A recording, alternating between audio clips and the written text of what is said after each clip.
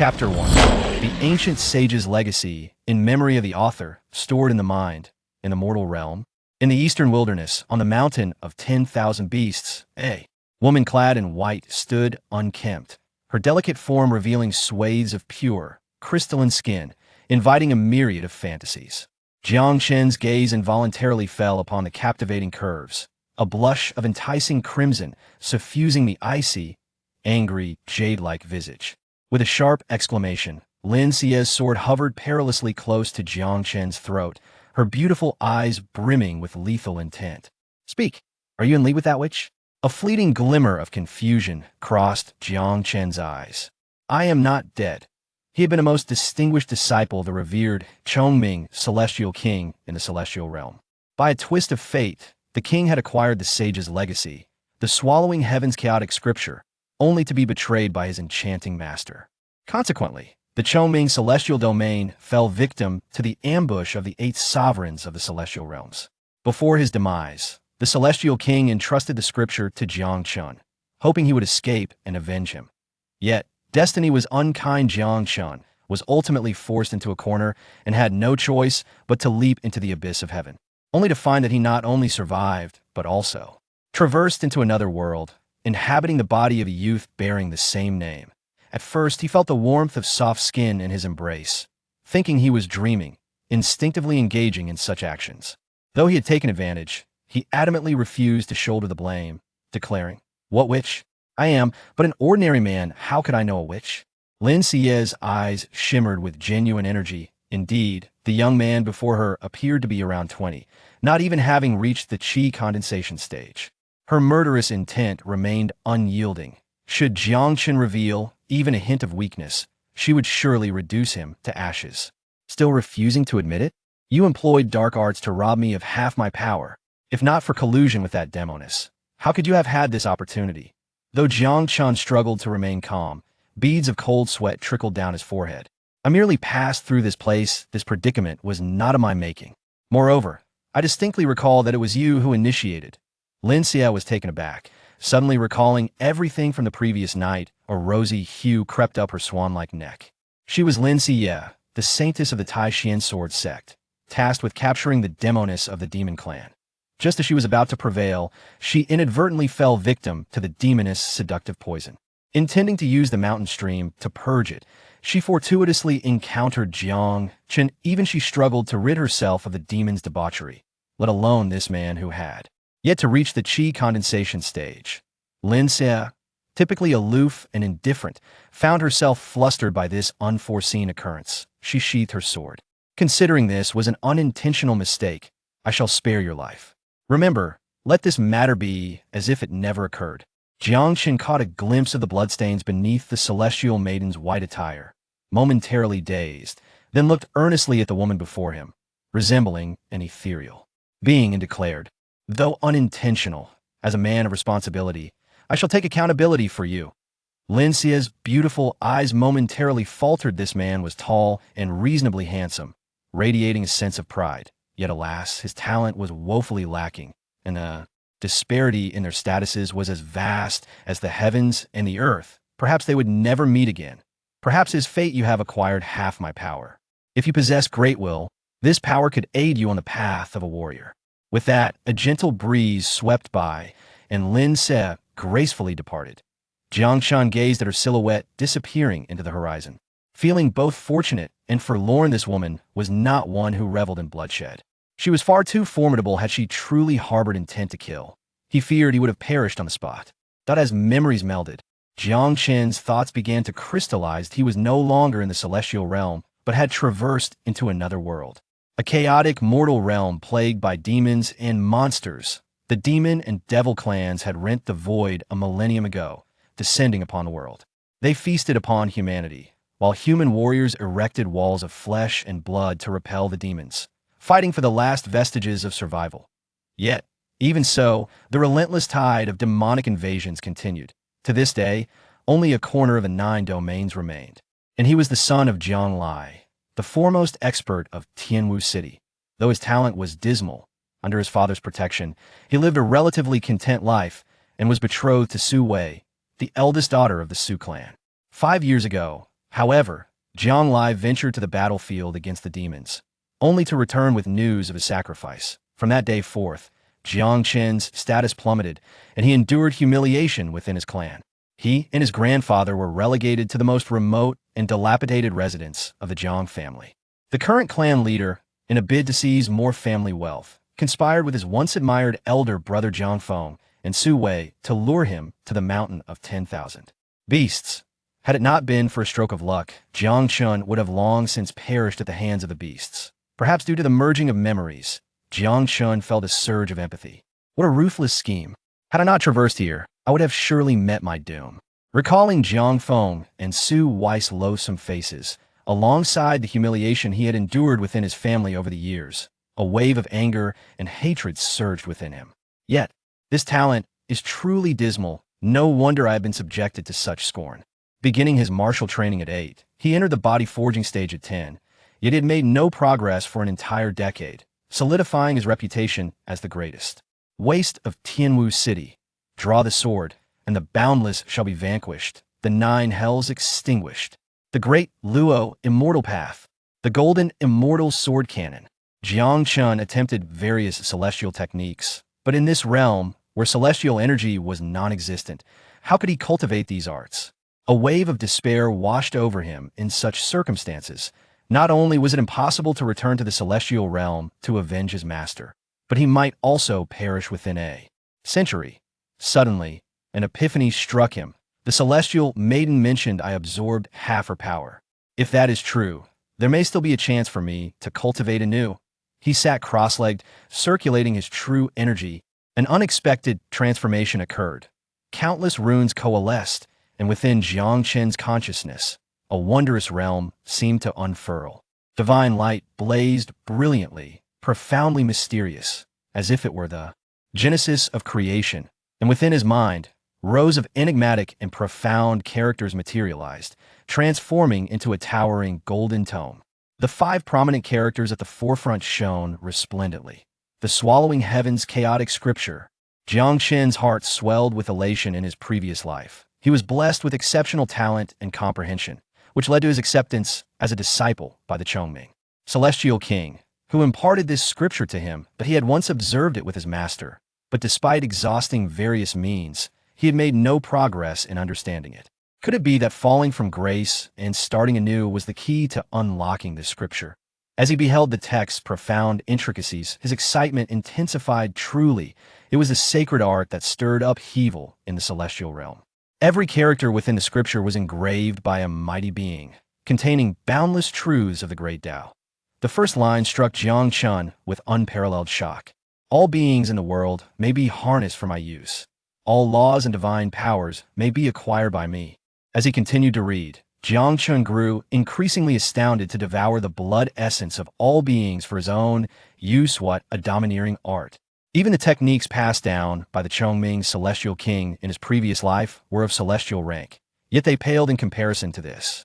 Such a terrifying and tyrannical divine art. Could it truly be the legacy of an ancient sage? It utterly subverted the conventional cultivation paradigm. In any world, talent determined everything. Some were favored by the heavens, born to ascend, with extraordinary potential, achieving rapid progress in their cultivation, destined to become powerful figures. Meanwhile, the mediocre, despite their diligence, could scarcely hope to reach the heights attained by the prodigies in a single day. How profoundly unjust. Yet this scripture entirely overturned that cultivation model, devouring the life essence of all beings for oneself, akin to plundering. Upon reaching the pinnacle, nothing would be beyond consumption. Even the secrets of the heavens could be seized. Though it was a sage's legacy, it bore a terror akin to demonic arts. Had it been in the past, he would never have practiced such a bizarre technique. However, now, having lost all his cultivation, and with this body possessing talent so poor it could barely comprehend the essence of the world, even with other techniques, he could not cultivate. If he wished for revenge, it seemed this was the only path left to him.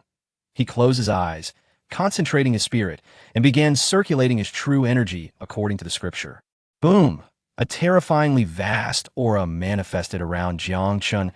In the depths of his inner energy sea, a pair of colossal eyes materialized out of thin air. They slowly opened, radiating boundless power, with the sun and moon revolving within and the stars falling silent, resembling a deity or a demon.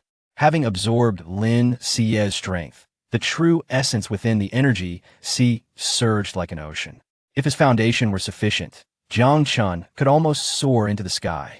However, the sage's scriptures utilized this force to reshape Jiang Chen's 8 extraordinary meridians. The overwhelming true essence swept through his body, causing his meridians to burst and then reassemble. Although the newly formed meridians were not expansive, they were indestructible, adorned with faint golden runes. As the true essence flowed through the 8 extraordinary meridians, he experienced a gradual elevation in his realm after 10 years of stagnation. Casting the body second level, casting the body third level, casting the body fourth level. It continued until it reached the 10th level, where it finally came to a halt. This felt akin to a rebirth. Jiang Chen slowly opened his eyes, and his once clear gaze now appeared profound as an abyss. As if he could perceive all things, it was now deep into the night, and strange sounds echoed from the distant woods. A massive wolf's head emerged from behind a tree, its eyes glinting with greed and bloodlust, drool dripping ominously, instilling dread. Jiang Chen exhaled a breath of turbid air. The sage's inheritance was terrifying, though he had only grasped a fraction of it. The benefits were akin to rebirth through fire, a supreme transformation. Yet, the notion of devouring mentioned in the scriptures puzzled him. Just as he pondered, the demonic wolf leapt forth, stirring a foul wind. Jiang Chen swiftly turned, true essence surging, his fist imbued with the might of thunder, striking first. With a resounding crash, the wolf's pupils dilated, and its massive form erupted with several lines of blood before it gradually succumbed to death. An uncanny occurrence unfolded.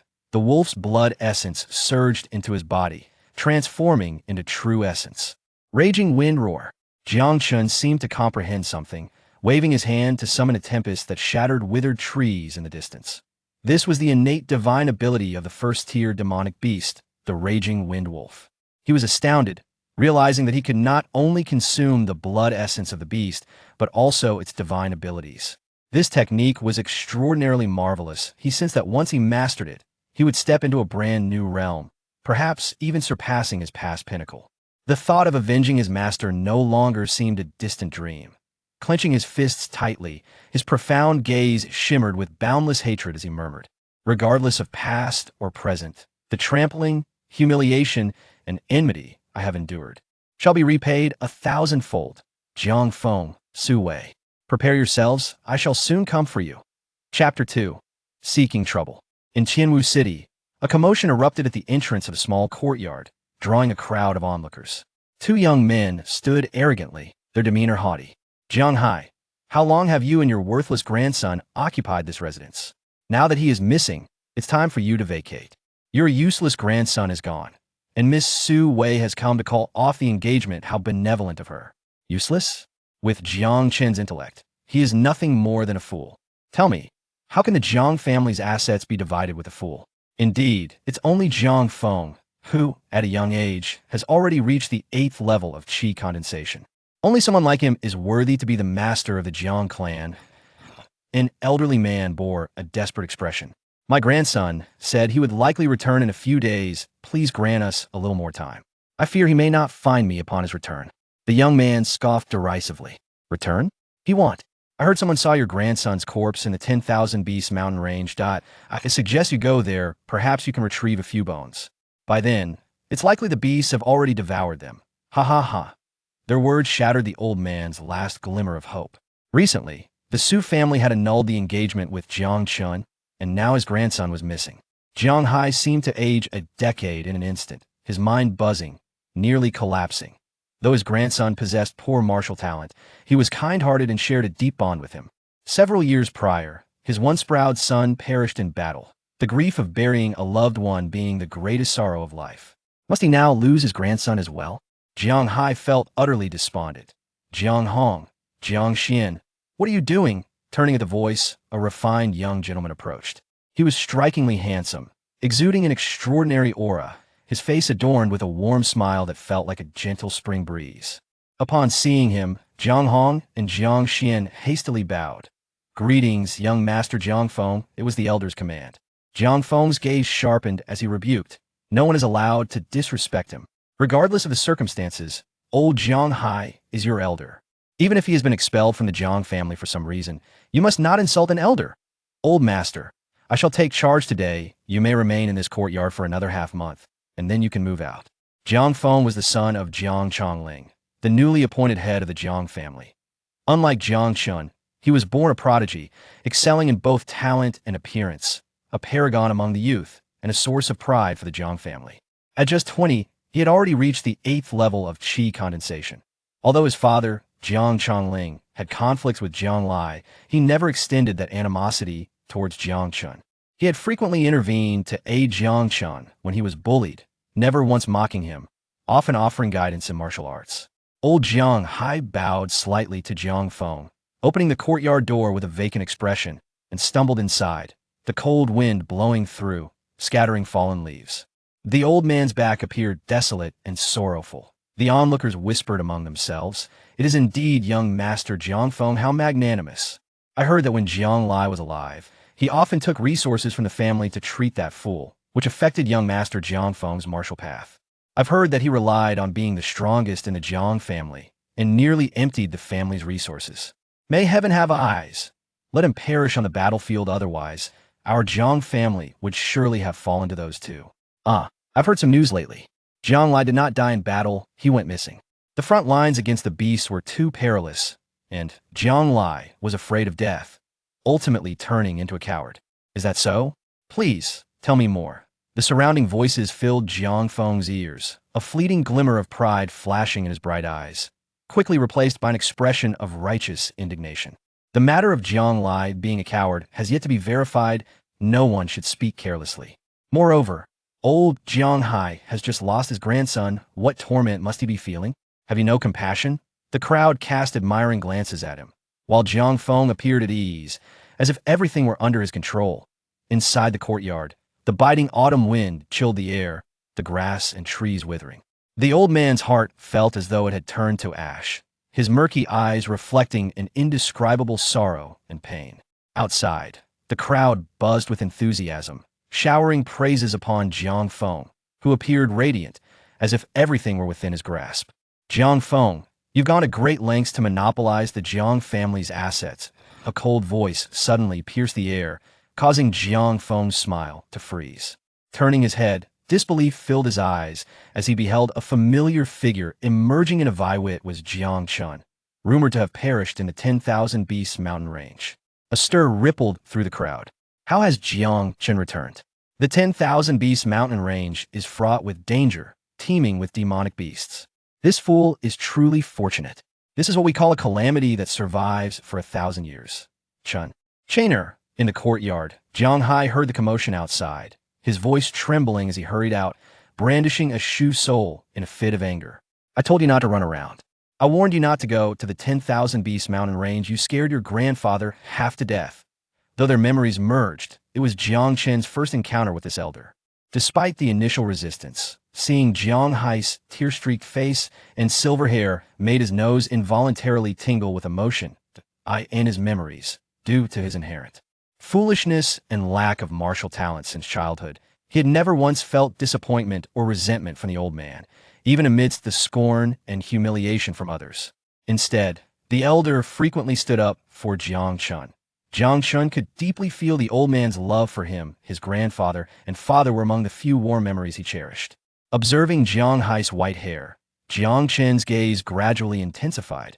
Since heaven had granted him a chance at rebirth, he would not allow his loved ones to suffer any harm again.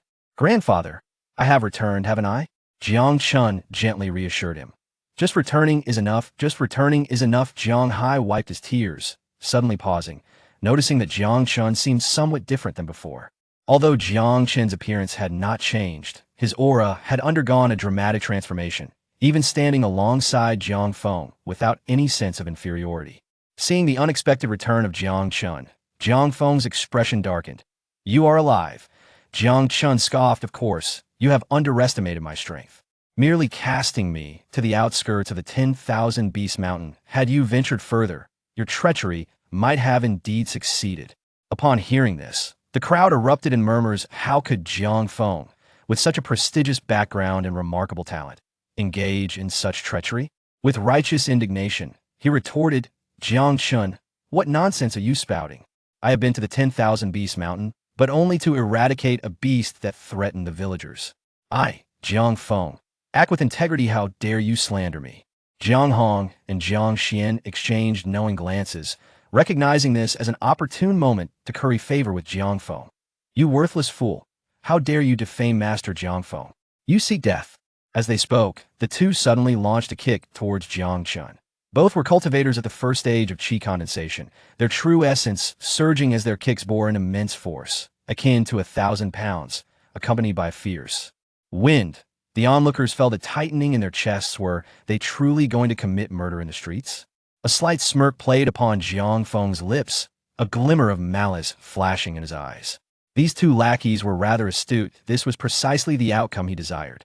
If they could kill Jiang Chen, it would be for the best. Once Jiang Chen was dead, even if the elders of the clan had their reservations, they would have no choice but to bequeath the family fortune to his lineage. However, just as Jiang Hong and Jiang Xian's feet were about to make contact with Jiang Chen, a sudden emptiness enveloped their souls, a mysterious sense of oppression washing over them, causing their bodies to shiver. In an instant, Jiang Chen's figure vanished before their eyes. In a flash, a powerful gust swept through, leaving them no time to react. Slap! Slap! In the next moment, two crisp slaps echoed through the street. Everyone heard it clearly. The force was terrifying. The two spun through the air like tops before crashing down heavily, their faces swollen and battered, revealing their stark white teeth. Jiang Chen calmly wiped his hands and remarked coldly, just seeking a fight. Chapter 3. The Green Tea Bitch, Su Wei. The street fell silent. Those two sharp slaps not only rendered the two individuals unconscious, but also left everyone present in a state of bewilderment. The anticipated scene of Jiang Chen's tragic demise did not materialize. Instead, it was these two qi condensation stage cultivators who were severely injured by a single move. What transpired? Was Jiang Chen not still at the initial stage of qi condensation? How did he triumph over them? This waste? No. What exactly happened with Jiang Chen? Did you witness his movements? No, in the blink of an eye, those two were knocked out. Look at their bruised faces. That slap contained at least several thousand pounds of force. The crowd collectively gaped, their thoughts momentarily frozen. Jiang Feng, who had been grinning with anticipation at Jiang Chen's impending injury, was now rendered dumbfounded. This fool. No, he is no longer foolish. What on earth transpired in the 10,000 Beast Mountain range? Could it be that he obtained some fortuitous encounter? Jiang Chen wore a nonchalant expression, as if the two slaps were not his doing. Jiang Feng's astonishment flickered and was swiftly replaced by a fierce glare. Unexpectedly, you possess some skill. How about we engage in a friendly spar? Very well. It is said that you are a genius in martial arts, and I am eager to experience it firsthand. Jiang Chen's eyes also gleamed with fighting spirit.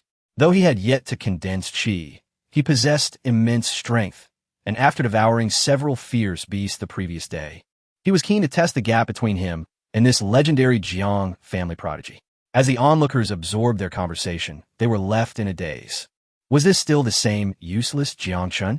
He had knocked out two formidable qi condensation cultivators with just two slaps, and now he dared to challenge Jiang Feng. Could it be that this waste was merely feigning weakness all along, lying low to gather strength? Jiang Feng was amused by Jiang Chen's words, believing that defeating two insignificant ants gave him the audacity to challenge a lion. Jiang Chen, ha. How dare you issue a challenge to me? I know not what fortuitous event has befallen you, but our talents are world apart. This was determined at birth, destined by fate. I am an existence you must forever look up to. Perhaps I've been too lenient over the years, leading you to mistakenly believe we inhabit the same realm. Finished with your prattling? Jiang Chen coldly interjected. Jiang Feng's face contorted with fury. This waste had repeatedly provoked him. He resolved to hold nothing back, disdainfully declaring, with but a single strike, I shall make you aware of the chasm that lies between us. In an instant, Jiang Feng surged forward, his true essence circulating through his meridians, a faint white light illuminating his right fist, striking like lightning towards Jiang Chen's chest. Though the movement appeared minimal, it contained the force of 1,000 Jun. Jiang Chen did not evade. Instead, he unleashed a punch that left a trail of piercing wind. Daring to confront Jiang Feng head-on, Jiang Hai's face was filled with terror, and the surrounding spectators were equally aghast. Had Jiang Chen's mind not changed, he would have at least dodged a couple of strikes, perhaps prolonging the inevitable.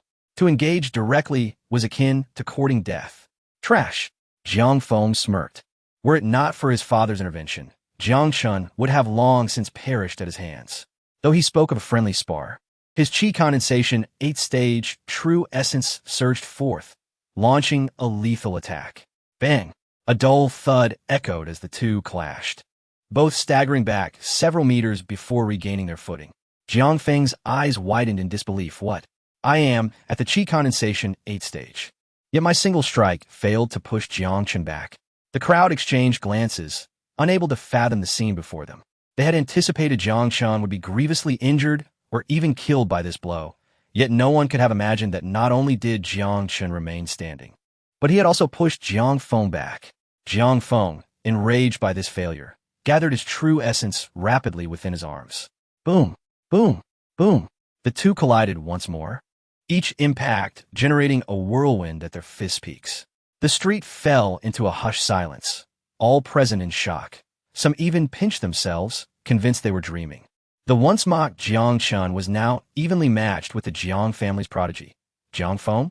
How was this possible? Even Jiang Hai wore an expression of utter disbelief. Was this truly his grandson? While Jiang Chen possessed some raw strength, he could not possibly be this formidable.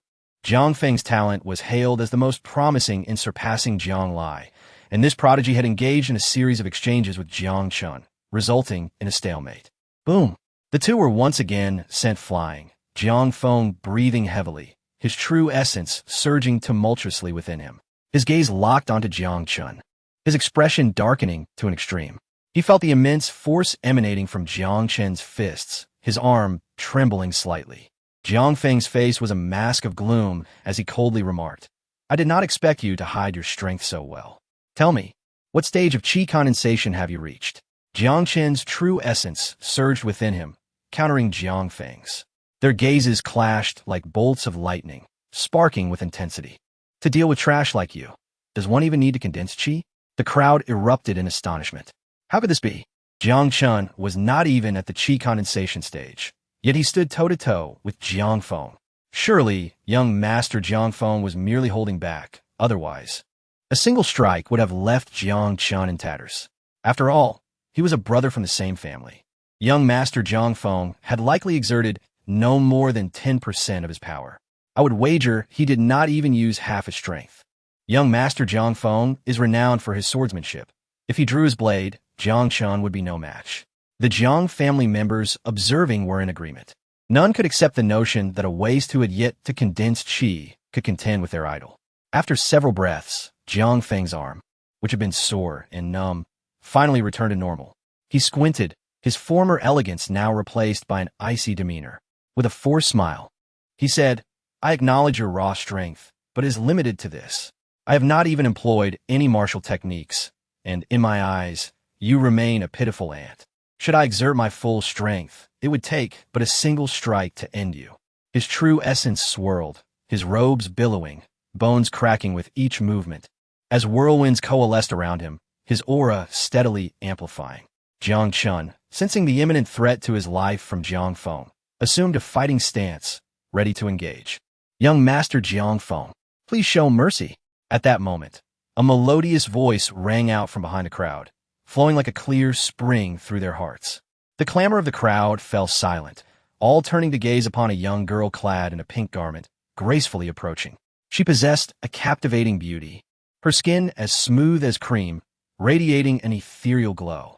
This was none other than Su Wei, Jiang Chen's former fiancée, a beauty renowned even in Tianwu City, celebrated not only for her stunning appearance, but also for her kindness and gentleness. She had once been betrothed to Jiang Chen, and when news broke of such a lovely maiden marrying a waste like him, countless individuals in Tianwu City were outraged and appalled.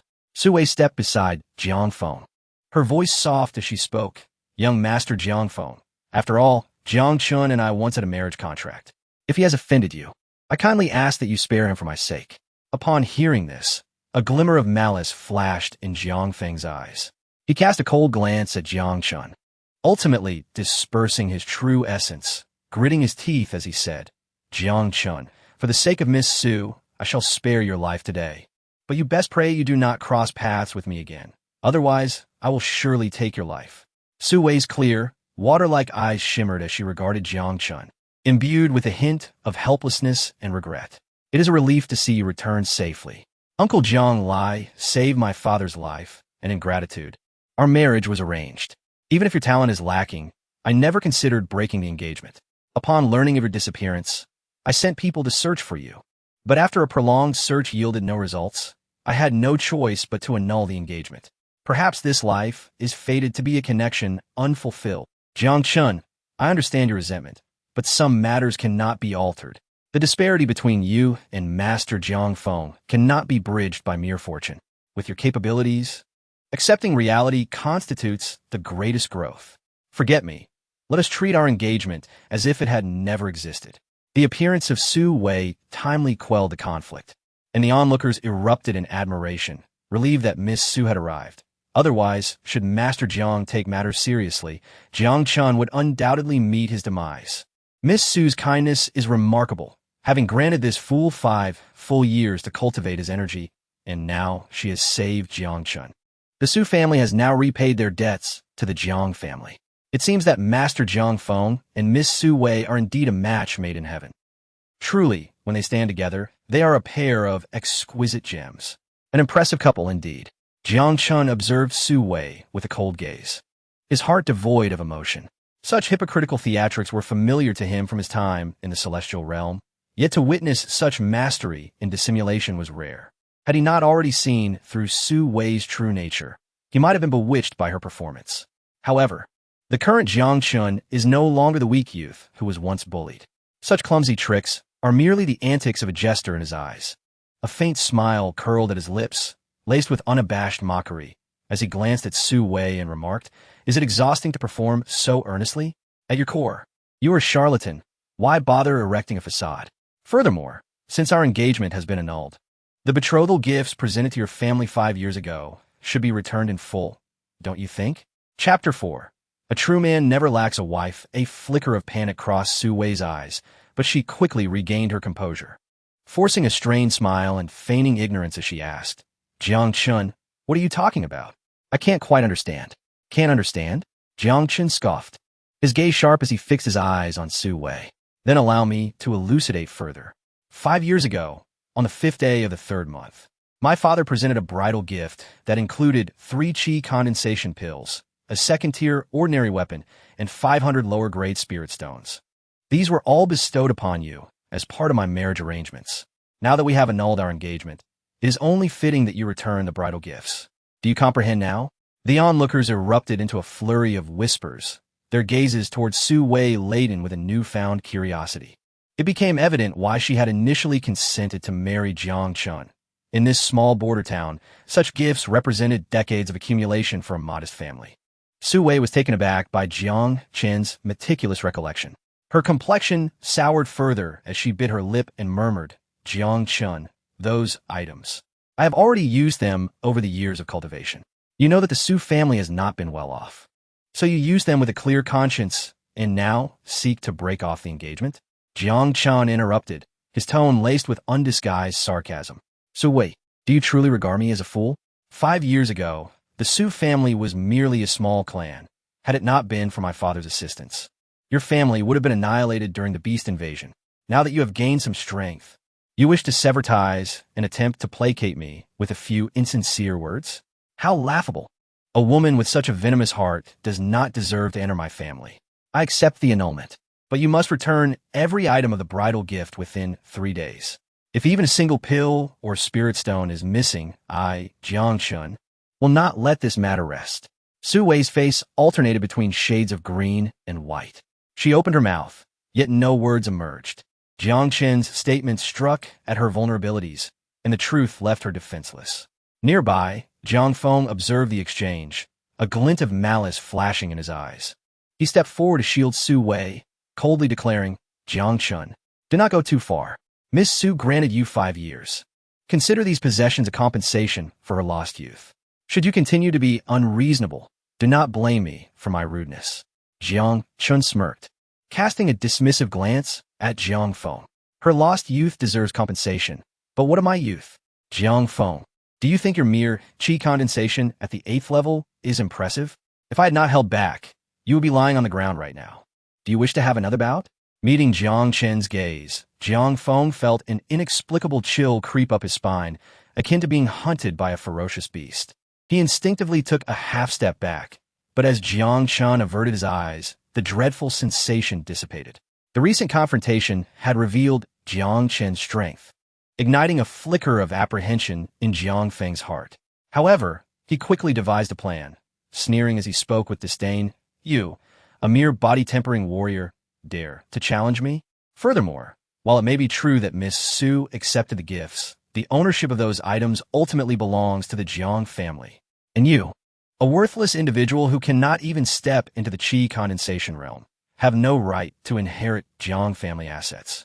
Do not forget, according to family rules, if there is not a single qi condensation warrior in a lineage, they are to be expelled to the outskirts, completely forfeiting their claim to family inheritance. Jiang Chen, do you believe you still have the right to stand here and spout such nonsense? You are nothing more than a discarded waste of the family.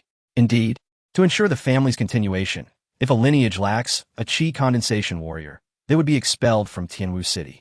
While harsh, it was a necessary measure in these tumultuous times to preserve the bloodline.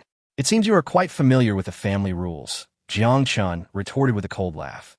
His gaze is slicing through Jiang Feng. Then you should also be aware that there's a clause stating that individuals under 25 who marry cannot be expelled due to insufficient cultivation. I'm only 20 this year. If I marry within this month, I will have an additional 5 years to cultivate. 5 years is ample time for me to reach the qi condensation realm, or even a higher level. You, Jiang Feng's brow furrowed, his expression contorting as he realized he had overlooked this particular rule. He clenched his teeth, responding with a mocking sneer. Marriage? Who would be willing to marry a mere body-tempering waste like you? Do not indulge in foolish fantasies. Unfazed, Jiang Chen replied calmly. That is not for you to worry about. I have my own methods. Jiang Chen's words struck Jiang Feng like a heavy blow. As he had presumed, Jiang Chen was at his wit's end. However, the revelation of such a contingency left Jiang Feng's countenance darkened, his fists clenched tightly, knuckles whitening. Su Wei's expression turned icy, her beautiful eyes fixated on Jiang Chen, despite her disdain for him. The thought of her former follower preparing to marry someone else ignited a surge of inexplicable anger within her. She bit her lip, a flicker of unwillingness flashing in her gaze. As the wind rustled, Jiang Chen's robes billowed dramatically, with his handsome features and an air of confidence.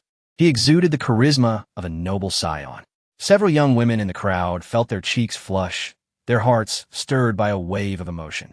Jiang Chen proclaimed, "What does a true man fear about lacking a wife? I refuse to believe that without Su Wei, I, Jiang Chen, cannot find a bride. Ladies and gentlemen, I invite you all to attend my wedding banquet 3 days hence." Jiang Feng tightened his fists, glaring at Jiang Chen as he enunciated each word. Then in 3 days, I shall witness how you become the greatest laughingstock of Tianwu City. No, you are already the greatest joke of Tianwu City. With that, he spun on his heel and strode away, his oppressive aura causing those around him to retreat in trepidation. As night fell, today marked the happiest day Jianghai had experienced in years. Despite their impoverished circumstances, he managed to prepare a feast, even going so far as to procure some wine. "Chener, today is a joyous occasion. Let us have a drink together," Jianghai said, his face beaming with a smile, though his eyes glistened with unshed tears. Jiang Chen gazed at the elderly man, his hair as white as snow and his back hunched with age, a pang of sorrow tugging at his heart.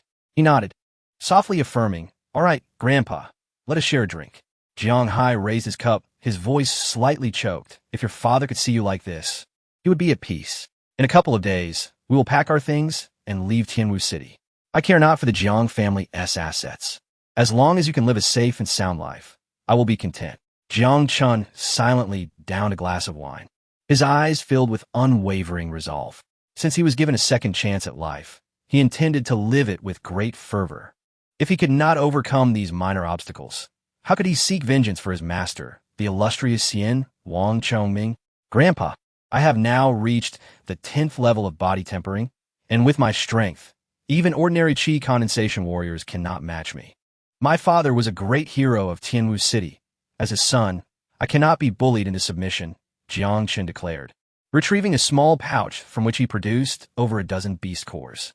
Among them were not only first-tier beast cores, but also several radiant second-tier beast cores.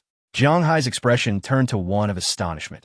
Even Qi condensation warriors could struggle to slay second-tier beasts, yet Jiang Chen was merely a body-tempering warrior. How had he accomplished this? Did you really slay these? Jiang Hai's voice trembled, disbelief etched across his face. Jiang Chen nodded thoughtfully. Throughout this journey, he had slain numerous monster beasts, affirming that only by personally vanquishing these creatures could one absorb their blood essence and divine abilities. However, having been born a celestial being in his past life, he was entirely ignorant of the earthly techniques of Qi condensation. The heaven-eating chaos scripture, as a sacred text of the sages, did not encompass these rudimentary practices. Consequently, despite having reached the 10th level of body forging, Jiang Chen still found himself at a loss regarding the condensation of Qi. Nonetheless, he was confident that, given time to study, his intellect would eventually lead him to success. Jiang Hai understood the implications of his grandson's words. Jiang Chen was no longer the inept youth he once was. In Jiang Chen's eyes, he saw a youthful vigor, coupled with a maturity that belied his age. The elder nodded affirmatively, his voice resolute. Since you have made your decision, your grandfather will support you. Jiang Chen smiled and replied, Grandfather, please sell these beast cores tomorrow and procure some household essentials. I am to be married in a couple of days. Though it is to remain in Tianwu City, it must not be too shabby. Jiang Hai stored the beast cores, his eyes gleaming with pride. Chener, who do you intend to marry? Is there someone special in your heart? Allow your grandfather to assist you in this matter. Jiang Chen downed his cup of wine exuberantly. Not yet, but with your grandson's capabilities, the young ladies of Tianwu City will be easy to choose from. In Tianwu City, at the Jiang family's opulent residence, the flickering lights illuminated the main hall as if it were daylight. A middle-aged man sat at the head of the table, exuding an extraordinary demeanor, though his narrow eyes betrayed a sinister cunning. This man was Jiang Chongling, the newly appointed head of the Jiang family. Below him, Jiang Feng stood with his head bowed, his expression dark. Father, why not simply eliminate that grandfather and grandson duo to prevent future troubles? Jiang Feng said through gritted teeth. Jiang Chongling cast a disdainful glance at him, coldly retorting, Killing. That is all you think about. I have just assumed the position of clan leader, and Jiang Lai's family has already been wiped out. What will others think of me? The Jiang family became the foremost clan in Tianwu City, largely due to Jiang Lai's contributions. If he had not perished valiantly on the battlefield, this position would not have been mine. Jiang Feng, unwilling to concede, replied, Father, I have heard that Jiang Lai did not die, but rather deserted his post. Jiang Chongling snorted dismissively. That was a piece of misinformation I spread. How many times must I teach you that the best strategy is to outsmart your opponent? Now, the Jiang family is virtually under our control, and besides, Jiang Chen is not even a practitioner of Qi condensation. He poses no real threat. Jiang Feng frowned. Father, if it were not for those old relics insisting on passing half of the family fortune to Jiang Chen, we would not have to go through such lengths. Jiang Chongling waved his hand impatiently, his tone irritable. Enough, the elders' decisions are not yours to question. In a few days, young Master Lin Han will arrive. You must prepare well. He is an exceedingly significant figure, and even being his servant would surpass the wealth of Tianwu City. After delivering his orders, he glared at Jiang Feng sternly, and keep your distance from that Su Wei. Mark my words, she is not a virtuous woman. Who knows? One day, she might climb to power over your dead body. Jiang Feng felt a chill run down his spine as he uneasily retreated. Deep within the depths of the 10,000 Beasts mountain range, beside a secluded ravine, a woman of enchanting beauty, capable of captivating the world, concealed herself behind a rock. Her aura was terrifying, and her gaze was icy, hinting at a trace of demonic energy. Once the disciples of the Tai Xian sword sect had departed, she slowly revealed herself. I never expected the human territories to be so perilous, she murmured, her voice melodious like a clear spring, yet laced with faint weakness. She was Nangong Wanner, the saintess of the Nine Calamities demon sect, possessing the bloodline of a seventh-tier succubus. However, she found herself at a disadvantage against Lin Xie, the saintess of the Tai Shin sword sect. Had she not seized the opportunity to unleash her seductive poison, the consequences would have been dire. Coughing violently, Nangong Wanner spat out a mouthful of blood, struggling to suppress the turbulent lunar energy within her. Wiping the blood from her lips, she murmured, "Such formidable prowess. Xie, the peerless prodigy of the Moonlight sword cannon. It appears that I cannot afford to use my demonic powers for the time being." She gazed toward the distant Tianwu city, a flicker of determination igniting in her eyes. In such a place, I am more likely to be discovered. I must seek refuge within Tianwu city. Her neck, adorned with shimmering runes, transformed her into a tattered woman as she staggered toward the city. Chapter 5. The Demon Clan Saintess. Though Tianwu City is merely a remote outpost, its streets are bustling with a steady stream of merchants and visitors. Beneath a grand tree at the street corner, a disheveled and ragged female beggar huddles there. Upon closer inspection, although her appearance is unremarkable, her eyes possess an enchanting allure akin to peach blossoms, subtly revealing an enthralling charm. This beggar is none other than Nangong Wanner, the demoness in hiding within Tianwu City, who, in order to evade the search by the Tai Shin sword sect, has been compelled to disguise herself in such a manner, intending to recuperate her injuries before devising her next move. Meanwhile, Jiang Chen finds himself unusually occupied today. Xiao Chui, although I often snatched your candies when we were children and even took your clothes while you bathed, you must understand that men can be duplicitous. The reason I acted this way was to capture your attention. I know you must harbor some feelings for me as well. Now, it is time for lovers to unite. Marry me. Get lost. So was you who stole my clothes. I spent an entire day in the bathhouse without a stitch on. Leave now, or I shall report you to the authorities. Li Jia, I know you're a few years my senior, but perhaps you are unaware that I lost my mother at a young age and have long yearned for maternal love. The reason I remain unmarried at 20 is my deep affection for you. It is now time to lay bare my heart. If you have no objections, let's wed the day after tomorrow. Jiang Chen, you little rascal. I noticed your lecherous gaze years ago, and I can't believe you truly have designs on me.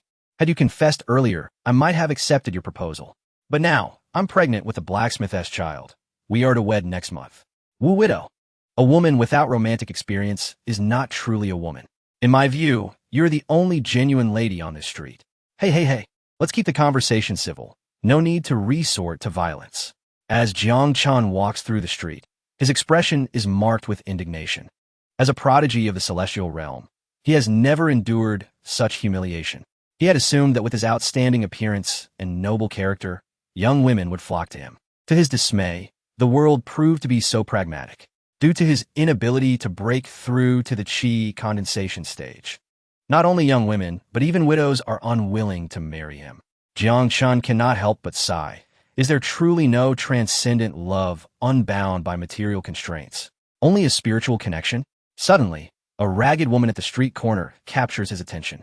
The beggar's clothes are tattered and patched, and she appears emaciated, seemingly having gone several days without food. At this moment, Nangong Wanner also notes the approaching Jiang Chen. Her gaze sharpens.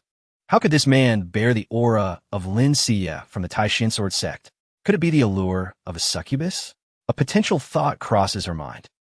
As Jiang Chen draws nearer, guided by the principle that good deeds beget good fortune, he decides to accumulate merit. He retrieves 2 taels of silver from his pocket and offers it to the beggar, saying, "Here, take this and buy yourself some food." Thank you. Noble sir," the female beggar whispers, her voice tinged with fragility. At that moment, a group of riders gallops forth, raising a cloud of dust. The leading knight calls out. A demoness has been sighted at the Wan Shou mountain range outside Tianwu City. This demoness has committed countless murders and is utterly deranged. Here is her portrait. Upon discovery, report immediately to the authorities. Jiang Chen raises his head to examine the portrait. The woman depicted is alluring and graceful, a rare beauty, rivaling the celestial maiden he encountered previously. As he gazes in rapture, the beggar suddenly buries her head in his embrace, as if startled. Jiang Chen inhales deeply, captivated by a faint yet enchanting fragrance. This is unexpected. This woman appears so disheveled, yet she carries a scent. Once the iron cavalry departs, the beggar slowly lifts her head, her gaze fixed on the direction they have gone, lost in thought. Jiang Chen then notices that despite her unkempt appearance, her figure is indeed alluring, hidden beneath her ragged clothing. Suddenly, a flash of inspiration strikes him, and he blurts out, "Would you marry me?" Nangong Waner, contemplating how to evade the pursuit of the Tai-Shin sword sect, is taken aback by Jiang Chen's audacious proposal, incredulously asking, "What did you say?" Jiang Chen brushes his hair back, exuding the confidence befitting a celestial prodigy. Despite his martial arts stagnation at the chi condensation level, in terms of appearance, he is undoubtedly the most striking figure on this street. It is only natural for the beggar to be momentarily overwhelmed by such a fortunate occurrence. He reiterates, "I ask again, would you marry me?" Jiang Chen strives to present the gentlest of smiles. Nangong Wana glares at this audacious youth. As a prominent figure of the demon clan, she is revered in the demon realm. Even the most esteemed celestial prodigies would not dare to act so presumptuously before her. How could this man possibly make such a request? Anger surges within her. "If you wish to live, then leave. Get away from me," she coldly retorts. Jiang Chen stands frozen, tears welling in his eyes. The emotional blows he has suffered today surpass all the humiliations of his past life combined. Being rejected by a widow is one thing, but even a beggar has spurned him. Sighing, he resolves to return home, gather his belongings, and wander the world with his grandfather, leaving this place of heartache behind. Suddenly, a cloud of dust rises again as another group of iron riders approaches. The leading knight announces, "The demoness is adept at disguise. Any suspicious individuals, regardless of gender, must be reported to the authorities. Those who harbor the demoness shall face execution." Just as Jiang Chen prepares to leave, the beggar clings to him once more, resting her head tightly against his chest. He feels a softness against him, stirring a sense of intrigue within him. Who would have thought this beggar possesses such allure? Once the cavalry has departed, Jiang Chen remains in a half-crouched position, wary and contemplative. If she won't accept my proposal, does she intend to take advantage of me? Everyone is watching. I did not invite you. You fell into my embrace. Nangong Waner's thoughts race. With so many searching for her in Tianwu City, it would be prudent to remain close to this young man until the commotion subsides, after which she could devise a plan to return to the demon realm. Having made her decision, she gazes intently at Jiang Chen, declaring, "I accept your proposal." Jiang Chen is taken aback. "What did you say?" Nangong Wana repeats, "I said, I agree to marry you." Jiang Chen scrutinizes her with suspicion. "Your change of heart is rather abrupt. Is there some hidden agenda? Would you believe me if I said it was because of your good looks?" Jiang Chen pulls Nangong Wana to her feet, his confidence unwavering. "You must believe it. Who would have thought that though you are a beggar, your taste is quite exquisite? Come with me." "Where to?" "Back to my home." Jiang Chen leads Nangong Wana to the bathing chamber at his residence. "You go wash up first. I shall buy you some clothes from the street. If you are to marry me, you cannot present yourself in this manner." Nangong Wana, who has always favored cleanliness, finds herself in such a disheveled state out of necessity. She nods and steps into the bathing chamber, where steam fills the air. A breathtaking visage emerges, with eyebrows like distant mountains and lips as lush as blooming cherry blossoms. Her curves as enchanting as the landscape itself. As a demoness, her beauty is already extraordinary, making her a true paragon among her kind. Unbeknownst to her, Lin Xie has actually reached the pinnacle of the true Yuan realm. Nangong Wana recalls that fateful battle, still haunted by the memories. As the holy maiden of the Nine Calamities demon sect, she believed herself unrivaled among her contemporaries. However, upon arriving in the territory of the human race, she encountered Lin Xie from the Tai-Shin sword sect. After a fierce confrontation, she was left severely injured. Under ordinary circumstances, her formidable regenerative abilities as a demon would have ensured a swift recovery. Yet, the unique nature of Lin Xie's Moonlight Sword Classic rendered her injuries particularly troublesome. Even as the wounds healed, the power of Moonlight remained trapped within her demonic veins, causing excruciating pain with the slightest exertion of magical energy.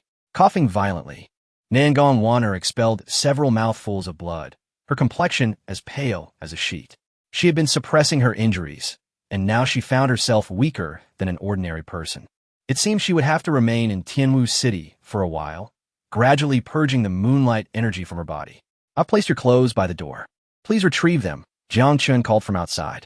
Nangong Wanner reached out for her garments, revealing an exquisite, pale arm. Jiang Chen caught sight of this and could not help but widen his eyes in astonishment. Is this beggar truly so fair? Chapter 6. The grand wedding of Jiang Chen. Nangong Wanner donned a simple coarse linen dress, yet it exuded an enchanting charm when worn by her. Despite having altered some aspects of her appearance, she remained a rare beauty. She slightly adjusted her bodice before stepping out of the bathing chamber. "Young master, I am ready." She softly spoke, her voice as melodious as a clear spring. Jiang Chen rubbed his eyes and beheld a captivating woman standing before him. Her hair was elegantly styled in a bun, secured with a wooden hairpin, and her face bore a serene, gentle smile that felt like a refreshing breeze. The unadorned, loose-fitting dress was transformed by her into something alluring and radiant. "What are you looking for, young master?" Nangong Wanner inquired softly. "The beggar I found?" Jiang Chen instinctively replied. "That would be me." Nangong Wanner smiled faintly. "Do you truly believe I need to beg?" Jiang Chen found it difficult to reconcile the disheveled beggar with this enchanting woman. What else could it be?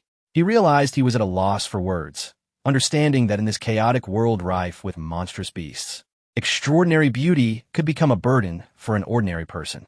He sighed and refrained from further questioning. In the hall, Jiang Chen introduced Nangong Wanner, who was using the alias Gong Wan, to Jiang Hai. "Grandfather, this is Gong Wan, a beggar who fled from Lingnan. I intend to marry her." Jiang Hai was taken aback. While the woman was indeed pleasing to the eye, she was ultimately a beggar. After a moment's thought, he discerned the underlying machinations of Jiang Chongling and his son.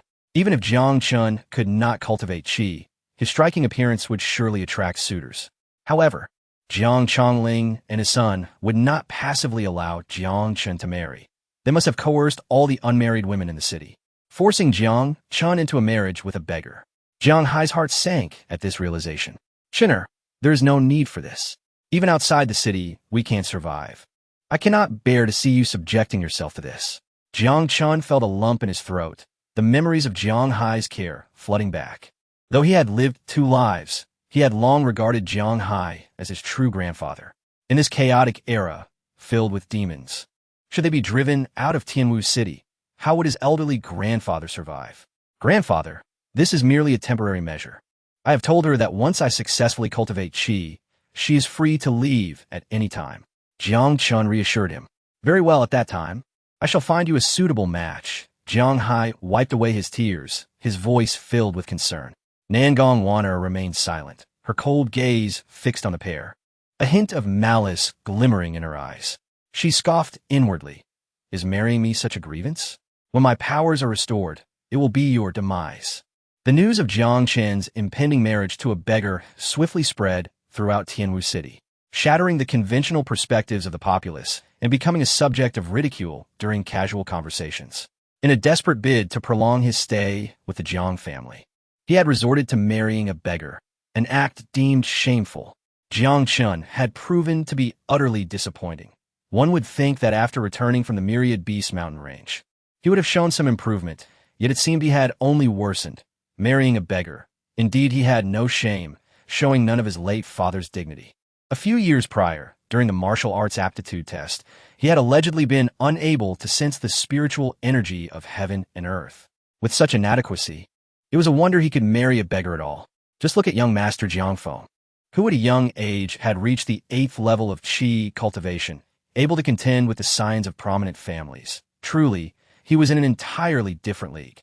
As for Jiang Chen, how could he possibly be compared to young Master Jiang Feng? Were it not for young Master Jiang Feng's benevolence, they would have long been expelled from such a fine residence. In the Su family's back garden, a young maid rushed in, breathless. Miss, it's terrible." Su Wei, clad in a light yellow silk dress, exuded an ethereal grace. She paused her playing of the guqin and replied coolly, "What is the fuss about? Jiang Chen is getting married. He even sent an invitation." Su Wei's expression remained indifferent. "And what of it? He plans to wed a beggar. The sound of a string snapping echoed through the air. Su Wei's countenance darkened immediately. To humiliate me, Jiang Chen has sunk to such a despicable low. Then, miss, shall we not attend? The maid suggested cautiously. Why not attend? Su Wei scoffed, a glint of coldness in her eyes. The more they act this way, the more I should go personally. I shall make Jiang Chen understand why the phoenix in the heavens is a bird he cannot touch. Within the Jiang household, Jiang Feng was seething with rage. I cannot believe this brat is truly getting married. Father, did you not give him a warning? Jiang Chongling shot a sideways glance at Jiang Feng, his tone laced with irritation. What good is a warning? The people of Tianwu City fear me, but a beggar does not. He was not wrong. As the new head of the Jiang family, the residents of Tianwu City naturally feared him. However, he had no authority over beggars wandering the streets. What he had thought was a foregone conclusion had unexpectedly turned into a complication. In any case, this brat is utterly useless. We might as well drive them out. Jiang Feng gritted his teeth. If it were that simple, would I have gone to such lengths to cast him into the myriad beasts mountain range? Jiang Chongling snorted. You're my son, Jiang Chongling, and we cannot be too overt in our bullying. Jiang Lai had a good rapport with the city guards. If we go too far, I would have trouble explaining it to them. An idea sparked in Jiang Feng's mind, a sinister gleam flashing in his eyes. Father, when he weds, I shall bring some men to create chaos, ensuring he cannot marry. If he fails to wed, we can naturally follow the clan's rules and expel them from Tianwu City. Jiang Chongling rose, his eyes gleaming with malice. Not only can you not disrupt the wedding, but you must also represent the Jiang family and extend our congratulations. This will showcase our magnanimity. However, causing a disturbance does not necessarily require our direct involvement. The ruffians on the streets could be of great assistance. Today, Tianwu City was bustling far more than usual. The news of the incompetent Jiang Chen's wedding had spread throughout the small city. Ordinarily, Jiang Chen marrying would not warrant much attention, but the fact that he was to wed a beggar sparked a frenzy. With the encouragement of some, it quickly became the hottest topic in town. Even those unfamiliar with Jiang Chen were eager to attend the wedding, not out of goodwill, but to witness the spectacle of this fool making a fool of himself. As the foremost family in Tianwu City, the Jiang family made ample preparations for Jiang Chen's wedding. A long stretch of red carpet adorned the street, culminating beneath a grand locust tree. It was said that young Master Jiang Feng had claimed this was where Jiang Chen first encountered the beggar. This explanation drew a chorus of laughter from the crowd. Though the affair was grand, the procession to welcome the bride was remarkably meager. Onlookers filled the streets, whispering amongst themselves as Jiang Chen appeared in his splendid red wedding attire. Is he truly the son of Jiang Lai? Jiang Lai was once among the top 3 experts in Tianwu City. How could his son be so pathetic as to marry a beggar? Like father, like son, he's 20 years old and still relies on his grandfather. What a disgrace. Jiang Lai was a coward on the battlefield. This is merely a case of the apple not falling far from the tree. I hear that beggar is disabled. Who in their right mind would marry such a worthless man? His audacity is astonishing. He could have married in secrecy, yet he makes such a grand display. His face is thicker than the city walls. However, this Jiang Chen appears to be somewhat different from the rumors. With a gaze as clear as the skies and a stride imbued with unwavering confidence, he exudes an aura of serene detachment. Despite the scornful mockery of the crowd, he seems blissfully unaware, maintaining a constant smile, his robes flowing gracefully, embodying an indescribable charm. Merely by his appearance, he has captivated the hearts of numerous young women. Yet, the moment they recall him as a foolish wastrel, they can only chuckle derisively. Jiang Chen had long anticipated such reactions. In truth, he could have chosen to marry discreetly, yet he opted for the contrary. Jiang Feng has already harbored murderous intentions against him, and it is highly probable that the newly appointed head of the Jiang family, Jiang Chongling, is complicit as well. In the realm of Tianwu City, the father and son duo of Jiang Chongling wield immense power. Only by placing himself at the center of this grand performance can he secure a semblance of safety. For this marriage is not merely a spectacle for the residents of Tianwu City, but a display meant for the discerning eyes of the father and son. At the entrance of the courtyard, a familiar yet detestable figure emerges. It is none other than Jiang Feng, come to extend his congratulations. Chapter 7. The Enchantment of Su Wei Jiang Feng. adorned in a resplendent white satin robe, exuded an ethereal charm akin to a celestial being gracing the mortal realm. His demeanor towards the guests attending the ceremony was marked by warmth and approachability, devoid of any trace of arrogance. As he orchestrated the proceedings with the grace of a true host, Master Jiang Feng is indeed magnanimous, presenting such an abundance of gifts. If only I had such a relative, I would scarcely wish to meet him, let alone attend the ceremony, one guest murmured in admiration. Indeed, I've heard that Master Jiang Feng is to be recruited as an outer disciple by the Yunxia sect, one of the 9 clans of the Eastern Emperor. The Jiang family is destined for greatness. Another chimed in. The Yunxia sect?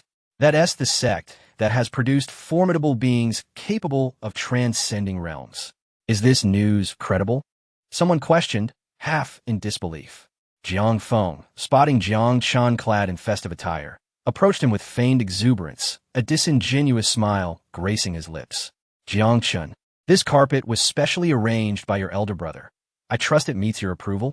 Jiang Chen offered a slight smile, his tone nonchalant. So it was you who arranged this, how thoughtful.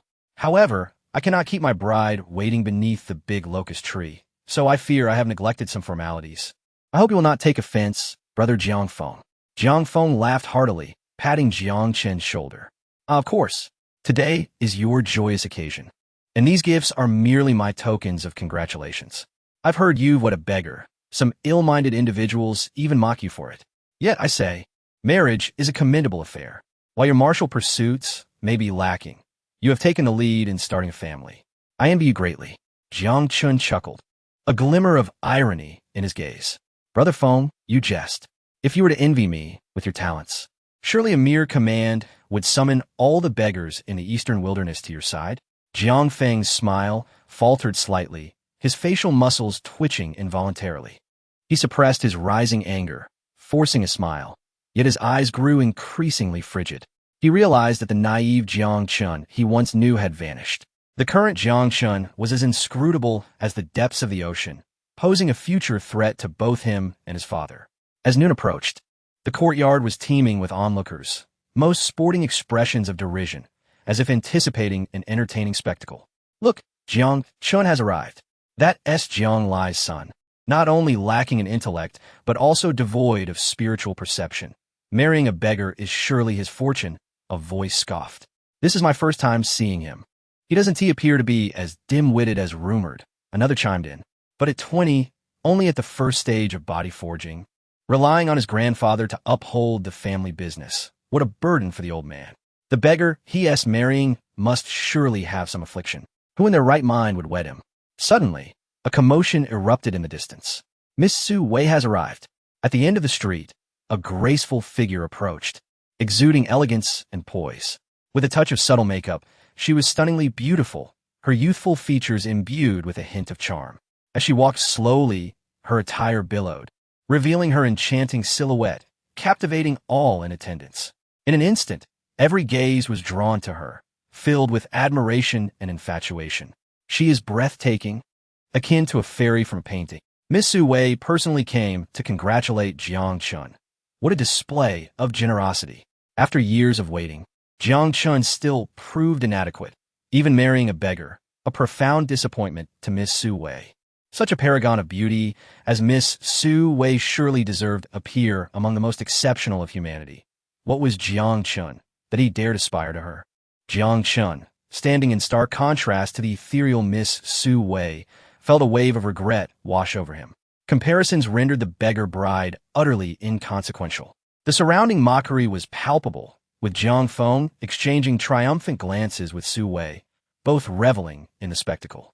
This was precisely the outcome he had anticipated, and the true drama was just beginning. The crowd brimmed with anticipation, eager to witness the impending humiliation of Jiang Chen and his family, particularly those loyal to Su Wei, who were primed to ridicule the beggar bride. As the ceremony commenced, the raucous chatter began to fade. Jiang Chen stepped onto the stage, awaiting the arrival of his bride. The door to the bridal chamber creaked open, revealing the long-anticipated figure of the beggar bride as she gracefully approached Jiang Chen. At that moment, the tumult in the courtyard fell to an eerie silence. Even Su Wei, previously brimming with self-satisfaction, stood transfixed as if confronted with the extraordinary.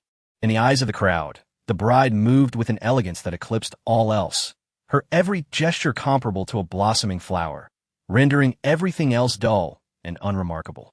Though her bridal attire was the simplest of purchases, it could not conceal the alluring curves of her figure. Beneath the layers of fabric, her form was tantalizingly concealed yet distinctly alluring. The elegance of her hands, smooth as jade, surpassed the finest silks. Though her face remained obscured by red silk, the allure emanating from her was intoxicating, captivating all who beheld her. A chorus of gasps rippled through the crowd. Not only the men, but even the women present, momentarily entranced, forgotten their intentions of mockery. If Miss Su Wei embodied earthly beauty, this woman transcended to celestial heights. Her visage remained hidden, yet the beauty hinted beneath the veil was enough to ignite wild imaginations. In truth, Nangong Wanner had endeavored to mask her presence. Yet, the allure of her demonic lineage was an irresistible force. Despite her best efforts to temper her radiance, it was a charm beyond the capacity of mere mortals to resist. At that moment, she felt a surge of anxiety. She had intended to ride out the storm in Tianwu City, only to find herself thrust into the spotlight. When she sought to escape Tianwu City, she discovered the disciples of the Taishan sword sect had not yet departed. Now stripped of her powers, even an ordinary person could pose a lethal threat. She could only navigate the situation as it unfolded. Her movements were as graceful as if she were walking upon clouds, approaching Jiang Chen with an elegance that momentarily left him entranced. The first time he had seen her, she had been in rags. Now, she appeared as a celestial being, stirring the hearts of all present. Su Wei's expression twisted with rage, as if a colossal weight pressed upon her chest. Were it not for the support of her maid, she might have collapsed. She had come to witness Jiang Chen's disgrace, eager to see him humiliated before all. Yet, her meticulously crafted appearance and pretentious demeanor had become the greatest mockery of all. Her fingers clenched tightly, nails digging into her palms, as waves of humiliation and indignation surged within her, threatening to engulf her entirely. Standing nearby, Jiang Feng's countenance darkened ominously, his eyes fixated on the exquisite figure before him, as if intent on consuming her whole. He had come to witness Jiang Chen's fall from grace in front of the denizens of Tianwu City. Yet, who could have anticipated that the beggar, once the object of ridicule, would reveal herself as such a ravishing beauty, perhaps even more beautiful than Su Wei? Observing the captivated gaze of the crowd, an indescribable pain welled up within Jiang Feng, as if the mockery was not directed at Jiang Chen, but rather at him, the so-called prodigy of the Jiang family. He abruptly turned away, his expression chilling, vowing silently, "Jiang Chen, do not revel in your triumph for long. Soon, you will not only be cast out of Tianwu City, but your new bride shall also become my plaything." In his 2 lifetimes, Jiang Chen had devoted himself solely to the path of cultivation, and this was his first experience of marriage, naturally causing him a sense of nervousness. He reached out and grasped Nangong Wanner's hand, but she reacted as if jolted by electricity. As a high-ranking demon of the 9 Tribulations demon sect, her heart should have been unwavering.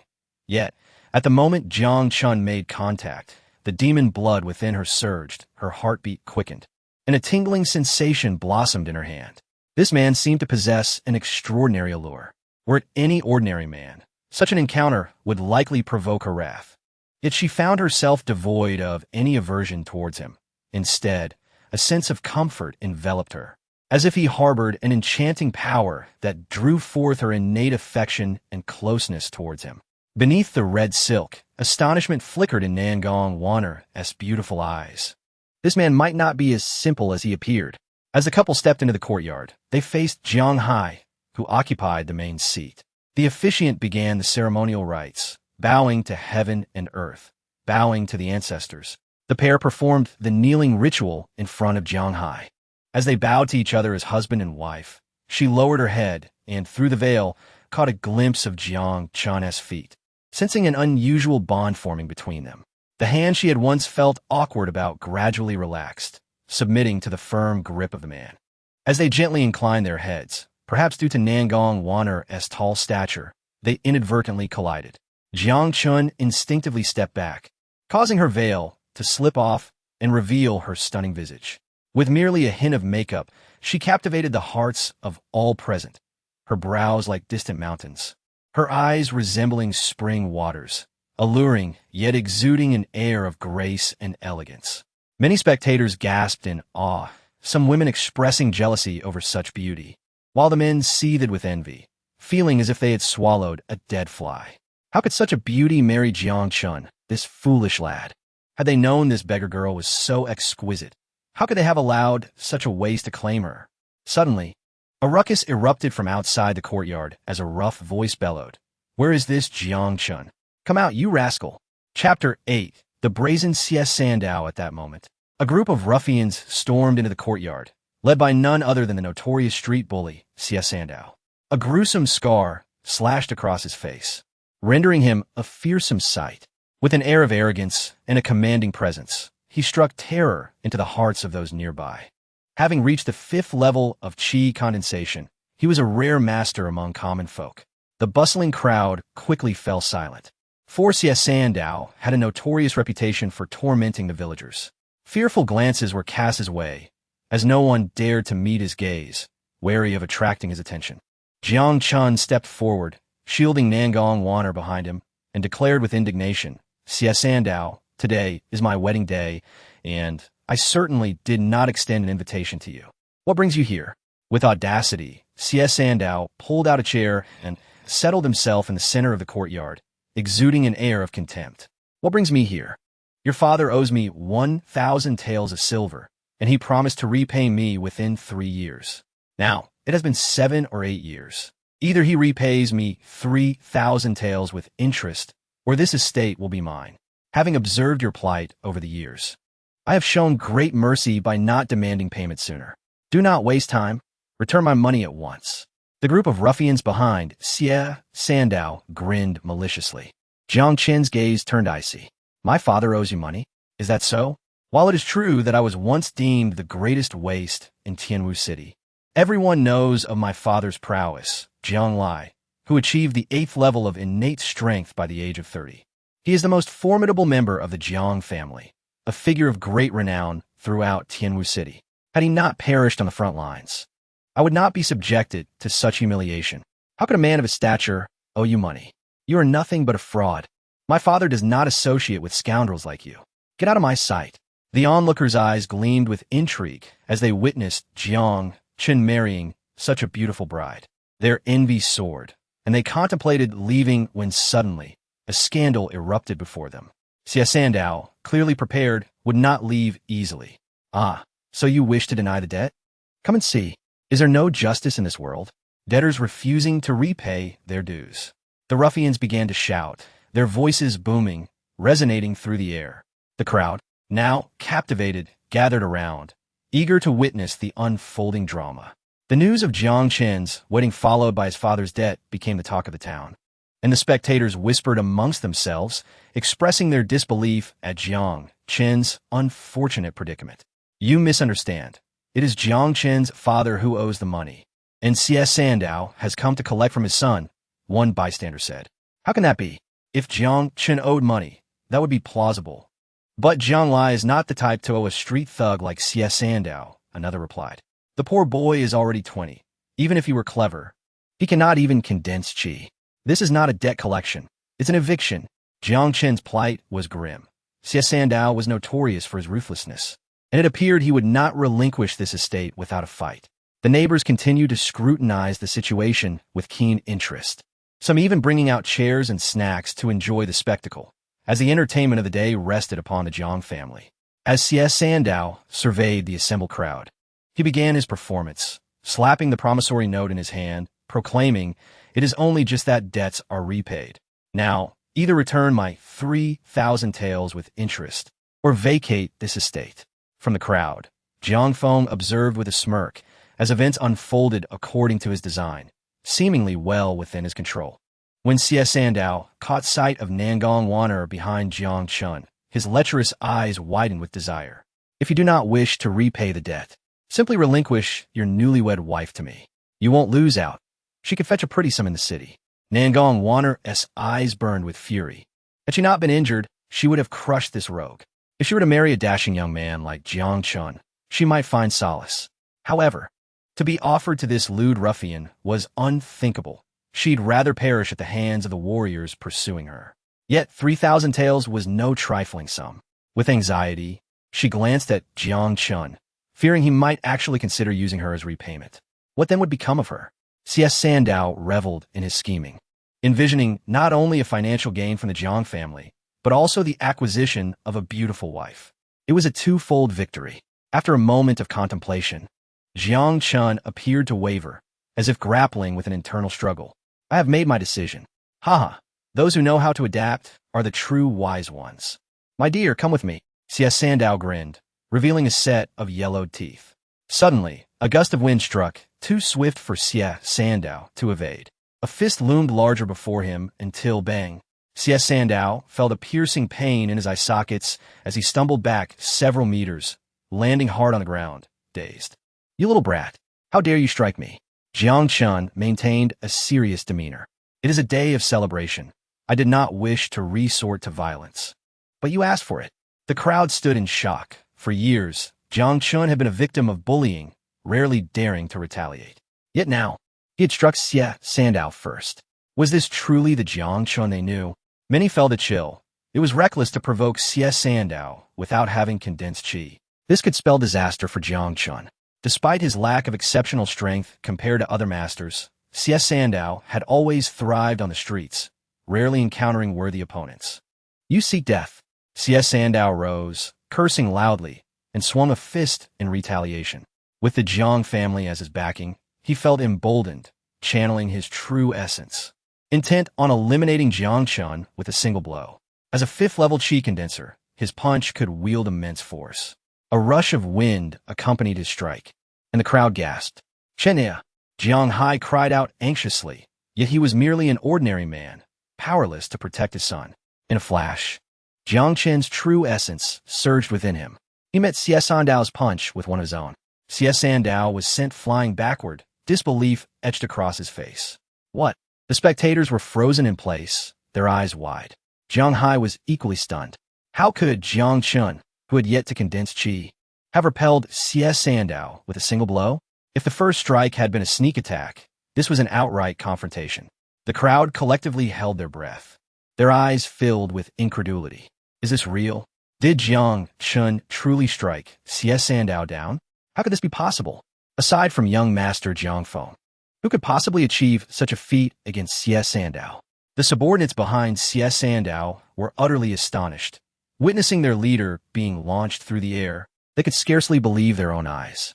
After all, they had often bullied Jiang Chen in the past. When had this once docile fool acquired such prowess? Jiang Chen, unfazed, took a moment to adjust his resplendent red wedding robe, as if repelling C.S. Sandow was merely a trifling matter of little consequence. Chapter 9. My father cannot read, eldest brother. A throng of junior followers surrounded the fallen leader, supporting him as he struggled to his feet. C.S. Sandow felt a dull ache radiating through half of his body, his eyes betraying a mixture of shock and trepidation. After all, he had yet to master the foundational energy cultivation. As a martial artist at the 5th stage of energy cultivation, he should have easily overwhelmed a practitioner at the body forging stage. Even a prodigy from a prestigious clan would not stand a chance against him. Yet, facing Jiang Chen, he had been repelled with a single blow. With a darkened expression, he accused, "You have concealed your strength. You have reached the energy cultivation stage." Jiang Chen, with a hint of mockery playing at the corners of his mouth, replied cheerfully, "I have not yet reached the energy cultivation stage. If I had, you would have already met your demise with that last punch." Fury surged within C.S. Sandow, his face contorting with rage.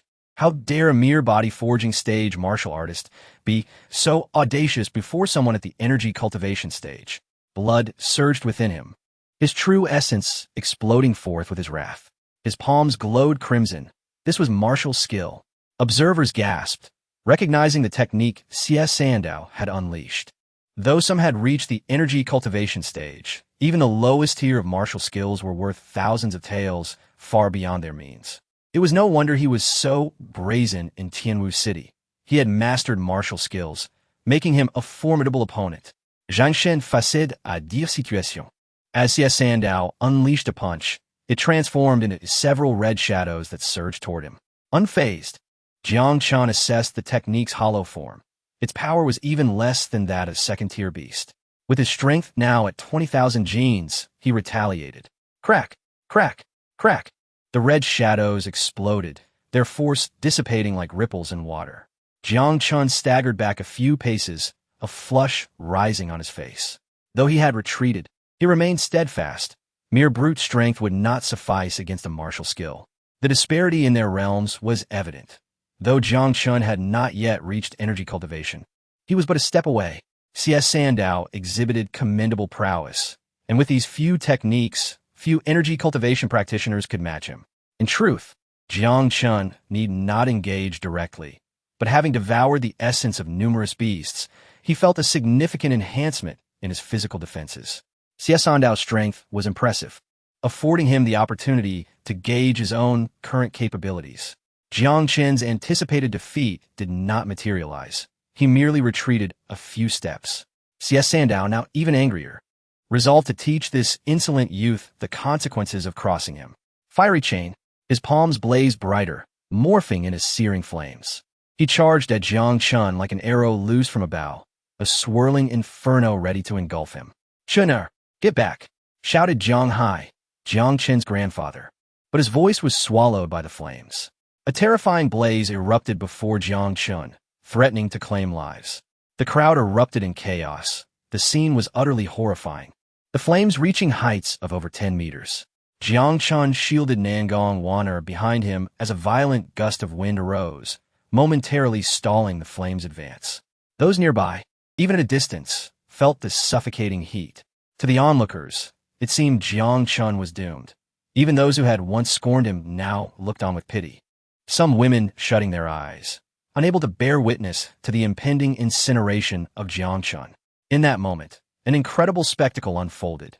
Jiang Chen stepped forward and threw a punch. This seemingly gentle strike traversed the flames, as if they posed no threat to him. In an instant, it collided with Xie Sandao's chest with a resounding impact. Boom! Xie Sandao was sent hurtling backwards, crashing to the ground. Even a practitioner of energy cultivation, renowned for their physical prowess, found several ribs shattered.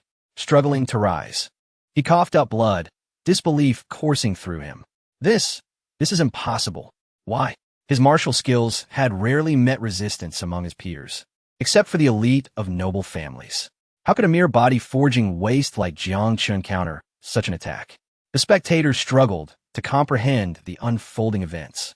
Jiang Chen, once regarded as the embodiment of poor talent, had repeatedly defied their expectations today. How could he survive the inferno and defeat Xie Sandao? What martial skill had he employed to remain unscathed by the flames?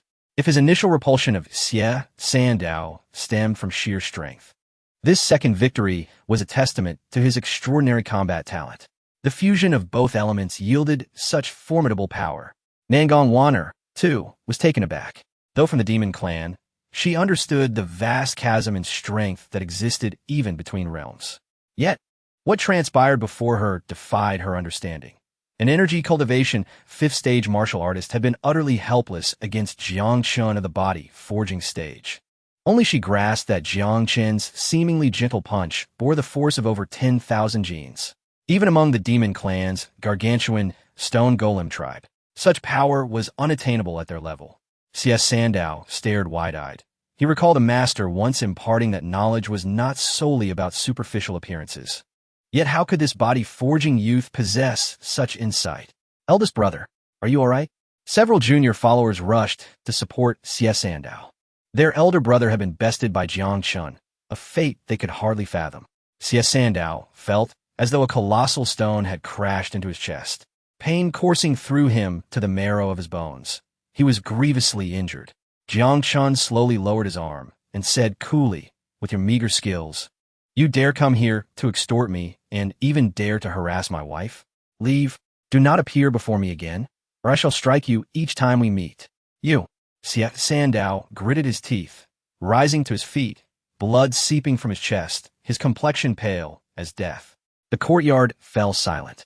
All present were utterly dumbfounded. What power did Jiang Chen possess?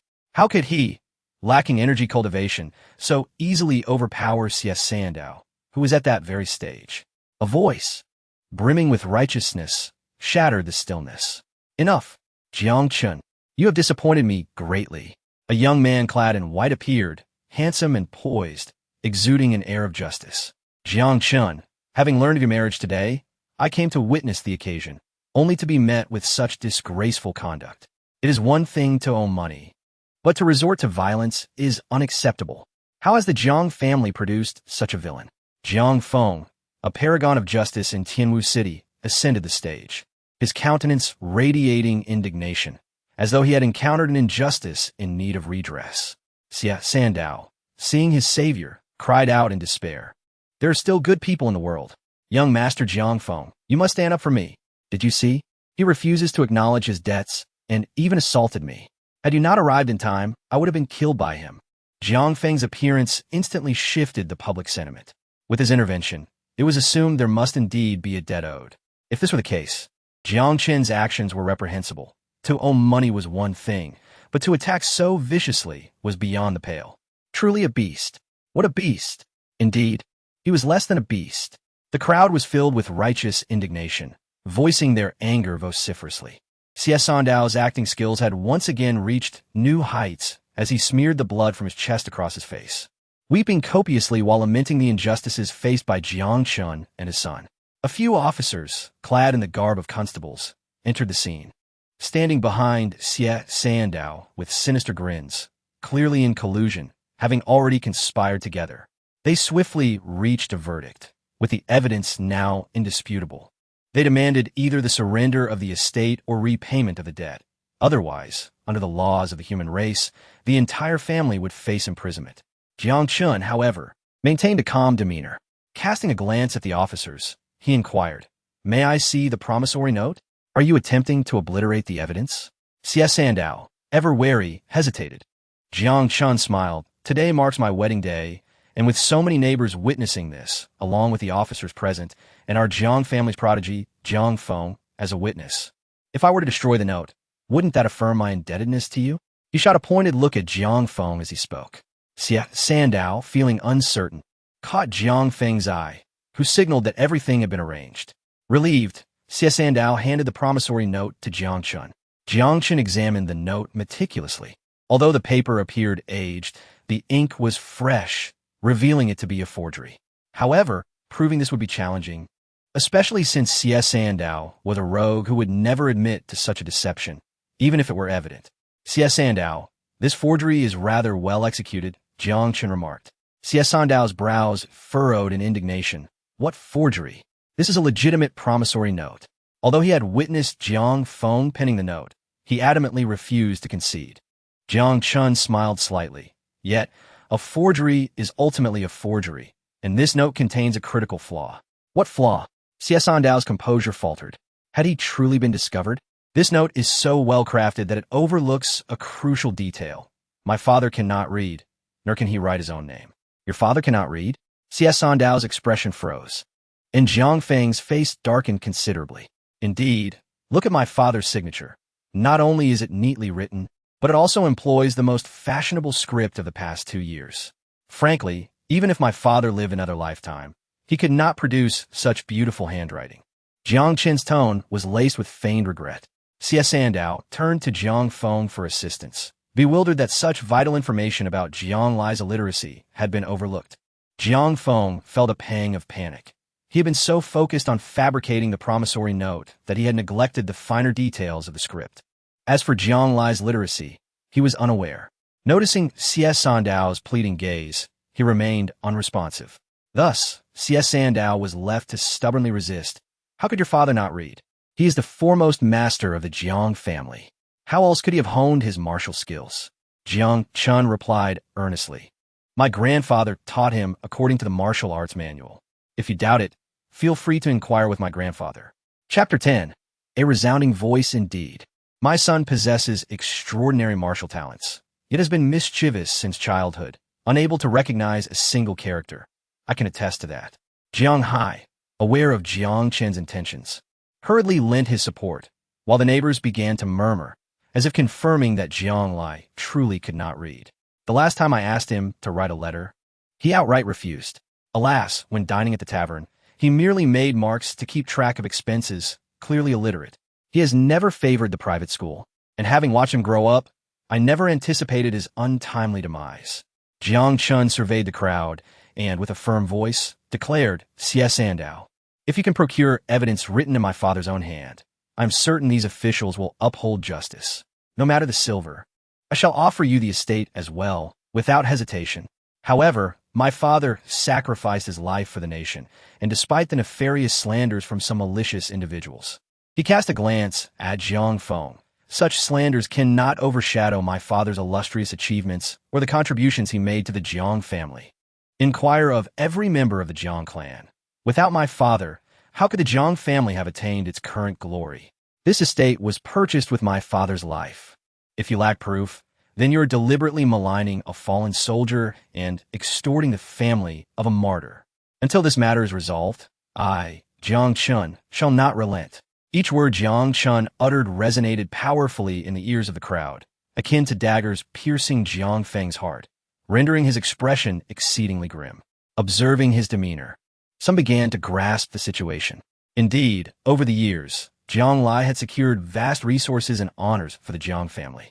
He had ventured alone to the battlefield, sacrificing himself for humanity. Even if rumors suggested he had deserted, how could the people of Tianwu City not recognize that steadfast man? During the siege by demonic beasts, Jiang Lai fought valiantly, refusing to retreat. After a day and night of battle, the corpses of the beasts piled high beneath his feet. Su Wei's father was saved by Jiang Lai in that very battle, and with singular determination, he elevated the Jiang family from obscurity to the pinnacle of Tianwu City's families. The accolades were well known, and it could be said that apart from Jiang Chen, Jiang Lai was regarded as nearly flawless in the eyes of the populace. Only he, the so-called foolish son, not only lacked intelligence, but also failed to inherit Jiang Lai's martial prowess, leading to the early graying of such a prodigy before reaching 40. It was said that Jiang Lai, seeing no hope in this foolish son, had thrown himself into the battlefield, further intensifying the disdain towards Jiang Chen. If it were said that Jiang Chen owed money, it might be conceivable, but how could such a great hero as Jiang Lai possibly owe Sandow? Jiang Lai was a peak innate master. How could he owe a mere 1,000 taels of silver? It was evident that Sandow, seeing Jiang Lai's death, had come to extort him. Hearing the whispers around him, Jiang Chen fixed his piercing gaze upon Sandow and demanded, "Pray tell, from whence did this IOU originate? Who has instigated you?" Sandow, beads of cold sweat forming on his brow, found himself momentarily speechless. Jiang Feng's face darkened like coal, realizing his scheme had been exposed by Jiang Chen. Although the onlookers dared not speak, their gazes towards him had shifted, and the root of this upheaval lay with the so-called waste Jiang Chen.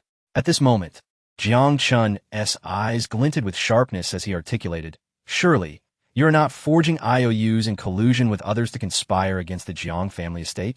Sandow took a half-step back. He had only sought to align himself with Jiang Feng for personal gain.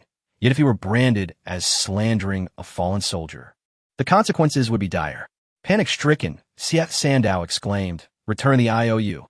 However, Jiang Chen retracted the document, stating, "This IOU cannot be returned to you, Sandow. You have forged a document to slander a martyr of humanity. Warriors risk life and limb for our kind, yet behind their backs lurk such vile individuals. Gentlemen of the law, what say you? If you do not intervene, I shall take this matter to the magistrate. If the magistrate does not heed, I will appeal to the Eastern Wilderness County. I refuse to believe there exists no justice in this world." Jiang Chen's words rang with fervent patriotism, each syllable laden with a profound sense of national duty. He deftly placed the weight of accusation upon Sandow, causing his mind to spin with confusion. Previously, those who had bullied him in the village would only dare to whisper behind his back. Yet, Jiang Chen's words elevated this incident to a matter of grave importance for humanity itself, positioning Sandow as an adversary of their kin. The onlookers, moved by Jiang Chen's rhetoric, recalled their own loved ones who had perished in battle. In this chaotic era rife with demonic beasts, nearly every household mourned. and the sight of their kin's bloodshed combined with the treachery of small-minded men ignited their fury against Xie Sandao. Indeed, you a scoundrel. How could Jiang Lai owe you anything?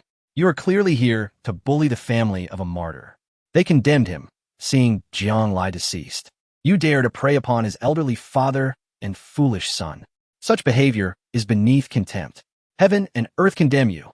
The officials exchanged glances, having received favors from Jiang Feng, yet they had not anticipated such a turn of events. Observing the fervor of the crowd, they recognized that mishandling the situation could incite public outrage, a serious offense indeed. This is your personal vendetta. We cannot intervene. We shall withdraw. Before leaving, they signaled to Xie Sandao. For once at the magistrate's office, the implications regarding Zhang's family could be dire. Understanding the hint, despite his injuries, Xie Sandao forced his energy to surge, unleashing the power of the 5th level of the condensation stage like a bolt of lightning, swiftly snatching the IOU and tearing it into shreds. His expression twisted with malice, and due to his injuries, blood trickled from the corner of his mouth. He stuffed the pieces into his mouth, mingling them with his blood, and laughed maniacally. Jiang Chen, what if the IOU is fake? Now that I've destroyed it, you have no evidence. Not only can you not take this to the magistrate, but even to the heavens, it will be of no use. Yet, Jiang Chen remained unperturbed, observing Xie Sandao's antics with a gentle smile. You see, not only are you lacking in ability, but your intellect is also severely wanting. My father can indeed read.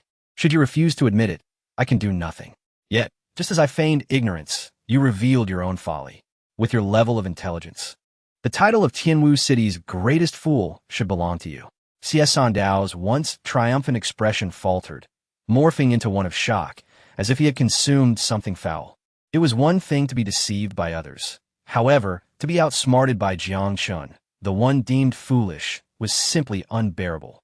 Meanwhile, Jiang Feng stood as silent as a wooden post, speechless. He too began to question, with Jiang Chen's martial prowess and cunning, who truly was the genius of the Jiang family. The onlookers gathered around erupted into laughter at the sight of Xie Sandao's discomfiture. Nangong Wanner's exquisite eyes sparkled with intrigue. What had initially seemed like a flawless scheme was effortlessly unraveled by him. To her surprise, this young man possessed a certain cleverness.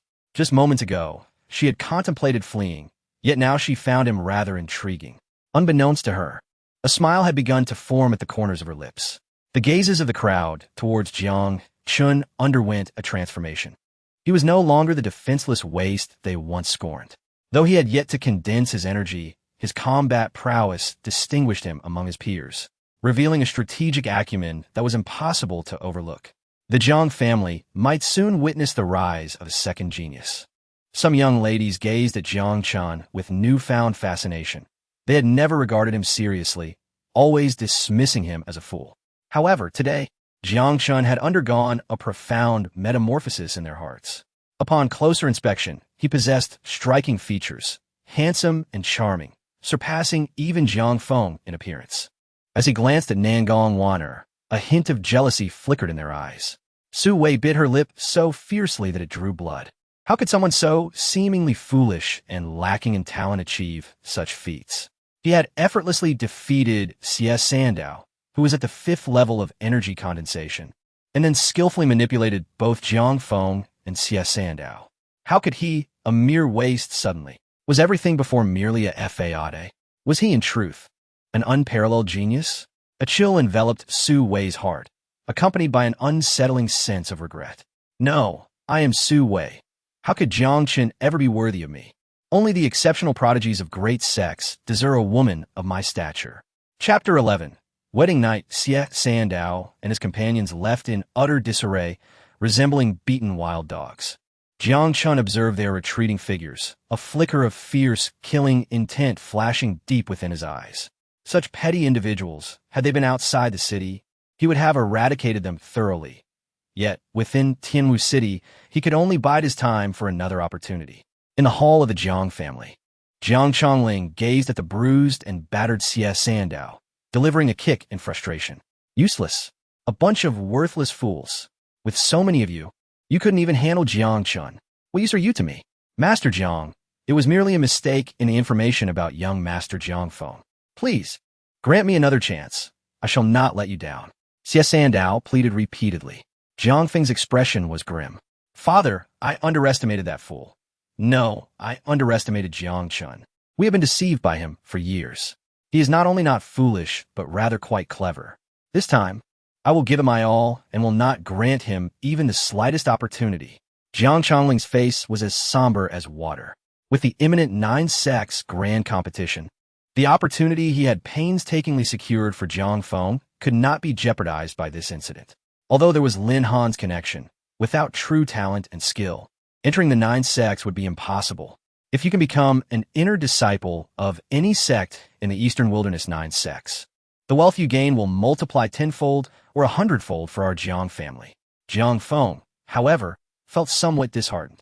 Father, as a mere 8th layer of qi condensation, how could I possibly be recruited by the 9-sex? Our family's enterprise is what truly matters. Jiang Chongling sighed. In a border town like Tianwu City, Jiang Feng might be considered among the elite of the younger generation. Yet when compared to the scions of prestigious families, he fell woefully short in both talent and martial skills. In the coming days, focus on your training and strive to reach the 9th layer of qi condensation before the grand competition. This 3rd-tier martial skill was acquired at the cost of half our family savings. Study it diligently. Only by entering a sect can we hope to rise further. As for Jiang Chen's matters, I shall handle them personally. As night fell, the room was dimly lit by flickering candles. With a creak, Jiang Hai entered the guest room, holding a cup of warm tea. Chinner, it is getting late. Go rest, and do not keep your bride waiting. After the wedding, Jiang Hai had developed a different perspective on his newly acquired granddaughter-in-law. Though of humble origins, her manners and appearance were of the highest caliber, making her a fitting match for Jiang Chen. At that moment, Jiang Chen felt inexplicably uneasy. He had never been so nervous even before the great sovereigns in his past life. Grandfather, the truth is, I married her to remain in Tianwu City. We do not share any emotional foundation. Grandson, I have lived long enough to know that emotions must be nurtured. Your grandmother and I were wed after just one meeting, yet our feelings grew as we shared our lives together. That may not be the best approach.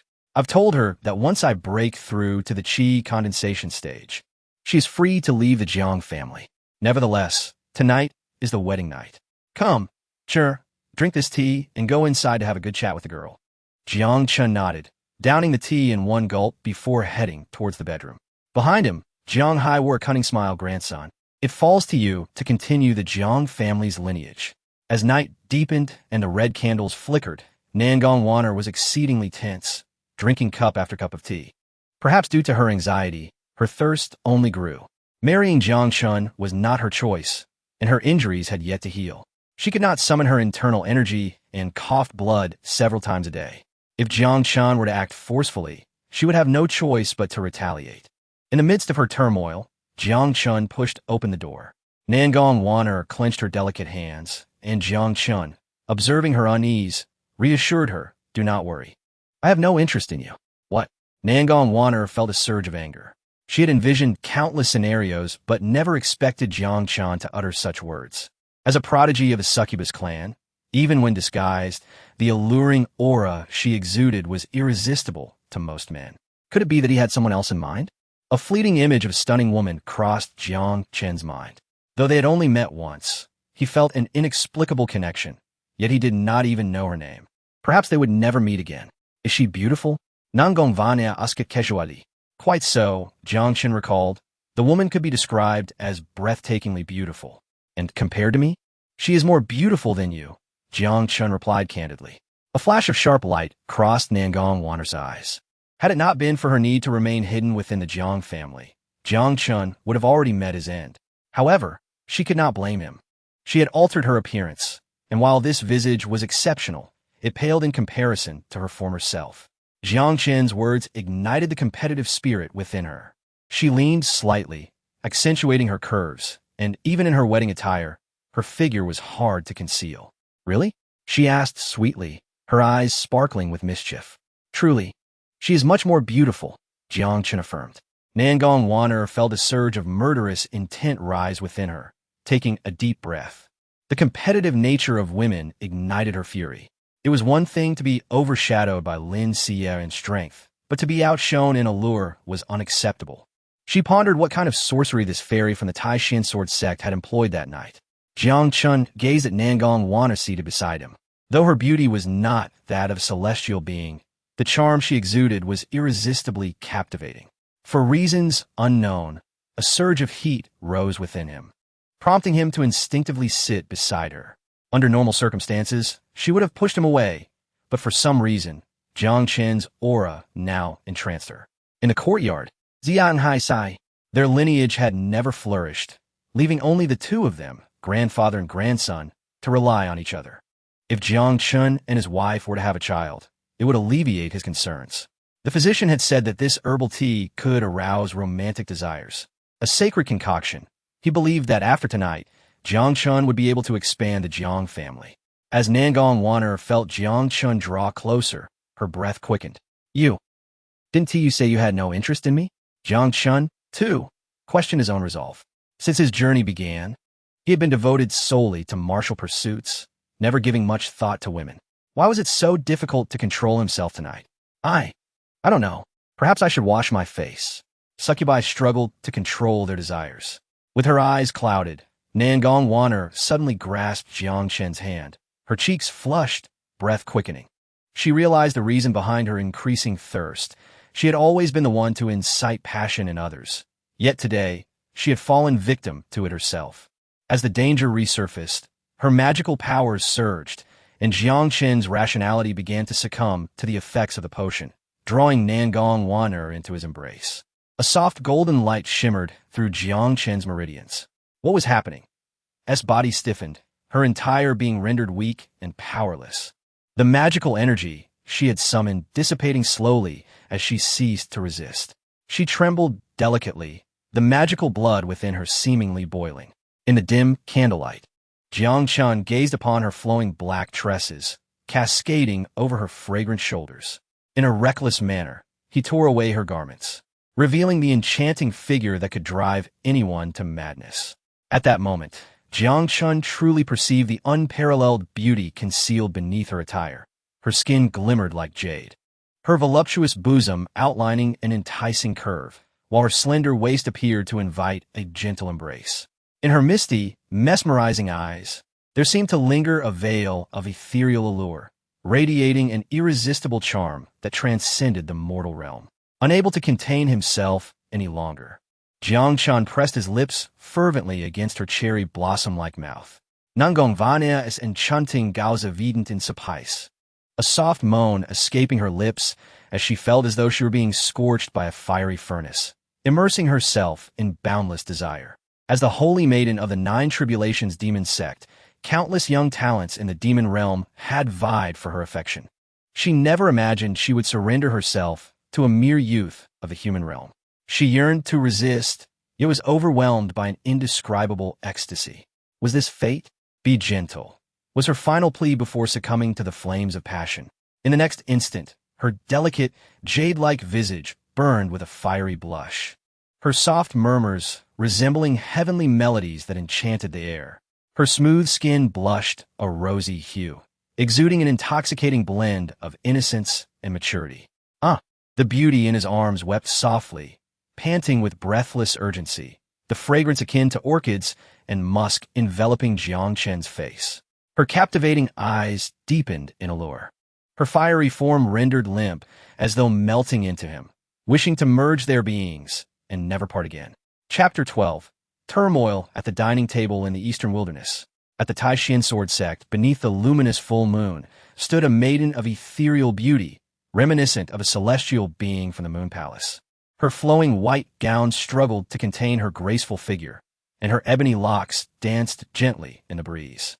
This enchanting disciple, well-versed in the Moonlight sword classic, possessed a pair of eyes that were typically serene and pure, yet at this moment they shimmered with a hint of confusion.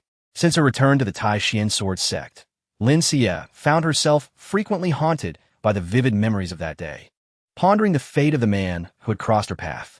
As a transcendent being, she had never envisioned herself entangled with someone of his ilk, a man whose name she did not even know, and perhaps they would never meet again.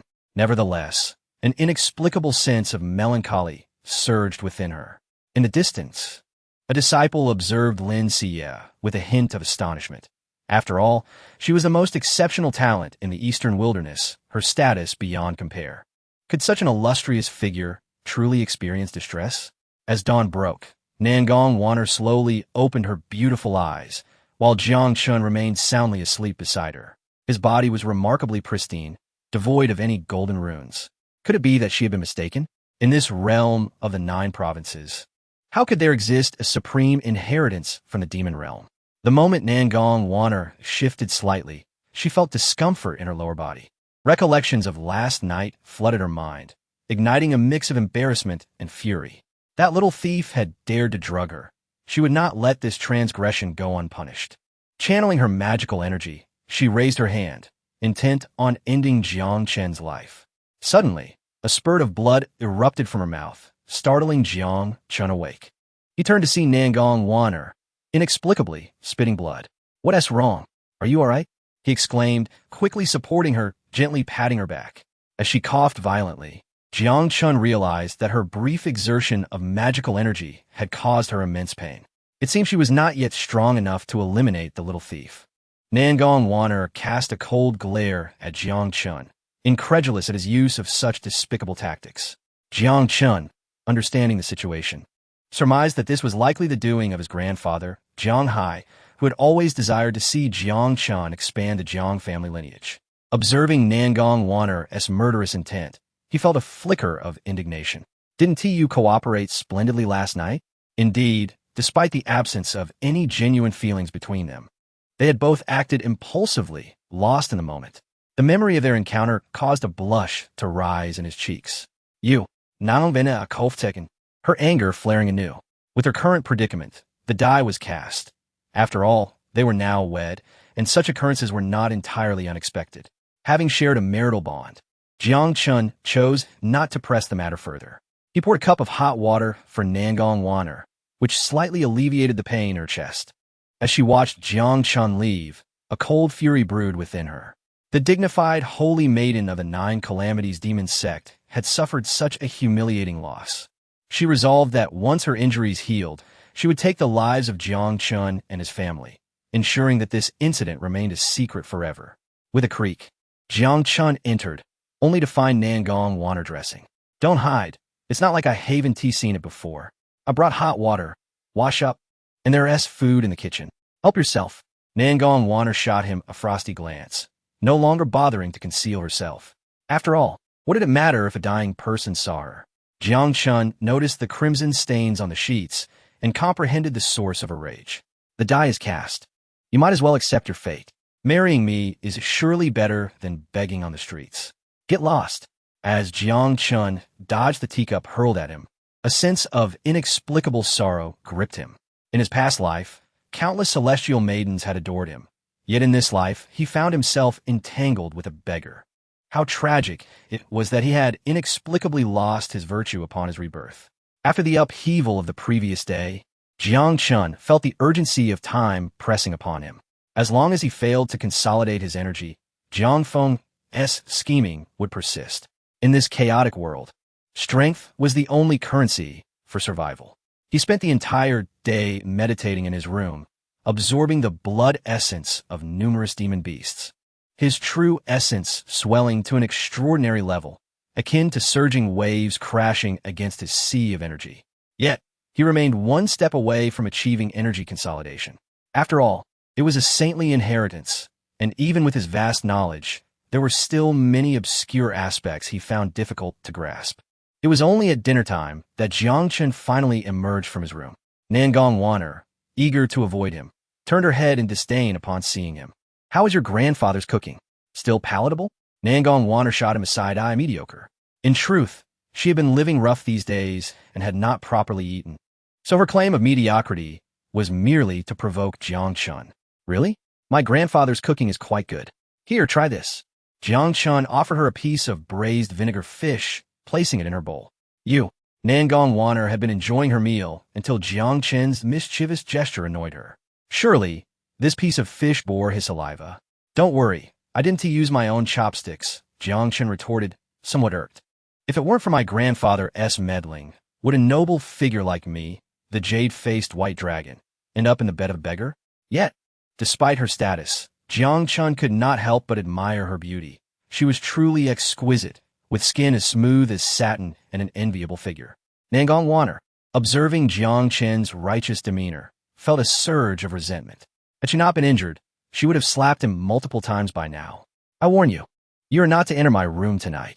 Jiang Chen set down his chopsticks, frowning. Strictly speaking, you are in my room. I hope you understand the hierarchy here. Now that I'm here, it's my room. Nangong Waner, accustomed to the demon clan's dominance, paid no heed to Jiang Chen's words. You don't want fish, huh? Then I'll have it myself. Jiang Chen, uninterested in her provocations, hurried to finish his meal, as he still needed to practice afterwards. Once he successfully consolidated his energy, the first thing he would do was to divorce her. Who said I don't want fish? I love fish. Nangong Vaner declared, angrily scooping half a fish in her bowl, her cheeks puffed out. She glared at Jiang Chen, silently vowing to make him regret this once she recovered. The once peaceful dining table quickly transformed into a battleground. Whenever one party desired something, the other would surely retaliate. Just as defeat loomed, Jiang Chen unleashed his ultimate tactic, the spitting technique. Oops, my apologies. These dishes now belong to me. If Nangong Waner's glare could kill, Jiang Chen would have died several times over. With a slight smile, he nonchalantly picked up a piece of braised meat. Care for a bite? It's covered in my saliva, ha! Nangong Waner seethed with rage, retaliating fiercely. Pa! Pa! Pa! Her spitting skills surpassed Jiang Chen's, leaving him somewhat apprehensive. This woman was indeed fierce. Her dining table prowess was formidable. As Jiang Chen lost a piece of meat to her fierce antics, Nangong Waner beamed triumphantly. By your own tactics, you've lost, haven't you? However, her smile soon faltered as Jiang Chen took a deep breath and picked up a piece of braised meat that had absorbed the most of her saliva. Locking his gaze on her, did you truly believe you had one? You underestimate me greatly. When I first embarked on the path of immortality, I possessed years of experience dining in the sex canteen, encountering countless masters. I occasionally faced assaults from flies, mosquitoes, beetles, and other unknown creatures. Yet, none have ever managed to defeat me. In this battle, you shall be the one to falter. Like a radiant dawn breaking through the night, a myriad of brilliance flashed past, and a stunning phoenix soared through the heavens. Jiang Chen's gaze was unwavering, intensely fixated on the saliva-stained morsel of braised pork before him. He savored the succulent meat, even showing a hint of intoxication in his expression. Nangong Waner felt a wave of nausea. This man was truly revolting. Jiang Chen regarded the defeated Nangong Waner with a mocking expression. It's just a bit of saliva. Is it really that serious? Moreover, we shared a kiss last night, yet I did not see you expressing any disdain. Get lost. Nangong Waner exclaimed as she picked up a handful of dirt and flung it onto the dining table, splattering it everywhere. Great, now no one can eat. Furious, Nangong Waner stormed off to her chamber, secretly vowing that one day, Jiang Chen would kneel at her feet, begging for mercy and repent for his actions. Chapter 13. Epiphany. In the span of half a month, time had slipped by like sand through fingers. Within the confines of his chamber, as the swallowing heaven chaos scripture circulated, the true essence in Jiang Chen's chi surged like a tidal wave. Golden runes shimmered through his meridians, resembling celestial deities. The essence ebbed and flowed, resonating with the sound of crashing waves, mysterious and profound. He contemplated the myriad meanings of the scripture, the inheritance of the sages flowing through his mind like a grand tapestry, corroborating with the cultivation methods he had previously studied. The techniques coalesced in his palms. Past peak confrontations flickered through his memory, offering him endless inspiration. After a considerable time, he slowly opened his eyes, their brilliance radiant. Yet a hint of concern lingered on his face. For days, Jiang Chen had immersed himself in the swallowing heaven chaos scripture, pondering the methods of essence condensation. Yet his progress remained agonizingly slow. The sage's techniques were exceedingly arcane, and even with his exceptional insight, he found it difficult to grasp their entirety. Moreover, the scripture seemed somewhat flawed, as if critical chapters were missing. Had it not been for Jiang Chen's extraordinary comprehension, he might have struggled to even enter the first layer. Rather than saying Jiang Chen chose the swallowing heaven chaos scripture, it would be more apt to say that the scripture chose him. As he sought slumber, an insatiable heat coursed through him, thoughts of that enchanting night replaying in his mind, preventing him from finding rest. It was hardly Jiang Chen's fault. Nangong Wan'er was of a demoness lineage, possessing an irresistible allure to the opposite sex. Not only was she strikingly graceful in form and demeanor, but the intoxicating aura she exuded was beyond the resistance of ordinary men. Seated cross-legged, Jiang Chen's true essence surged within his qi si, continuously cleansing his meridians. After half an hour, he felt a sense of relief, yet the persistent heat within his heart remained unquenched. After a moment's contemplation, he made his way to the courtyard, shedding his upper garments, and drew water from the well, dousing his head repeatedly. Yet, the heat refused to abate. Grasping his steel spear, he began practicing the martial techniques left behind by Jiang Lai. While the immortal methods of his past life required celestial energy and were unsuitable for this realm, the family martial arts allowed Jiang Chen to unleash a tempestuous vigor. Though merely a first-tier technique, in Jiang Chen's hands, its might rivaled that of second-tier skills. With powerful thrusts, the movements flowed seamlessly, grand and expansive, akin to the ceaseless tides of an ocean. Although he had yet to step into the realm of essence condensation, the true essence circulating within him still emanated an imposing aura. The Jiang family residence was modest, and Nangong Wan'er was inevitably stirred awake by the commotion in the courtyard. Draped in a light garment, she strolled to the corridor, witnessing Jiang Chen's spear technique flow like water. Though simplistic, it contained profound truths. With her lips pursed and her beautiful eyes sparkling, she observed Jiang Chen, drenched in sweat, engaged in a fervent exchange between offense and defense. Suddenly, she froze. Jiang Chen's meridians faintly revealed shimmering golden runes, supreme battle markings visible only to those who had cultivated the Nine Tribulations demon art. The Nine Tribulations demon sect was founded by an unparalleled demon of ancient times, who had once attained unmatched fortune, obtaining half of a celestial scripture, dense and obscure. Despite his extraordinary genius, he deciphered only a few lines, yet ascended to become a formidable figure among the demon race, creating one of the 10 greatest techniques of the demon clan, the Nine Tribulations demon art. Legend spoke that upon reaching great mastery of the Nine Tribulations demon art, supreme battle markings would manifest upon one's body, bestowing boundless power. Although the golden runes in Jiang Chen's meridians flickered only briefly, Nangong Wan'er, as the saintess of the Nine Tribulations demon sect, perceived them distinctly. Her breath quickened. It was no wonder she felt an innate closeness to Jiang Chen. It had been tens of thousands of years since anyone had reached great mastery of the Nine Tribulations demon art. How had this human male achieved such a feat? Though still quite weak at that moment, a person possessing supreme battle markings was hardly ordinary. Jiang Chen noticed Nangong Wan'er leaning against the corridor. "Why are you still awake at this late hour?" he inquired.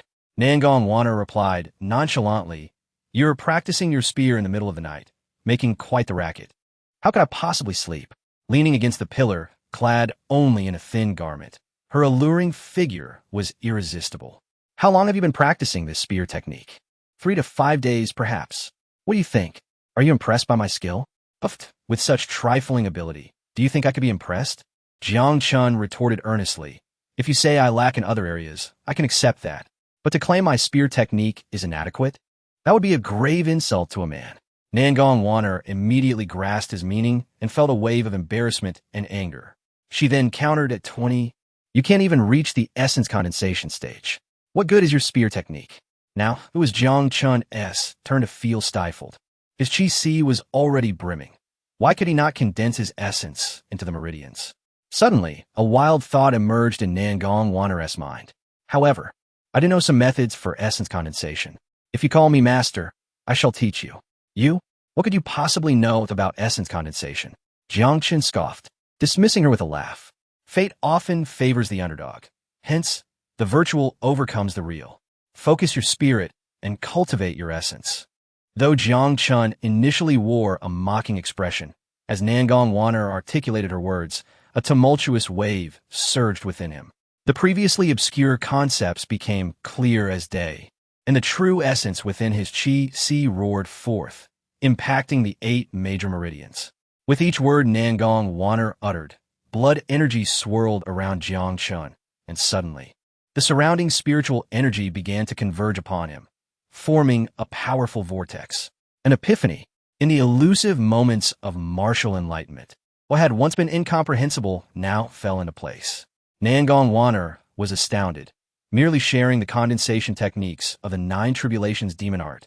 Jiang Chen grasped their essence so swiftly that he even drew in the spiritual energy of the heavens and earth. What remarkable understanding! Even amongst the 9 tribulations demon sect, he would be considered a prodigy. In an instant, she entertained the thought of bringing Jiang Chen to the 9 tribulations demon sect. Boom! What followed was a scene Nangong Wanner would never forget. Countless streams of spiritual energy coalesced around Jiang Chen, whose aura continued to rise. Though he remained at the 10th level of body forging, the subtle might he exuded surpassed that of ordinary essence condensation warriors. The spiritual energy fused with his flesh, nourishing the 8 extraordinary meridians, transforming Jiang Chen's physique. Extreme realm. Nangong Wanner contemplated the possibility of the legendary martial saint body, a physique capable of stepping into the ultimate realm of martial arts with each step. Only those who entered this realm could be truly invincible among their peers. Lin Xie possessed the martial saint body. Though she was only slightly above Nangong Wanner in cultivation, her strength far surpassed her own.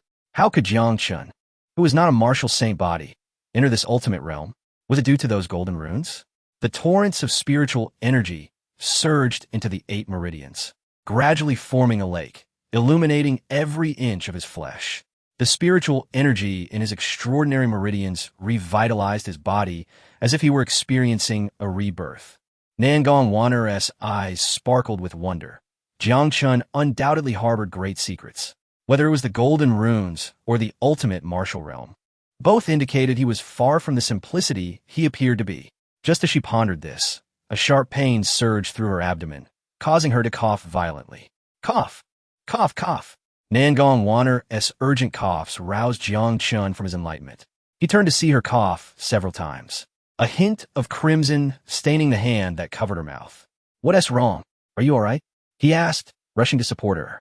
Yet, Nangong Wanner pushed him away, a fleeting look of regret crossing her beautiful eyes, for she had inadvertently interrupted his moment of enlightenment, effectively severing his tremendous opportunity. "I'm fine, just an old ailment. I just need a moment to rest." Nangong Wanner turned and returned to her chamber. Jiang Chen sensed the changes within himself, though his realm had not ascended. The true essence within his dantians had solidified multiple times, imbued with the profound truths of the great Tao. His foundation was now so robust that it even surpassed that of his previous life. Furthermore, he had gained a deeper understanding of the swallowing heaven chaos scripture, currently grasping only the first 3 levels. The first level allowed for the devouring of vital blood energy. However, as the tier of the demonic beasts increased, the difficulty of this divine ability also escalated. The second level enabled a significant enhancement of power through the explosive consumption of blood energy. The third level involved swallowing the essence of all things, perfectly wielding the might of the divine ability, and through the operation of the swallowing heaven chaos scripture. Its potency surpassed all prior manifestations. Yet the legacy of the sages was immensely vast. To truly comprehend it, one could only delve into it slowly. He gazed at Nangong Wanner's room, lost in thought. The swallowing heaven chaos scripture was indeed a sage's inheritance, and with just a few incantations, Nangong Wanner had resolved the conundrum that had troubled him for so long. Could this beggar girl he had taken to be a gifted martial prodigy? One could not merely exploit a donkey for labor without offering it fodder. Since Nangong Wanner was evidently unwell, he resolved to procure some medicine for her ailment from the apothecary the following day. After all, she was his legally wedded wife. Ever since Jiang Chen had taught Xie Sandao a lesson, those neighbors who had once looked down upon him had begun to show him a warmer demeanor. Early one morning, as he stepped out, a tofu vendor named Xiao Chui inquired if he would like to buy her tofu. In the past, Jiang Chen would have shamelessly accepted, indulging in several pieces. However, as a rising star in the martial world, he recognized the importance of maintaining a respectful distance, and thus graciously declined her offer. Soon, He arrived at the apothecary. "Shopkeeper Chen, I'm here to purchase some medicine." "Jiang Chen, I heard you recently gave that scoundrel C.S. Sandow a good beating. You got some skills. He has caused quite a bit of trouble for our neighborhood, and you've avenged us. What do you need?" "I'll give you a discount," Shopkeeper Chen remarked. Most of the residents on this street had suffered at the hands of that band of ruffians and thus greatly appreciated Jiang Chen's actions. It seemed that one could not be too outstanding. He had encountered 2 admirers that morning, even receiving a discount on his medicine. "What medicine should I get for a cough?"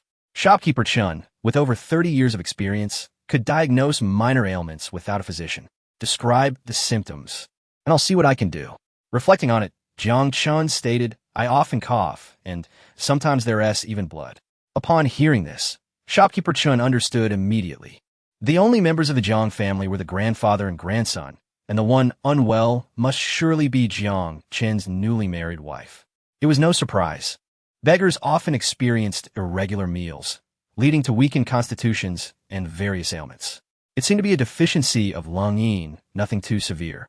"You should take 3 ounces of Codonopsis, 2 tails of Ophiopagon, 4 ounces of Rhamania, and 3 Phonoblatilla.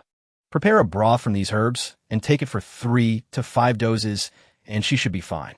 Just as Jiang Chen left the apothecary, a middle-aged man with a sullen demeanor entered. It was Jiang Longling, the head of the Jiang family. "Jiang Longling, what brings you here?" Shopkeeper Chen hurriedly bowed, fully aware of the importance of Jiang Longling and the consequences of offending him. Jiang Longling's expression was indifferent. "Speak inside." In the back room of the apothecary, Shopkeeper Chen respectfully poured tea for Jiang Longling. "What brings you to my humble shop? I can deliver anything you require."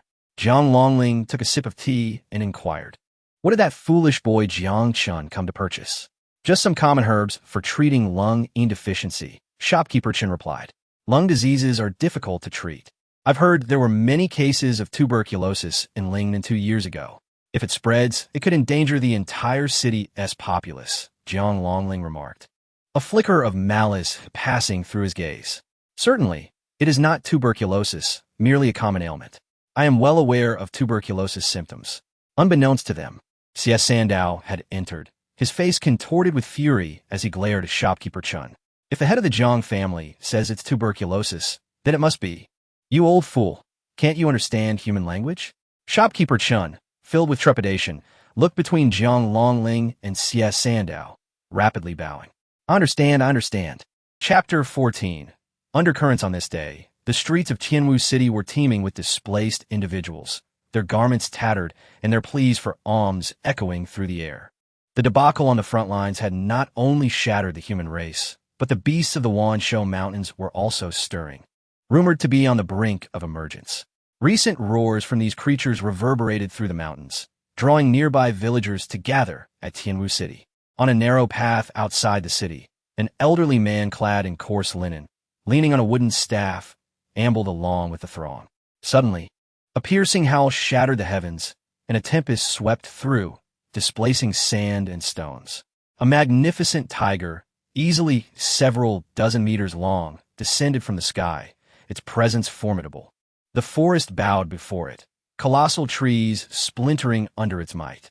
The crowd erupted into chaos as the terrifying beast inhaled deeply, pulling dozens into its gaping maw, blood gushing forth as if it reveled in a grand feast. Amidst the fleeing multitude, an old man's gaze remained indifferent. He flicked his finger, sending a droplet of dew soaring, which transformed into a radiant beam akin to a galaxy. In an instant, the fearsome creature that had once exuded dominance was reduced to mere blood. The survivors, bewildered by the beast's abrupt demise, assumed divine intervention and hastily prostrated themselves in fervent prayer. The old man, supporting himself with his staff, continued his leisurely journey toward Tianwu City. In stark contrast, within the opulent confines of a luxurious tavern in Tianwu City, revelry persisted unabated. A young man, appearing around 25 or 26, sat at the head of the table, surrounded by a bevy of stunning women. Clad in extravagant attire, his pallid complexion reflected a life of excess. Despite his unremarkable features, an air of arrogance radiated from him. Behind him trailed several young men in azure garments, adorned with patterns of clouds, signifying their affiliation with the Yunxia sect, one of the 9 clans of the Eastern Wilderness. Jiang Chongling, the proud patriarch of the Jiang family, leaned forward with obsequiousness, inquiring, "Young Master Lin Han, have you been enjoying yourself these past few days?" Lin Han dismissed the beauty in his arms, his gaze drifting lazily. Though Tianwu City may be a mere border town with a populace of millions, is this the best you could muster? These ladies are the finest from the Tianshan Pavilion, Jiang Chongling stammered, his voice trembling as beads of sweat formed on his brow. Despite being the head of the Jiang family, he felt as insignificant as an ant in the presence of Lin Han, whose lineage was illustrious, being the scion of the Lin family and a favored disciple of a Yunxia sect elder.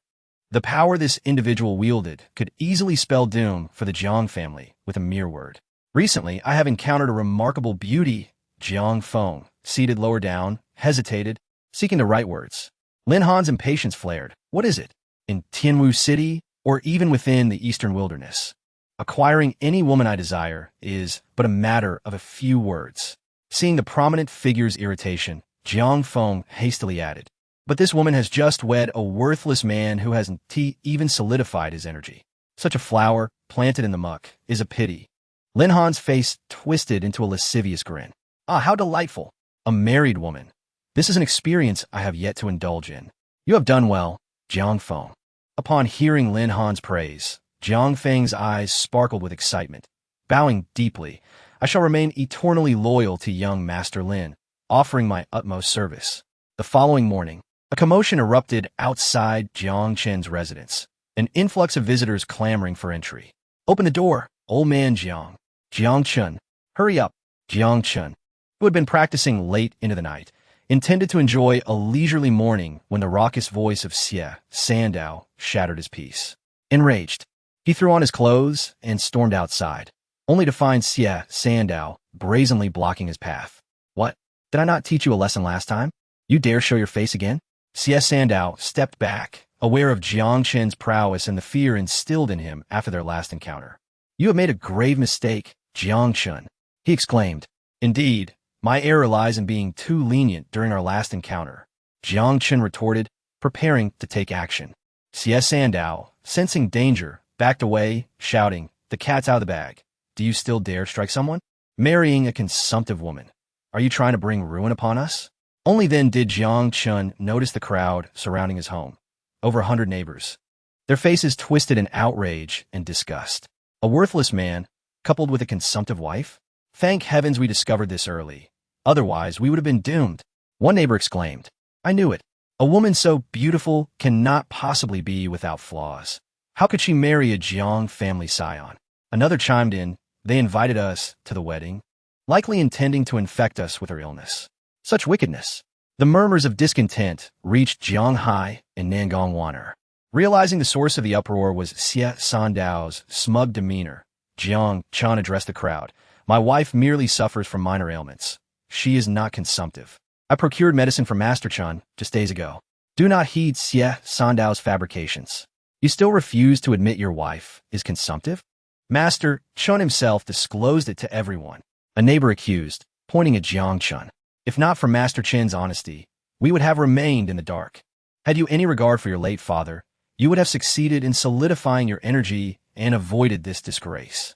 Another added, "For the sake of your family's honor, you would stoop to any depths. Do you not fear divine retribution?" At that moment, Master Chen trembled as he stepped forward from the crowd, pointing at Jiang Chen.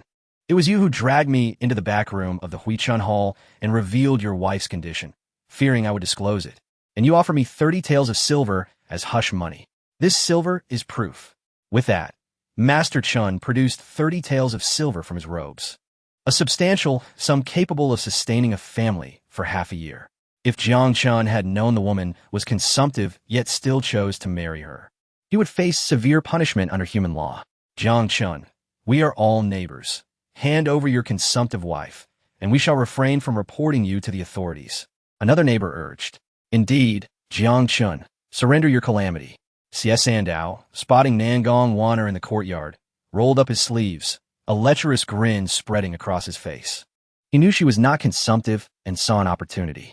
This lovely lady, so ripe and tempting, why hide away? In a moment of panic, Nangong Waner was seized by Xie Sandao, who dragged her forward. As she attempted to retaliate with her energy, A sharp pain surged through her, forcing her to cough violently. Blood staining her lips. See that, Jiang Chen? You still deny it? What else could this be? Jiang Chen, your fear of death is nothing compared to ours. Expel them from Tianwu City. Kill this consumptive wretch and cast her aside. Eliminate her. Chapter 15. The banner of Shofu. Not far from Jiang Chen's residence stood a tea house, where one could conveniently observe the entrance of Jiang Chen's home from the second floor. Within a private room, Jiang Feng was entertaining a young gentleman, Lin Gongzi. This Qingzhou tea is a specialty of our Tianwu City. Though not particularly precious, it possesses a unique flavor. Indeed, I never expected such fine tea to be found in this remote corner of Tianwu City, Lin Han remarked with an air of arrogance. Jiang Feng, however, remained unfazed by Lin Han's haughty demeanor, responding with increased deference. I am delighted that it pleases you. Before your departure, I shall prepare some for you to take home. Tea is of secondary importance. What about that young woman? How have you arranged matters regarding her? Jiang Feng narrowed his eyes and drew back the curtains. Lin Gongzi, please take a look.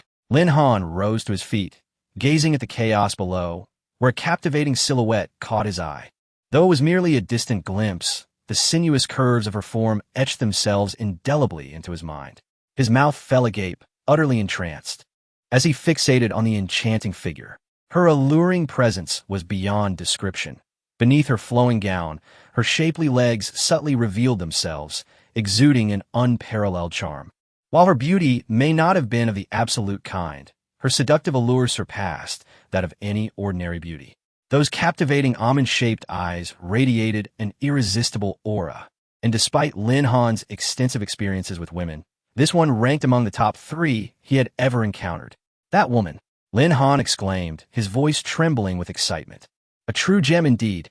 Observing Lin Han's animated expression, Jiang Feng realized his plan had succeeded. This is the exquisite beauty I have prepared for you, known as Gongwan. She is not from Tianwu City, but fled here from Lingnan. Due to certain circumstances, she recently married one of our younger kin. However, what you may not know, Lin Gongzi, is that this young man is 20 years old, yet remains at the body refinement stage. Tell me, what qualifications does such a waste have to possess such a stunning wife? No wonder she possesses such allure. She is the wife of a body refinement warrior. Lin Smir-kid, you have done well, Jiang Feng. If this matter is successfully arranged, you may stay by my side. A lewd smile crept onto Lin Han's lips. A married woman? How delightful it would be to play with her. Jiang Feng's eyes widened in astonishment, overwhelmed with excitement. After a moment, he knelt before Lin Han, exclaiming, I am grateful for your immense favor, Lin Gongzi. If I can remain by your side, I will devote myself wholly to serving you.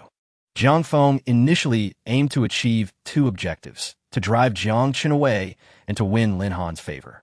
Little did he anticipate stumbling upon such an opportunity for meteoric advancement. He understood that the humble Jiang family and the disciples of the Yunxia sect were worlds apart.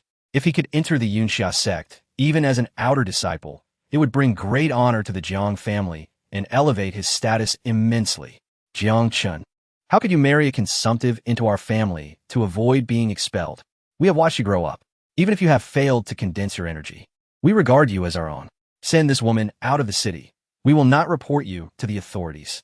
Jiang Chen, your audacity knows no bounds. Just expel the consumptive, and we shall not trouble you. Jiang Chen stood protectively in front of Nangong Waner, observing the pretense of those around him. The world was indeed harsh, and human emotions were fickle. In his 2 lifetimes, he had come to understand this truth. In the depths of Jiang Chen's memories, he recalled a time of extreme poverty when even a meal was a luxury. What were these neighbors, who now claimed to care for him like family, truly doing? In his previous life, when his master, the revered Xian Wang Chongming, was at the pinnacle of power, countless formidable beings visited him with grand gifts, calling him brother. Yet, when he faced a siege, not a single one of those so-called brothers came to his aid. Instead, many delighted in his misfortune. To him, certain individuals were even more terrifying than demonic beasts. Beneath their hypocritical masks lay a far more sinister evil. As a man, Nangong Waner was his wife. Even if she truly suffered from consumption, he would never abandon her due to her illness, let alone allow these outsiders to insult her. She is my legally wedded wife. If she truly has consumption, you need not drive us away. We will voluntarily leave Tianwu City and never return. But if you seek to slander my wife for your selfish interests, even if it costs me my life, I will not let you go unpunished." Jiang Chen's fury surged as he glared at the crowd. "Jiang Chen, the evidence is irrefutable, and these neighbors have witnessed it all. Do you still wish to deny it? I see your intent to bring this consumptive into Tianwu City, seeking to harm our neighbors. You deserve to be punished. Expel Jiang Chen's family. Yes, drive them out of Tianwu City." Nangong Wanner shuddered, blood spilling from her lips, rendering her face even paler. Had Jiang Chen not been there to support her, she might have collapsed. As she observed the disdain and contempt in the crowd's eyes and turned to look at the protective Jiang Chen, she never imagined she would fall to such depths, dragging Jiang Chen and his grandfather down with her. She gently pushed Jiang Chen's hand away, saying, "This matter has nothing to do with you. Do not let me ruin your family." She attempted to distance herself from Jiang Chen, but he held her hand firmly, speaking softly in a tone only she could hear. "Do not worry. You are my wife. If you leave, I shall leave with you. If you stay, I shall stay with you. Even if you had consumption, we would exhaust our resources to ensure your recovery." Nangong Wanner gazed at Jiang Chen with a complex expression. She, the holy maiden of the demon race, had never imagined being protected by a mere human who had yet to condense his energy. Yet, this frail body stood fearless before her, and his words brought warmth and reassurance to her previously frantic heart. No matter the danger or the challenges ahead, she no longer felt fear.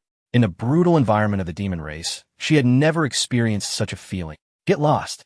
Consumptive. You bring this disease into the city to harm us. May you suffer a terrible fate. The surrounding neighbors continued their vitriol, and Jiang Chen felt a surge of energy coursing through him, as if a tremendous force were colliding within his meridians. He stepped forward, pulling Nangong Wanner behind him, exuding a fierce aura as he glared at the crowd. "She is my wife. Anyone who dares to expel my wife from Tianwu City must first step over my dead body. Who dares to drive away my granddaughter-in-law?" A furious roar echoed through the courtyard, shaking the very ground. Jiang Hai emerged, carrying a dusty box. He glanced at Jiang Chen and Nangong Wanner. Once a warrior at the innate stage, he had lost his cultivation due to injuries sustained in the Beast War, leaving him hunched ever since. Yet now he stood tall, his back straightened. Over 30 years ago, when the demon race invaded our territory, Jiang Lai was just a child. I took our family's steel spear to the battlefield, facing countless fierce battles, surviving by sheer luck. I was once a genius of the Jiang family, but upon returning heavily injured with my cultivation lost, no one has regarded me since. A few years ago, my son Jiang Lai was hailed as the strongest in Tianwu City. When the demon race launched their fierce assault, I advised him against going to the front lines. Yet he said, "When humanity is in peril, how can we sit idly by? Even if I fall, even if I die on the battlefield, I shall become a mountain, a ridge, to block the demon beast's advance." He fulfilled his promise with his life, protecting his kin behind him. But what have you done? You have insulted his family and seized his possessions. He opened the box and pulled out a tattered flag, perhaps a shofu banner, upon which the word death was inscribed in blood. In the corner, a few lines of small script read, "In times of peril for the human race, when demons loom menacingly, I am fortunate to have a child who willingly takes up the banner, carrying it with him at all times. He wipes away blood when wounded and wraps himself in it when facing death, embracing mortality with unwavering resolve, never forgetting his original intent." These succinct lines surpass 1,000 grandiose verses. My son, unfurl the battle flag. Let us see who dares to drive our family away. Chapter 16. The disciples of Yunxia sect take action. In the brief silence that enveloped the scene, the elder Jiang Hai, who had been reduced to a state of humility and timidity following the loss of his cultivation, evoked memories of his once indomitable spirit. The sorrow of losing his child had dulled his former brilliance, yet his words resonated with sincerity, moving all present, some even gazing at him with genuine admiration. Only Xie Sandow sneered in anger, his malicious grin evident as he waved his hand. The Jiang family head had anticipated such a scenario, dispatching several formidable experts to his side. Otherwise, would he dare to confront the Jiang household? From the crowd, several individuals emerged, their auras distinctly different from ordinary folk. clearly powerful beings at the fifth stage of qi condensation and above. Their strides revealed them to be adept martial artists. Jiang Chen, it seems you are resolute in standing with this sickly old man. Do not blame me for being unmerciful. With that, they charged forward as ordered by Jiang Feng, ready to strike without restraint, even if it meant killing Jiang Chen, as Jiang Feng could easily accuse him of harboring a contagious disease. Go. Attack together, Xie Sandao urged urgently, and the group began to channel their true essence, each one a late-stage qi condensation warrior. The air crackled with their overwhelming presence, prompting the onlookers to retreat in haste, while Jiang Hai supported Nangong Wan'er toward the entrance. Grandson, take the spear. Jiang Chen grasped the spear, feeling a surge of power. Split the steel. As a figure darted toward him, Jiang Chen, infused with strength, unleashed his might. A spray of blood erupted as he sent the fifth-stage warrior flying. Cloud-piercing leg. Ice palm force. Breaking void sword technique. Jiang Chen's murderous intent was as vast as the ocean, sweeping through his opponents with a single strike, sending them sprawling several feet away. Meanwhile, Jiang Feng, seated at a nearby tea house, wore a grim expression. As a warrior at the 8th stage of qi condensation, he felt both fear and intrigue at Jiang Chen's terrifying prowess, which, despite not having reached qi condensation, rivaled his own. Lin Han, observing the scene, smirked disdainfully. This remote little town, indeed, lacks refinement. Your subordinates are but chickens and dogs, incapable of even besting the Yunxia sect servants. Chui Tu, subdue that boy, regardless of life or death. Understood, replied Chui Tu, a disciple of the Yunxia sect, as a wave of energy surged from him, causing the air around the tea house to ripple. Jiang Feng was momentarily taken aback. This young man, barely 20, possessed strength that surpassed his own. Lin Han seemed to grasp Jiang Chongling's intent. Just the 8th stage of qi condensation, he remarked. What? Jiang Feng's pupils dilated. A disciple of the 8th stage possessed a foundation 100 times greater than his own. The reputation of Yunxia sect was indeed well-deserved. If such a formidable external disciple existed, how terrifying must Lin Han, who had reached the divine refinement stage, be? As Jiang Chen prepared to withdraw, a sudden, lethal intent assailed him. A hand had breached his defenses, striking his chest with tremendous force. Jiang Chen felt an overwhelming power surge through him, and with a gasp, blood spurted forth. Chenia. Jiang Hai attempted to rush forward, but was halted by Jiang Chen's firm gesture. I am fine. Steadying himself, he gazed at the cloaked figure of Chui Tu, recognized by many as a disciple of Yunxia sect, one of the 9 sects of the Eastern Wilderness, a colossus for the small border town. The disparity between them was insurmountable. Even the most talented individual from Tianwu City would be honored to be an external disciple of Yunxia sect. If a disciple of the Yunxia sect were to take a life in this small town, it would be no different from crushing an ant. How had Jiang Chen incurred the wrath of such a powerful sect? No one could save him now. If only he could forge a connection with Yunxia sect, he would stride through Tianwu City with ease. Surely, a disciple of such a grand sect would act justly. Jiang Chen's fate seemed sealed. Jiang Hai's mind buzzed with despair. He was all too aware of Yunxia sect's might. Once, on the battlefield, Zhang Lai's army had been tasked with protecting a guest elder from Yunxia sect. Even the supreme commander, a figure of immense authority, had to treat that elder with utmost respect. Jiang Lai had perished in the line of duty, and now such a figure had personally intervened. Jiang Hai's eyes brimmed with hopelessness. Was it truly the end for the Jiang family? Jiang Chen's gaze was cold, fixed upon the formidable presence of Chui Tu, who exuded an aura akin to that of a fierce beast. This was the strongest opponent Jiang Chen had ever faced, yet he felt no fear, only a burning desire to fight. Triple spear assault. Jiang Chen unleashed his family's legendary technique, the spear twirling into a flurry of blossoms as he charged at Chui Tuesday. Such ferocious moves were effortlessly evaded by Chui Tuesday. Such shallow techniques should not be employed repeatedly. If this is all you can muster, you shall perish in our next exchange. Remember my name, Chui Tuesday. Chui Tu's disdain was palpable. He regarded Jiang Chen as nothing more than an insect. Then let us see. Jiang Chen's spear flickered as he executed the triple spear assault once more, transforming one strike into 3, 3 into 10, and 10 into 100. Even Chui Tu's expression shifted slightly, An elementary first-tier technique had been cultivated by Jiang Chen to such an extraordinary level. Yet what does that matter? You are merely a body refinement stage warrior. No matter how exquisite your moves, can they truly harm me? Chui Tu's hands surged with heat as he unleashed the Inferno Palm. A third-tier technique. The blistering energy radiated from him, and his hands glowed red-hot. Such a technique could overwhelm even innate-level warriors, sealing Jiang Chen's fate. Unfazed, Jiang Chen's spear struck Chui Tu's left arm with tremendous force, even as Chui Tu's right palm connected with Jiang Chen's chest. The sound of the impact reverberated through the air, and in that moment, everyone held their breath. Even those who bore ill will toward Jiang Chen could not hide their sympathy as he was sent sprawling once more, blood seeping from the corner of his mouth. Yet his eyes shone with a fierce light, his fighting spirit ignited even further.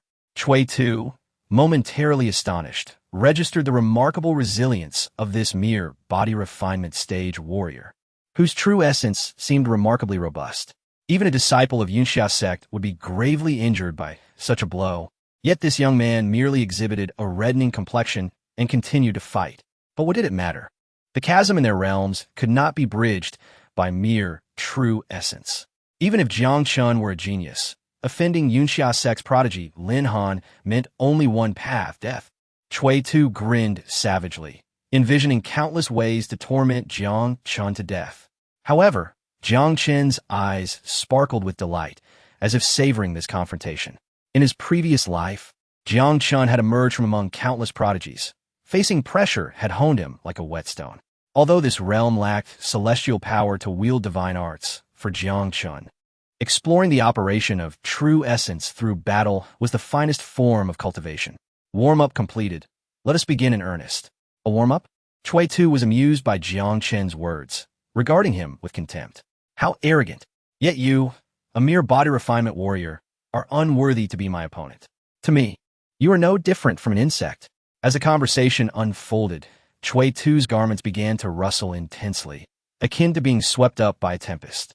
In the next moment, his body surged forth like a hurricane, hurtling towards Jiang Chen, yet within the howling winds lay a palpable intent to kill. The fierce gales roared. Before Jiang Chen, several whirlwinds materialized out of thin air, erecting a wall of wind before him. As the two forces collided, a cacophony of howling winds ensued, silver flashes appearing amidst the tempest, infused with the power of thunder. The phantom of a fierce tiger emerged from the tip of his spear, its roar echoing through the mountains, causing all beasts to kneel in submission. Chui Tu's onslaught intensified, the wind propelling the shadows of his palms in cascading waves, akin to the rhythm of the sea. The gusts howled, the icy spikes pierced, the cloudstones struck. The two combatants engaged in a fierce exchange, clashing for dozens of rounds. Despite Chui Tu's formidable prowess, he found himself momentarily unable to subdue Jiang Chen, who, in the brief intervals of unleashing his supernatural abilities, relentlessly counterattacked with his spear. The onlookers, witnessing Jiang Chen's fierce assaults and nearly otherworldly techniques, were left in awe. Even those unversed in martial arts felt an overwhelming admiration. Was this truly the youth they had previously deemed a failure?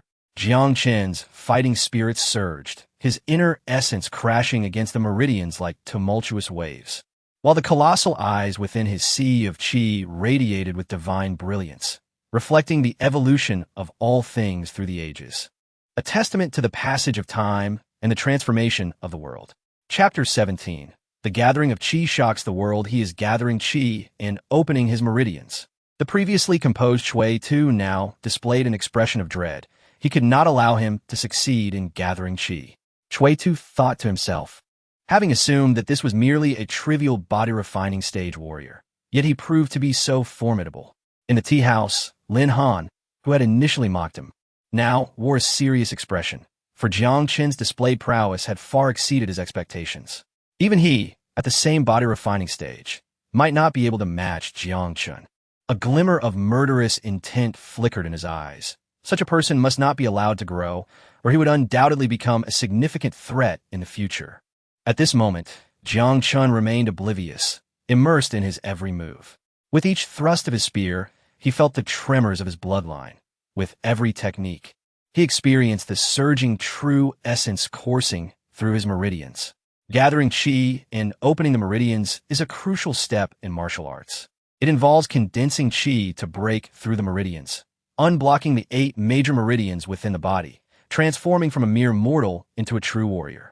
After gathering qi, one's strength, speed, and even resilience would see a substantial enhancement. The number of meridians successfully opened would also determine the heights one could achieve in martial arts.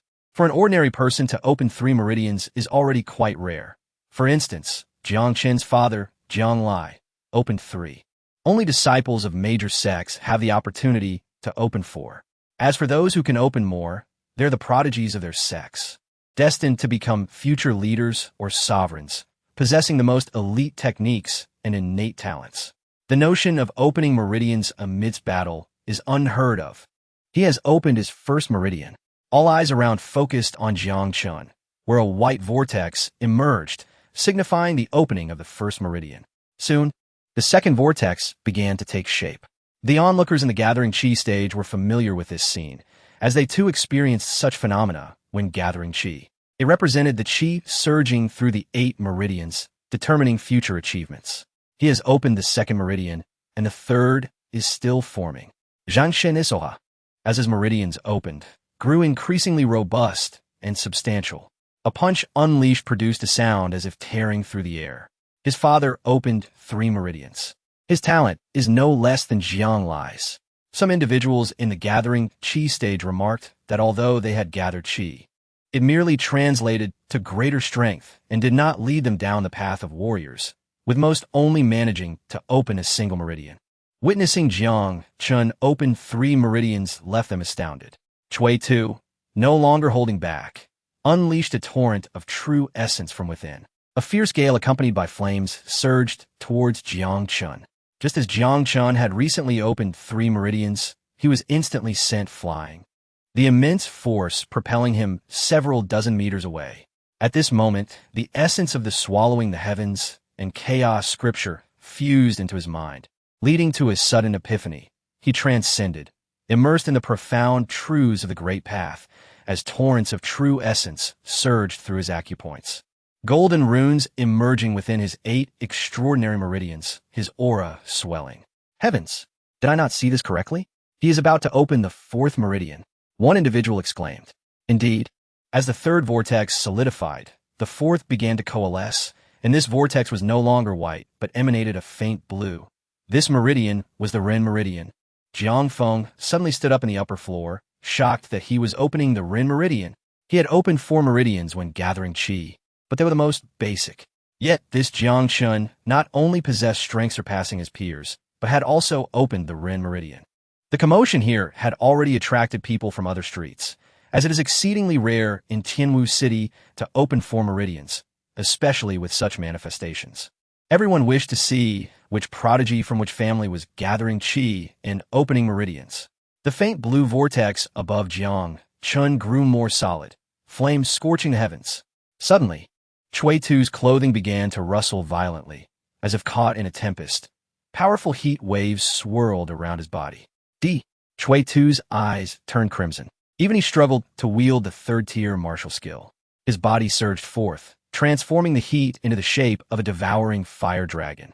Jiang Chen was struck heavily, spitting out blood. Though grievously wounded, he surprisingly rose once more. At that moment, his body radiated divine light, shimmering like a celestial being descending upon the earth, his aura growing even stronger. Suddenly, a strange gust of wind swept through the street, converging above Jiang Chen. The 5th meridian. What? The 5th meridian? Even among those disciples of major sects, few have reached 5 meridians. The wind circled above Jiang Chen, its speed not diminishing but increasing. The 5th vortex, astonishingly, was red.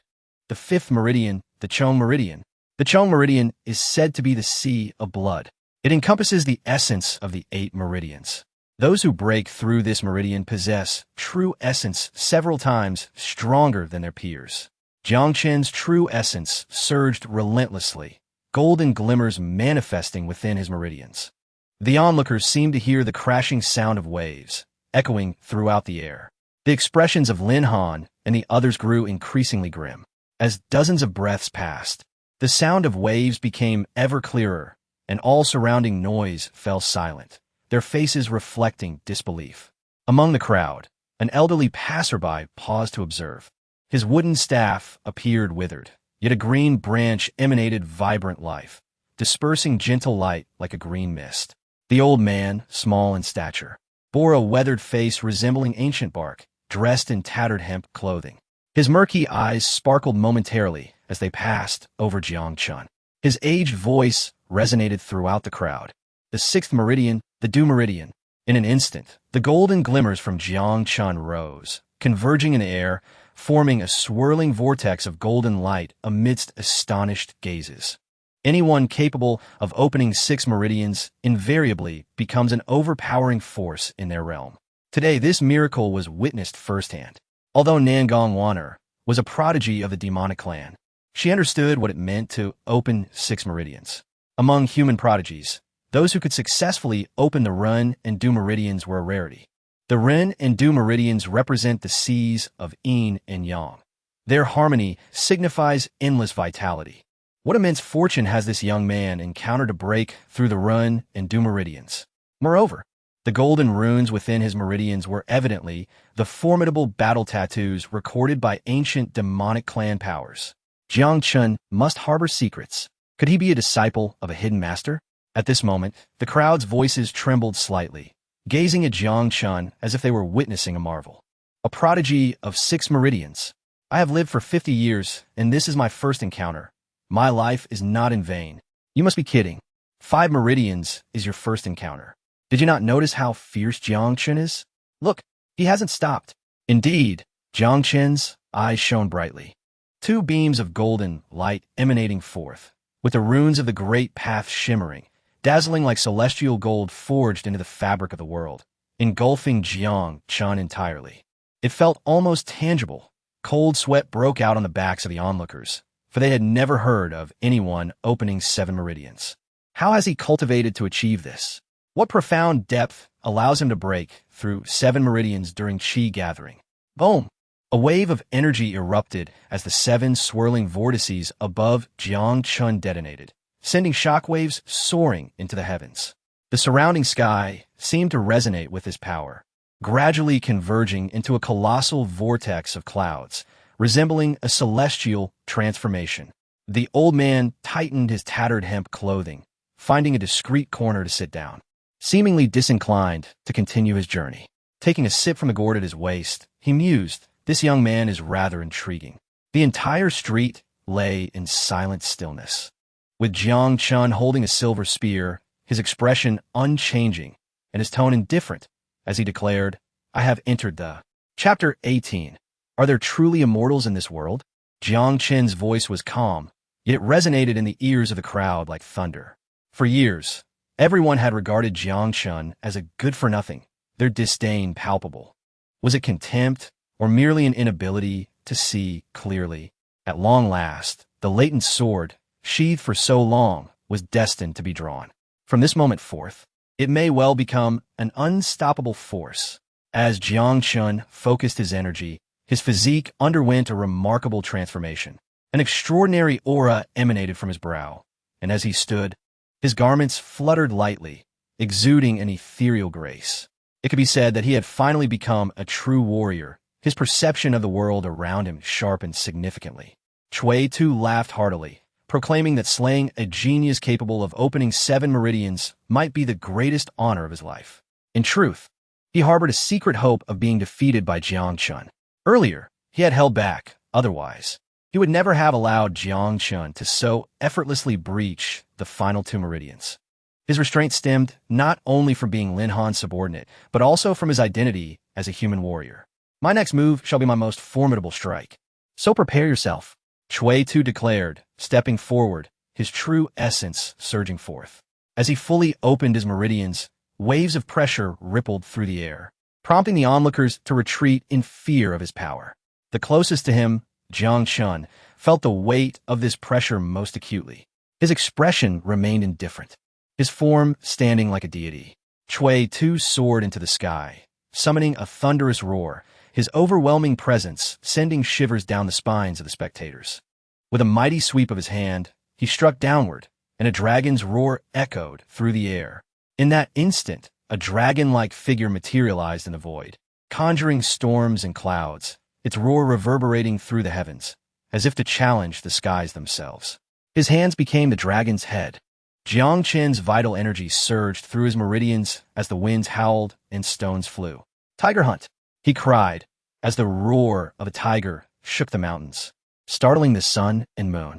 The storm that had descended was suddenly drawn back into the heavens. Clouds follow the dragon, winds follow the tiger. In this small Tianwu city, an unprecedented duel of geniuses was unfolding. Not far away, Su Wei gazed at that familiar figure, flames of jealousy and resentment flickering in her eyes, intertwined with regret. The tempest passed in a flash. The street fell into a profound silence, broken only by the faint sounds of gasping and swallowing. All eyes were fixed on the scene before them, shock evident in their distorted expressions. Jiang Chen stood tall and proud, while Cui Tu, the disciple of Yunxia sect, lay defeated on the ground, unable to rise. Amid the gasps of astonishment, Lin Han's face darkened like a stormy sea. Had he known of Jiang Chen's true prowess, he would never have dared provoke him. Initially, he had dismissed Jiang Chen as a mere body-forging warrior, a fragile ant beneath his heel. He had even devised plans to humiliate the alluring woman by his side. Yet, as Jiang Chen cultivated his energy and triumphed over Cui Tu, Lin Han was starkly reminded that the ant he had underestimated had shattered 7 meridians, far surpassing his own talents, indeed, by hundreds or thousands of times. At this moment, Jiang Feng felt a chilling sensation creeping into his heart, a flicker of fear igniting in his gaze. Was this truly the Jiang Chen he had known? He had always believed his own talent to be the greatest in Tianwu City, while Jiang Chen was merely a 20-year-old failure unable to condense energy. Yet the scene before him had exceeded all comprehension, and thoughts of annihilating Jiang Chen only served to make his legs tremble. "You must be young Master Lin Han of Yunxia sect." A graceful figure had silently approached the second-floor private room. Everyone's attention was so engrossed in Jiang Chen that they failed to notice her arrival. Lin Han turned, his gaze widening in surprise at the sight of a strikingly beautiful woman. Though not as exquisite as the alluring lady he had previously contemplated, she was indeed a rare beauty. The young woman, Su Wei, introduced herself, her demeanor exuding an ambitious confidence despite her modest attire. "I have seen young Master Lin Han before.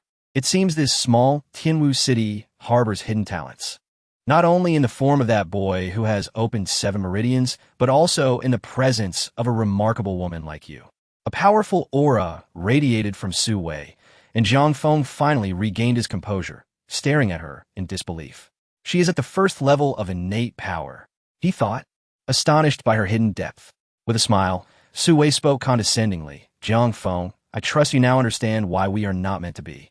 In this world, power reigns supreme, and you, in my eyes, are far too weak." She shifted gracefully to sit beside Lin Han, her fragrance enveloping him, intoxicating yet chilling. With a playful smile, she turned her attention to Jiang Chen below, her voice dripping with malice. "Young Master Lin, since we have established enmity, it is only fitting to eradicate the root of the problem. You must not show mercy." Lin Han understood that, at this juncture, the outcome would be one of life or death. He sensed that although Jiang Chen appeared weak now, should he grow stronger, he would undoubtedly become a formidable adversary. Lin Han's murderous intent surged, chilling the very air of the tea house. "Wu Ming, it is time for you to act," he commanded. "Yes," replied the figure in green behind him, advancing toward the lower level. His aura was sinister, though no essence fluctuated from him. Jiang Feng felt an overwhelming terror emanating from this disciple of Yunxia sect. This man, surnamed Wu, was a master of the path of slaughter, likely at the late stage of innate power. Should he strike, Jiang Chen would have no chance of survival. As Jiang Chen triumphed over the disciple from Yunxia sect, a moment of stunned silence preceded an eruption of chaos akin to crashing waves. Some heads of noble families in Tianwu City began envisioning Jiang Chen's future achievements, even disregarding the condition of Nangong Waner, rushing forward with fervor. "Jiang Chen, I am your Uncle Chen, having watched you grow up. I have an unmarried niece. How about we further our ties?" "What uncle?" "Brother Chen, I may be 30 years your senior, yet I have long admired you in spirit. Jiang Feng is not the only genius of the Jiang family. That title belongs solely to Jiang Chen. Not only Jiang Chen, but even Jiang Hai was suddenly surrounded by the enthusiastic residents of Tianwu City. After all, breaking through 7 meridians was akin to reaching the heavens. It was believed that after today, prominent sects would come seeking him as a disciple, promising an unimaginable future. Jiang Chen had no time to revel in his newfound acclaim when an icy chill gripped him. A profound sense of danger washed over him, akin to being hunted by an ancient beast. Fortunately, this sensation was fleeting. Not far off, a young man clad in gray stood at the street corner. He appeared to be around 30, his ghastly visage marred by a prominent scar, as if he had emerged from a sea of corpses, emanating a ghastly aura. Yet, in the next instant, this young man froze, his eyes wide with horror, as if he had witnessed something terrifying. In that moment, he sensed a singular figure among the chaos. On either side of the avenue, lofty buildings loomed, yet Wu Ming perceived none of it. In his mind, there was no bustling street, no structures, only one being, like a god descended to earth, standing tall and unyielding, as if one with creation itself. His eyes brimmed with disbelief, his legs trembling in fear as he thought, is there truly an immortal in this world? Chapter 19. Come sleep in this room. Jiang Chen's breakthrough of the 7 meridians has caused quite a stir in the entire Tianwu city. Countless residents gathered in waves, while accomplished martial artists leaped from rooftop to rooftop, eager to witness the prodigy who had achieved such a remarkable feat within moments. The streets were thronged with people, including shopkeepers and courtesans, all drawn to this unprecedented spectacle. The street had never witnessed such bustling prosperity. Even the eaves were crowded with onlookers, all staring in disbelief at the figure before them. How could the extraordinary genius who had broken through the 7 meridians be none other than Jiang Chen, who had been ridiculed for years? Many felt deep regret, for merely half a month prior, Jiang Chen had sought a marriage partner, and now their gazes, once filled with contempt, were transformed into profound amazement and reverence. Breaking through the 7 meridians, overcoming 8 minor realms to defeat disciples of the Yunxia sect. These were feats seldom seen in the world. Jiang Chen was already enveloped in an aura of myth, leaving an indelible impression of astonishment on everyone present. A true genius, he was destined to become a formidable force in the future. Not just in Tianwu City, but across the eastern wilderness, he was a prodigious talent. It was no wonder that he had only condensed his qi at the age of 20.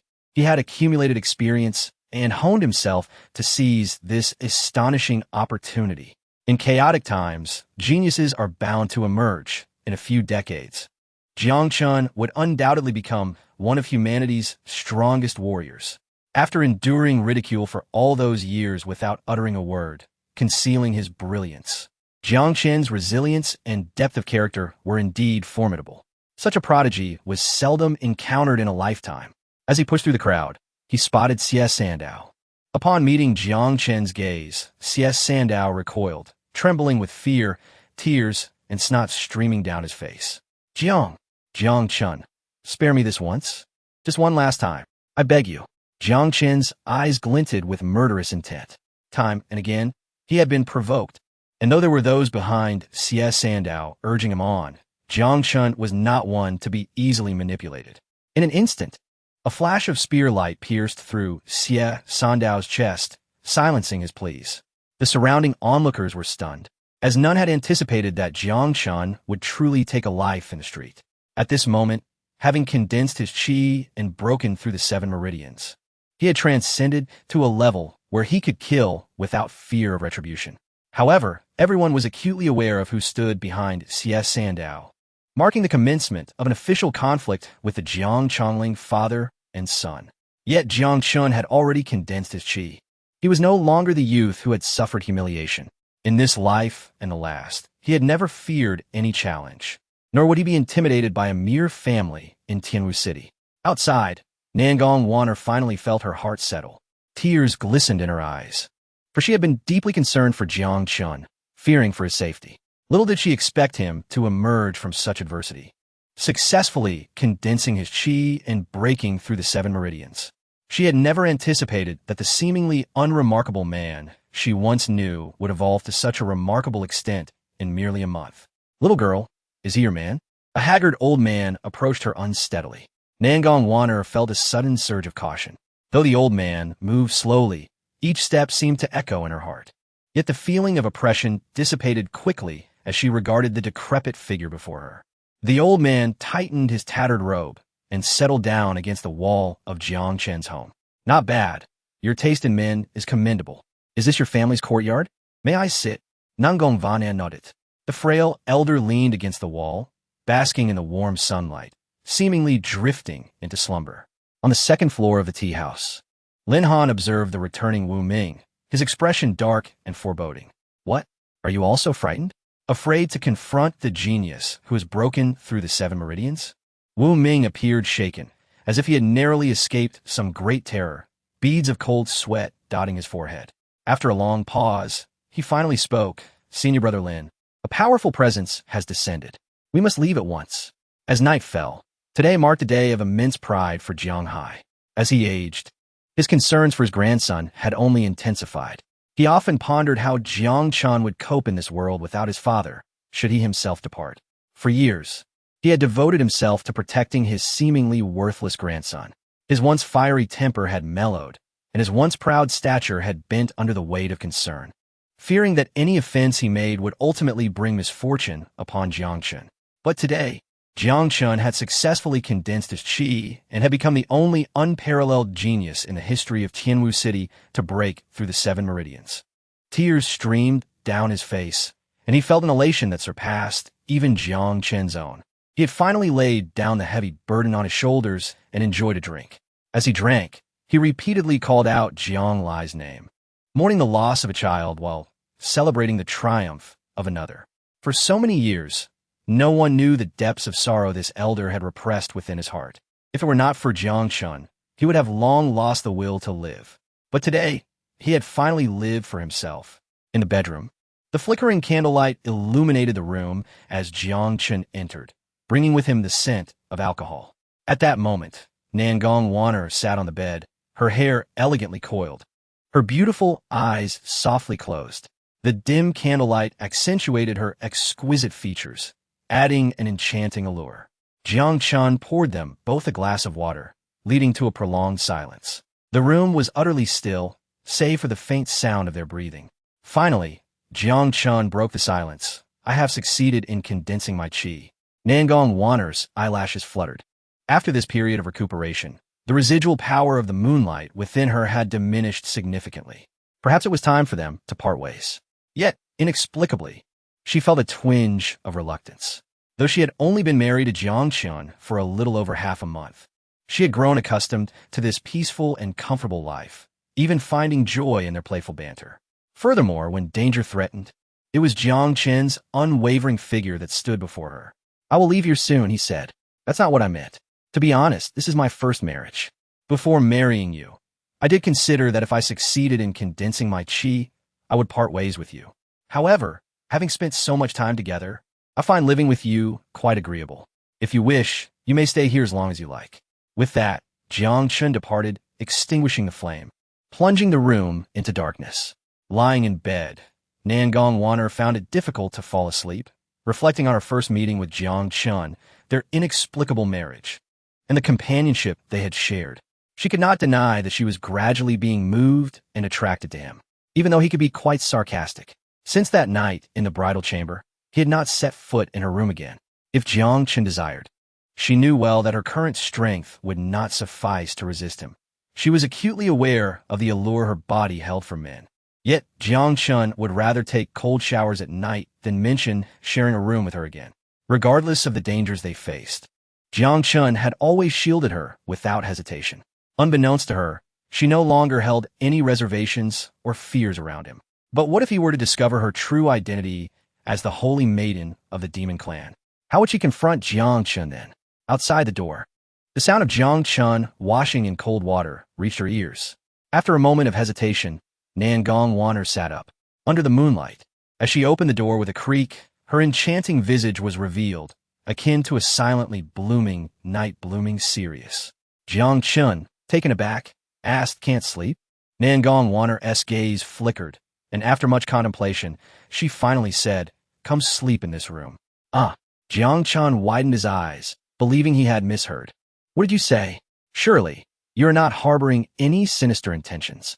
Nangong Wanner inhaled deeply, a flicker of irritation flashing in her eyes.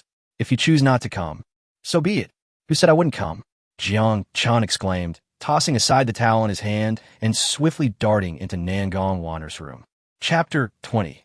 Disturbances among the beasts of the 10,000 beast mountain range. The room was shrouded in darkness, and Nangong Wanner clutched the blanket tightly, her heartbeat quickening uncontrollably, resonating in her ears.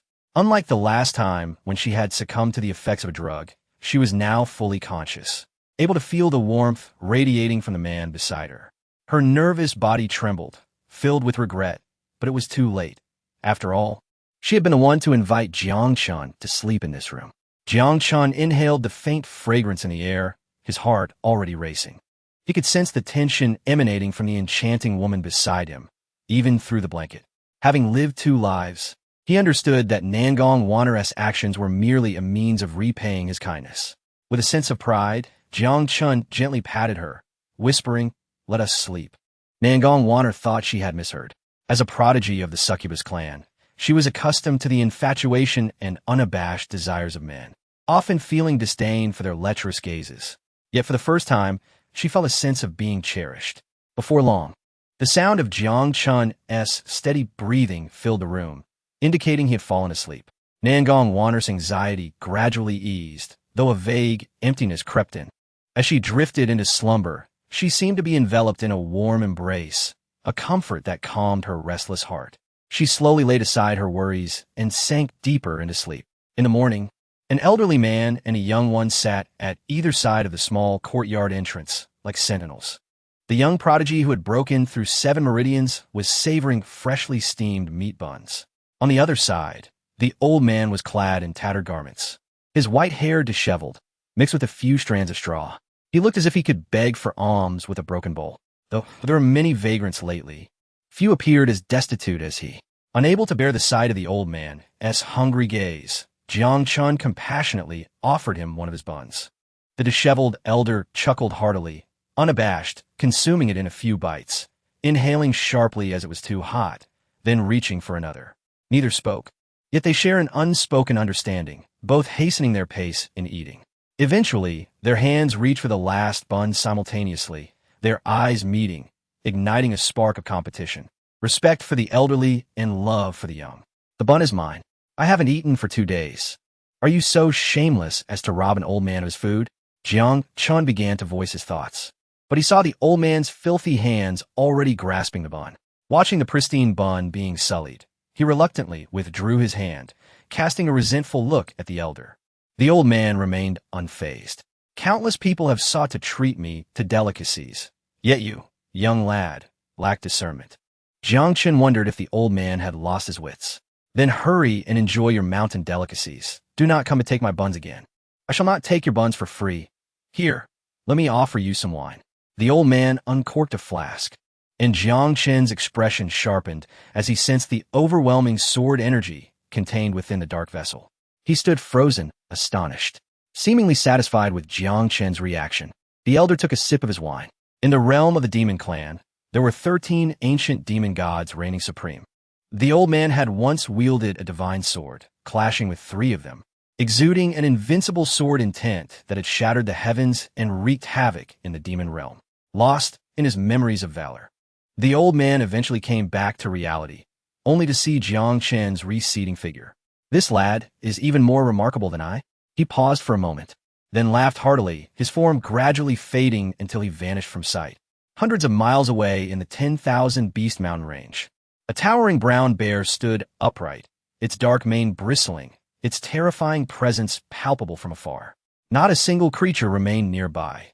Within just a day, it had devoured all the living beings on the mountains, yet its hunger remained insatiable. Seemingly called forth, it began its journey towards Tianwu City. Amidst the fog, 2 crimson lanterns flickered, revealing not lanterns but the bloodshot eyes of a massive serpent, stretching dozens of meters long, slithering towards Tianwu City. Deeper within the mountains, Countless trees lay uprooted as waves of first-tier demon beasts surged forth, rushing out of the mountains, resembling a torrent of black. Their eyes were filled with panic, as if driven by some unseen force. Finally, a terrifying roar echoed through the endless mountains, shaking the trees and causing leaves to fall in disarray. A colossal figure emerged from the thick fog, its true form obscured. With each step it took, the mountains trembled, birds took flight in fright, and countless beasts knelt in fear. This ancient beast had existed for countless years, covered in moss, summoned by the divine spirits of the demon realm, ready to emerge from the mountains. In recent days, the people of Tianwu City lived in trepidation. Villages outside the city faced daily attacks from demon beasts, and even warriors in the Qi condensation stage struggled to survive. Wealthy families within Tianwu City began to flee, spending exorbitant sums to hire experts to escort them to larger cities. They were willing to forsake everything rather than remain in Tianwu City for even a moment longer. In the Jiang family residence, "Finish this bowl of medicine. You will feel better afterward," Jiang Chen said affectionately. Nangong Wan'er, as the saintess of the Nine Tribulations demon sect, had never feared even Lin Xie of the Tai Shin sword sect. Yet this time, she felt fear. "Are you certain this is a bowl?" Jiang Chen looked at the basin before him, which was hardly fitting to be called a bowl. Blaming himself for the first time brewing the medicine poorly, he had added too much water. For the sake of the technique, sacrificing a semblance of flavor was necessary. With a determined expression, he leaned forward, commanding, "Woman, finish it all." At that moment, the potion spilled over Jiang Chen's head. As Jiang Hai returned home, he observed his grandson and granddaughter-in-law playfully bickering, a smile breaking across his aged face. This familial bliss was what he longed for. "You two, stop your antics. Refrain from going out for the next few days. It's not safe outside." "What happened?" Jiang Chen inquired, puzzled. "Many refugees have arrived in the city these past few days. It is said that demon beasts have been sighted around Tianwu City, with several villages destroyed and thousands dead. What are the human warriors in Tianwu City? It is said they have all gone to the front lines at Bohai due to urgent battles." Nangong Wan'er's heart tightened. Had the human warriors pursuing her finally departed? Perhaps it was time for her to leave this place. Yet, for some inexplicable reason, a sense of reluctance welled up within her. Chapter 21. That figure Jiang Chen had long succumbed to slumber. For the past few days, he had taken to resting in Nangong Wan'er's chamber. Following their initial encounter, their subsequent closeness had unfolded naturally. Although nothing significant had transpired between them, Nangong Wan'er gradually found herself less averse to the unintentional physical contact with Jiang Chen. Yet tonight, she lay awake for an extended period, gazing at Jiang Chen, who slept peacefully beside her. Her heart swelled with a bittersweet mix of joy and sorrow as she reflected on the days that felt like a fleeting dream. Their meeting in this lifetime seemed merely a means to sever the ties of a past life, and now the moment to awaken from this dream had finally arrived. Gently caressing Jiang Chen's cheek, she whispered a silent farewell, as if to say, "Take care," as if I had never existed. Nangong Wan'er rose slowly, casting a lingering glance at the slumbering Jiang Chen. She tucked her graceful form within her garments and cautiously opened the door, slipping away into the night. Jiang Chen watched her silhouette vanish into the darkness, acutely aware that this woman, disguised as Wan'er, was far more complex than she appeared. Yet, who among them was without secrets? He remained uncertain of their true relationship, pondering that perhaps after their parting, they would never meet again. Under the night's veil, the streets of Tianwu City lay deserted, enveloped in an eerie silence where even the sound of a falling pin could be heard. The moon hung high, its light filtering through the leaves, casting a mosaic of shadows upon Nangong Wan'er's face. Residual traces of lunar energy lingered within her, and despite a month of recuperation, she had yet to heal. Moreover, in the heart of the human city, invoking her magic could lead to unforeseen complications. She walked slowly, having yet to exit Tianwu City even after half an hour. At a narrow alleyway, she abruptly halted, a faint scent of blood wafting through the air. Her eyes sharpened, a strange aura emanating from her, yet her heightened senses, dulled by her injuries, failed to reveal any immediate threat. Was it merely her imagination? The next moment, a piercing scream echoed from a nearby street, shattering the silence of the night.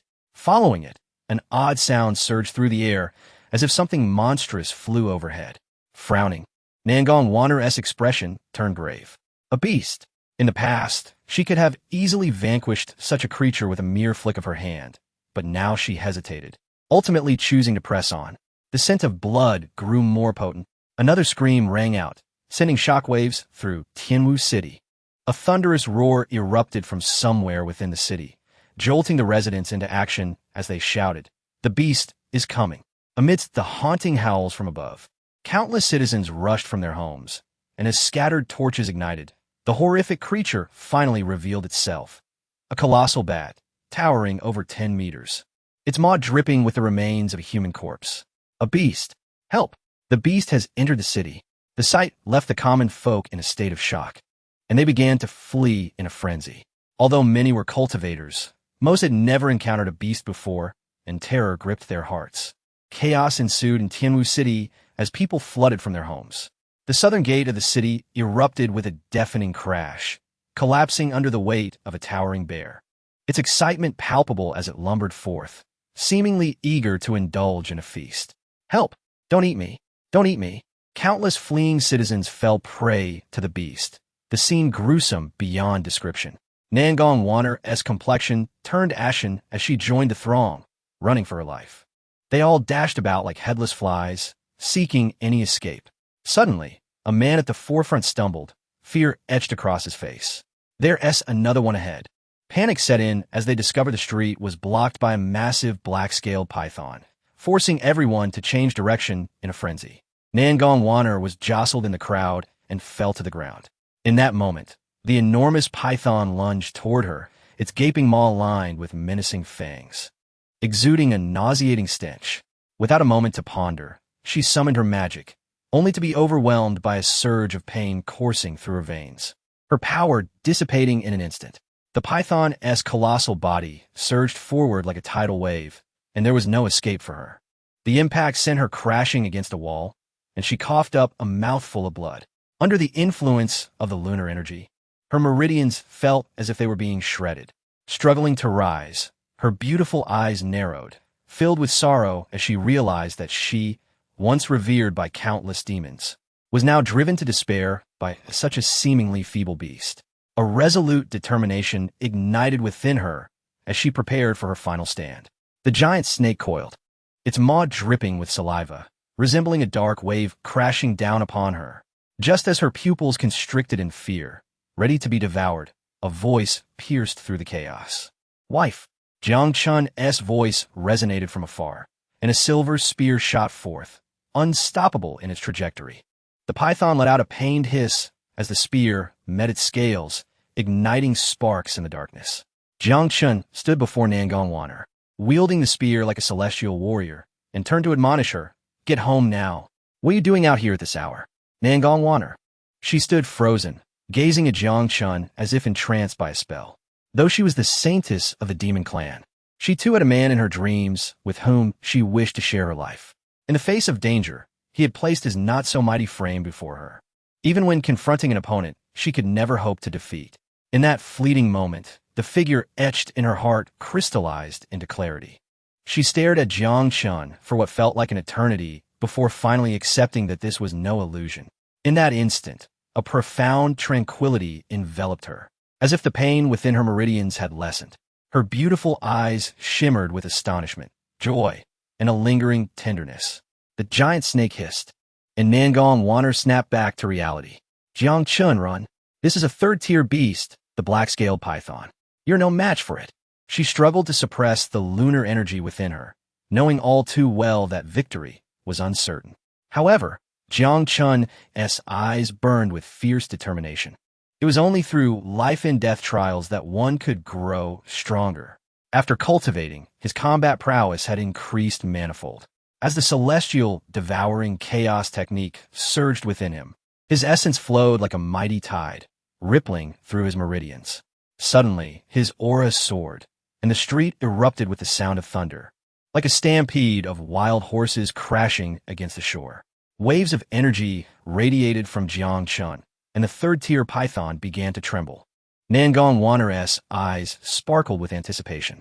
Jiang Chen had surprised her time and again, revealing facets of himself she had never anticipated. Each time she thought she understood him, he unveiled an even more remarkable side.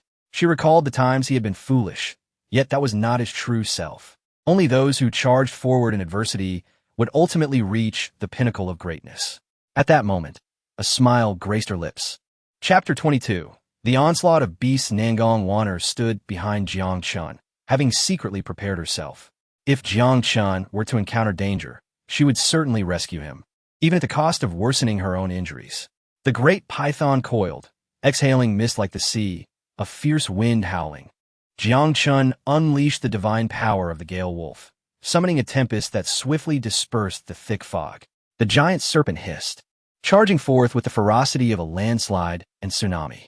Jiang Chen bellowed, his eyes ablaze with fighting spirit, as a colossal force coalesced around his spear, shimmering with silver light in the darkness, faintly resonating with the sound of a dragon's roar. He wielded his spear, akin to a silver dragon turning in midair, colliding with a massive serpent. Boom! At the point of impact, winds and clouds surged.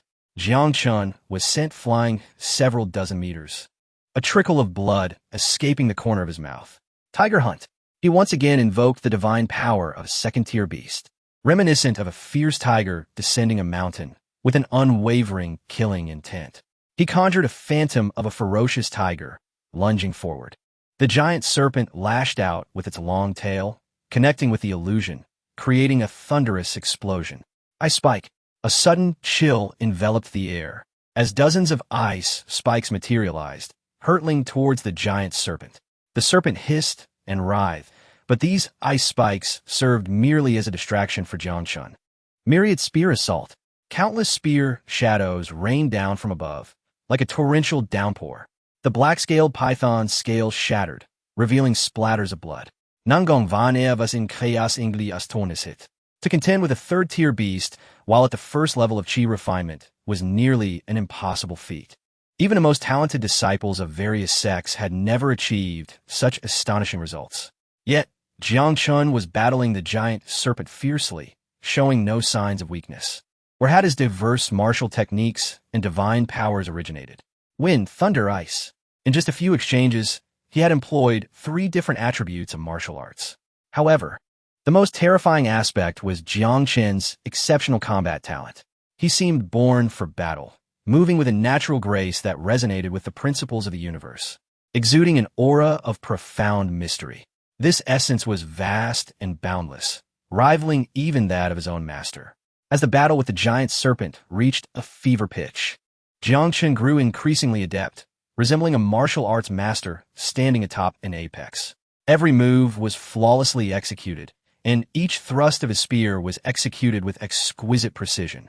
The black-scaled python began to grow agitated. Such a seemingly insignificant opponent repeatedly evaded its lethal strikes. Finally, it reared back, thunder rumbling in its maw. Boom!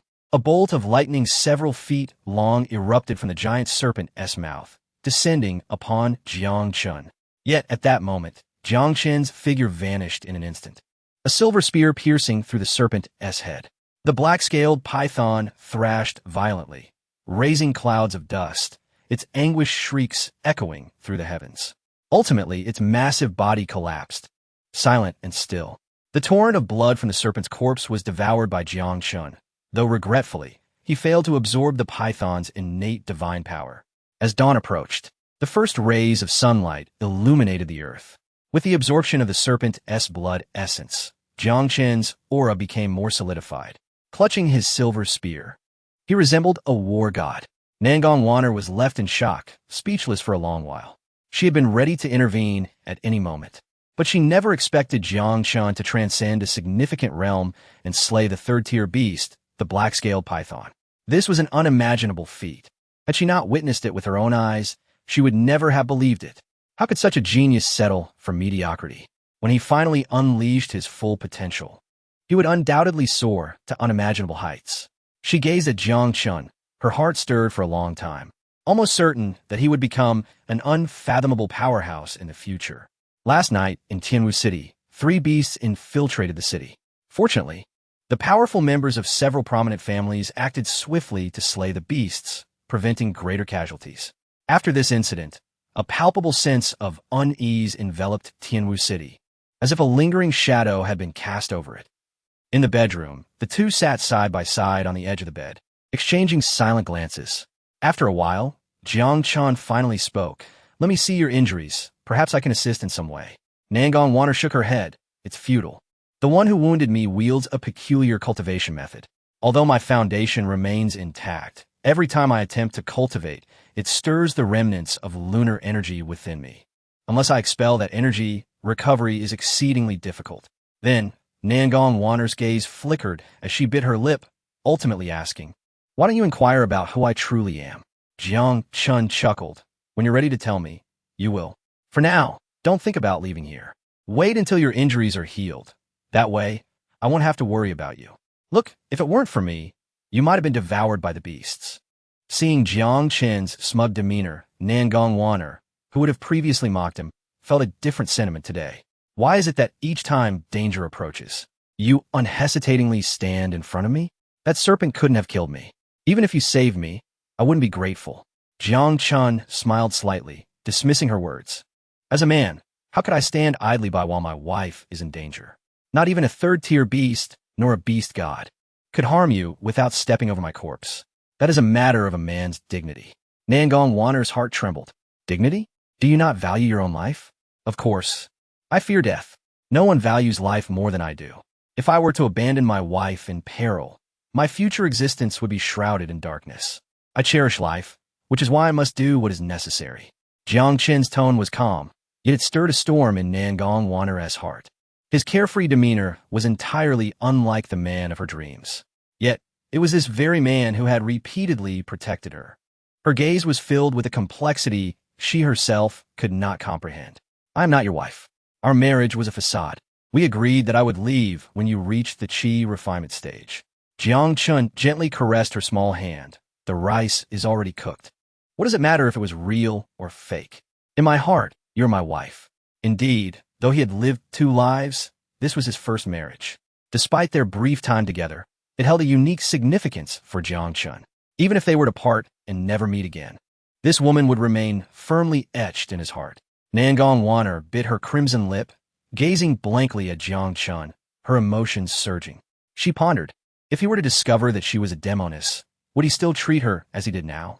The enmity between humans and demons was a deep chasm. Even if Jiang Chen harbored feelings for her, he would surely turn against her upon learning her true identity. For reasons unknown, this thought filled her with a sense of dread. Perhaps one day, on the battlefield between humans and demons, they would confront each other. Would she be able to strike at Jiang Chen then? At that moment, chaotic noises erupted from outside the courtyard. The beasts of the 10,000 Beasts Mountain had emerged, attacking neighboring cities and resulting in the deaths of hundreds of thousands. The beast tide was rapidly approaching Tianwu City. It was said that the prominent families had already departed early this morning, leaving only the weak and elderly behind. How would they survive this? 10 years ago, during the beast siege, Tianwu City had lost tens of thousands. Would they have to endure the same tragedy once more? Chapter 23. The array of the celestial realm. The words of the crowd were imbued with profound sorrow. The tragic events of a decade ago loomed vividly in their memories. Now, history threatened to repeat itself. Yet, 10 years earlier, there had been a man named Jiang Lai, but now, the noble families that once vowed to stand together had long abandoned Tianwu City. Among the remaining warriors, the strongest barely reached the 10th level of qi condensation. What could they possibly muster to fend off the onslaught of the demonic beasts? In a state of urgency, Jiang Hai hurriedly gathered belongings for Jiang Chen. "You two must leave at once. The beast horde is approaching. We cannot remain in Tianwu City." Jiang Chen sighed, sensing that the situation was likely even direr than his grandfather imagined. "Grandfather, there is no need to pack. Those who left Tianwu City this morning are probably all dead by now." 100 miles outside Tianwu City, a group of several hundred individuals advanced towards the city. Despite the dense underbrush and towering ancient trees, most of them possessed cultivation above the qi condensation stage, with a few even reaching the innate realm. They moved with remarkable speed. Suddenly, the foremost warrior halted abruptly, and a deep howl echoed around them, resonating through the mountains. Countless blood-red eyes flickered into view, drifting like ghostly flames. Finally, the source of those flames emerged from the forest. Demonic beasts. What a massive wolf. Panic ensued as the crowd beheld over 100 gigantic wolves, each towering 2 zhang in height, resembling colossal elephants. Their gaping maws dripped with saliva, and their fangs, half a foot long, were menacingly sharp. Encountering even a single second-tier demonic wolf in the wild was exceedingly rare, yet now they faced a horde of them. With a resounding howl, the wolves charged forward. Ah! A piercing scream shattered the air as a well-dressed youth was torn apart by a demonic wolf. Once the son of a wealthy merchant destined for a life of luxury, he now met a gruesome end. The bereaved father wailed in despair, "Save my son. I will give you 10,000 taels. No, 100,000 taels." Before he could finish his plea, he too was ripped in two by 2 gigantic wolves, devoured in an instant. A few innate warriors, the few elite from Tianwu City, summoned their true essence, unleashing a tempest of energy. Kill. Protect our kin as we retreat. Kill. Avenge our families. I will hold back the wolves. A middle-aged man stepped forward, channeling his innate energy as his sword pierced a wolf's throat. Yet, there were simply too many wolves. The group of hundreds was quickly decimated, with more than half falling prey to the beasts. While they could defend themselves, they were powerless to protect their loved ones, helplessly watching as their kin were devoured. They burned their true essence, tears of blood in their eyes. If only they had been within the city, they might have had a fighting chance, but now it was too late. For the better part of half an hour, amidst the desperate slaughter by the elite warriors, the demonic wolves sustained heavy casualties, yet their clan was nearly annihilated. Each individual was on the brink of collapse. The forest thick with the stench of blood. We must retreat. The scent of blood will surely attract other demonic beasts. Before he could finish, a deafening roar erupted from the distant forest, like a mountain torrent breaking loose, shaking the heavens. The ground trembled, and myriad demonic beasts surged forth. Mountain monsters, cunning beasts, golden-eyed apes, and giant rhinoceros beasts. Countless creatures burst from the woods, snapping trees and shattering rocks, a torrent of terror without end. Everyone's faces turned pale, their knees buckling, even forgetting to flee. In an instant, the tide of beasts arrived, countless demonic creatures trampling over the chi condensation warriors beneath their feet, turning them into a bloody pulp. Witnessing the demise of their families before their eyes, a few innate warriors lost all reason. Kill. They swung their weapons, sending demonic blood flying. A strange roar erupted from the forest, reminiscent of a dragon or a crocodile, as if an ancient being had been resurrected. A terrifying aura surged forth, causing the very trees to tremble. The innate warriors were momentarily stunned. What kind of horror lurked in the woods? Even a third-tier high-ranking demonic beast would not possess such overwhelming might. A thunderous roar shook the heavens, as towering trees were splintered, sending clouds of dust skyward. At last, the source of the commotion revealed itself. 100-meter-long giant crocodile, its body adorned with shimmering silver patterns, its head resembling that of a dragon, hinting at a trace of draconic bloodline. No wonder it exuded such terror. With the arrival of the giant crocodile, the mountains quaked, and a chilling aura enveloped the land. In an instant, all beasts knelt in reverence, trembling in fear. The creature's vertical pupils regarded the warriors with an icy glare.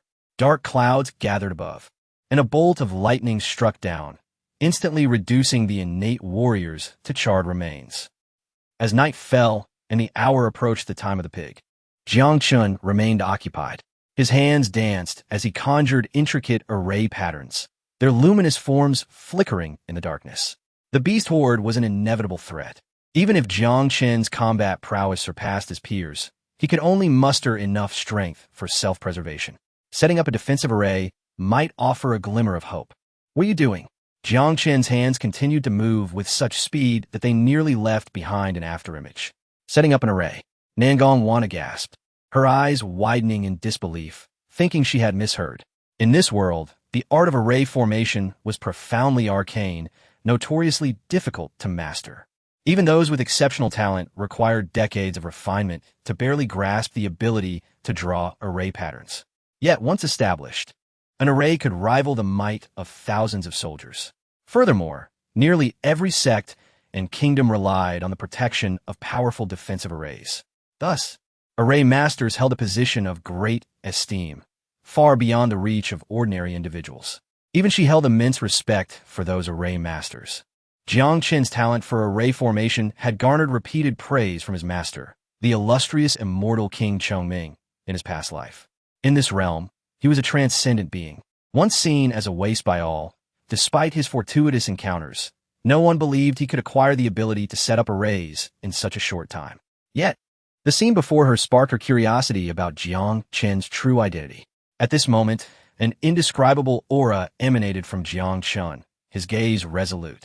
As his fingers danced, profound light and shadow flowed forth, revealing the array patterns formed by his true essence. To Nangong Wanner's astonishment, the array Jiang Chen was setting up was not a basic defensive array. The intricacy of the patterns was extraordinary, even with her rudimentary understanding of array formation. She could sense the array's formidable power, its complexity surpassing that of the 9 Calamity Demon Sect's protective array.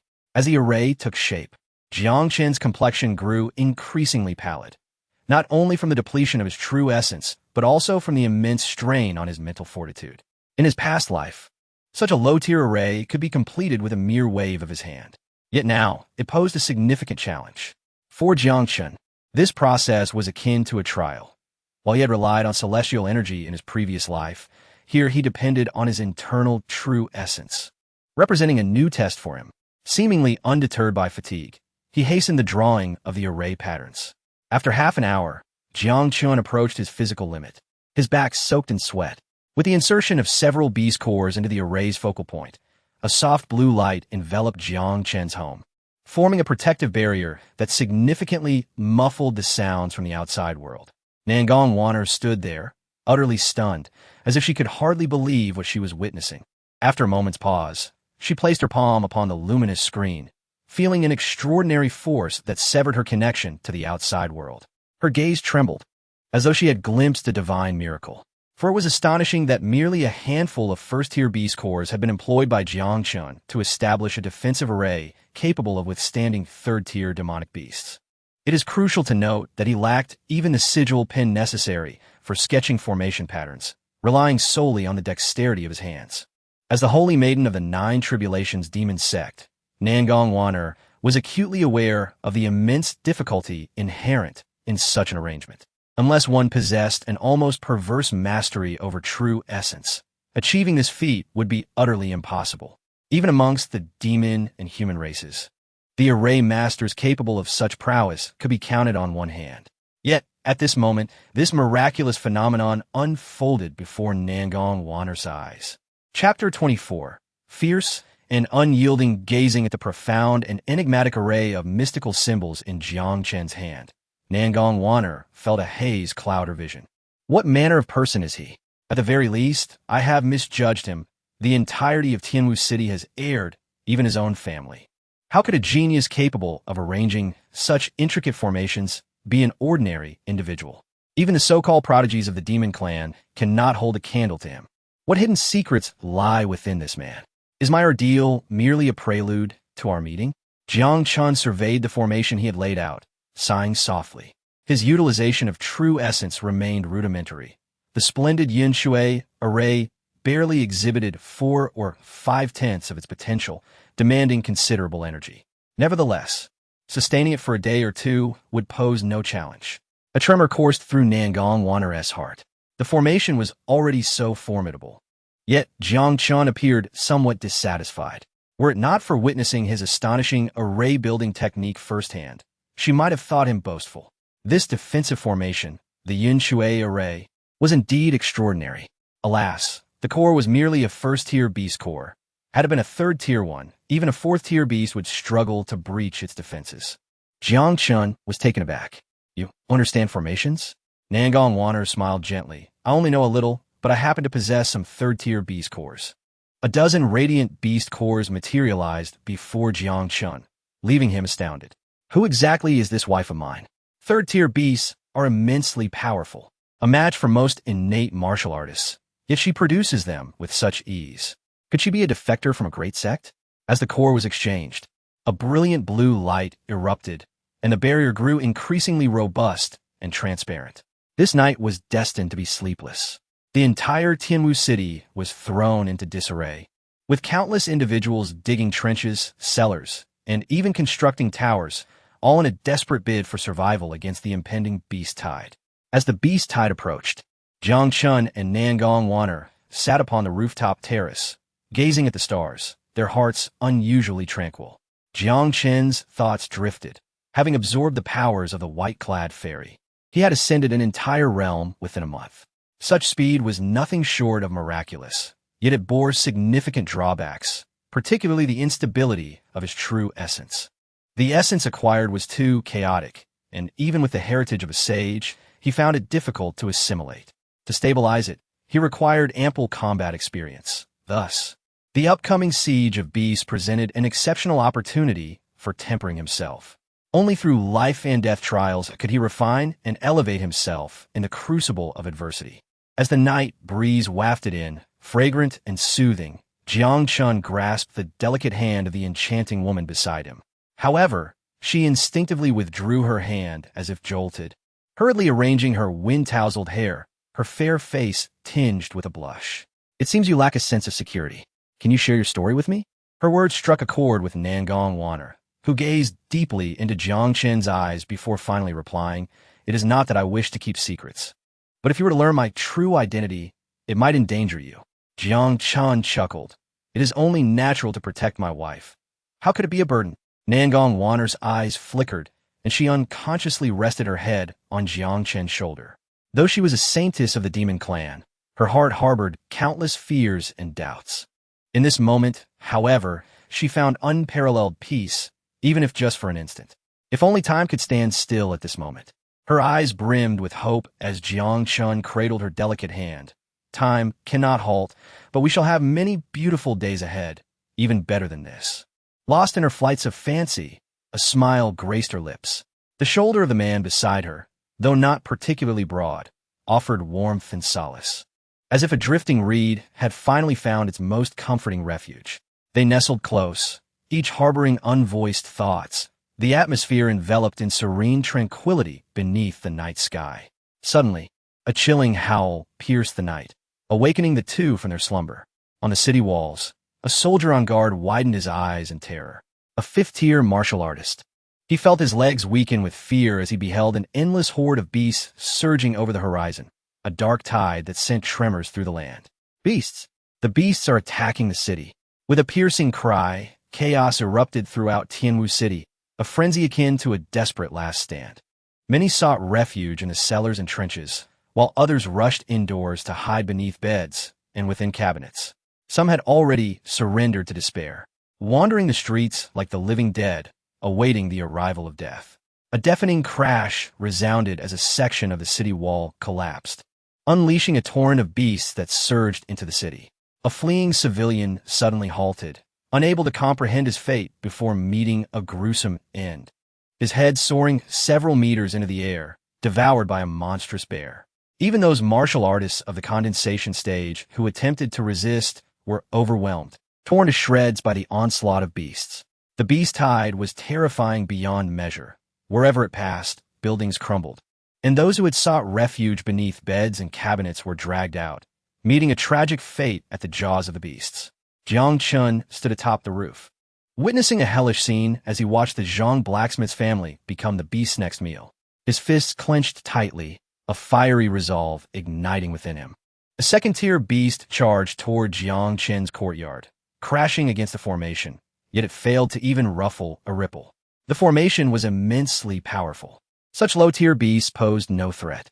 Jiang Chen felt a surge of relief and leapt down from the rooftop. "Dust, get into the cellar," Jiang Hai shouted, seemingly unconvinced by Jiang Chen's formation. Jiang Chen, however, grasped his silver spear, true essence coursing through him, merging with the meridians, his strength surging like a dragon. "Grandfather, this formation is exceptionally robust. As long as you stay inside, the beast cannot harm you." Turning to Nangong Waner, who stood tall like a pine, he urged, "Take good care of my grandfather." His words jolted her from her daze, and she instinctively supported Jiang Hai. Jiang Chen charged out, only to return moments later, embracing Nangong Waner tightly before planting a fierce kiss upon her lips. "Where are you going?" Nangong Wanner called after him, alarmed. Jiang Chen turned back, a proud smile gracing his face. "Watch your man slay the beasts." The city was overrun with beasts, cries of despair echoing throughout. As the sun rose, it no longer appeared as a dawn filled with promise, but rather a harbinger of sorrow, with anguished cries and severed limbs strewn about. In a narrow alley, a helpless 5- or 6-year-old girl wept inconsolably. Her mother had perished at the hands of the beasts. Just then, a ferocious wolf set its sights on her, the stench of blood rising as it prepared to devour her. Terror and despair filled the girl's eyes. In a flash, a spear of light pierced through the wolf, creating a gaping wound before it fell silent. The figure vanished in an instant, yet in the girl's innocent heart, that radiant silhouette would never be erased. Jiang Chen wielded his long spear, swiftly navigating through the city, employing his ancestral spear technique to perfection. Whether facing first or second-tier demon beasts, none could withstand his strike. Yet, against such low-tier creatures, even when slain, the vitality they provided was limited. Upon gathering his energy, he felt an even greater need for vitality as dictated by the swallowing heaven chaos scripture. While it was said that during the body forging stage, one needed only to consume the essence of dozens of demon beasts to advance.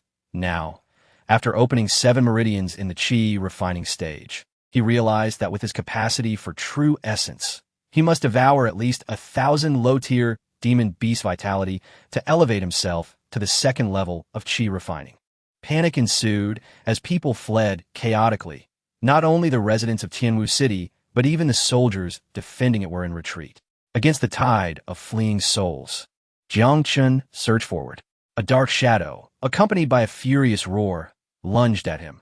A second-tier demon beast, the black-furred beast, its fangs gleaming ominously.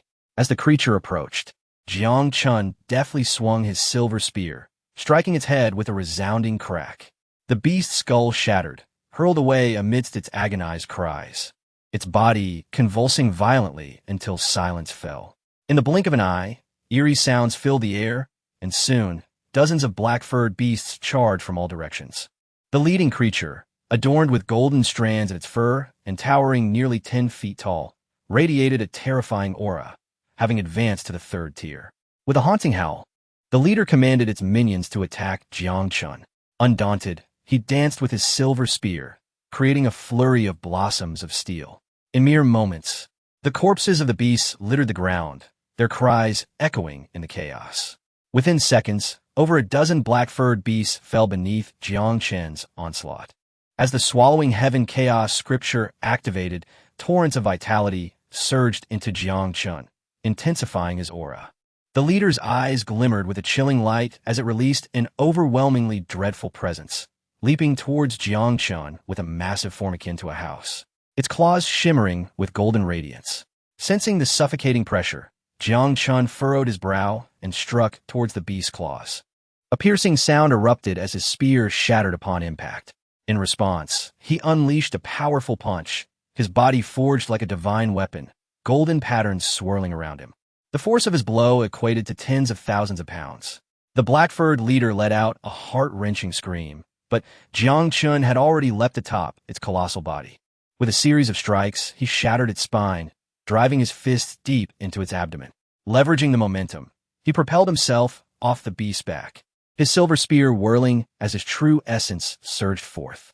Leaping into the air, he soared 10 feet high, a radiant light bursting forth as he cleaved through a dozen demon beasts, severing them in two. Who is this young man? Such ferocity. Could he be a prodigy sent to rescue us? Murmured the onlookers. He is Jiang Chen, the boy from the Jiang family who recently entered chi refining. Truly a genius who has broken through 7 meridians. With him here, we shall survive.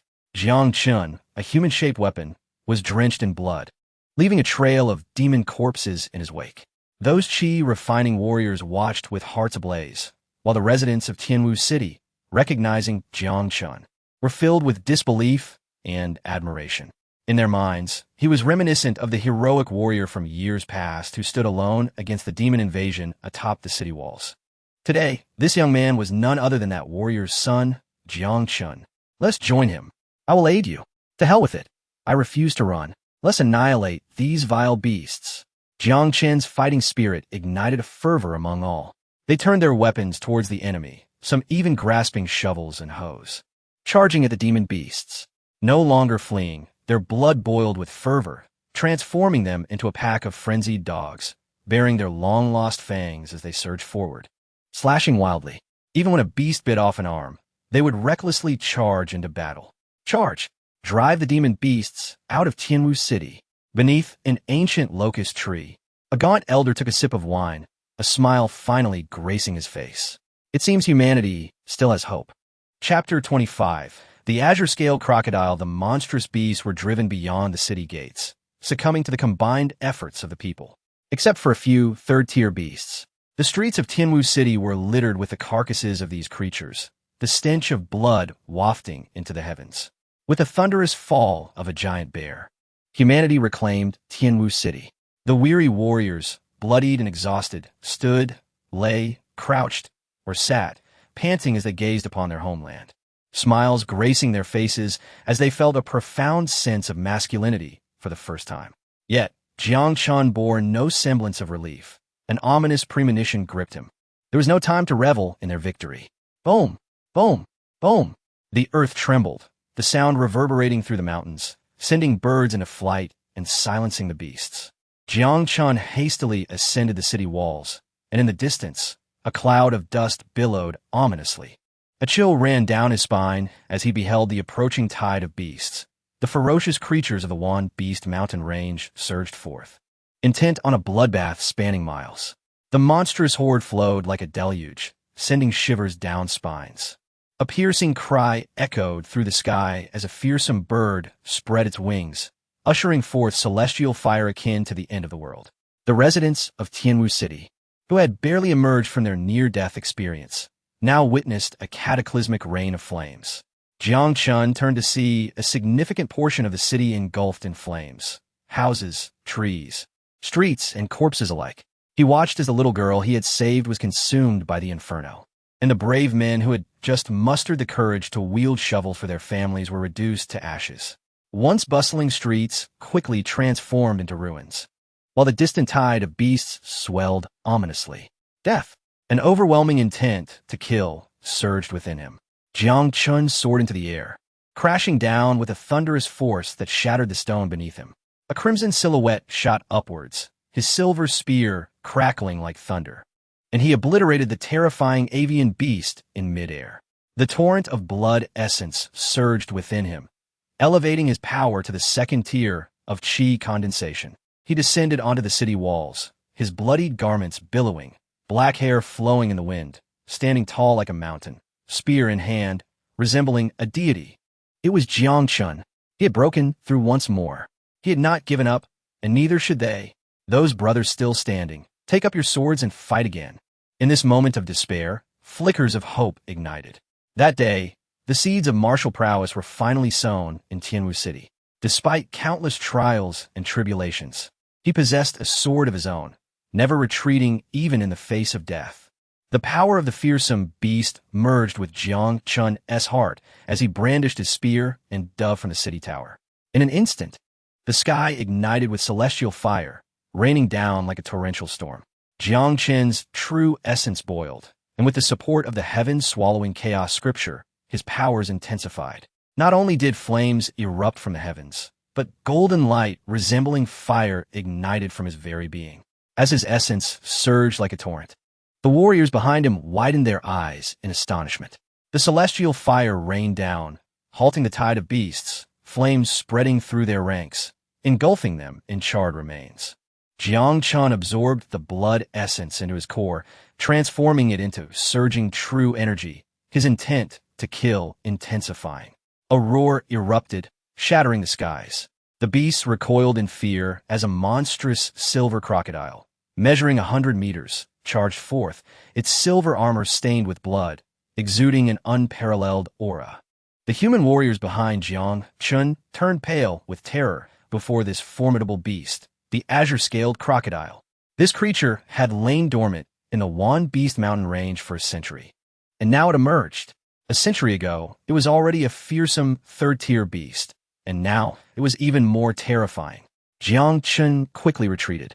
This beast was not an ordinary third-tier creature. It bore a trace of dragon blood in its lineage, its strength perilously close to the fourth tier. The azure-scaled crocodile opened its massive jaws, lunging at Jiang Chen, a foul wind rising with its approach. If caught by such a beast, even Jiang Chen's remarkable physique would be doomed. Jiang Chen's eyes narrowed. A surge of blood essence erupted within him as he charged towards the great crocodile with his spear. The collision produced a cataclysmic shockwave, sending shockwaves rippling outward. Everyone was astounded. This crocodile had terrorized the region for a century, causing even innate masters to fall within the Wan Beast mountain range. How could Jiang Chen, merely at the Qi condensation stage, possess such formidable combat prowess? Soaring into the air, Jiang Chen wielded his spear with the grace of a dragon exploring the depths. His second strike descended like a cascade of silver light, painting the sky red with blood. His spear dance was impenetrable, a mastery that far surpassed the family's traditional techniques. The azure-scaled crocodile, possessing immense strength, unleashed its massive tail like a silver whip, wreaking havoc upon Jiang Chen. Furrowing his brow, he felt the gravity of the situation.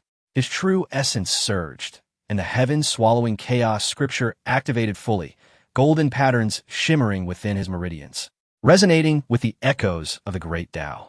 Bang! The silver tail struck Jiang Chen with tremendous force, resulting in a deafening explosion. He was launched 100 meters away, carving a deep trench into the earth and finally colliding with a colossal tree, sending dust soaring. Jiang Chen, be careful. This is bad. Quickly save him. The human warriors cried out in alarm. Having taken a direct hit from the azure-scaled crocodile, Jiang Chen was likely grievously injured. Amidst the smoke and dust, the air roiled violently, reminiscent of tearing fabric, and a tornado formed only to dissipate in an instant. What? All were left dumbfounded, disbelief etched across their faces. After such a devastating blow, Jiang Chen emerged unscathed, his aura even more potent. Jiang Chen's eyes sparkled like stars at dawn, his hair flowing wildly, an enigmatic energy coursing through him. The massive azure-scaled crocodile stirred, trembling the very wilderness, its 100-meter-long body shimmering with silver light, casting the surroundings in white.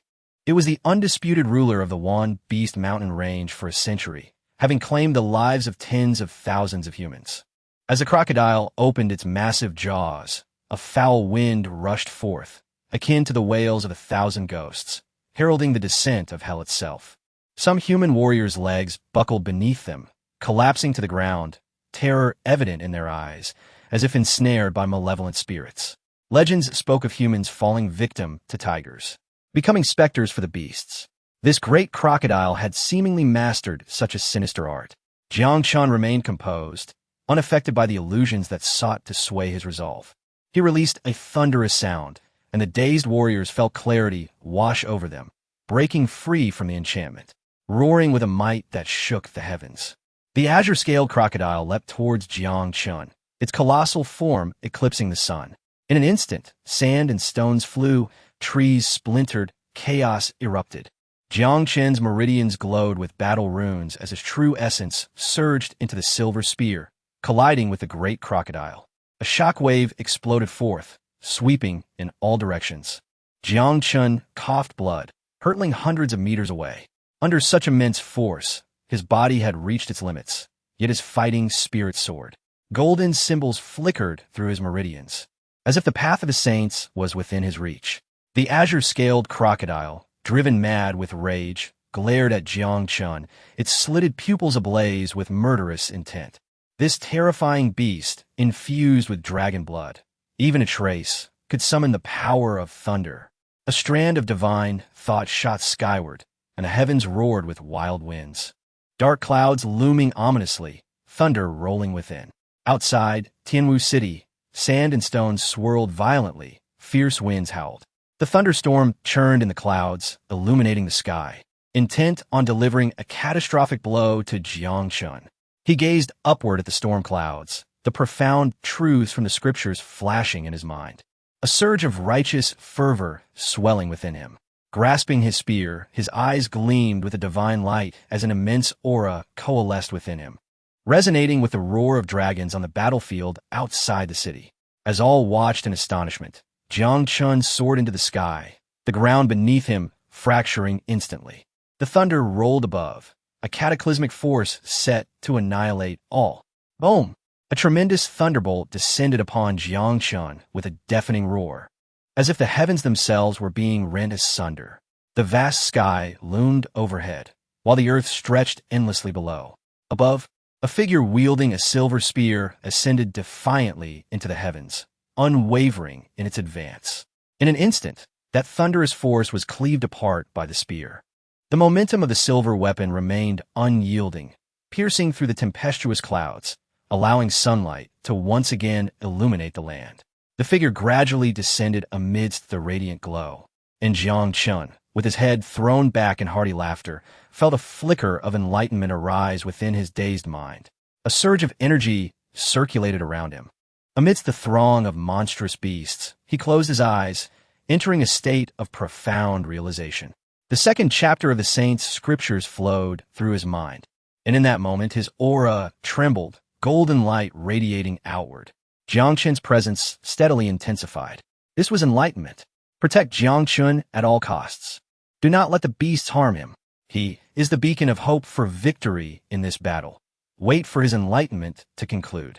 The massive crocodile, nearing a millennium in age, though lacking true intelligence, sensed the escalating power of Jiang Chen and understood that if it allowed him to complete his enlightenment, death would surely be its fate. It thrashed its colossal body, rising up on hind legs. Despite its size, it moved with remarkable swiftness, charging toward Jiang Chen. A human warrior attempted to intervene, but was instantly reduced to a mist of blood by the creature's silver tail. I will hold off the beasts. Another warrior, at the 9th layer of Qi condensation, unleashed their martial technique, flames surging into a fiery cloud that descended upon the azure-scaled crocodile. Yet, the creature, shimmering with silver light, effortlessly shattered the fiery cloud with a sweep of its tail, subsequently devouring the warrior whole, blood spraying forth. Undeterred, these warriors pressed on, one after another, to buy Jiang Chen precious time.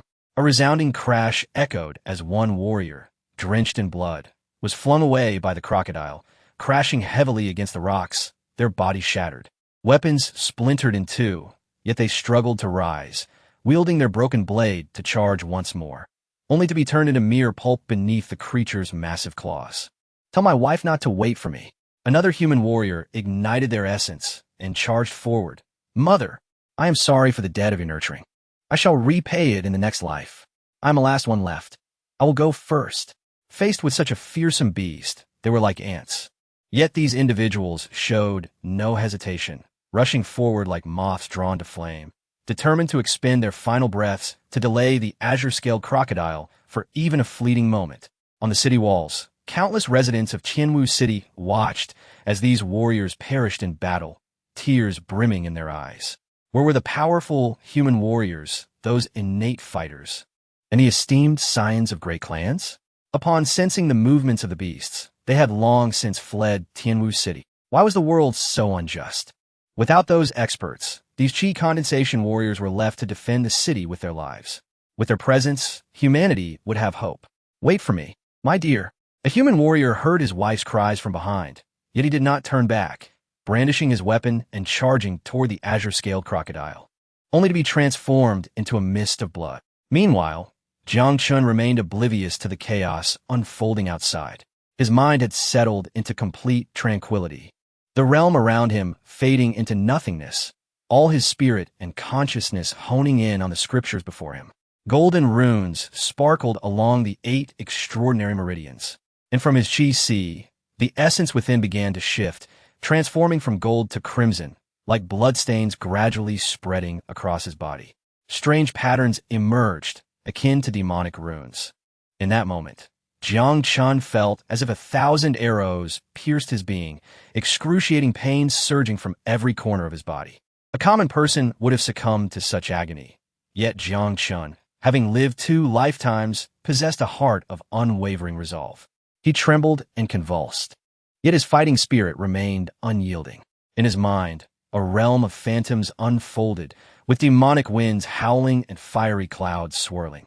The earth crumbled, mountains shattered, as demons raced across the sky, fire clouds roiling like thick smoke.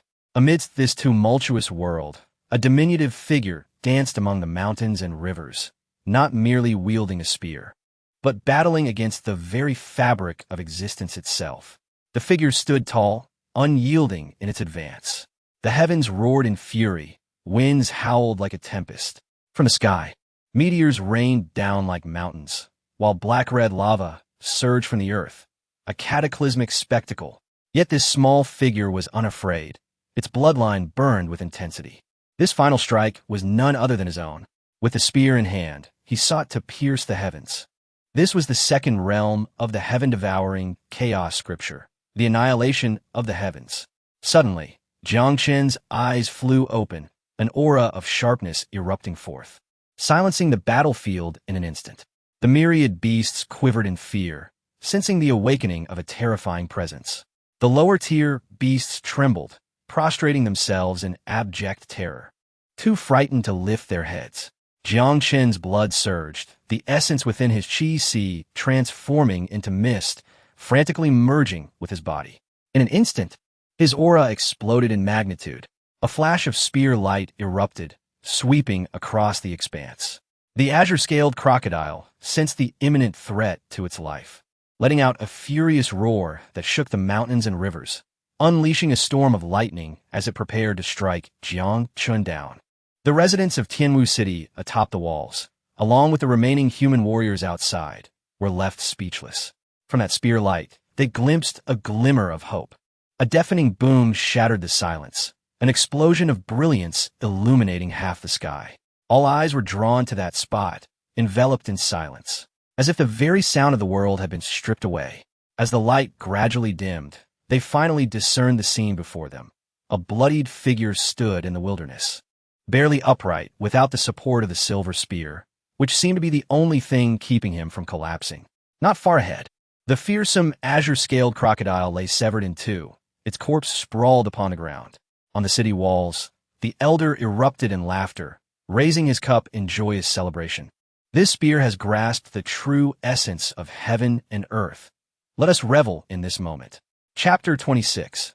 Relentless battle. The tide of beasts showed no signs of abating. The One Beast mountain range stretched endlessly, continuously gathering ferocious creatures. The azure-scaled crocodile was merely a king of the periphery. Deeper within the mountains, greater demons awaited. As the swallowing heaven chaotic scripture activated, the massive blood essence of the azure-scaled crocodile was drawn into Jiang Chen's body. His injuries appeared horrendous. His shoulder bore a wound deep enough to glimpse bone, but the bleeding had ceased, and the flesh began to mend at a visible pace. Other wounds also began to heal as blood essence surged within him. This was truly astonishing. Not only in the lower realm, but even in the celestial realm, had such a domineering technique never been witnessed. His body, with blood essence rising like flames, under the enhancement of the swallowing heaven chaotic scripture, allowed him to unleash the power of the mid-stage innate realm. This sacred inheritance could only be described as taboo. Feeling the immense power within, Jiang Chen gripped his spear tightly and charged towards the beasts. His strength surged once more, creating sonic booms around him. He became a personified harbinger of death, moving through the wilderness, scattering flesh and dismembered limbs of the beasts. With a thunderous leap, Jiang Chen soared into the sky, and his spear descended, shaking the earth. The violent force, coupled with a lethal wave of energy, erupted with a resounding blast, obliterating everything within dozens of meters. This strike was exceedingly tyrannical, causing the very expanse of wilderness to tremble. Even the civilians on the city walls felt the ground quake. Ultimately, his ancestral spear could not withstand such brutal combat, shattering into fragments. A bizarre beast let out a spine-chilling roar, its form grotesque, thrashing its head and tail, producing black ripples that spread outward. It exuded a formidable aura, a third-rank superior beast. Jiang Chen shouted fiercely, his spirit surging, hair dancing wildly, golden patterns spreading across his arms. As he clashed with the beast, unleashing a brilliant golden light akin to a volcanic eruption, its energy soaring into the heavens. Jiang Chen's fist struck the beast's head while its sharp claws pierced his chest. In this moment, there were no techniques. Both were reduced to the primal essence of attack. The heavens shook and the earth quaked, resonating with the chaos of battle. Jiang Chen tore the beast's arm from its body, blood spraying forth, as he hurled the mangled remains away. All around him, spectators were struck with horror. Though his shoulder was impaled by the beast's fangs, the wound was ghastly. Yet he seemed oblivious, continuing his ferocious assault. The onlookers were awestruck, their hearts chilled. This battle transcended their wildest imaginations. How ferocious! Was this still a human conflict? He fought like a madman, disregarding defense, even as his body suffered grievous injuries, intent on annihilating his foe. Lower-tier beasts gazed upon him with fear, fleeing into the distance, while only those of second rank or above dared to approach. As blood essence surged within him, the swallowing heaven chaotic scripture operated at its zenith. Jiang Chen, despite his terrifying injuries, revealed a sinister grin, transcending the limits of battle. This was an experience he had never encountered in his past life. Only through relentless pursuit of the ultimate realm could one hope to ascend to the pinnacle of the great Tao. Then, a lion adorned with golden fur descended, radiant and magnificent, standing atop the mountain as a beast king surveying all life. It leaped suddenly, shattering the mountaintop beneath its feet, resembling a mountain of gold with fangs stretching nearly a meter long, charging towards Jiang Chen.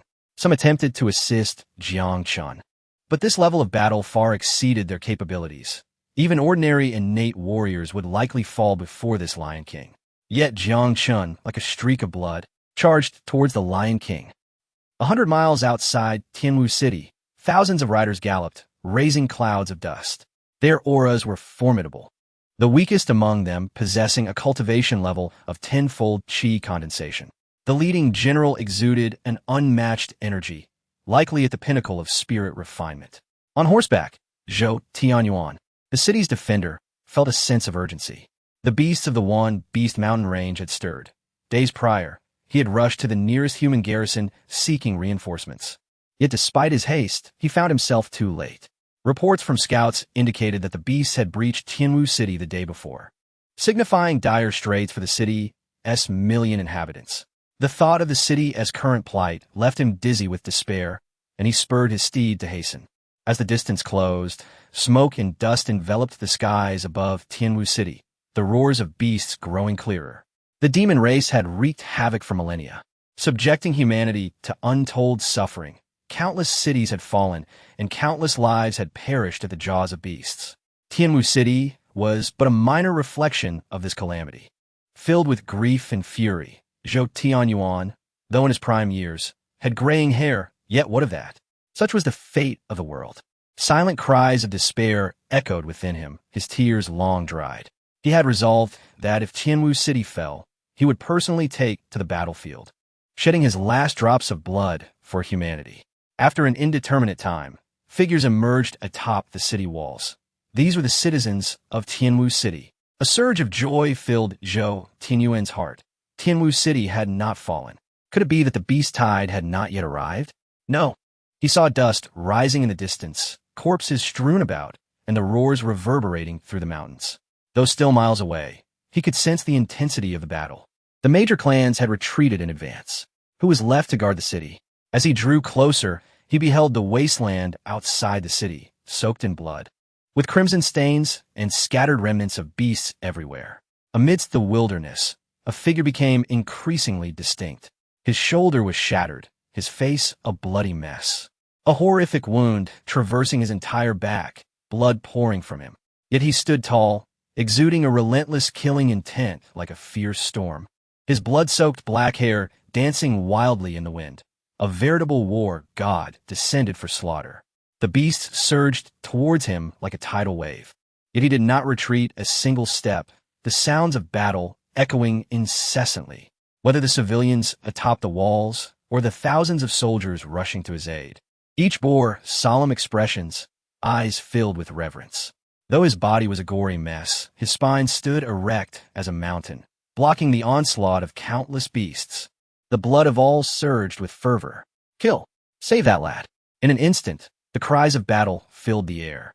Jiang Chen glanced back and saw a torrent of black-armored warriors surging forth. His body swayed precariously on the verge of collapse. It could be said that he had sustained himself thus far solely on the conviction within his heart.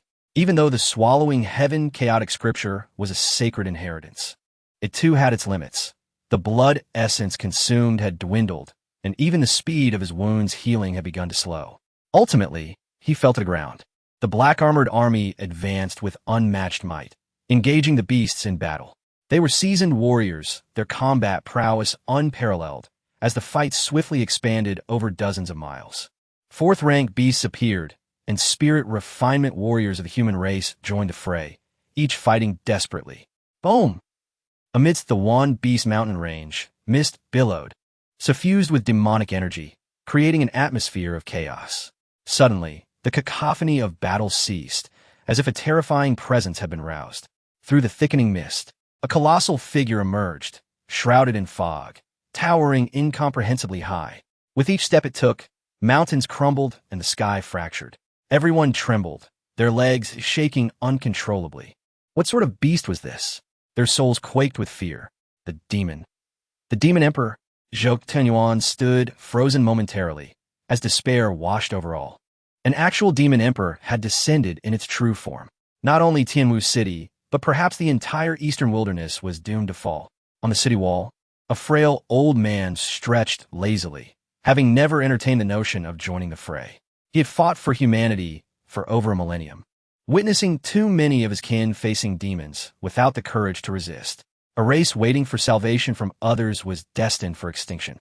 Yet from Jiang Chen, he saw hope once more. With such a young hero among humanity, there would come a day when they could reclaim the 9 domains. He rubbed his wrinkled face, muttering to himself, having watched for so long, it's time to stretch a bit. The old man took a swig of wine, exhaling a breath that transformed into a sword-like aura, sweeping through the heavens and the earth. Boom! In the Beast Mountain range, a thunderous roar shattered the tranquility, causing numerous peaks to collapse, boulders to scatter, and dust to surge. As fear gripped all present, a figure streaked through the air like a meteor, descending from the city walls towards the terrifying demon emperor. Upon the figure's arrival in the Beast Mountain range, a brief silence ensued, only to be followed by a cataclysmic clash of titans. The colossal form swung its massive paw, stirring the winds of the heavens, met in kind by a resplendent flash of sword light, imbued with an unfathomable intent that cleaved the very firmament in twain. Two unimaginable entities engaged in a fierce battle, enveloped in a haze of mist that shrouded the mountains, resembling a tumultuous sea of clouds. Onlookers gazed in awe, yet could not discern the true nature of the struggle. They could only witness the sword light piercing the heavens above the peaks, with demonic energy surging forth. The entire mountain range quaked under the overwhelming pressure, compelling beings 100 miles away to bow in reverence. Chapter 27. Jiang Chen severely injured, the demon emperor blocked, the beast tide begins to recede. Within the Jiang family courtyard, Jiang Hai repeatedly attempted to venture out in search of Jiang Chen, only to be thwarted by Nangong Waner. The anguished roars of the beasts outside ignited her anxiety, her heart consumed with worry. Yet, having promised Jiang Chen to watch over her grandfather, she stifled her fears and awaited his return in silence. Never before had she felt such trepidation, even more so than when she herself faced peril. A tremor reverberated from outside, as if a myriad of soldiers were charging forth, with clouds of dust swirling and the ground rumbling ominously. Nangong Wanu's complexion turned pale. Had Tianwu City fallen? Ascending to the rooftop, she beheld a scene that left her astounded. Hundreds, if not thousands, of people surged forward. For days, the residents of Tianwu City had seemed like ants scorched by the blazing sun, ensnared in despair, quietly awaiting death. To her astonishment, the city that should have succumbed held firm, and they stood atop the walls, witnessing a young man fighting valiantly, refusing to yield. Thus they found their hero. Jiang Chen, unconscious, was hoisted aloft by the crowd, rushing toward the Jiang residence. The gates soon became a throng, impenetrable. Chenia, a voice, aged and hoarse, filled with heartache, rang out. Jiang Hai pushed through the crowd, rushing forward to support Jiang Chen's body. Nangong Waner gazed at that figure, covering her mouth to stifle her cries. Her vision blurred with tears. He could barely be called a man. His arms were lacerated, his ribs sunken, evidently fractured, and a wound on his back exposed ghastly bone. His body was drenched in blood. Had it not been for the faint breath he still held, one might have thought him a corpse. The city lord administered a healing elixir, safeguarding his vital essence. He is our hero. Without him, Tianwu City would have fallen. Old Master Jiang, you have a fine grandson.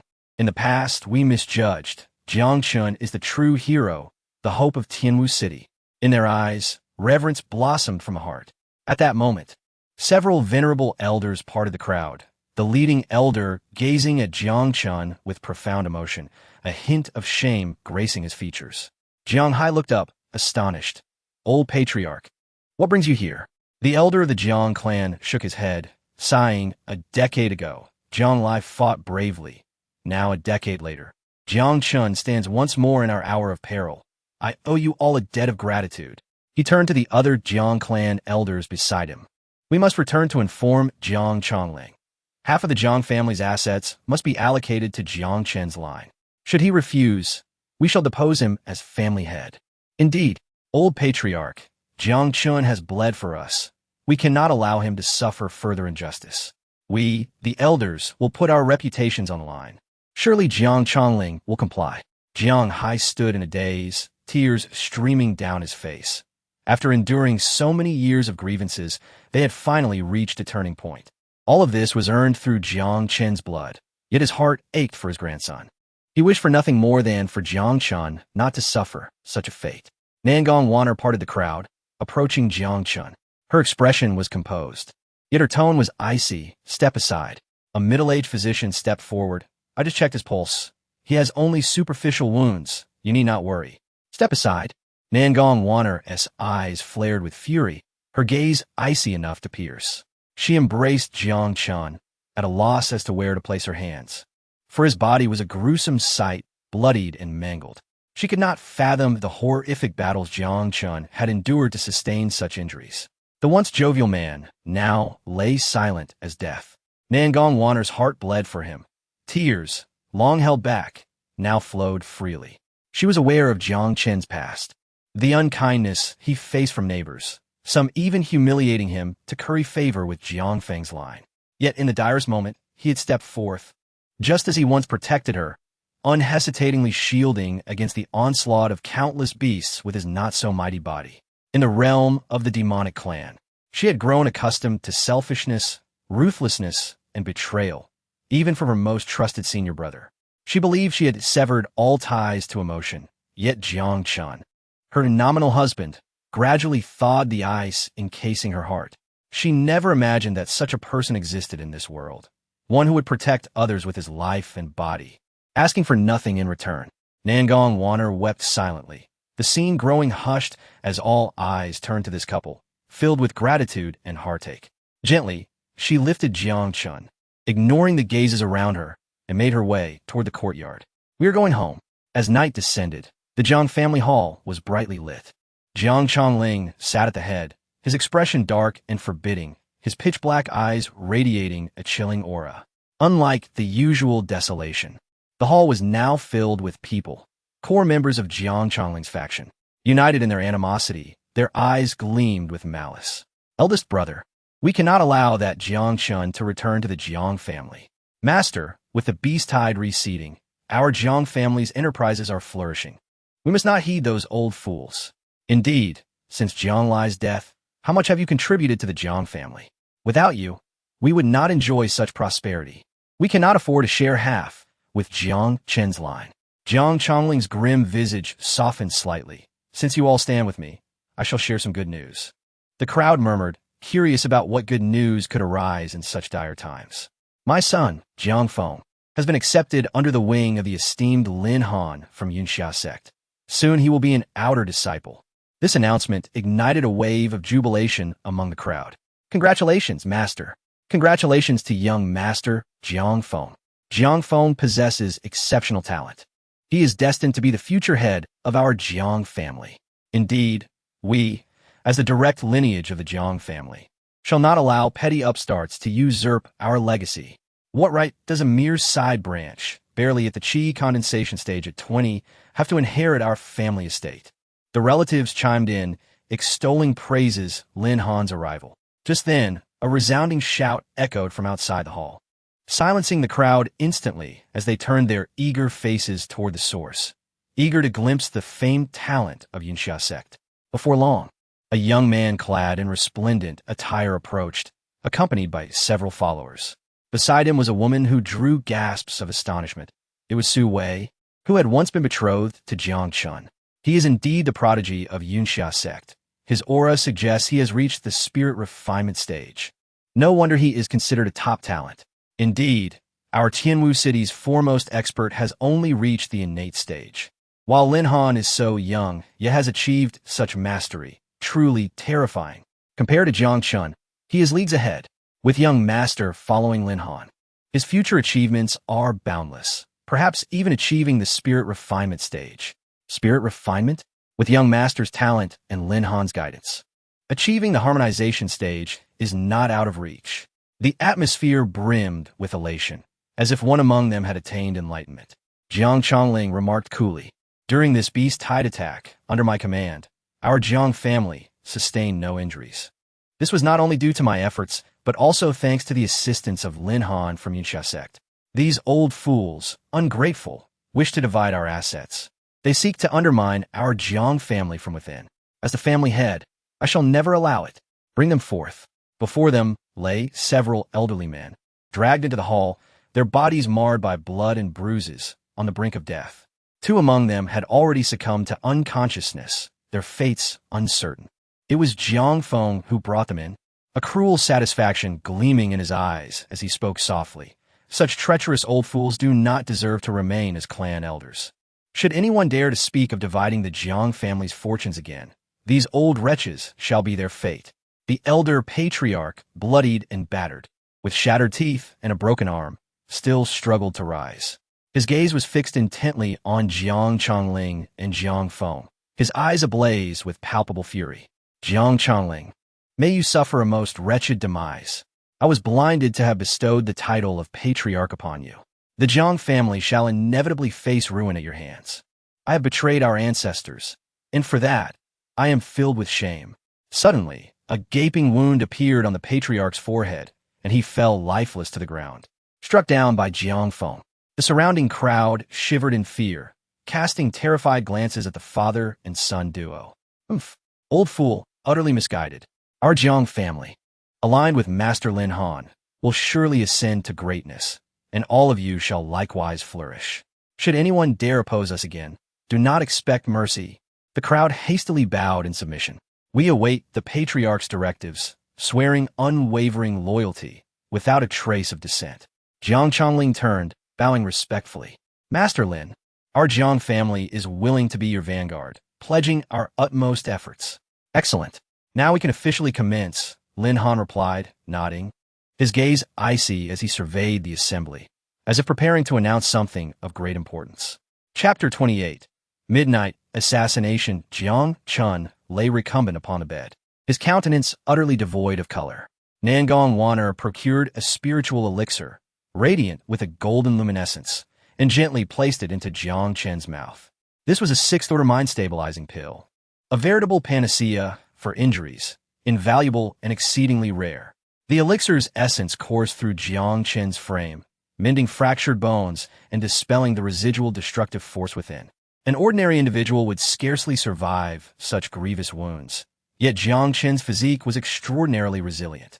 Under the elixir's influence, his 8 extraordinary meridians radiated with light, and golden runes materialized. It was thanks to these very runes that Jiang Chen's fundamental Tao was spared injury. His true essence began to emanate from his sea of qi, rapidly repairing the damaged meridians. Streams of the purest, true essence ceaselessly coursed through his meridians. Though still unconscious, his condition had markedly improved. Nangong Wanner tenderly wiped away the bloodstains from Jiang Chen's body. In that moment, she seemed to truly embody the role of Jiang Chen's wife. Her touch as light as if caressing a precious jewel. Even when the old master, Jiang Hai, offered his assistance, Nangong Wanner declined, believing that only she could remain by Jiang Chen's side, shielding him from further harm. A full hour and a half elapsed before she completed the task, after which she silently remained vigil by Jiang Chen's side, her thoughts in turmoil. She had initially intended only to conceal her identity within Sky Marshal City while recuperating, but Jiang Chen's arrival had disrupted all her plans and stirred her icy heart. Unbeknownst to them, they had developed an affinity for one another. Yet, what if Jiang Chen were to discover her true identity? Would he continue to treat her with such kindness? As the sacred maiden of the Nine Tribulation demonic sect, she was a figure that all of humanity sought to eliminate. Jiang Chen, being of a human race, could never accept a demonic woman. Moreover, her hands had been stained with human blood. Amidst a myriad of anxieties, she succumbed to sleep at the bedside. As the night deepened, a cool breeze wafted through the chamber. Nangong Wanner abruptly opened her beautiful eyes. Several black figures, cloaked in the dim moonlight, traversed the rooftops, encircling the small courtyard. Nangong Wanner was taken aback, and her demonic energy began to circulate. A low, hushed voice echoed from the rooftop. Remember Master Lin's instructions? Leave no one alive in Jiang Chen's household. Save for that woman. Be discreet, and avoid alarming the authorities. Brother, what about that old beggar sleeping by the entrance? Should we kill him? Are you daft? The old beggar isn't part of Jiang Chen's family. Why would you kill him indiscriminately? However, if he dares to interfere, kill him as well. Though they spoke softly, their words reached Nangong Wanner in the bedchamber with perfect clarity. She furrowed her brow slightly and rose to her feet, casting a wisp of mist toward Jiang Hai's room, causing the old master to fall into a deep slumber. Nangong Wanner gazed toward the rooftop, her fair face as cold as ice, and said softly, "Show yourselves." With a series of swift movements, the figures, unperturbed by being discovered, leapt down from the rooftop. They were masked in black, their eyes alone visible, radiating a chilling intent to kill. The leader, a tall and burly figure, wielded a broadaxe weighing nearly 100 pounds. His aura was formidable, indicative of a first-level congenital cultivator. His deputy, a man with a pointed face and a scraggly appearance, dragged a wolf fawn club behind him. The deputy cast a lecherous gaze upon Nangong Wanner, his mouth practically watering. Brother, this chick is indeed gorgeous. Just look at those eyes. They're truly captivating. More alluring than the top courtesan at Celestial Fragrance Pavilion. We brothers are in for a treat tonight. We can have some fun. I tell you, you're really stupid. The tall, burly man slapped him upside the head. This is the chick Master Lin has his eye on. Who do you think you're to lay a finger on her? Just do a good job for Master Lin, and will definitely be rewarded handsomely. The men spoke as if Nangong Wanner were inconsequential, paying her no heed. Indeed, Nangong Wanner's aura was akin to that of an ordinary person who had never practiced martial arts, so the black-clad men felt no sense of danger. Nangong Wanner's brow furrowed in distaste as she coldly said, "Leave now if you wish to live." Oh, the tall, burly man chuckled. No wonder Master Lin has his eye on you. You're really something. I advise you to obediently come with us. It's your good fortune that Master Lin has taken a liking to you. Master Lin is a prodigy of the Cloud Radiance sect. If you follow him, you'll have wealth and glory beyond measure. Nangong Wanner's expression turned wrathful. If she weren't concerned about revealing her identity, she would have already taken action. I'll say it again, leave, and I'll spare your lives. The men burst into laughter. How could this little girl, who was just a commoner, be so confident?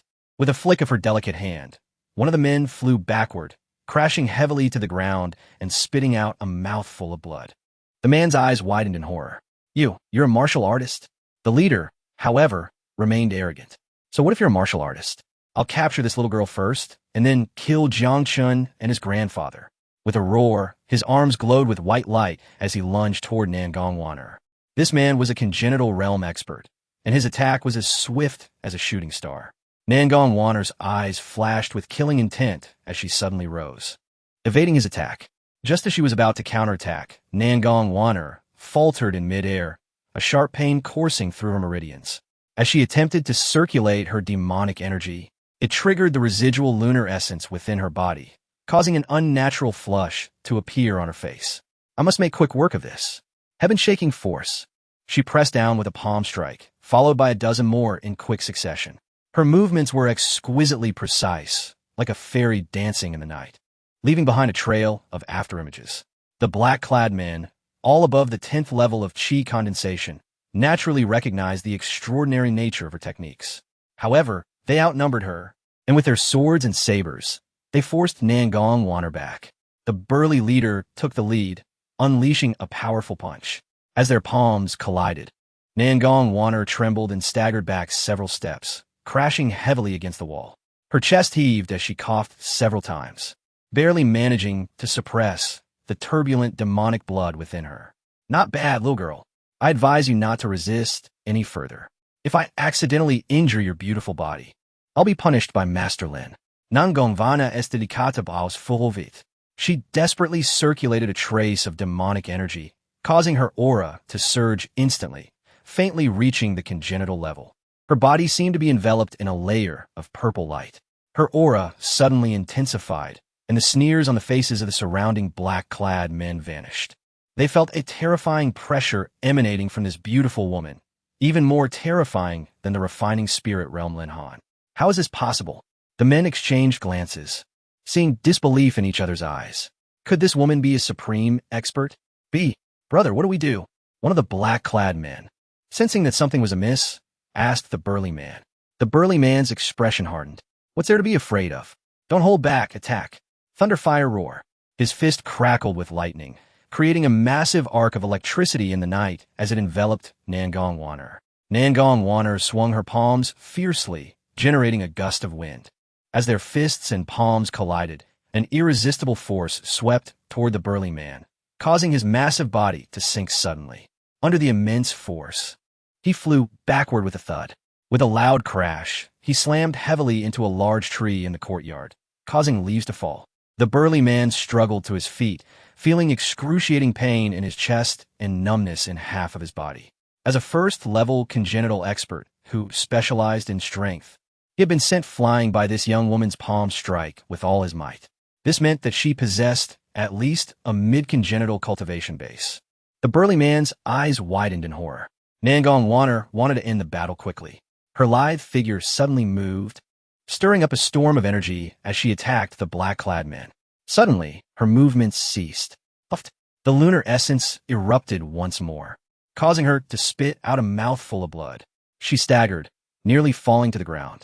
The burly man was taken aback, then burst into wild laughter. Ha ha ha!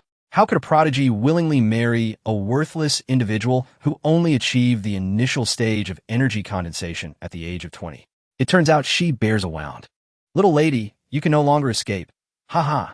Nangong Waner gritted her teeth, enduring the excruciating pain within, struggling to rise.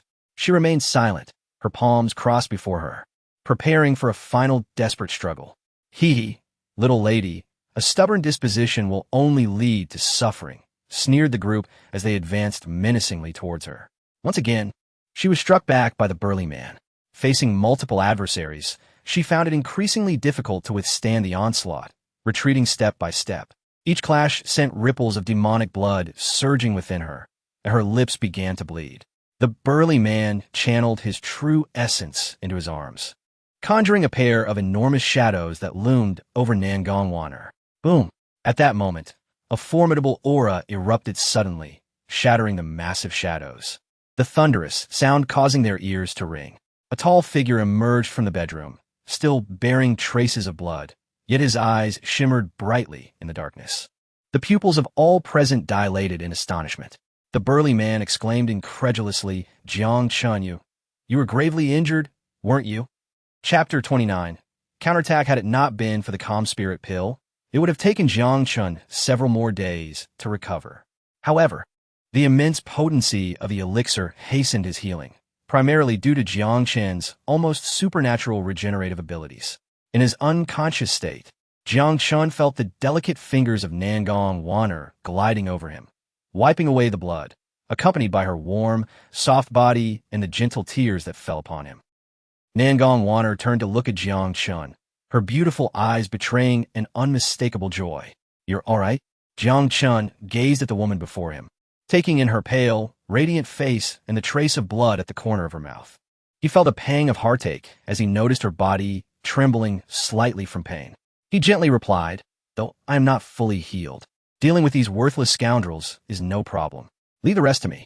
Nangong Waner's eyes glistened with tears, a mixture of disbelief and relief flooding her heart.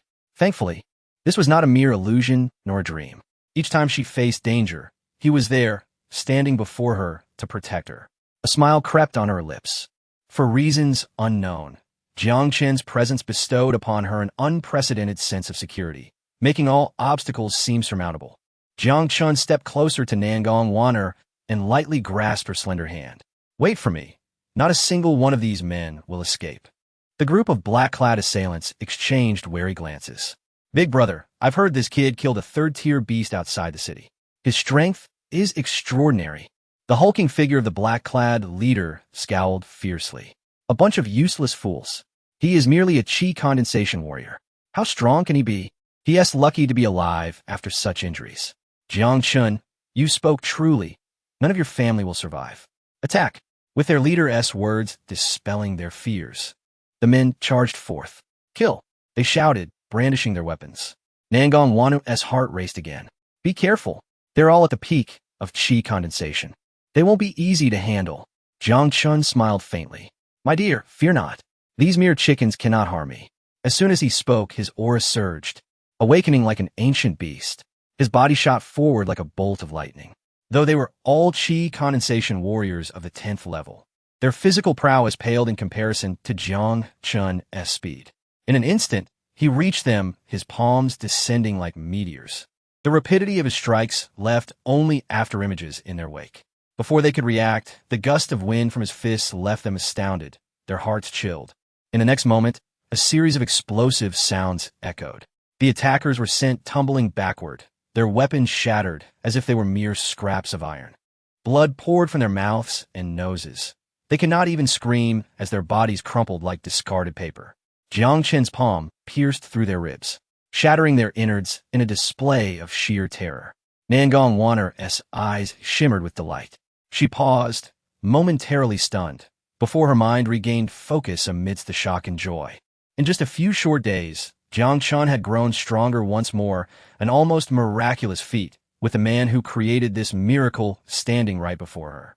Over the past month, she had witnessed Jiang Chen's steady ascent, and even she, who had seen countless prodigies, had to concede that he had entered the ranks of the very top-tier geniuses. Despite only being at the initial stage of chi condensation, with his terrifying growth rate, Jiang Chen would soon surpass them all. The leading black-clad brute stumbled back, his face a mask of disbelief as he beheld the severed limbs scattered on the ground. You are not just an initial-stage chi condensation warrior. You are an innate warrior. The legacy of the saints and the memories of his past battles granted Jiang Chen's strength far surpassing that of his peers. In the struggle between life and death, he relentlessly sought breakthroughs. The severe injuries he sustained during city defense were largely due to the fact that his final opponent was not the beast but himself. Only by transcending his limitations could he truly ascend to greater heights. I am merely at the 2nd level of chi condensation, Jiang Chen continued. But your innate level is nothing more than an illusory tower to me. Sometimes, an unyielding pursuit of advancement, without a solid foundation, can hinder your progress. Assuming a stance reminiscent of ancient martial traditions, he exuded an aura of profound wisdom. You, at the 2nd level of chi condensation, dare to lecture me, an innate warrior? The chasm between our realms is unfathomable. I refuse to believe you can defeat me. The hulking black-clad warrior's true essence surged as he stomped, shattering the floor beneath him. Brandishing a massive axe like a ferocious beast, he charged at Jiang Chen, the weapon carrying the force of wind and thunder. Should it connect, even an innate warrior would meet a grim fate. However, Jiang Chen merely shifted slightly, his speed so extraordinary that even Nangong Wan'er could barely follow. The strike intended to land on him instead crashed into the ground, embedding itself deeply. In the next heartbeat, Jiang Chen's fist descended, appearing slow yet moving with breathtaking speed. His movements were fluid and seamless, delivering a heavy blow to the black-clad warrior's waist. The protective barrier of the innate warrior shattered instantly, and even his armor bore cracks. The man was sent flying like a rag doll, crashing heavily into the wall. Struggling to rise, the black-clad warrior spat blood, his face pale and eyes wide with disbelief. Impossible! Impossible! How can you win against me with such a disparity in realms? How could you possibly injure me? His heart was torn, the excruciating pain grounding him in the reality of his situation. Jiang Chen regarded him with a calm gaze, as though observing a lifeless being. As the hulking man regained his composure, a fire ignited in his eyes. Jiang Chen, I will rend you limb from limb. With a furious roar, he swung the axe, unleashing a whirlwind that swept through the courtyard.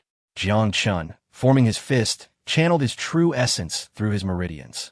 In the night sky, his body radiated golden light, resembling a divine being amidst the darkness. Clang! Sparks flew, followed by a resounding crash as the black-clad warrior was once again sent reeling. Jiang Chen landed with a slight sway, while the warrior stared incredulously at his own steel axe. A large dent now marred the blade, equivalent to the size of Jiang Chen's fist. Was it possible that Jiang Chen's fist was more resilient than a steel axe? His mind whirled, confidence shattering into pieces. Having reached the innate level for several years, with no sect to guide him and lacking profound martial techniques, his cultivation was nonetheless solid. Yet, after 2 direct confrontations, he had been effortlessly repelled by Jiang Chen, completely decimating his morale. Jiang Chen approached the fallen black-clad warrior, who lay prostrate on the ground, unable to rise. The warrior's arms were dislocated, rendering him incapable of further resistance. Tell me, who sent you here? I may spare your life. Feeling Jiang Chen's chilling intent, the black-clad warrior collapsed into despair. As an innate warrior, he knew that as long as he lived, he could enjoy endless luxuries. He could not bear the thought of dying. It was Jiang Chongling, and Lin Han. They told me to kill you and your grandfather. Then hand your wife over to Lin Han. They are the ones who ordered me to do this. Please spare me. I promise never to appear before you again. Jiang Chen looked down at the towering man, now reduced to a weeping figure begging for mercy. I, Jiang Chen, always keep my word. A glimmer of hope flickered in the warrior's eyes. As long as he could survive, there would still be carefree days ahead. But in the next moment, Jiang Chen's palm struck his skull, and the black-clad man's head shattered like a watermelon, leaving no sound behind. Jiang Chen wiped the blood from his hands with a hint of disdain. I did mention that none of you would survive. Not far away, Nangong Wanner stood transfixed. As a member of the demon clan, she was accustomed to decisive slaughter. However, encountering someone like Jiang Chen, who could kill without so much as a blink, was a rarity. He was certainly no stranger to taking lives. Only those who have traversed mountains of corpses and seas of blood could possess such a murderous intent. At merely 20 years of age, his determination, his lethal aura, and his innate talent evoked a chilling thought within Nangong Wanner. This man might indeed be the hope for the resurgence of humanity, leading them back to the pinnacle among all races. A gust of night wind swept through, carrying a bone-chilling cold. Suddenly, Jiang Chen's gaze sharpened as he sheltered Nangong Wanner behind him. In the night sky, a figure clad in green descended into the courtyard, resembling a black hole, exuding an aura as deep as an abyss, sinister beyond measure. It was Wu Ming, the foremost enforcer under Lin Han. Unlike others, though he was an inner disciple of the Yunxia sect, his primary focus on the path of slaughter rendered him unpopular among the sect members. Only by following Lin Han could he secure ample resources for cultivation, which explained why, despite being a master of the innate ninth layer, he willingly chose to align himself with Lin Han. His strength was now perilously close to the 4th realm of martial arts, the refining spirit stage. Chapter 30. The enchantress's malevolence indeed, relying on such trash is futile. The young master possesses remarkable foresight. Wu Ming's voice was icy. His hawk-like eyes clouded with shadows as he gazed at Jiang Chen, akin to a lion toying with an ant. Yet, his intent to kill was palpable. As his true essence swirled, his robes billowed, exuding an aura that surpassed anyone Jiang Chen had ever encountered. A sudden chill ran down Jiang Chen's spine, a harbinger of life and death peril. This man was formidable. Wu Ming's unfathomable mastery tightened the furrows on Jiang Chen's brow, his gaze fixed intently on him. I will hold him off. You take grandfather and flee. Naturally, Nangong Wanner sensed the overwhelming killing intent radiating from Wu Ming. His power was far beyond Jiang Chen's capacity to withstand. She immediately responded. You go ahead. I will confront him. Jiang Chen shook his head, retreating behind his wife. I would rather face death directly. Wu Ming smiled, his grin grotesque under the moonlight. Fear not, none shall escape. You will all perish here. As his words fell, he brandished a black longsword, conjuring countless strands of sword light that shimmered in the night, surging towards Jiang Chen like a dragon emerging from the sea. Jiang Chen's true essence surged forth, flooding into his meridians, transforming his golden runes into blood-red hues. Instantly, his blood surged, unleashing the second realm of the swallowing Heaven Chaos Sutra, Heaven's Annihilation. His aura skyrocketed, eclipsing the limits of chi condensation, reaching the heights of innate mastery, but the price was steep. His meridians quaked under the boiling blood. Jiang Chen unleashed a punch, summoning the power of the Tao to shatter the endless sword light. Yet, it was merely a fleeting moment. With a resounding crash, his punch was dispersed amidst the sword light. A tidal wave of killing intent enveloped him, and despite his formidable physique, he began to disintegrate under this onslaught. An inexhaustible force surged through him, and in the throes of agony, Jiang Chen unleashed a magnificent punch, his blood essence soaring, as if a pair of blood-red eyes awakened behind him. The force of his punch obliterated myriad strands of sword light. Wu Ming's attack was thwarted, and a flicker of astonishment crossed his eyes.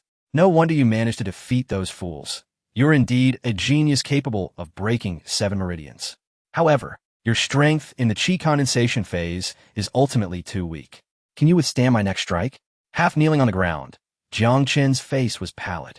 He was still recovering from previous injuries, and the new wounds had finally erupted, causing him to cough up blood repeatedly. Struggling, he said with calm determination, "Wife, take grandfather and flee. I can no longer protect you.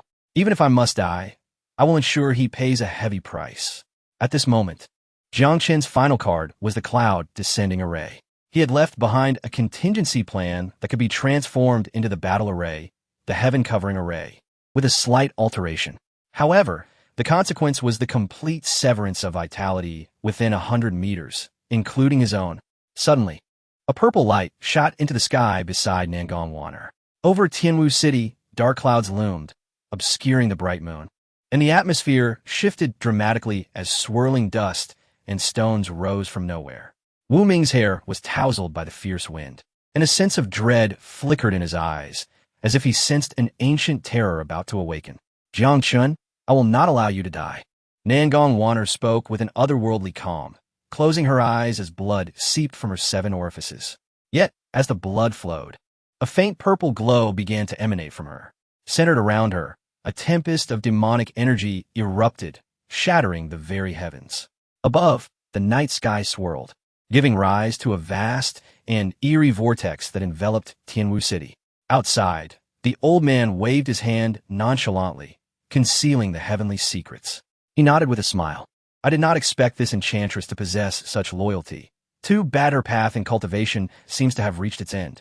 In the courtyard, Wu Ming's expression approached despair as he maintained his stance with the sword raised, his gaze fixed unwaveringly on the woman. The silence was suffocating. He dared not avert his eyes. Even his breath appeared to cease in the stillness. Time seemed to freeze in that moment, the only change being the extreme contraction of his pupils, as if he beheld the most horrifying scene imaginable. Even as a practitioner of the path of slaughter, he had never encountered such overwhelming killing intent. Not even the leader of the Yunxia sect had exerted such pressure upon him. Who exactly is this woman? Why does Lin Han favor such a terrifying being? He wished to flee, but felt as though he were sealed in place, the wait for death stretching interminably. At last, he moved, unleashing his true essence without reserve. A blood-colored sword energy erupted, creating a cacophony of sonic booms in its wake. This is bad. In an instant of life and death, Jiang Chen's blood surged forth, instinctively placing himself in front of Nangongwaner. Time seemed to stand still as she stared blankly at him, unable to comprehend that the severely injured Jiang Chen would shield her. With a cough, he spat blood, feeling as if a massive boulder had crushed him. Gazing back at Nangongwaner, he longed to speak, but no sound emerged. "Jiang Chen." A monstrous wave surged forth, and Wu Ming's pupils widened in horror, overwhelmed by an unimaginable oppressive force. The purple light shot skyward, and in that moment, it seemed the night was enveloped in its brilliance. Like a gentle breeze, Wu Ming's body crumbled, disintegrating into nothingness, akin to blood-stained plum blossoms carried away by the wind, until he vanished completely. As the wind brushed Jiang Chen's face, it carried a faint metallic tang, and he slowly collapsed, his gaze lingering on a breathtaking visage before his eyes fluttered shut. Jiang Chen, Jiang Chen. In the chamber, Jiang Chen was drenched in sweat, trembling uncontrollably. Wu Ming's final strike had unleashed a torrent of killing intent that ravaged his meridians. Even after ingesting elixirs, the pain remained unbearable. Jiang Chen, do not die. Wake up, please, Jiang Chen. Nangong Waner clung tightly to him, wishing to warm his body with her own. She suddenly began to cough violently, emitting a pain groan. As blood spilled from her lips, her body trembled in excruciating agony. Jiang Chen, wake up, please. Her voice was laced with torment, as if she were enduring unimaginable suffering. With a creak, an old man with tattered clothes pushed the door open, casually taking a seat on a chair. How could the saintess of the demon race find herself in such dire straits? Struck by Lin's moonlight power and forcibly channeling her energy tonight. It's a miracle you haven't perished yet. But then again, seeing your heartfelt bond, this lad has at least died with some purpose. Nangong Waner struggled to open her eyes, recognizing the old beggar from a few days prior, a look of surprise crossing her features. The beggar observed Jiang Chen with casual interest. What a pity for your young lover. Young and gifted, he should have had a bright future ahead, yet he failed to cherish it. He bore the brunt of that deadly sword. The path of slaughter is perilous. Without a high-level intervention, he may not survive until dawn. Chapter 31 Transformation. Nangong Waner gazed at Jiang Chen, despair flickering in her eyes. She held him tightly in her embrace, silent tears cascading down her cheeks. Falling on his face, Jiang Chen was on the verge of exhaustion from his continuous injuries. However, she heard the old beggar say, I possess a method to save him, but it depends on your willingness. Once filled with hopelessness, Nangong Waner felt a glimmer of hope at the beggar's words. She swiftly replied, Senior, as long as it can save him, I would do anything. The old beggar chuckled. This method comes at a steep price. You must consider carefully. Senior, he is my husband. If he dies, I will not survive either. I will accept any cost. The old beggar regarded Nangong Waner with a hint of admiration. I know of a forbidden technique that can connect your meridians, allowing half of your power to flow into him. With your strength, he can purge the murderous energy within him. However, he paused, then continued, this technique will annihilate your own meridians as a cost. Once enacted, your demonic veins will be shattered, and you will surely die. Even if you miraculously survive, you will be a cripple, unable to cultivate ever again. Such a price? Are you willing to bear it? Nangong Waner's face turned as pale as snow. Once the pride of her family and a saintess of the 9 Calamities demon sect, her future had been limitless. She looked at Jiang Chen, observing the blood at the corner of his mouth and the ghastly wound on his chest. Upon arriving in Tianwu City, her initial plan was simple, to conceal herself and recover, then return to her clan. Instead, fate had led her to marry Jiang Chen, transforming her life into a vibrant tapestry, no longer just cold cultivation and family strife. Destiny had entwined their lives together. The ice and indifference in her gaze melted away, replaced by an indelible tenderness. Jiang Chen had protected her with his life countless times. Now, it was her turn to shield him. Nangong Waner turned to the old beggar, her resolve unwavering. I am willing. The old beggar regarded her with a measure of respect. It was remarkable that a human would be saved by a demoness. Time is of the essence. Let us begin. Under the old beggar's guidance, Nangong Waner's delicate fingers pointed towards Jiang Chen's vital acupoint, and the forbidden technique commenced.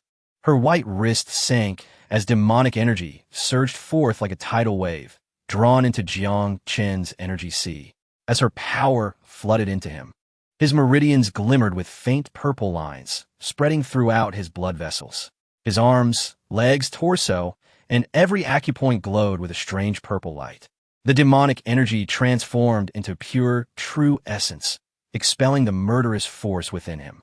As the forbidden technique unfolded, Jiang Chen absorbed Nangong Waner's power like a black hole. Intense pain coursed through her every fiber, as if thousands of blades pierced her veins, and she teetered on the brink of unconsciousness. "Do not faint. If you do, you will never awaken," the old beggar shouted, jolting her back to focus. As long as she could save Jiang Chen, this pain was trivial. The indescribable agony persisted, far exceeding what an ordinary person could endure. Her life force waned as well. Nangong Wanner remained calm. She sensed her meridians shattering. Perhaps after the completion of the forbidden technique, she would never awaken again. Slowly, she opened her eyes and gazed quietly at the man before her. Before closing them once more, a single crystalline tear slipped silently from the corner of her eye. "I wish to be by your side forever, but I cannot accompany you any longer." Their meridians connected, and the crimson symbols surged with immense power, illuminating in an instant. Jiang Chen's meridians radiated with light, true essence circulating throughout his body, erupting in a brilliant golden glow. He was enveloped in a mysterious realm as true essence surged within his energy sea. His once resilient meridians began to fracture and heal, a continuous cycle of destruction and restoration, growing increasingly robust with each cycle. Golden symbols emerged, refining every inch of his body, melding with his muscles, producing divine radiance that nourished him. In that moment, he felt as if reborn, seizing a rare opportunity. The heavenly swallowing chaos scripture operated incessantly, absorbing the chaotic energies, purging not just the remnants of murderous power, but also the moonlight energy from Nangong Wanner, transforming into divine beams that entered Jiang Chen's body. His shattered bones realigned, gleaming with golden symbols as his broken flesh was reborn, becoming more indestructible than ever. Even his senses were significantly enhanced. This was a miraculous transformation. Jiang Chen underwent an unimaginable metamorphosis. If he had once been a prodigy in a small town, now his talents soared anew, elevating him to the 4th level of qi condensation. Time passed, and at last his breath steadied. Jiang Chen slowly opened his eyes to find an old beggar seated before him, his gaze fixed intently upon him, the very same elder who had shared meal with him. "What are you doing here?" Jiang Chen exclaimed in astonishment. The old beggar squinted, responding cryptically, "You are quite fortunate. With your physique, you could reach at least the 8th realm of transcendence." Only then did Jiang Chen notice Nangong Wanner beside him. Her face was devoid of color, her body chillingly cold. If not for her faint breath, he would have believed her to be dead. To save you, she activated the forbidden technique, sacrificing all her cultivation. She may never awaken again. Your wife is indeed deeply devoted to you. The old beggar's words struck Jiang Chen like thunder, his eyes widening in horror, his heart nearly stopping. However, you are fortunate. Gaining her power is akin to undergoing a transformation. Your talents are now extraordinary. Jiang Chen abruptly stood, rushing towards the old beggar, gripping his shoulders tightly. "I do not want this transformation.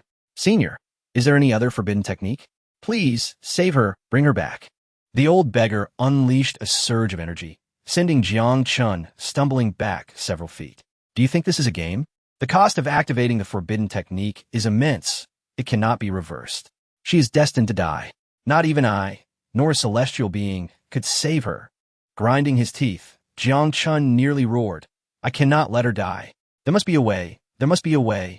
I absolutely cannot let her die." The old beggar shook his head, sighed, and drifted away. He had long anticipated this moment. The reason for the existence of prohibitive laws is the immense cost they entail. From a very first glance at Nangong Wanner, he recognized her identity. The enmity between the human and demon clans runs as deep as the ocean. Initially, he had no intention of sparing this demoness, even contemplating the possibility of eliminating both her and Jiang Chen. However, as days passed and he observed their interactions, his perspective gradually shifted. He even began to develop feelings of admiration for Jiang Chen. He witnessed Jiang Chen bravely swimming against the tide amidst the beast horde, disregarding his own life to delay the onslaught of the savage creatures. With his solitary effort, he ignited the fighting spirit of all the martial artists in Tianwu City. The profound bond between Jiang Chen and Nangong Wanner was truly moving. In the face of life and death, they never hesitated for one another. In stark contrast, the prominent clans, driven by self-interest, were willing to abandon the city.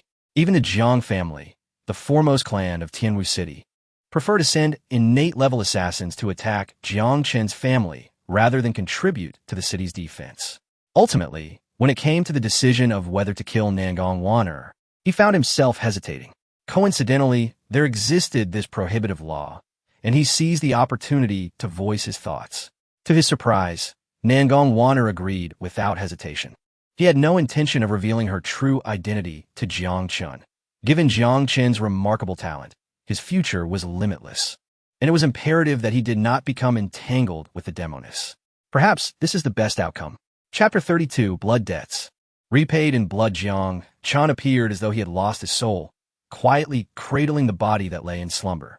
Her breath was faint, nearly extinguished, resembling a sleeping fairy. Though her complexion was as pale as parchment, it could not conceal her extraordinary beauty. He recalled the first time he encountered Nangong Wan'er by the roadside. As time progressed, the distance between their hearts drew ever closer.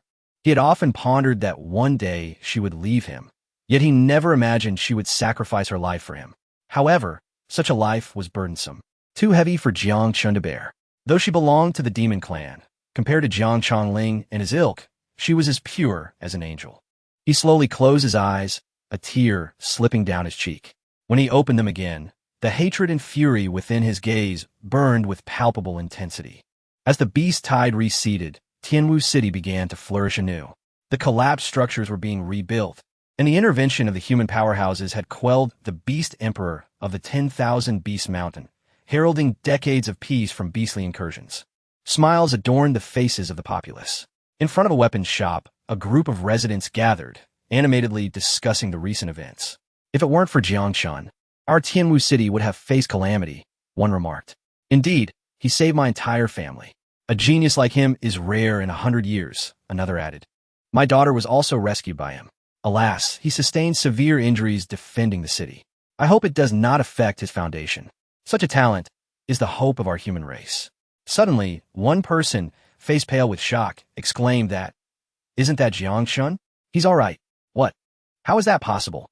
Just yesterday, he was a wreck, not a shred of good flesh on him. How could he recover so swiftly? Are you sure you are mistaken? As the crowd turned, they beheld Jiang Chen approaching them, clad in white. His horrifying injuries had seemingly healed, and his aura was even more powerful than in previous days. The crowd gasped. Could it be that Jiang Chen had once again advanced in strength? Yet, at that moment, Jiang Chen's expression was frigid, his brow shadowed with an unyielding, murderous intent. Jiang Chen, you're unharmed. Thank you so much, young man from the Jiang family. You have saved us all. Jiang Chen nodded in acknowledgement and strode directly into the weapons shop.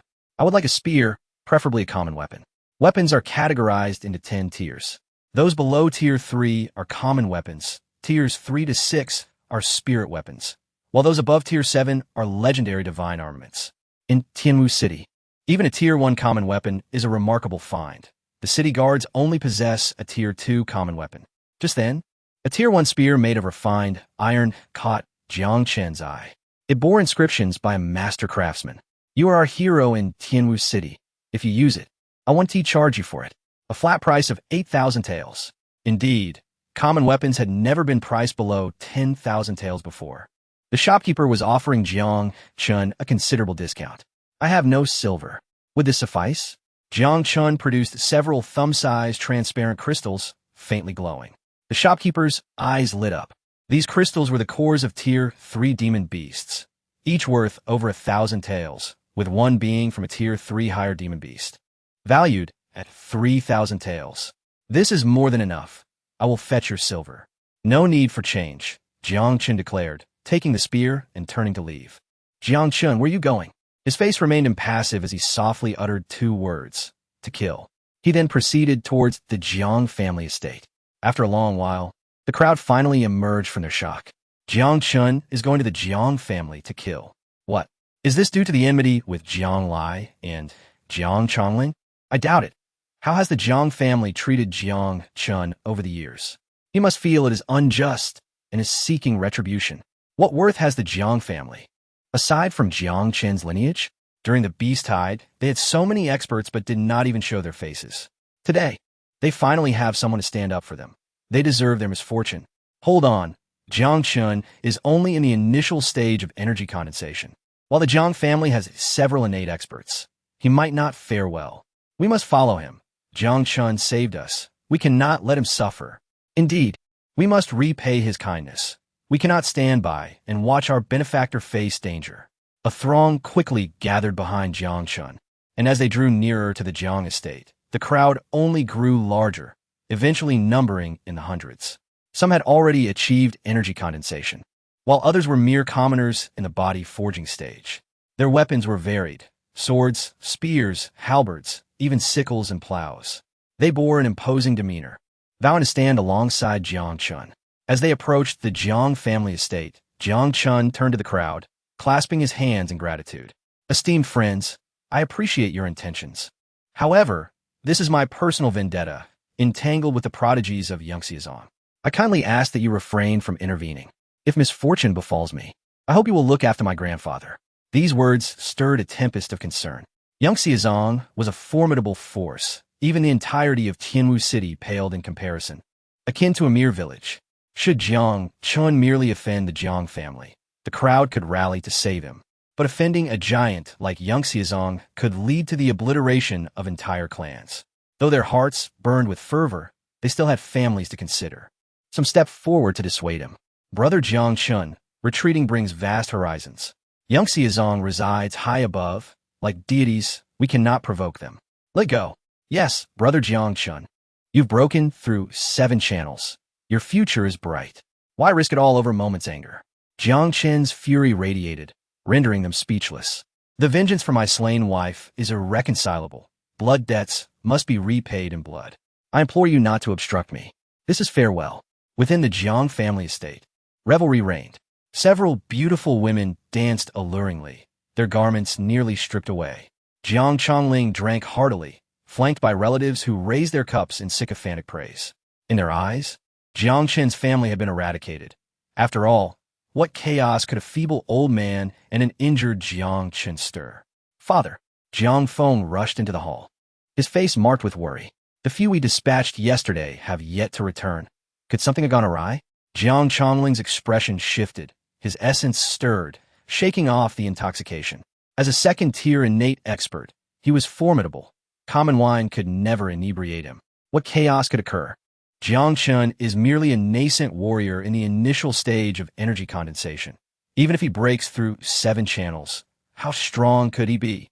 Moreover, we have Wu Ming, the strongest under young Master Lin, guarding us. His prowess is unfathomable. Jiang Feng recalled the figure in green, a master of the path of slaughter, whose combat prowess rivaled that of the divine transformation stage. With that thought, he relaxed and resumed drinking. Suddenly, a thunderous crash echoed as the doors of the Jiang estate were shattered by an overwhelming force. Several Jiang family members collapsing, spewing blood, their fates uncertain. A booming voice resonated from outside, shaking the heavens. Jiang Chongling, Jiang Feng, come out to die. Who dares invade the Jiang family? Are they seeking death? Angry shouts erupted within the hall as the dancers scattered in terror. As the dust settled, a figure emerged at the entrance, tall and imposing, wielding a silver spear, exuding an overwhelming presence. Jiang Chongling's pupils constricted. Jiang Chen, Chapter 33. A tragic demise. Dozens of figures swiftly surrounded him, wielding blades and swords, their vital energy swirling. Each one a practitioner at the late stage of chi condensation, with several having already attained the early stage of innate. A sinister, unnatural smile crept across Jiang Chongling's face as he rose and strode into the courtyard. Jiang Chen, they say you are foolish. I previously did not believe it, but now I am convinced. If I were you, having narrowly escaped last night, I would have wandered the world incognito, perhaps to live a few more years. Yet you, this imbecile, dare to come knocking on death's door? Utterly absurd, utterly absurd. Jiang Feng followed closely behind Jiang Chongling, a sinister grin gracing his lips. He had long feared Jiang Chen's potential for revenge, yet he was astonished that Jiang Chen dared to walk into the trap. Blood debts must be repaid in blood. Today, the father and son would surely perish. Just you? Ha ha ha. Jiang Chongling laughed heartily. Not to mention the dozens of guards at my side. I am an innate practitioner of the second layer myself. A mere chi condensation novice dares to speak so arrogantly? Jiang Feng's expression was one of petty triumph. Jiang Chen, do not think that just because you have opened your meridians, you are invincible. At 20, you have only reached the qi condensation stage. Even if you break through 7 meridians, what does it matter? I am the true genius of the Jiang family. You have offended me and young masterlin of Yunxia sect. There is only one path ahead for you, death. My father has exiled you from the family. Now you are but a homeless dog. If you kneel and beg for mercy, I might show you leniency. Otherwise, I will see you torn to pieces. Surrounding Jiang Chen, the multitude of warriors surged with vital energy, their eyes glinting with malice as they anticipated the opportunity to prove their worth before the patriarch. If they could catch young Master Lin's eye, it might lead to their ascension. Jiang Feng, 2 months ago, you schemed to lure me into the 10,000 Beasts mountain range. Had it not been for fate's favor, I would have perished at the hands of the beasts. To seize my family's fortune, you have betrayed me time and again. Your actions have cost me my wife. Your life, I should have taken long ago. Jiang Feng's facade was pierced, and a chilling murderous intent flickered in his eyes. Yes, I did all that. So what? You are now merely a lost dog. A qi condensation novice, still a waste. I have broken through to the pinnacle of qi condensation. I am the true prodigy of the Jiang family. While you will forever exist in my shadow. Jiang Chen's gaze turned icy. This former hypocrite had finally shed his mask. The pinnacle of qi condensation, you say? I am eager to see what skills you possess at that level. Upon hearing of Jiang Chen's remarkable achievements during the city defense, Jiang Feng felt a pang of insecurity. However, having recently acquired external techniques from Yunxia sect, his progress had been rapid. Facing a novice, he felt emboldened with so many witnesses present. Even if he faltered, his father could intervene. Furthermore, many were now proclaiming Jiang Chen as the true genius of the Jiang family. Today would be his chance to reclaim that title. Jiang Feng stepped forward. Very well. I shall demonstrate the gap between us. I will personally slay you, this lost dog. Drawing his long sword, he concentrated his vital energy, unleashing an invisible aura that stirred the air into violent gusts. He brandished his sword high, clouds of Yunxia. Above him, clouds swirled, manifesting sword energy. As a disciple of the Eastern Wilderness sect, even the external techniques had reached the 3rd tier, and in mere days, Jiang Feng had grasped them, testament to his talent. Jiang Chongling beamed with pride. See, my son is the true genius of the Jiang family. He will undoubtedly become the strongest in Tianwu City. Jiang Chen prepared to die. The swirling clouds, laden with sword energy, roared toward Jiang Chen like a ferocious dragon seeking to devour him. Yet, Jiang Chen remained motionless, seemingly paralyzed by Jiang Feng's imposing presence. As the sword energy threatened to cleave him, Jiang Chen's figure suddenly vanished from sight. Not only did Jiang Feng fail to perceive it, but even Jiang Chongling blinked in disbelief. What? In the next instant, Jiang Chen reappeared behind Jiang Feng, his arm aglow with golden symbols as he unleashed a powerful punch. Boom! A shockwave erupted, followed by a piercing scream that echoed throughout the courtyard. In just one strike, Jiang Feng's back was shredded, his spine fractured under the force, and the overwhelming power obliterated his vital meridians. Impossible! Impossible! His pale face was filled with horror and disbelief. Jiang Chen was merely a qi condensation novice. Even if he had broken through 7 meridians, how could he defeat him with a single blow? How had he accomplished this? Fear radiated from Jiang Feng as he trembled. Dare to harm my son? Kill him! Jiang Chongling roared kill. Dozens of warriors brandished their blades and charged at Jiang Chen. Vital energy surged within him, the golden symbols along his meridians transforming to crimson as he activated the 2nd layer of the swallowing heaven chaos scripture. The consumption was immense, yet hatred consumed his heart. He would annihilate Jiang Feng and Jiang Chongling in the most brutal manner. With a mighty thrust of his spear, a tidal wave of vital energy surged outward, spreading in all directions. The qi condensation warriors were sent flying, their cries echoing as they fell to the ground in agony. Within moments, over a dozen lay defeated. Only a few pinnacle qi condensation and early innate experts dared to approach Jiang Chen. Great stone hand, golden wave fist, bone-crushing blade. They unleashed their strongest attacks, aiming to slay Jiang Chen in one blow. Jiang Chen remained calm, his spear whirling, creating countless phantom strikes. After gaining Nangong Wanner's power, his strength surged anew, and the spear's shadows were devastatingly sharp. One pinnacle chi condensation warrior failed to evade, becoming a mere heap of flesh mid-air, an alarming sight. Several innate warriors retreated, too fearful to challenge his might. Jiang Chen's voice was low and merciless, as I stated before. I should have killed you long ago. With a swift motion, no please. A blinding silver streak erupted as Jiang Feng's legs were severed at the knees, blood spraying forth. His pupils dilated in excruciating pain as he let out a blood-curdling scream, his body convulsing in agony. Fenger! Jiang Chongling watched in horror at his son's plight, his fury igniting. He surged forward recklessly, claws outstretched toward Jiang Chen's throat. Bang! Jiang Chen's movements were deceptively simple, yet as swift as lightning. He concentrated his vital energy into his left arm, which glowed with a blood-red light, as if enveloped in a demonic aura, and struck Jiang Chongling with tremendous force. The sound of impact was like boulders colliding through the air. Jiang Chongling was sent sprawling, his hands shattered, blood pouring forth as he writhed in agony. His eyes widened in shock, unable to comprehend how a chi condensation novice could injure him, an innate practitioner of the second layer. Why, what realm are you? Jiang Chen's gaze remained unyielding. Over the years, Jiang Chongling and his son had caused his family unimaginable suffering, and Nangong Wanner lay unconscious due to their actions. Hatred filled Jiang Chen's heart once more as he raised his spear, unleashing two swift strikes that severed Jiang Feng's hands. Oh, spare me. Spare me. I was wrong. I'm sorry. Please, spare me. Jiang Feng's cries pierced the heavens. He had never imagined that the once helpless Jiang Chen would possess such power, nor did he foresee himself on the ground, begging for mercy. At this moment, fear had consumed his entire being. Spare you? Jiang Chen surveyed the scene with disdain. Did you ever consider sparing me when you sought to take my life? When you sent assassins to slaughter my family, did you ever think of mercy? I shall not end your life swiftly. Instead, I will torment you slowly, ensuring that your father witnesses your suffering until death. The anguish you have inflicted upon me shall be repaid 100-fold, 1,000-fold. Ha! Once more, a flash of gunfire pierced through Jiang Feng's groin with lightning speed. Ah!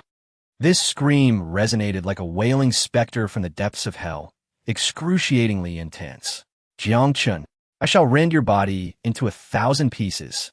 Jiang Chongling watched helplessly as his son was mercilessly tormented by Jiang Chen, his form grotesquely twisted. Suddenly, he surged forth, his true essence surging violently, his arms shrouded in a dark mist, even more terrifying than a beast from the netherworld. It was as if a ferocious tiger had leaped from the ground, charging towards Jiang Chen with such velocity that the very air crackled around it. A sinister smile crept across Jiang Chen's lips as he abruptly lifted Jiang Feng from the ground with his spear, flinging him towards Jiang Chongling. There was no time for Jiang Chongling to evade. His fists collided heavily with Jiang Feng's already mangled body, sending it hurtling like a broken sack 30 meters away, crashing against the courtyard wall with a dull thud. Fengya! A heart-wrenching cry echoed as Jiang Feng's body stiffened, slowly collapsing to the ground, devoid of life. Chapter 34. Revenge. Jiang Feng fell like a dead dog, leaving a trail of blood on the wall, his mouth frothing with blood, a sight of utter despair. Jiang Chongling, witnessing the tragic state of his son, trembled all over, his heart shattering, his face paling to the extreme. Watching Jiang Feng gradually lose consciousness, he was consumed by madness. This was his only son, dying before his very eyes, and he was the one who had dealt the fatal blow. How could he not be sorrowful? How could he not be in pain? Having committed countless atrocities throughout his life, he never imagined he would witness such a heartbreaking scene. Jiang Chongling staggered to his feet, his eyes fixed on Jiang Chen, his expression filled with overwhelming rage and hatred as he bellowed like a madman. Jiang Chen, I will have you torn apart. I will ensure you have no place to rest in death. Jiang Chen's gaze was as cold as ice as he regarded the frenzied Jiang Chongling. Now it is your turn. Waves of energy manifested out of thin air, and as his true essence flowed into the ordinary spear, it gradually turned crimson. Jiang Chen's momentum surged with each passing moment. Jiang Chongling's face twisted with fury as he shouted, "Everyone, attack!" Whoever kills Jiang Chen will be rewarded with 50,000 taels. The crowd momentarily froze. Then their eyes sparkled with wild joy. 50,000 taels? A staggering sum. Even the innate experts earned but a mere 1,000 taels in a year. Charge! A martial artist of second-tier innate cultivation leaped forward, wielding a 2-meter-long blade, true essence surging, the blade glowing with a bright light, illuminating the surroundings as he charged at Jiang Chen. Jiang Chen's figure flickered. With a sweep of his spear through the void, a blood-colored wind blade sliced through the air. When the two forces collided, the wind blade shattered instantaneously. But at that moment, Jiang Chen had already mastered his divine powers. He unleashed heavenly fire. Above the sky, dozens of fireballs rained down like shooting stars onto the Jiang family estate. One martial artist, in the process of gathering energy, was struck by the flames and instantly transformed into a fiery figure, collapsing in agony, turning to ash. Everyone attacked together. Dozens of figures surged forward. Jiang Chen's strikes were lethal. Wherever his spear passed, blood splattered everywhere. Those at the pinnacle of energy cultivation could hardly fend off a single blow. In just a few breaths, the courtyard had turned into a hellscape, littered with severed limbs and exuding a thick stench of blood. A dark cloud loomed overhead as Jiang Chongling roared with infinite hatred, his ordinary sword exuding a black mist as he charged at Jiang Chen. The two collided with a resounding crash, akin to the clash of metal, sending visible shockwaves through the air, cracking the ground beneath them. Other innate experts joined in, and in an instant, the courtyard was ablaze with sword energy and blade light, waves of energy roiling upwards, releasing bursts of fiery brilliance. The surrounding structures were caught in the turbulence, collapsing and shattering in succession. The battle within erupted violently. The sheer intensity of the aftermath made it clear how perilous the situation was. Jiang Chen was fighting against the odds. It was feared he might not prevail. Alas, despite being a genius, he was too reckless. The Jiang family, as the foremost clan in Tianwu City, possessed unfathomable depth, with no fewer than several innate experts among their ranks. Enough, let's tend to old Master Jiang. This will suffice as our way of repaying Jiang Chen's kindness to us. Look, the Jiang family estate was engulfed in smoke and dust, and a tall figure wielding a spear emanated an overwhelming aura. Even from 1,000 meters away, one could sense the terrifying presence of this individual. Engaged in combat with several innate experts, he seemed to be gaining the upper hand. It was Jiang Chen. He was actually overpowering them. Everyone was taken aback. They had expected to witness Jiang Chen's bloodshed, perhaps even his severe injury or death under the siege. No one anticipated that Jiang Chen, armed only with a spear, would manage to infiltrate the Jiang family and gain the advantage. Amidst the siege of demonic beasts, the Jiang family had not sent out a single soldier, instead profiting from the chaos. The residents of Tianwu City had long expressed their grievances against the Jiang family, and upon witnessing this turn of events, their emotions surged. Were it not for the fear of the powerful Yunxia sect behind the Jiang family, they would have rushed forward to cheer. Boom! As the combat raged on, Jiang Chen's blood surged, growing bolder with each strike. His spear was unparalleled in combat. He deflected a descending blade and then struck heavily against Jiang Chongling's chest. A spray of blood erupted, and Jiang Chongling's face contorted in pain as he was sent flying, shattering the pillar behind him. Were it not for his extraordinary innate physique, he would have already perished. The entire courtyard fell into a stunned silence. The innate experts bore faint traces of blood, each one harboring deep trepidation and disbelief. A martial artist at the initial stage of energy cultivation was actually battling against several innate warriors and even gaining the upper hand. It was hard to believe anyone would accept this unless it was said that his strength was comparable to the prodigies of the Eastern Wilderness 9 sects. And Jiang Chen, having grown up in Tianwu City, had only learned the most rudimentary martial arts, which could only signify one thing. Jiang Chen's talent had reached a terrifying level. Everyone, attack. Kill him. The bounty is 50,000, no, 100,000 taels. Jiang Chongling roared in fury, yet the innate warriors exchanged glances, none daring to make a move. Jiang Chen advanced step by step towards Jiang Chongling, his eyes icy with murderous intent. The actions of Jiang Feng had been driven by Jiang Chongling's directives. In his greed to monopolize the Jiang family's wealth, he had resorted to every means possible. You will die. As Jiang Changling's voice fell, the black sword energy in his hand erupted, slicing through the air towards Jiang Chen. A silver spear gleamed, cutting through the darkness. Boom, boom, boom. The silver light collided with the black sword energy, ripples spreading wildly. As the silver light flickered, the sword energy shattered, continuing its momentum and charging towards Jiang Changling. With a horrified cry, the once ferocious Jiang Changling was sent flying again. Boom! He crashed into several trees within the courtyard before finally coming to a halt. Blood gushed from his mouth and nose. His chest caved in, leaving him devoid of any fighting strength. He struggled to rise, only to collapse again. Watching as Jiang Chen approached him slowly, Jiang Changling's eyes brimmed with hatred and fear. Jiang Chen, you cannot kill me. I have pledged allegiance to young Master Lin Han. If you kill me, he will never let you go. Not just you, your entire family will pay for my death. Jiang Chen looked coldly at Jiang Changling. Raising his spear, in the distance, the sound of hurried footsteps approached. Dozens of officials in uniforms rushed in, led by a young man in splendid attire who shouted sternly, Jiang Chen, stand down if you wish to live. Upon seeing the newcomers, Jiang Changling's face lit up with joy. He struggled to rise, heavily wounded, yet wore a grotesque smile. Young Master Lin Han, you have finally arrived. Kill Jiang Chen and avenge Feng. Young Master, kill him. Before Jiang Changling could finish his sentence, a silver light suddenly blazed forth. The spear moved with blinding speed, so swift that even Lin Han, in the realm of divine refinement, could not intercept it in time. Jiang Chen's spear pierced directly through Jiang Changling's chest, the surging blood essence obliterating his innards. I have said before, today you and your son must die. Chapter 35.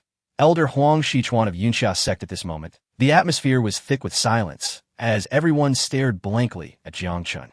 No one anticipated that he would dare to slay Jiang Changling in front of Lin Han. Witnessing Jiang Changling impaled by Jiang Chen's spear, lifeless and beyond salvation, Lin Han's pupils constricted sharply. It had been many years since he encountered anyone bold enough to oppose him, and he vowed that Jiang Chen would pay a heavy price. Lin Han's complexion turned ashen, his hands trembling slightly from rage. Well, very well. He breathed deeply, his chest heaving violently, his expression darkening as a palpable aura of murderous intent enveloped the entire Jiang family estate. Under the weight of his presence, everyone felt a chill run down their spines, too frightened to even breathe. Only Jiang Chen remained steadfast, his gaze fixed on Lin Han, devoid of any fear. Suddenly, a violent wave of energy surged forth, and Jiang Chen felt as though a massive boulder had crushed his chest. He was violently thrown backward, the pain coursing through him as his spear plunged into the ground. Carving a deep trench, blood erupted from his mouth, yet against the might of a formidable opponent, he managed to remain standing. His eyes locked on Lin Han with unwavering resolve. Lin Han narrowed his eyes. As a prodigy of Yunxia sect, he found it utterly humiliating that he could not eliminate this man with a single blow. Just as he prepared to strike again, a cacophony erupted outside. Countless people surged into the courtyard, their footsteps echoing like an approaching army, creating a tumultuous clamor. The Jiang family estate was soon surrounded by thousands, men, women, the young and the old, all drawn together by the news of Jiang Chen seeking vengeance. Within moments, half the city flocked to the Jiang estate, intent on rescuing Jiang Chen. The walls were lined with people, and their numbers continued to swell. No one, not even Lin Han, could comprehend the situation. Jiang Chen was a hero of Tianwu City. He could not be slain. During the Beast Siege, Jiang Chen had fought valiantly, saving countless lives. They pleaded, "Please do not kill Jiang Chen, sir. We beseech you to spare him." The atmosphere was chaotic, voices rising in a chorus of desperation. Though they were weak, they surged into the courtyard, positioning themselves as shields before Jiang Chen. Once, Jiang Chen had risked his life for them. Now, they stood ready to protect him. Lin Han's murderous intent radiated through the air. He had never held any fondness for the common folk, viewing them as little more than ants. With a mere flick of his wrist, he could annihilate hundreds. The officers behind him sensed his bloodlust, and the head constable, Gu Hai, hurried forward. "Young Master Lin, I implore you to exercise caution. This is Tianwu City. Should you unleash a massacre, it may not bode well for you, he urged. Indeed, Brother Lin. Though these commoners seem insignificant, word of this could adversely affect your standing within the sect. Gu Hai's sinister smile belied his intentions as he leaned closer, whispering, Leave this to me, young Master Lin. I assure you, I will handle it to your satisfaction. With the situation spiraling out of control, Lin Han had no choice but to suppress his murderous rage, nodding in agreement. Everyone step aside.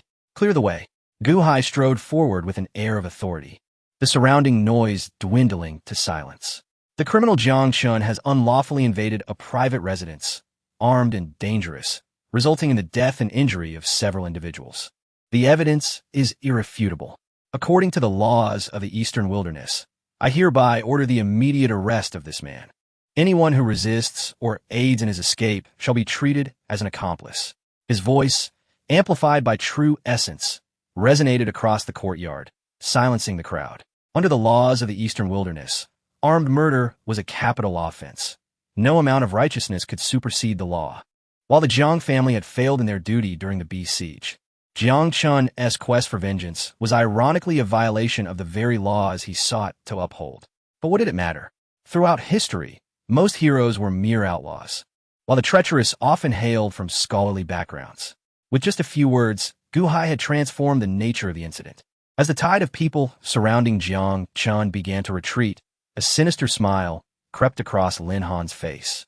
It was evident that once Jiang Chen was apprehended, his fate would be sealed. The city guard has arrived. The city lord is here.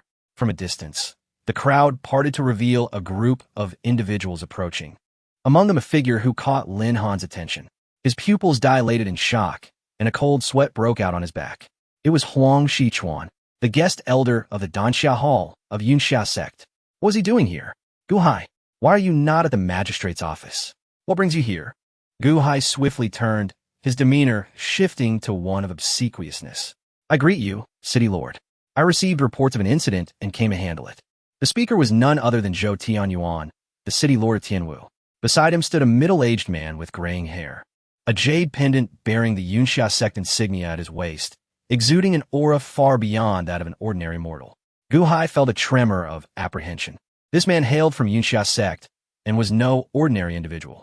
His cultivation was likely far beyond what Gu Hai, a mere first-level innate warrior, could fathom. With the situation escalating, Gu Hai resolved to put aside his reservations and prioritize winning Lin Han's favor. Steeling himself, he approached Zhou Tianyuan. City Lord, I have urgent matters to report. Zhou Tianyuan regarded him with curiosity. What is it? With a face full of righteous indignation, Gu Hai declared. The criminal Jiang Chen has unlawfully invaded a private residence, murdering Jiang Chongling and his son, and injuring numerous members of the Jiang family. His crimes are heinous, and I beseech you to apprehend him immediately to serve as a warning to others. Hold on, a calm voice interjected, belonging to the middle-aged man. What is the relationship between Jiang Chen and Jiang Lai? Zhou Tianyuan replied respectfully, Elder Huang, Jiang Chen is Jiang Lai's son. During the Beast Siege, he single-handedly held off the advancing creatures. Without him, Tianwu City would be no more. Huang Shichuan's expression shifted in astonishment, and he stepped closer to Gu Hai, his demeanor darkening. You mean to say that my benefactor's son unlawfully entered a private residence? A formidable aura surged toward Gu Hai, who felt his legs weaken. Yet, as an innate warrior, he held himself upright, unable to utter a word. And you dare claim that my benefactor's son has killed someone? Gu Hai's voice trembled as he realized the gravity of his words. He regretted his earlier bravado, for even Zhou Tianyuan showed deference to this man, whose status was unimaginable. In despair, he finally knelt, trembling uncontrollably, sweat soaking his back. What of killing? Huang Shichuan's voice boomed. Though primarily a physician, he had reached the first level of true essence cultivation. Gu Hai felt as if the very earth was shifting beneath him. A powerful pressure crashed down, causing him to spit blood, his eyes filled with fear. Lin Han's expression froze. He had not anticipated that a mere innate warrior from Tianwu City would have connections to Huang Shichuan. In Yunxia sect, Huang Shichuan was a revered elder, while his master, Yin Xinjue, was the head of the law enforcement hall. Yet, the two had been bitter rivals for years. Jiang Chen is the son of my sworn brother, Jiang Lai. He is as dear to me as my own flesh and blood, let alone a few casualties. Even if the entire Jiang family were to be slaughtered, who would dare hold me accountable? Huang Xichuan's words struck like thunder, leaving Zhou Tianyuan's face a mixture of pale and flushed. As the city lord, he preached benevolence and equality before the law. Yet if a figure like Huang Xichuan intervened, who would dare to touch Jiang Chen, provided he did not rebel against the state? Jiang Chen gazed at the elegantly dressed middle-aged man, his heart swirling in confusion. Who was this person? The city lord, usually so high and mighty, appeared subservient in his presence. When had his father acquired such an illustrious sworn brother? Chapter 36. The truth revealed. Lin Han's expression instantly stiffened. He had not anticipated that a mere qi condensation warrior from Tianwu City would be linked to Huang Xichuan. Within the Yunxia sect, Huang Xichuan served as an elder of the Danxia Hall, while his master, Yin Xinjue, held the position of elder in the law enforcement hall. Yet, the two had been bitter rivals for many years. At this moment, Lin Han, who had remained silent, stepped forward and slightly bowed before Huang Xichuan. This is Lin Han, the direct disciple of the law enforcement hall of Yunxia sect, paying respects to Elder Huang of the Danxia Hall. The lofty Lin Han, akin to a celestial being, unexpectedly performed this gesture of reverence towards the elder, leaving the onlookers astounded, unable to suppress their gasps. Today, Tianwu City seemed favored by the heavens. For two prominent figures from the Yunxia sect had appeared simultaneously, one of whom was an elder of the Danxia Hall, a status beyond compare. It was no wonder he dared to utter such bold words. Figures of this stature would command respect not just from a city lord, but even from the county governor of Dongwang. Elder of the law enforcement hall? Huang Xichuan's expression grew cold. Lin Han, why are you wandering around instead of diligently cultivating in the Yunxia sect? Lin Han smiled, his voice resonating with clarity. I am here under my master's orders to travel through Dongwang. Today, I happened upon this villain intruding into private residences and committing heinous murders. Thus, I acted righteously to uphold the reputation of our Yunxia sect. I have often heard my master speak highly of Elder Huang, praising his integrity and righteousness, stating that he occupies a high position without deceiving others. Yet, I never imagined that the esteemed Elder Huang would protect a murderer so openly. How can such actions be justified? What right do you have to remain an elder of our Yunxia sect?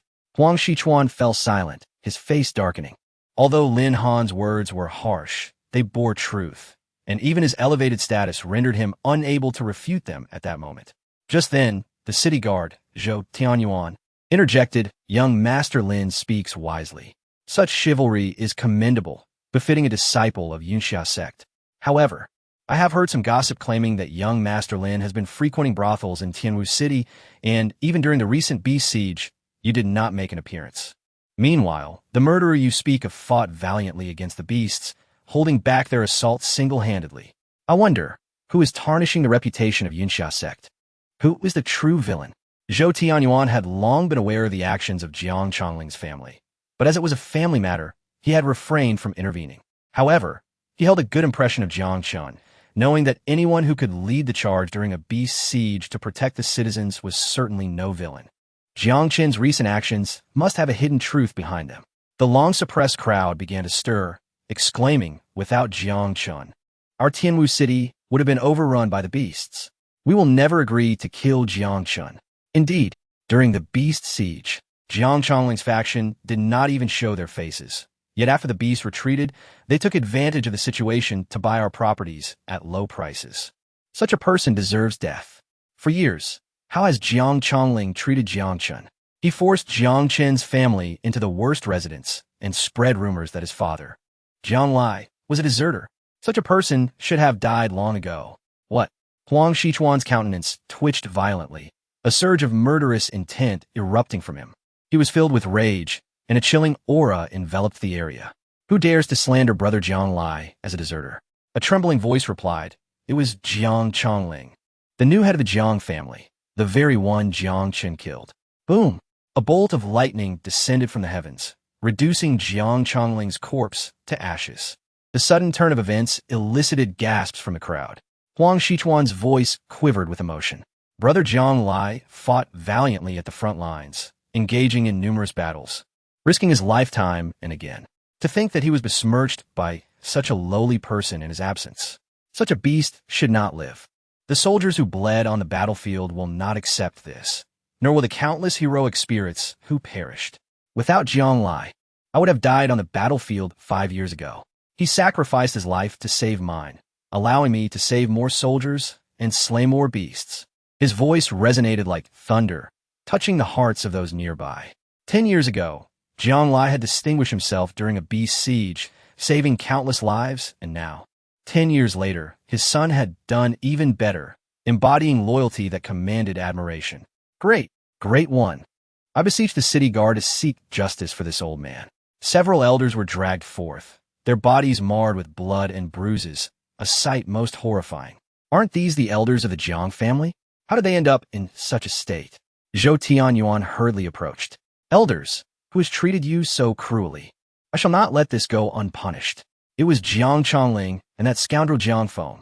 They colluded with Lin Han of the Yunxia sect to murder the former patriarch and even sent assassins to wipe out Jiang Chen's family. We implore you to seek justice. Lin Han turned pale, unable to comprehend the situation. Suddenly, he felt an overwhelming force strike him. His protective energy shattered, and he was hurled through the air, skidding across the ground for several meters before finally stopping. He spat out a mouthful of blood, his face ashen. Had Huang Shichuan's blow been any heavier, he would have perished on the spot. Lin Han's heart sank as he realized the gravity of the situation. Huang Shichuan looked at Jiang Chen, urgency in his voice. Jiang Chen, is your family unharmed? Jiang Chen's gaze was filled with fury and hatred as he looked at Lin Han. Having witnessed his master, the revered Xian Wang Chongming, meet a tragic end in his previous life, the agony had resurfaced within him. My grandfather managed to escape, but my wife, she lies gravely injured and unconscious, perhaps never to awaken. Beast. Huang Shichuan's rage ignited at the sight of Lin Han's actions against Jiang Chen's family. He raised his hand, ready to strike Lin Han down. Uncle Huang, this man bears a personal vendetta against me for the murder of my wife. May I take his life myself to avenge her? Huang Shichuan considered for a moment, then nodded. Very well, he is no better than a dog now.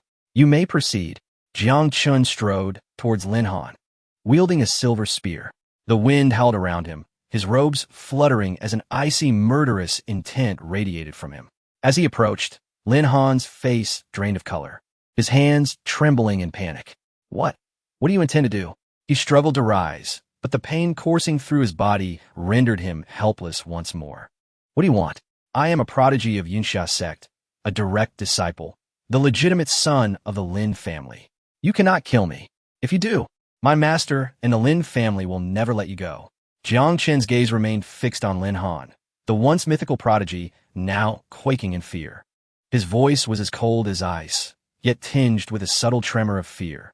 As Jiang Chen reached him, Lin Han could no longer hold on, collapsing to ground, tears and snot streaming down his face. Please do not kill me. I was wrong. Spare me. Swish. A flash of silver light appeared. Lin Han emitted a blood-curdling scream, his legs spasming from sheer terror, a dampness spreading beneath him. This once proud genius of the Yunxia sect had succumbed to fright, and a contemptuous smile graced Jiang Chen's face. The so-called prodigies of great clans, mere cowardly wretches, had cost him his beloved and nearly led to the destruction of his family. He resolved to torment Lin Han to death with his own hands. Just as Jiang Chen prepared to strike again, a burly middle-aged man suddenly descended from a rooftop, landing 10 paces away, exuding an overwhelming presence.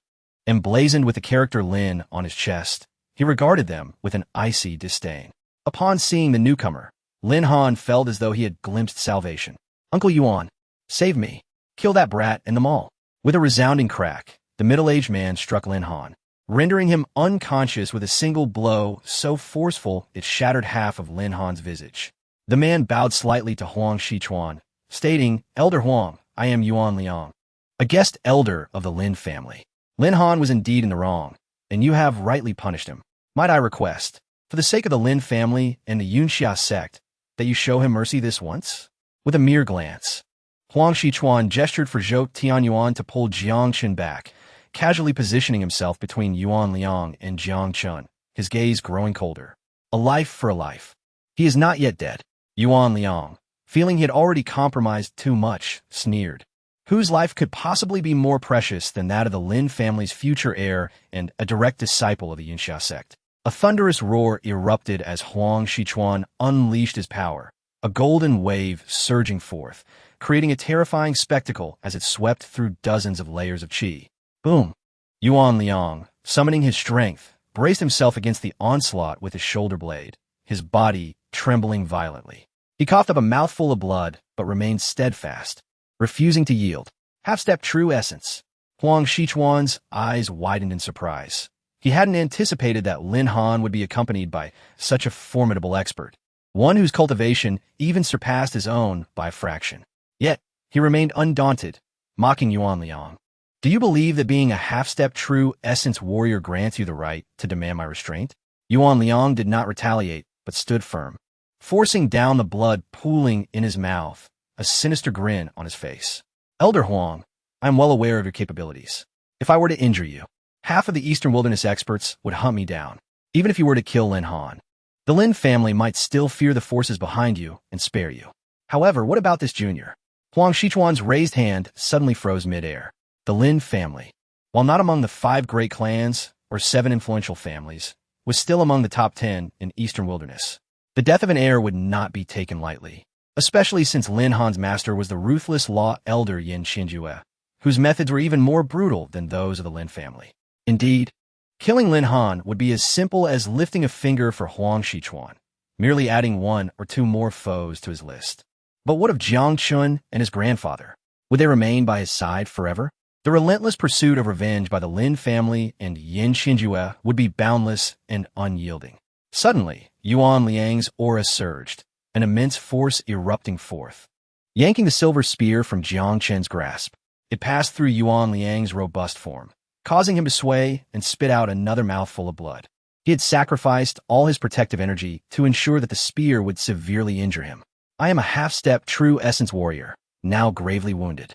If this does not satisfy you, I will trade my life for Lin Han's. Shall we make this transaction? You. Huang Shichuan's brows furrowed tightly, his rage at its peak. Yet his raised hand hesitated to fall. Jiang Chen stepped forward, bowing respectfully to Huang Shichuan. Uncle Huang, I beseech you to spare his life. He has harmed my family, and this enmity is irreconcilable. One day, I shall seek revenge with my own strength. Moreover, such a scoundrel is unworthy of your direct intervention. Yuan Liang regarded Jiang Chen, recognizing that though he was still young, his resolve and innate talent were unparalleled in his experience. He could not condone Lin Han's actions, yet as a loose cultivator, he could only rely on the Lin family for his own advancement. Furthermore, this act of self-sacrifice was not solely for Lin Han, but also for Jiang Chen. If Jiang Chen were to kill Lin Han in a moment of passion, the ensuing retribution from the Lin family and Yin Qinjue would be beyond even Huang Shichuan's capacity to bear, leaving Jiang Chen's family in a perilous and unavoidable fate. Yang Tian Ko Lu Radiated Lin Han. Lin Han, today I shall spare your life. But 2 years hence, I will travel to the Yunxia sect to find you. By then, I will rely solely on my own strength to slay you openly and justly. Huang Shichuan observed Jiang Chen's figure, filled with immense satisfaction. Indeed, the son of Jiang Lai carries the legacy of his esteemed father. Chapter 37.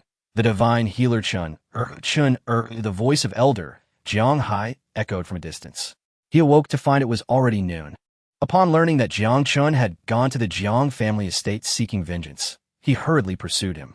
Along the way, he heard the news of Jiang Chen eliminating the father-son duo of Jiang Feng and Jiang Chongling, which eased his worries, albeit momentarily. Suddenly, he spotted a familiar figure, leaving him utterly astonished. Is that you, Huang Shichuan? He was momentarily struck dumb, tears welling in his eyes. You are Jiang Hai, Uncle Jiang, Huang Shichuan stammered. Recognizing Jiang Hai, the two had met briefly when Jiang Lai was sent to the front lines, and Jiang Hai was surprised that this prominent figure remembered his name. You are Elder Huang. I am honored to meet you. Jiang Hai began to bow, but Huang Shichuan quickly supported him, exclaiming, You have aged so much.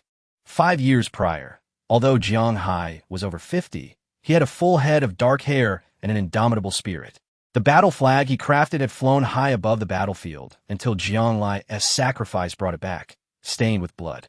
That night, the old man's hair turned white as snow in a single night. At just 60, he was now gray-haired and his eyes clouded, concealing countless unutterable sorrows, pains, and a profound longing for his son. Age has taken its toll. What brings you to Tianwu City? Huang Shichuan wiped his tears.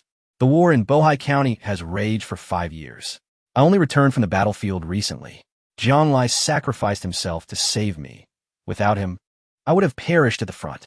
In the military camp, we were like brothers. Now that he has perished saving me, I have carried this gratitude in my heart, never daring to forget. You are his father, so he is my father, and his son is my son. I have come to Tianwu City to take you both to Luoyang City. His declaration caused an uproar among the onlookers, including the city guard, Zhou Tianyuan, who was left speechless with shock. Luoyang City. It was the grand city of Yangxiazong, vastly superior to the modest Tianwu City, far removed from the beast-infested regions. Even the villages at its outskirts were wealthier than Tianwu City. Jiang Chen was on the verge of soaring to new heights. The expressions of those surrounding Jiang Chen shifted dramatically. There was shock, reverence, and even deep envy. Chener, quickly come and pay your respects to Elder Huang. He is a paragon of medical expertise in the eastern wilderness. Jiang Chen was momentarily stunned, only to be engulfed by a wave of ecstatic joy. He hurriedly approached Huang Shichuan and bowed his head deeply. Uncle Huang, please save my wife. In the bedroom, Nangong Waner lay quietly on the bed, resembling a slumbering fairy of the moon. Uncle, please come in, she murmured. Huang Shichuan approached the window, briefly taken aback. The woman's figure was graceful, her skin fair, and though her beauty was not extraordinary, it was exquisite. Even with her pale complexion, her innate allure could not be concealed. Upon hearing that Jiang Chen's wife was a beggar found by the roadside, he felt a twinge of disdain. After all, as the foremost physician in the eastern wilderness and a master of the true essence realm, he had never treated a beggar before. His stupor lasted only a moment before he placed his hand on Nangong Waner's wrist. His heart sank. Indeed, as Jiang Chen had described, her condition was even more severe than he had imagined. Her meridians were shattered like broken glass, and life seemed entirely absent within her, if not for the faintest breath. Huang Shichuan might have believed Jiang Chen brought him to diagnose a corpse. Such injuries, even for Huang Shichuan, instilled a profound sense of helplessness. Not to mention restoring her meridians, even preserving her life seemed impossible. Observing Huang Shichuan's expression, Jiang Chen felt hope fading away. There was no saving her. Preparations for her last rites should begin. Logically, she had already passed, yet for reasons unknown, a sliver of strength sustained her. If she were to awaken again, hope would be nearly non-existent.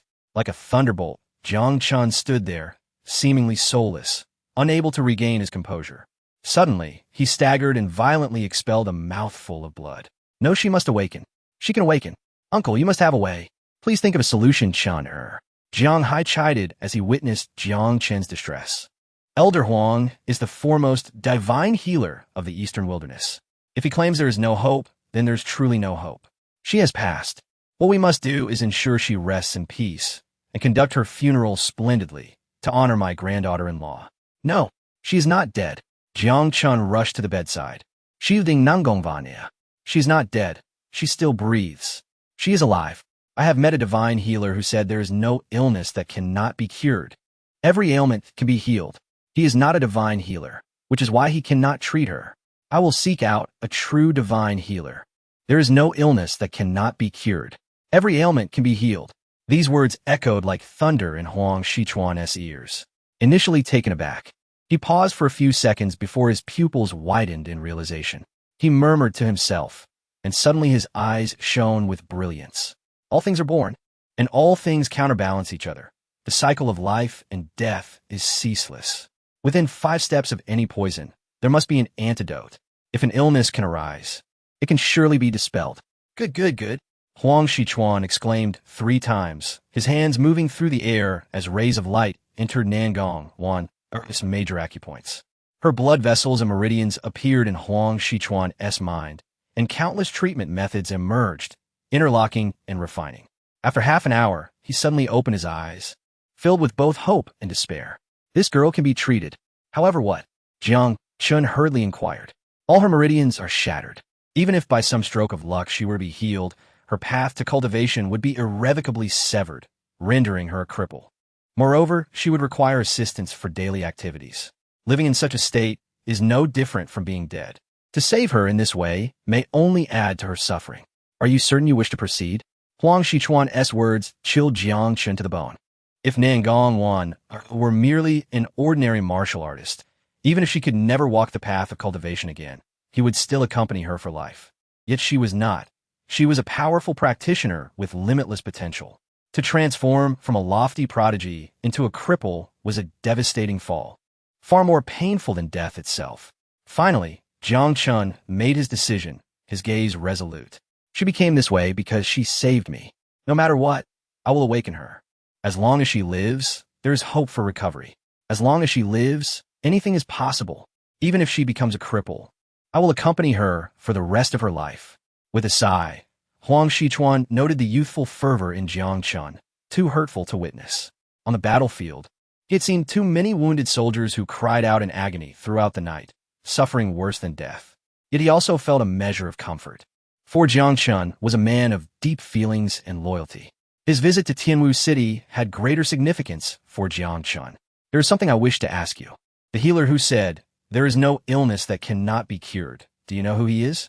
Could you introduce me? Jiang Chen was momentarily taken aback. Those words belonged to the renowned sage of medicine from the immortal realm, whose medical skills were unparalleled, a friend of his master, the celestial King Chongming. With countless universes separating their realms, how could he introduce him? He could only apologize to Huang Shichuan. Uncle Huang, he was just a wandering doctor I encountered by chance. And we exchanged a few words. Huang Shichuan slapped his thigh in frustration, his hands trembling, his face flushed with regret. Alas, such a tremendous opportunity has slipped through your fingers. That man's words could allow me to break through the barriers of medicine. How could someone who speaks such wisdom be an ordinary person? His skills must have reached the level of bringing the dead back to life.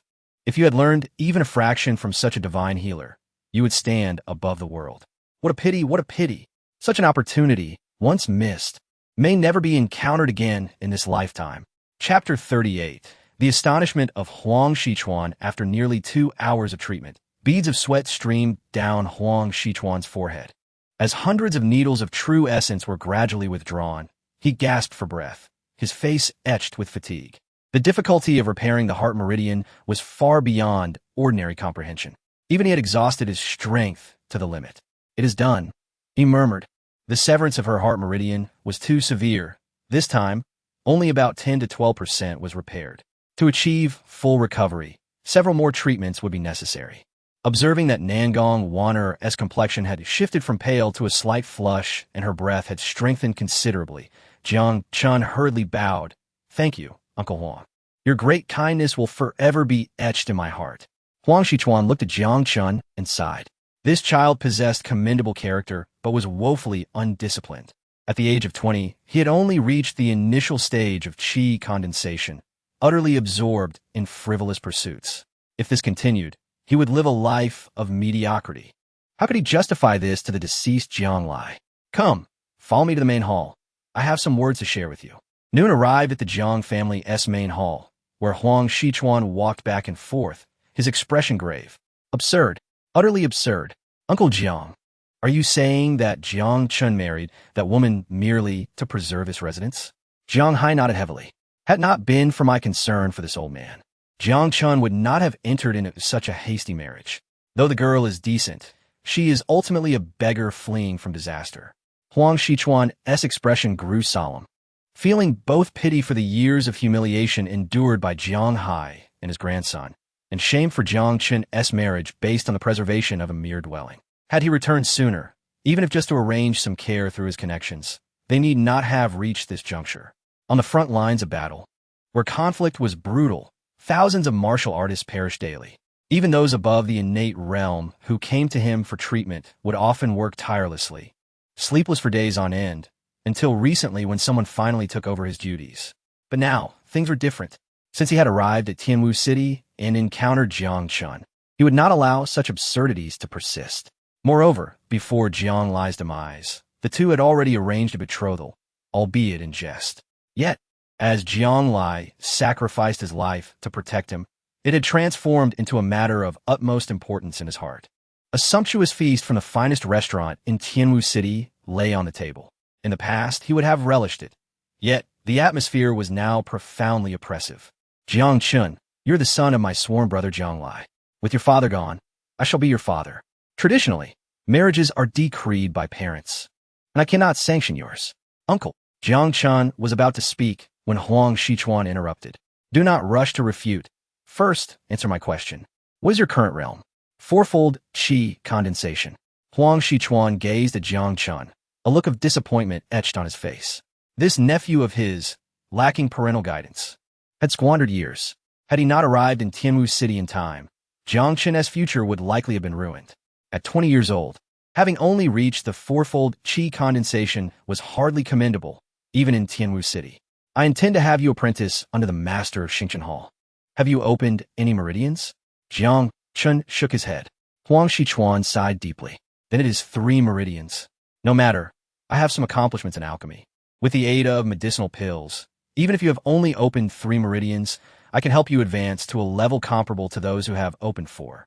As for being a direct disciple of Xingchen Hall, that is out of the question. You may, at best, become an inner disciple of Yunxia sect under Lin Xiang. It's not merely 3 meridians. Huang Shichuan's face twitched. Could it be that Jiang Chen had only opened 2 meridians? He furrowed his brows. This indeed complicates matters. You shall stay by my side as a medicine-making apprentice, under my protection. Uncle, I have opened 7 meridians, Jiang Chen stated truthfully. How many? Huang Shichuan thought he had misheard. 7 meridians. Huang Shichuan's expression soured immediately. This Jiang Chen, having been neglected by his parents, had gone astray. Upon arriving in Tianwu City, he had learned of Jiang Chen's violent tendencies. Such recklessness. If Jiang Chen had claimed to have opened 5 meridians, some might have been deceived. But to claim 7? What kind of individual could achieve such a feat? In the entire Eastern Wilderness, only Lin Xie, who bore the saint body of martial arts, had attained such an achievement through extraordinary opportunities and rare treasures. She had cultivated supreme techniques to reach this level. How could a down-and-out youth from a border town dare to boast of having opened 7 meridians? Jiang Chen, you have greatly disappointed me. Lack of talent is fate. A sentiment your father often expressed. Even if you had only opened 2 meridians, I would have paved a path for you. Yet, in pursuit of momentary pride, you resort to such base lies. I am profoundly disappointed in you. Seeing Huang Shichuan's ashen face, Jiang Hai could no longer contain himself. Elder Huang, Chen truly has opened 7 meridians. Huang Shichuan prepared to explain the principles of meridian opening when his right hand touched Jiang Chen's wrist, causing him to tremble violently. His gaze fixed on Jiang Chen with astonishment, as if witnessing the most incredible phenomenon in the world. Impossible. Absolutely impossible. Huang Shichuan muttered in disbelief. His other hand pointed at Jiang Chen's major acupoint, a white light gathering in his eyes. Jiang Chen's meridians and bones appeared vividly in his mind. His eyes widened once more, his entire body trembling, an expression of unspeakable shock, disbelief, and elation flooding his features. His emotions had never been so unrestrained, as if he had witnessed a miracle. 7 meridians. Indeed, 7 meridians. Not just any 7, but ones that connect the run and do meridians, and with a broad and resilient martial vein. A miracle! A miracle! Jiang Chen was momentarily taken aback. In his previous life, he had primarily focused on the path of immortality and was not well versed in martial arts. Uncle, is it particularly difficult to open 7 meridians? Huang Shichuan took a moment to calm himself, though his heart raced uncontrollably. The 8 extraordinary meridians form the foundation of a martial artist. Thus, only those who have opened their meridians can be considered martial artists. The number of open meridians significantly determines a martial artist's future achievements. Ordinary disciples of Yunxia sect typically open 4 meridians. The more meridians one opens, the greater the capacity of their qi and the faster their true essence circulates. Upon opening 5 meridians, both the speed of true essence circulation and capacity are several times greater than those with 4. Huang Shichuan grasped Jiang Chen's shoulders tightly. You have opened 7 meridians, and compared to ordinary martial artists, your Qi is nearly dozens of times larger. Furthermore, with both the Ren and Du meridians open, your cultivation speed will be exponentially enhanced. Currently, even Lin Xie, who has opened 7 meridians, is merely average. Yet you far surpass her. To open 7 meridians is not solely reliant on talent. You must have encountered some extraordinary opportunity or guidance from a powerful being. Tell me, did that divine doctor assist you? Jiang Chen had not anticipated that opening 7 meridians would so profoundly astonish Huang Shichuan. He could only nod and reply, yes. That divine doctor once gave me a pill.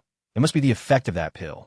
Huang Shichuan's expression transformed instantly, filled with deep shock and reverence, tears welling in his eyes. His demeanor resembled that of a devotee. As a healer, not meeting that divine doctor was a lifelong regret, yet encountering Jiang Chen, who had been guided by the divine doctor, was a significant fortune. After a long silence, he sighed, to come gracefully and depart generously. This is the true essence of celestial being. I once thought that the pinnacle of healing was to revive the dead and mend the living. Yet, I never expected that a single pill could reshape meridians. Those who wield the art of healing save lives. Those who master the way of healing save the world. Truly, a medical sage.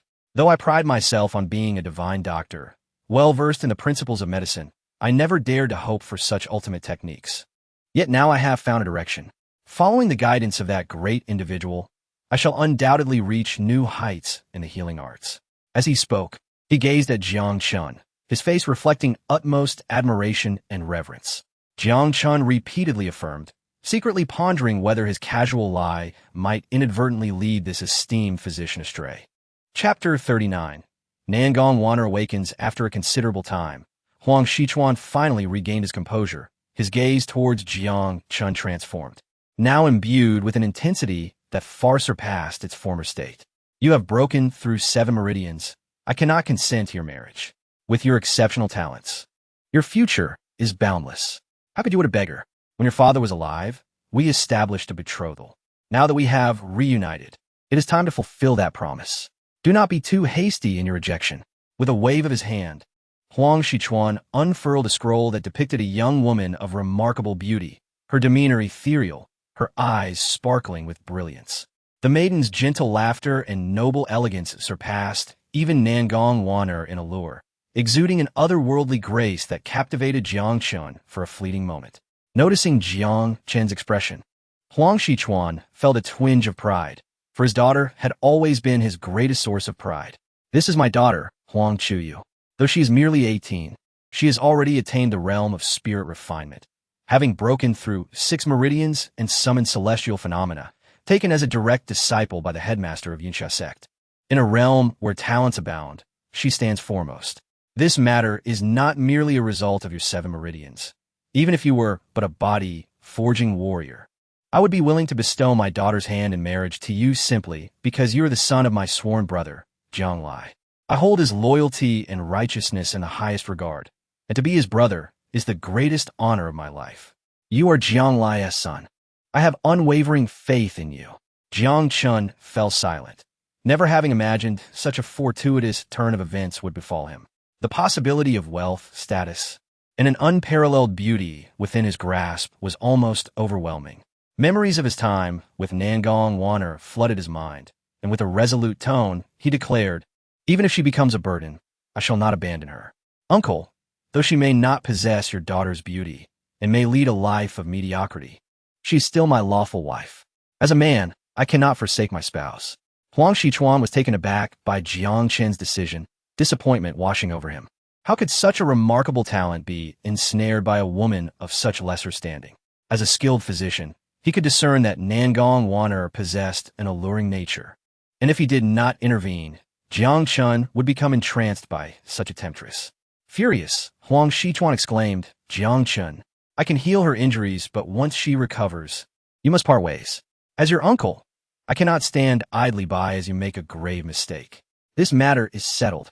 Uncle, I cannot comply, Jiang Chen replied firmly. Jiang Chen, to be so infatuated with a woman is unbecoming of a true man. How can you honor your father Jiang Li's spirit in the afterlife? Enough. Elder Huang. Jiang Chen is not a man lost in lust. After their marriage, they have maintained separate quarters. The elder Jiang Hai interjected after a long silence. Chenia, I know you value loyalty, but you are still young, and your futures diverge. Ordinarily, I would not voice this, but given your vows, know that should you succeed in your cultivation, she may leave at any time. No one understood Jiang Chen's character better than his grandfather. From a young age, he had always repaid kindness 100-fold. It is my fault. If not for Chun'er's concern for my well-being, he would not have devised this plan. My son and grandson are both too stubborn. This statement struck Huang Shichuan deeply. In a perilous moment, Jiang Lai had shielded him from a fatal blow, sacrificing his own chance of survival to buy Huang Shichuan a fleeting opportunity. Looking at Jiang Chen now, he saw a striking resemblance. Both possessed an unwavering spirit and a courageous heart. Since your uncle has spoken, Jiang Chen, reflect on this matter. Responsibility is commendable, yet it can also lead to your downfall. Let us dine first. We shall discuss this later. Outside the window, a beautiful figure bore tear-streaked eyes. After Huang Shichuan's treatment, Nangong Wanner had awakened. Though still weak, she mustered the strength to rise and see if Jiang Chen had recovered. To her surprise, she stumbled upon this scene. Gazing at Jiang Chen, her vision blurred. Had she revealed her true self and employed her charms, she might have understood his choice. Yet, in her current state, she was no match for the beauty in the painting, and their statuses were worlds apart. Yet Jiang Chen looked at her with such tenderness. His words, though harsh, wrapped her in a cocoon of safety. Through her misty vision, his face was etched deeply in her heart, and tears streamed down her cheeks like rain. With a creak, Nangong Wanner pushed the door open. Jiang Chen was momentarily stunned before erupting in joy, exclaiming, "You're awake." Huang Shichuan, too, was taken aback. He had known her injuries were severe, and even with his healing methods, her recovery seemed miraculous. Had a miracle occurred? Nangong Wanner turned to Huang Shichuan, slightly bowing as she spoke in a frail voice. "I am grateful for your life-saving grace. I shall repay you in the future." Then she turned to Jiang Chen, her expression calm, saying, "Jiang Chen, our marriage was never genuine. Once I recover, I shall depart from Tianwu City, perhaps never to return." "Vanea," Jiang Chen began, but she silenced him softly. "I have lingered in Tianwu City solely to recuperate. If you truly care for me, do not compel me to stay. We are fated never to be together. As for my health, worry not. With this esteemed physician's care, I am improving, and I believe a few more treatments will restore me." Jiang Chen understood Nangong Wanner's resolute nature. Once she made a decision, it was nearly impossible to alter. Yet her reasoning was one he could not accept.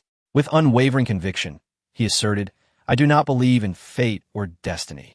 I know only that I will not relinquish the one I love. You are my wife, and that truth cannot be changed.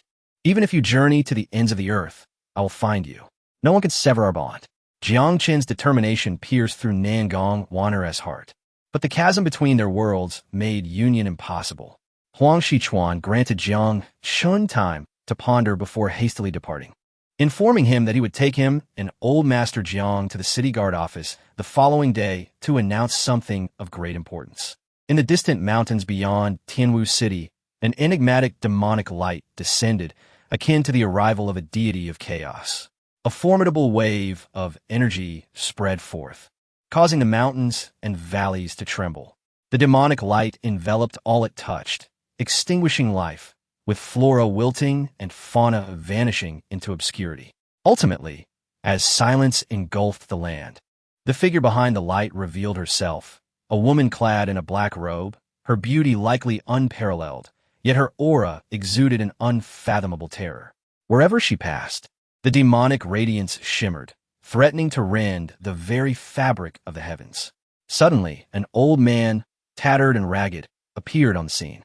Grasping a gourd, he stumbled forward, akin to a drunken wanderer ascending a celestial staircase. With each step, he traversed vast distances, unleashing a torrent of sword energy that filled the air. Upon reaching the woman, a multitude of flying swords materialized behind him, their intent so fierce that the surrounding space seemed on the brink of collapse.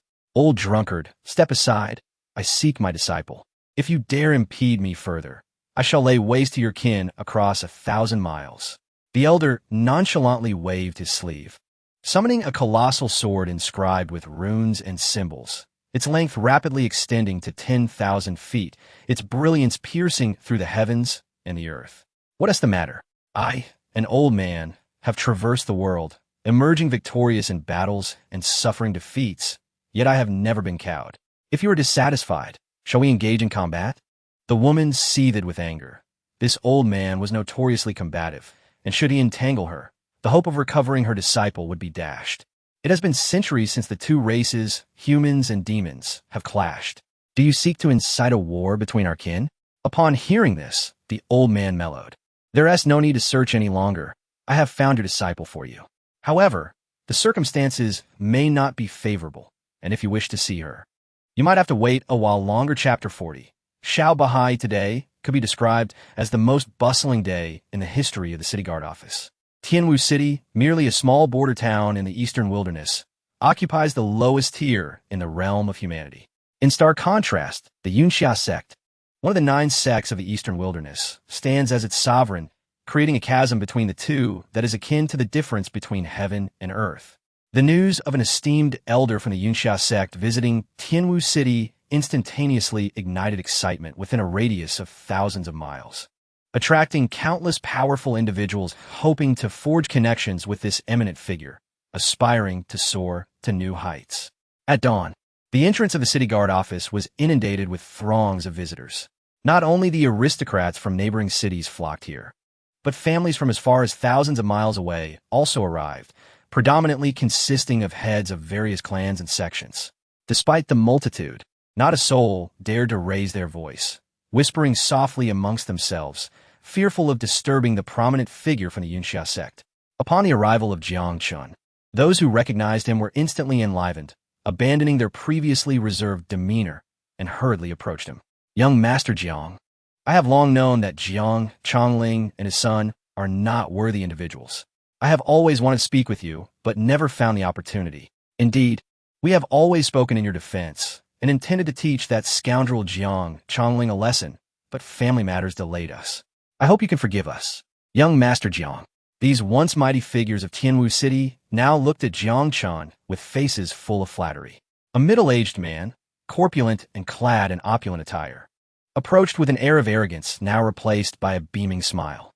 Uncle Jiang, despite the fact that I am 30 years your junior, I must address you as Uncle due to the hierarchy. Should you rise to greatness in the future, do not forget your little nephew. Please accept this small token of my respect. Jiang Chen accepted the storage pouch, which contained a 4th-tier beast core, a significant offering indeed. And mine as well. Young Master Jiang, please accept mine too. Step aside. A booming voice resounded, and the crowd encircling Jiang Chen parted instantly. A tall man with a solemn expression approached Jiang Chen, exuding an unmatched aura. He was a master of the harmonization realm. Such unparalleled strength is something ordinary individuals might never encounter in a lifetime. What did he want? Was he an enemy of Jiang Chen? He strode forward to stand before Jiang Chen, his gaze sharp and countenance grave. Suddenly, he lowered his proud posture, his serious demeanor transforming into one of obsequiousness. Young Master Jiang, you truly are a dragon among men, breaking through the 7 meridians. Elder Huang is fortunate to have a junior like you. It is indeed enviable. I am Zhao Su, the sect master of the Tianlang sect. A few years ago, I sustained some internal injuries and, with Elder Huang's arrival, I had sought his assistance for a spiritual elixir. Upon hearing of your successful qi condensation, I present to you this 4th-tier weapon, the Cold Cloud Spear, perfectly suited for a martial artist in the qi condensation stage. The onlookers fell silent, baffled by his display of sycophancy, and many began to wonder if he had come seeking vengeance. Moreover, who among them in the qi condensation stage could wield a 4th-tier weapon? Even those in the 4th realm of martial arts would scarcely be able to afford such a divine weapon. Suddenly, another gust of wind swept through, its force surpassing that of the Tianlang sect's master. Zhao Su, have you no shame to stoop to such despicable acts as the leader of a sect? You have sullied the dignity of all martial artists. Jiang Chen, my dear brother, I am Duan Xian, the lord of Heishui City. It is a pleasure to meet you. Shall we become brothers? This fourth-tier golden silk mysterious wing armor is prepared especially for you. Please don it, and I have arranged a ceremonial table for you to partake in. The noble families of Tianwu City were left dumbfounded. The harmonization realm, no matter where one is, commands respect, yet they witnessed such humble subservience and flattery. Regret and remorse flickered in their eyes. They had previously had many opportunities to befriend Jiang Chen, but had failed to seize them. Now, they found themselves out of place in this arena of flattery. In the blink of an eye, there were already over 10 harmonization realm martial artists gathered. Among them were several formidable figures from the initial true essence realm, who had greatly benefited from Huang Shichuan's kindness, some even feeling as though they owed him their lives. They were eager to approach Jiang Chen, but pride held them back. In the eastern wilderness, Huang Shichuan was renowned as a divine physician, his status even surpassing that of the sect master of Yunxia. His prowess in both medicine and alchemy was legendary. In the realm of martial arts, one either relies on enlightenment or spiritual elixirs. Even formidable, true essence realm warriors yearn for the elixirs crafted by Huang Shichuan, for even if they cannot use them, their children and nephews would surely benefit. Jiang Chen, come inside. Huang Shichuan emerged from the courtyard, timely intervening to halt the farce. This was, in fact, Huang Shichuan's intention. Had he not intervened, Jiang Chen might remain oblivious to the lowly environment he was in and the insignificance of his current cultivation. Huang Shichuan did not wish for Jiang Lai's son to settle for a life confined to the small Tianwu city. The onlookers cast envious glances. The Jiang family was poised to soar to new heights, and it seemed they would never return to Tianwu city again. Thank goodness they had not offended the Jiang family in the past. Otherwise, they would have been restless with anxiety. Previously, they had failed to forge connections, but now they found themselves unable to do so. The courtyard was filled with tables and chairs, with a high platform set at the north, where 3 incense sticks flickered. All attendees gathered in their designated places. Some innate realm experts even lacked seats, yet none dared voice their discontent, for they all understood the immense power wielded by the elder of the eastern wilderness. Elder Huang has arrived. A resounding call echoed from the back of the residence, and the crowd fell silent, all eyes converging on the source of the voice, eager to catch a glimpse of the revered divine physician, Huang Shichuan. Soon, a modestly dressed, gentle-looking middle-aged man emerged, flanked by an elderly figure in gray robes, whose gaunt features and immense aura resembled a black hole, as if half the universe was under his dominion. A supreme master. The attendees' pupils dilated. Some experts recognized the old man, Xiao Bahai, the elder of Yunxia sect's Qing Long Hall, a peerless powerhouse of the true essence 10th realm. He had single-handedly slain a 7th-tier beast on the battlefield. His lethal prowess was regarded as the pinnacle of the Yunxia sect. Why had he personally come to Tianwu City? Could it be that a significant event was about to unfold? Zhou Tianyuan, the lord of Tianwu City, personally led the way, his demeanor respectful. However, upon witnessing the envious gazes of guests with realms far superior to his own, a hint of satisfaction flickered in his eyes. After all, establishing connections with powerhouses like Huang Shichuan and Xiao Bahai meant his own ascendance was imminent. When Huang Shichuan reached the platform, he turned to invite Jiang Chen to the central seat of honor, bowing slightly as he addressed the crowd. 5 years ago, my sworn brother Jiang Lai risked his life to save me, a debt I have etched in my heart. Jiang Lai was both my benefactor and my brother. Though he has passed, his father is now my father, and his son is my son. Today, I gather you all for 2 reasons. First, starting today, I shall adopt Uncle Jiang as my sworn father, fulfilling my brother's uncompleted filial duty. I ask you all to bear witness. A murmur swept through the crowd. Elder Huang was adopting this old man as his sworn father?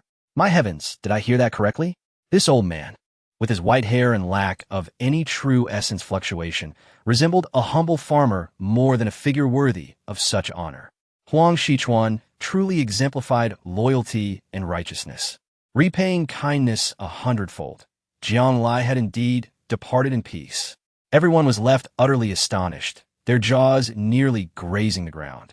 The dozen or so formidable true essence realm experts seated below gazed with wide eyes, barely containing their disbelief. The esteemed Huang Shichuan, of such high standing, had willingly chosen to acknowledge an ordinary elder as his adoptive father. Even if his son had once saved Huang Shichuan's life, such an act was exceedingly rare. The crowd's expressions towards Huang Shichuan transformed, blending reverence with a hint of admiration. There was another matter to consider: my nephew Jiang Chen's formal apprenticeship under Elder Xiao Bahai. The murmurs of the audience quickly escalated into a cacophony. Who was Xiao Bahai? He was a master on the cusp of the divine realm, a figure whose mere presence could cause tremors throughout the eastern wilderness. If that were not enough, Xiao Bahai was not only immensely powerful but also notoriously proud, having never taken on a disciple before. What great price had Huang Shichuan paid to persuade this haughty elder of the Yunxia sect to accept an apprentice? Xiao Bahai stepped forward, his aura overwhelming as if he were a force of nature, compressing the very air around him. Despite sharing the same true essence realm, the disparity between realms magnified the differences. The higher one ascended, the more pronounced the gap became. The true essence masters seated below felt an insurmountable pressure, a profound sense of helplessness. This man was beyond their reach. The 9 sects of the eastern wilderness truly possessed extraordinary power, far surpassing that of ordinary sections. Xiao Bahai regarded Jiang Chen with an air of haughtiness and declared, "I am Xiao Bahai, the law elder of the Azure Dragon Hall of the Yunxia sect. Upon your apprenticeship, you shall return with me to the Yunxia sect to cultivate. Although you have opened 7 meridians, your status as my disciple is merely adequate. Were it not for old Huang saving my life on the battlefield, I would not consider you worthy of my tutelage." Chapter 41. The Fate of the Warrior. Shared grief with the clan. Jiang Chen furrowed his brow, standing in the center of the arena, yet making no move. After practicing the Swallowing Heaven Chaos Sutra, his realm remained low, but his progress was astonishing, primarily due to the art of devouring. If he merely engaged in self-isolation, it would be akin to passing through a treasure mountain without entering. The battlefield was the most suitable place for him to enhance his strength. Moreover, the recent siege by the demon beasts had exposed the dire straits of humanity's survival. If everyone feared the beasts and dared not advance, what hope or future could humanity cling to? Chen quickly kneel and bow. Elder Xiao is among the top 3 experts of Yunxia sect. To have him as your master is a great fortune, Huang Shichuan urged. He had initially intended to take Jiang Chen back to Yunxia sect to find a master for him. Unexpectedly, Xiao Bahai happened to be passing through Tianwu City, and even more astonishingly, when he made his request, Xiao Bahai agreed. It was known that, despite being an elder, Xiao Bahai held an exceptionally esteemed position within the sect, akin to being invincible below the realm of divine travel. Even some early-stage divine travelers were no match for him. For Jiang Chen to have the opportunity to be mentored by such a formidable figure would surely bring comfort to Jiang Lai, his father, if he were aware. Jiang Chen, who had been standing silently, remained quiet as Huang Shichuan urged him again, his heart anxious. Could it be that Jiang Chen was bewitched by that demoness?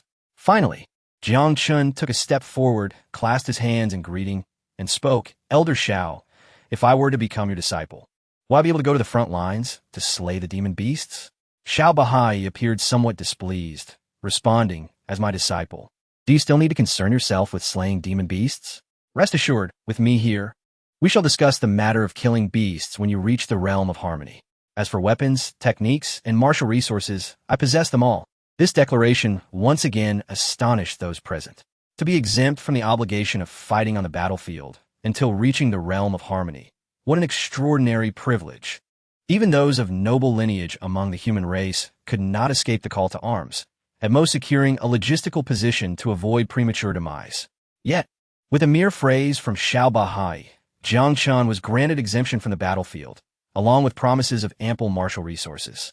This implied that Jiang Chen's martial path would be remarkably smooth. Until he reached the realm of harmony, he would not need to face the battlefield, and once there, as long as he did not seek death, how could those lower-tier demon beasts harm him? Everyone could not help but envy him. But could envy suffice? This was Xiao Bahai, reputed to have slain a 7th-tier demon lord single-handedly. Only such a powerful figure within the human race could utter such words. Jiang Chen's eyes sparkled like stars, radiating a mesmerizing light. At last, he made his decision, stepping forward with a respectful demeanor, his words sending shockwaves throughout the assembly. I am sorry, Elder Xiao. Jiang Chen is unworthy and cannot become your disciple. Boom!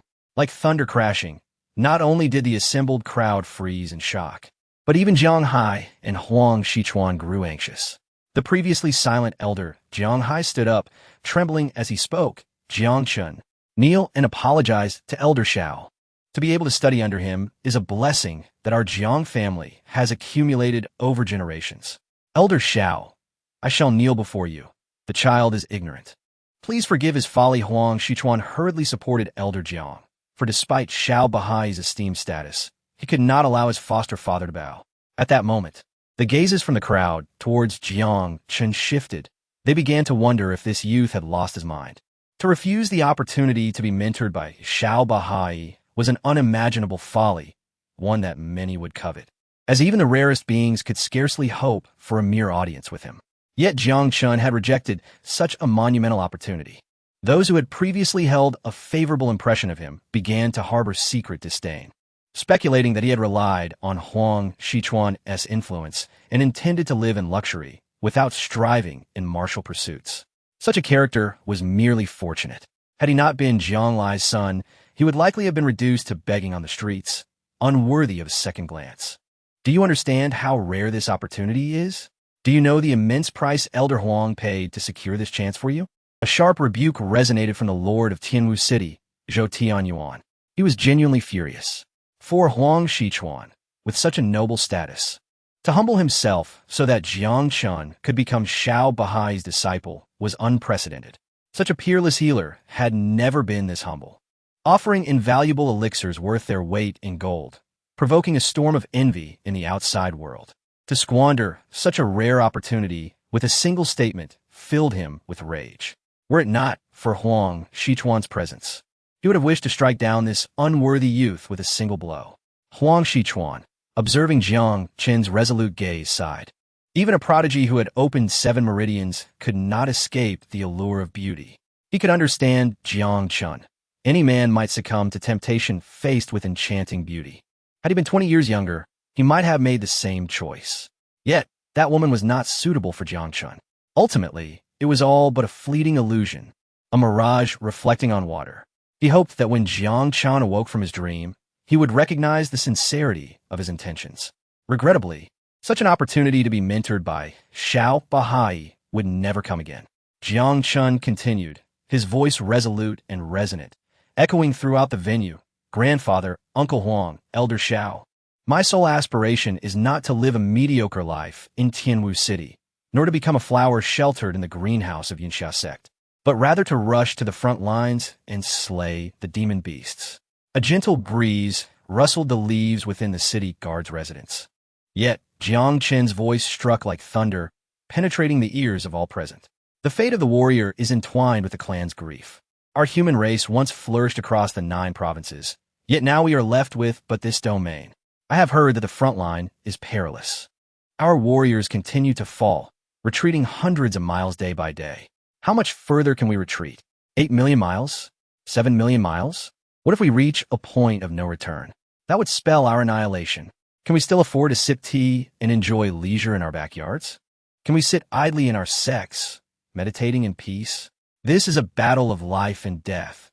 If we do not fight with all our might, we await our own demise and the ruin of our kin. We have no choice. Rather than waiting for death at home, I would rather shatter my body into pieces. Even if it means my soul disperses, I would rather charge forward, bleed dry, than return home to marry and await the downfall of my family. Elder Jiang Hai was utterly stunned by Jiang Chen's words. He vividly recalled the siege of demon beasts a decade ago, the endless tide of beasts sweeping through, leaving a trail of corpses in their wake. Jiang Lai had resolutely gone to the front lines, ultimately meeting his demise on the battlefield. Could Jiang Chen, too, be destined for this tragic fate? Elder Jiang Hai could no longer suppress the sorrow within him. Trembling as he stood, Jiang Chen, are you wishing for the extinction of the Jiang family? With tears welling in his eyes, the old man shouted, having already lost his only son to the battlefield. Could he bear to witness his grandson perish in the same manner? Yet Jiang Chen stood firm. Grandfather, my father told me that when humanity is in peril, we cannot stand idly by. Previously, I lacked the ability to condense my energy and was not a true warrior. Now that I have successfully condensed my energy and opened 7 meridians, I shall no longer sit idly. When our human race sweeps across the world and drives those foreign tribes from the 9 provinces, if Elder Shao is willing, I will then come to pay my respects as your disciple. The arena fell into an eerie silence. Jiang Chen's words ignited a spark within the hearts of those present, their eyes ablaze with fervor as they gazed upon him, struggling to articulate the complexity of their emotions. Some young women who had accompanied their elders to the gathering looked at Jiang Chen, their eyes shimmering with starlight. Originally, those who looked down upon Jiang Chen were filled with shame, their heads bowed in humility. Many among them had gone to great lengths, even spending vast sums, to avoid the battlefield. In comparison to Jiang Chen, who fearlessly embraced death, they felt utterly contemptible, though his cultivation was modest. He was the embodiment of a true warrior of the human race. Xiao Bahai gazed intently at Jiang Chen, his heart tumultuous. Despite Jiang Chen's cultivation being merely at the 4th level of qi condensation, he saw in him the hope of humanity. It was precisely because individuals like him existed that humanity had not perished. Soudain, a terrifying aura surgit skyward. Xiao Bahai, who had remained silent, radiated divine light from his body, flesh and blood, exuding brilliance as if a mortal were evolving into a deity. It seemed as though a divine being was reciting sacred texts, with inscriptions of the great Tao etched upon his form, illuminating the surroundings with resplendent radiance. This was the realm of divine travel. Good heavens, could it be true? Elder Shao has broken through to the realm of divine travel. Once more, the Eastern Wilderness gained a top-tier powerhouse. To witness a true essence practitioner ascend to divine travel was a life-defining moment. Some other true essence practitioners looked on with astonishment and envy, understanding that although the gap between true essence and divine travel appeared to be a mere boundary, even if they dedicated their entire lives, they could never grasp the threshold of divine travel. Though Xiao Bahai was only half a step into divine travel, should he remain burdened by emotional ties, he would forever be trapped in true essence. Remarkably, it was Jiang Chen's few words that shattered Xiao Bahai's emotional chains. In this disciple-accepting ceremony, it turned out that Xiao Bahai had emerged as the greatest beneficiary. "Congratulations, Brother Xiao! Congratulations, Elder Xiao!" they exclaimed.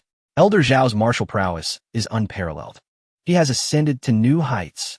With each new powerhouse in the realm of divine travel, it was a momentous occasion for humanity. Upon returning to Yunxia sect, the world would surely tremble. The ceremony of divine travel was a grand event celebrated by all of humanity.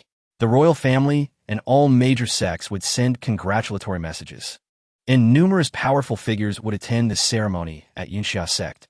Xiao Bahai seemed oblivious to the praises surrounding him. He laughed heartily, turning to Huang Shichuan. "Haha, old Huang, you have a fine nephew."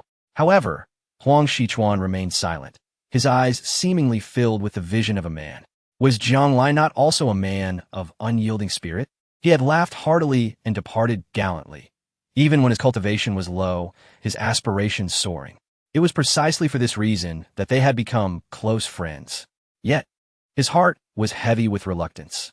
For years on the front lines, he had witnessed countless human warriors perish at the hands of monsters. Throughout history, how many had returned from war? Would Jiang Chen return? If something were to befall him, what face would he have to meet Jiang Lai in the afterlife? At this moment, Xiao Bahai approached Jiang Chen, his eyes betraying an undeniable admiration. "Haha, truly, you are my esteemed disciple. Come, Jiang Chen, quickly pay your respects to your master." Jiang Chen was taken aback. The transformation in Elder Zhao's demeanor was astonishingly swift.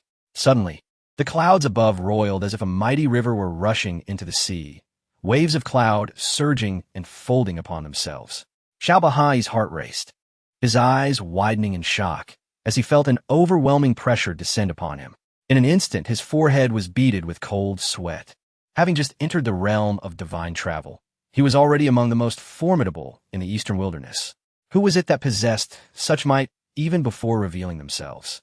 Chapter 42. The Supreme Sword God within the city guard's residence. Thousands wielded their swords, which trembled like dragons.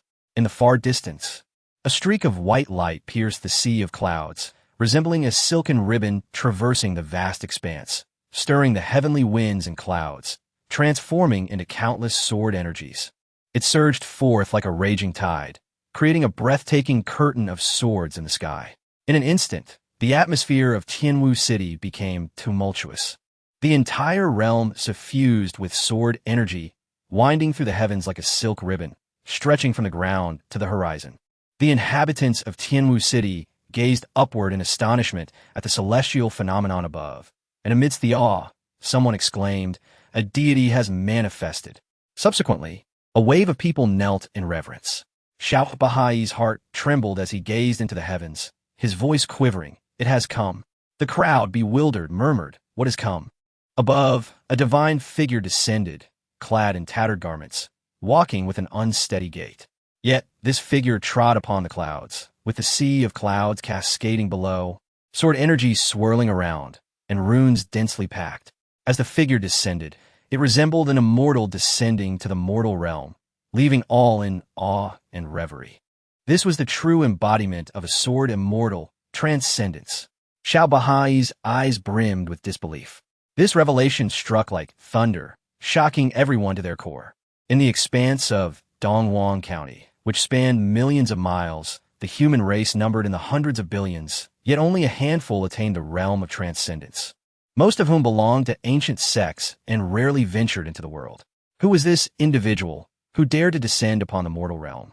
Upon the high platform of the city guard's residence, the elderly man gradually descended, appearing like a beggar, his gourd still caked with grime, his presence profound and unfathomable. The flattery that reached his ears ignited his ire, and he retorted, "You've lived for hundreds of years. Do you possess no discernment? Transcendence? You are the one who is transcendent. I am a genuine ninth realm saint."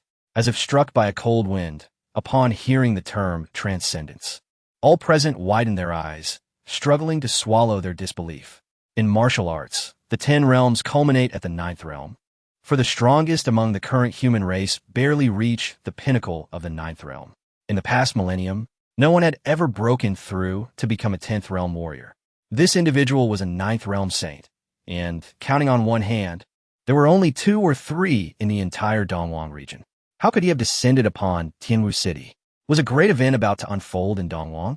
Within the courtyard, over 1,000 martial artists, whether at the 5th realm of separation or the 6th realm of true essence, even Xiao Bahai, who had just entered the divine realm, hastily knelt. A millennium ago, when demons descended, the human race barely managed to hold their ground, largely due to the few remaining powerful beings. Now, with a true great among them present, how could they dare not to pay their respects? Their eyes sparkled with fervent reverence.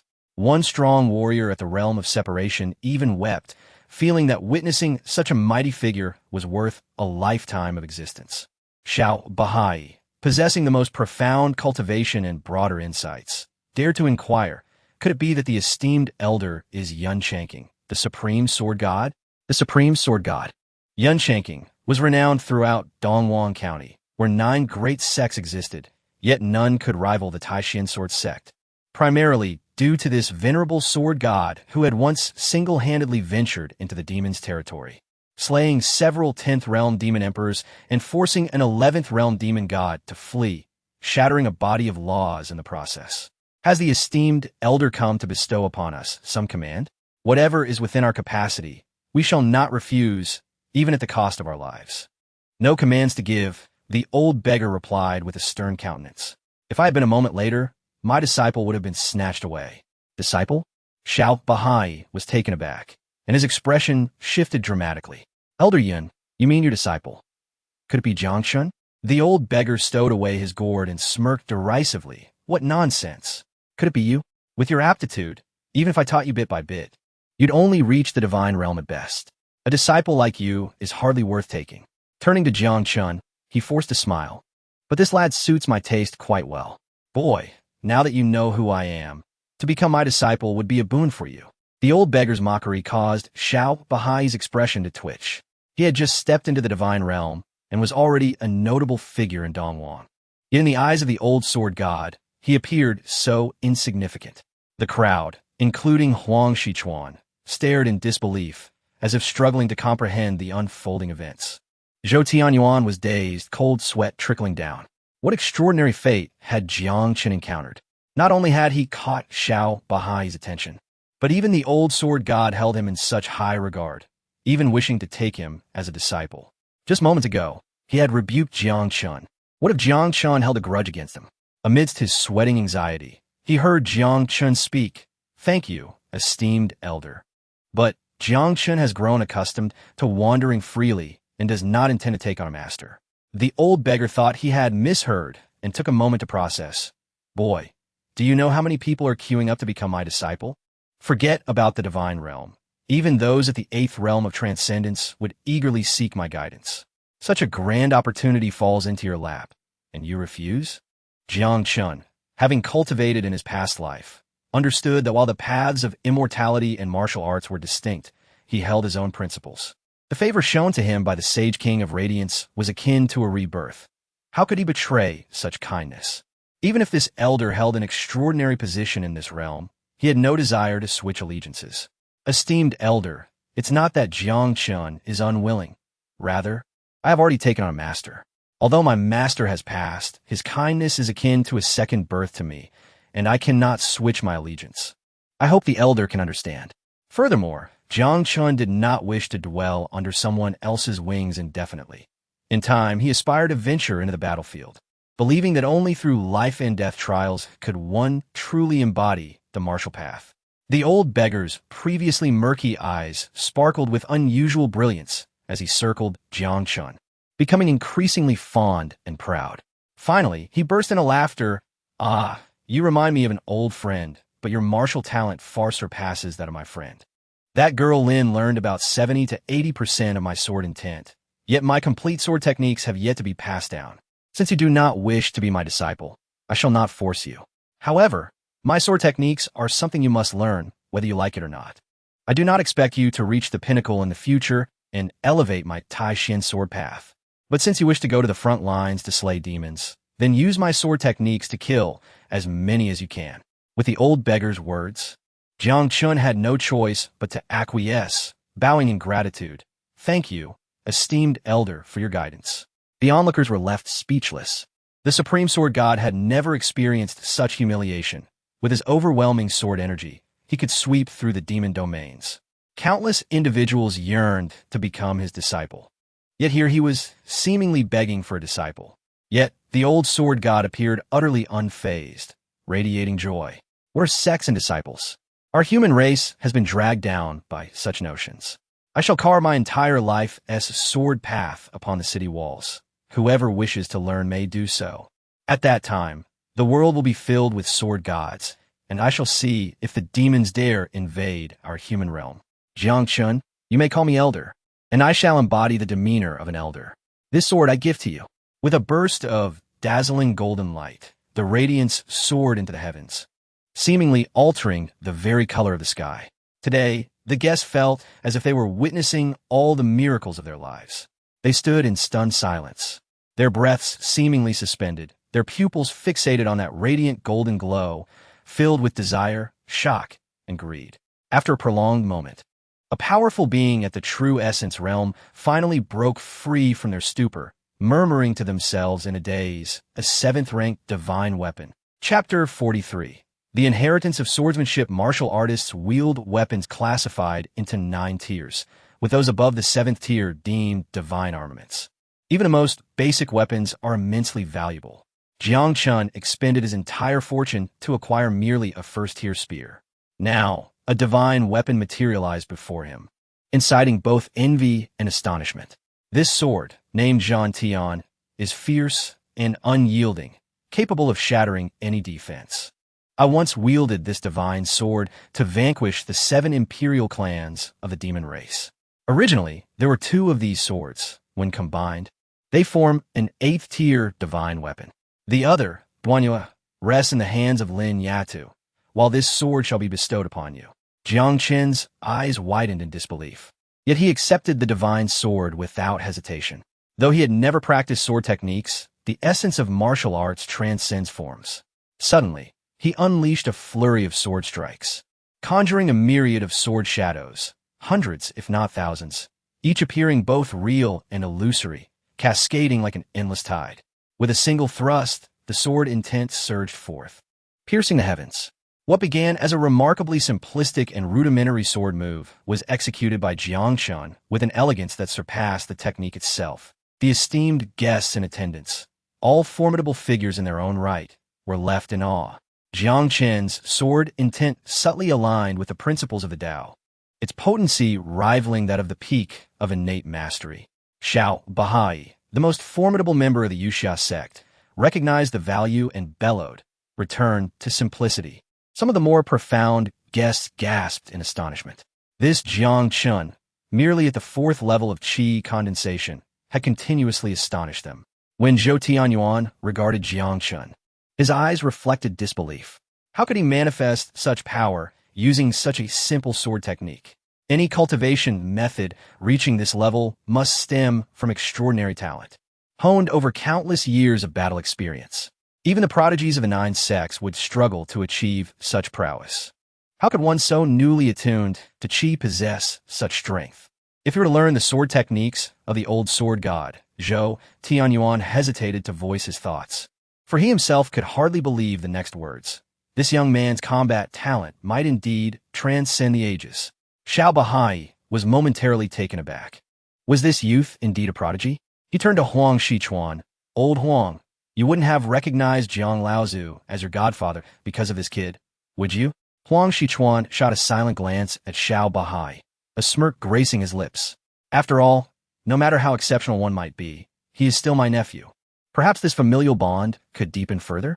Jiang Chen slowly sheathed the sword, bowing in gratitude to the old sword god. "Thank you for the gift, senior." The old sword god's gaze seemed to pierce through endless rivers of time, his sword intent towering like a majestic mountain. Others could only perceive a fraction of it. The higher one climbs, the more formidable the mountain appears. Among the myriad sword practitioners in the world, although their techniques may align, their sword intents diverge. Jiang Chen's sword moves contained an essence vast and profound, akin to the primordial universe. To possess such sword intent without having practiced swordsmanship is truly remarkable. He has surpassed his predecessors and may even elevate my sword techniques to an unprecedented level. The old sword god laughed heartily, his exuberance resonating across the landscape. Such high praise left the gathered crowd astounded. Huang Shichuan beamed with delight, as if the accolades were directed at him. "You flatter me, senior." Jiang Chen, however, remained humble, his gratitude sincere yet devoid of arrogance. Huang Shichuan silently admired this quality in Jiang Chen. With such character, he could be considered a true dragon among men. A perfect match for my daughter, Huang Qiyao. The arrival of the old sword god in Tianwu City and the subsequent achievements of Xiao Bahai would soon spread throughout the eastern wilderness. Following the ceremony, Xiao Bahai hurried back to the Yuxia sect, and the guests departed, each wearing a smile. They had not only witnessed the legendary Tai Xian sword god, but also beheld the miraculous breakthrough to the realm of divine travel. Most importantly, perhaps due to Huang Shichuan's elevated spirits, everyone received a 3-tier elixir personally crafted by him, a tangible benefit indeed. Amidst their jovial conversations, the sun began to set. The old sword god, with a hint of gravity, addressed Jiang Chen. "Young lad, do not leave Tianwu City in the coming days. I shall impart my sword techniques to you. City guardian, prepare a room for this old man. After all, I have a lovely wife at home, and it would be inappropriate to intrude." Zhou Tianyuan hurriedly made arrangements, his heart elated. Good fortune seemed to follow him incessantly. Who was the old sword god? It was likely that in due time, even the district lord would treat him with deference. In the ensuing days, Jiang Chen would rise before dawn to seek instruction from the old sword god, though the lessons consisted solely of the most basic Tai Xian sword techniques. The old sword god would recline on a bamboo chair, leisurely savoring the fine wine Zhou Tianyuan procured for him, occasionally offering Jiang Chen a few words of wisdom, which proved immensely beneficial. Indeed, while the myriad paths of martial arts may converge, mastery of a singular path can elevate one to unparalleled heights. Zhou Tianyuan, eagerly absorbing knowledge, despite his average talent, managed to break through to the refining spirit stage under the old sword goddess guidance. In contrast, Jiang Chen, having already opened 7 meridians, toiled tirelessly yet made no progress in his cultivation. Ironically, the more he struggled, the more the old sword god reveled in his growth. Noting that although Lin Xie possessed a sacred martial body, her rapid advancement had led her to a premature plateau. It seemed that Jiang Chen, despite appearing to lag behind, was destined to surpass her in the future. Zhou Tianyuan felt a chill at this revelation. As a newly initiated refining spirit practitioner, discussing transcending into the realm of the extraordinary felt audacious, even for the leaders of the 9 sects. Yet, the old sword god was indeed an anomaly. Occasionally, he would have Zhou Tianyuan spar with Jiang Chen, both employing the Taishin sword techniques. Zhou Tianyuan, at the refining spirit stage, generally triumphed over Jiang Chen, who had yet to master his skills, largely due to the old sword god's occasional favoritism, which often left Jiang Chen battered and bruised. With such meager skills, you dare to face the battlefield? At this rate, you'll die 8 times a day. Jiang Chen, even if you refuse to save face for yourself, at least do it for your father. Jiang Chen, however, took it all in stride, understanding that this was merely the old sword god's way of honing his skills. Only through such rigorous training could he hope to grasp the true essence of swordsmanship. These demanding sessions left him covered in wounds, much to the distress of Nangong Wan'er, who would scold the old sword god mercilessly. Jiang Chen simply laughed heartily, cherishing these rare moments of tranquility and assurance. Day by day, this cycle continued, and before he realized it, 2 months had flown by, with frost and snow adorning the branches. Jiang Chen's swordplay grew increasingly swift, while Zhou Tianyuan ascended to the pinnacle of the refining spirit stage. A miraculous feat meanwhile, Jiang Chen remained stagnant in his cultivation. Yet even the old sword god's guidance yielded no victories for Zhou Tianyuan, who became a lamenting figure, sighing daily as time dragged on. The old sword god's expression reflected a sense of satisfaction. At last, his sword techniques had found a worthy successor. He regarded Jiang Chen, downing the last of the wine from his gourd, as if imparting a final legacy. I have encountered numerous prodigies of the human race, yet none can compare to you. It is a pity you are already married. With her status, you are not wronged. Alas for Lin Yadu. I once told her that the man wielding the Zhan Tian sword would be the one I found for her. Well, such is fate. I must take my leave. Decades ago, I clashed with an old foe from the demon realm and was unable to defeat him. Today, however, I am in good spirits and shall return to face him. With that, the old sword god ascended from the mortal realm, sword in hand, and plunged into the depths of the demon domain, shattering the heavens and laying waste to the land. For a century, he vanished without a trace. Jiang Chen raised his cup and downed its contents in one swift motion, shouldering his long sword as he departed with a leisurely grace.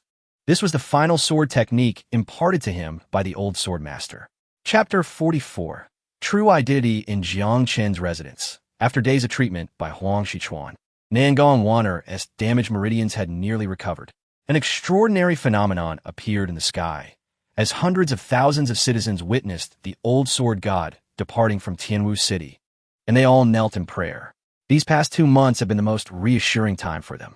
Suddenly, a dark figure descended upon Jiang Chen's small courtyard, gazing upward toward the old drunkard who wielded his sword, flanked by clouds and mist. A smirk of derision graced his lips. This old drunkard certainly had an impressive demeanor. As the door creaked open, Nangong Wan'er caught sight of a familiar silhouette, her eyes widening in surprise.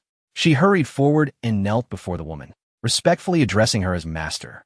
The woman in the black robe looked at Nangong Wan'er, her gaze flickering. I heard you were injured. Let me see your wounds. Without allowing any resistance, her fingers pressed against Nangong Wan'er's delicate wrist, and a surge of magical light erupted, filling the room with overwhelming power. Nangong Wan'er's heart raced with anxiety. If Yu Hanyan discovered that her path of cultivation had been severed, she feared she would be buried beneath countless corpses.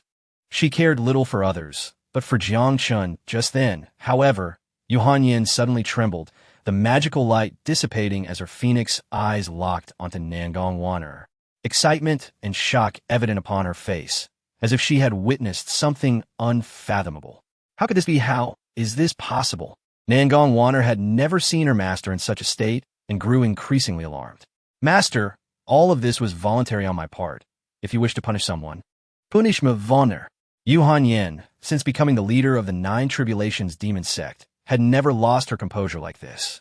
Yet now, her heart raced uncontrollably. No amount of suppression could calm it.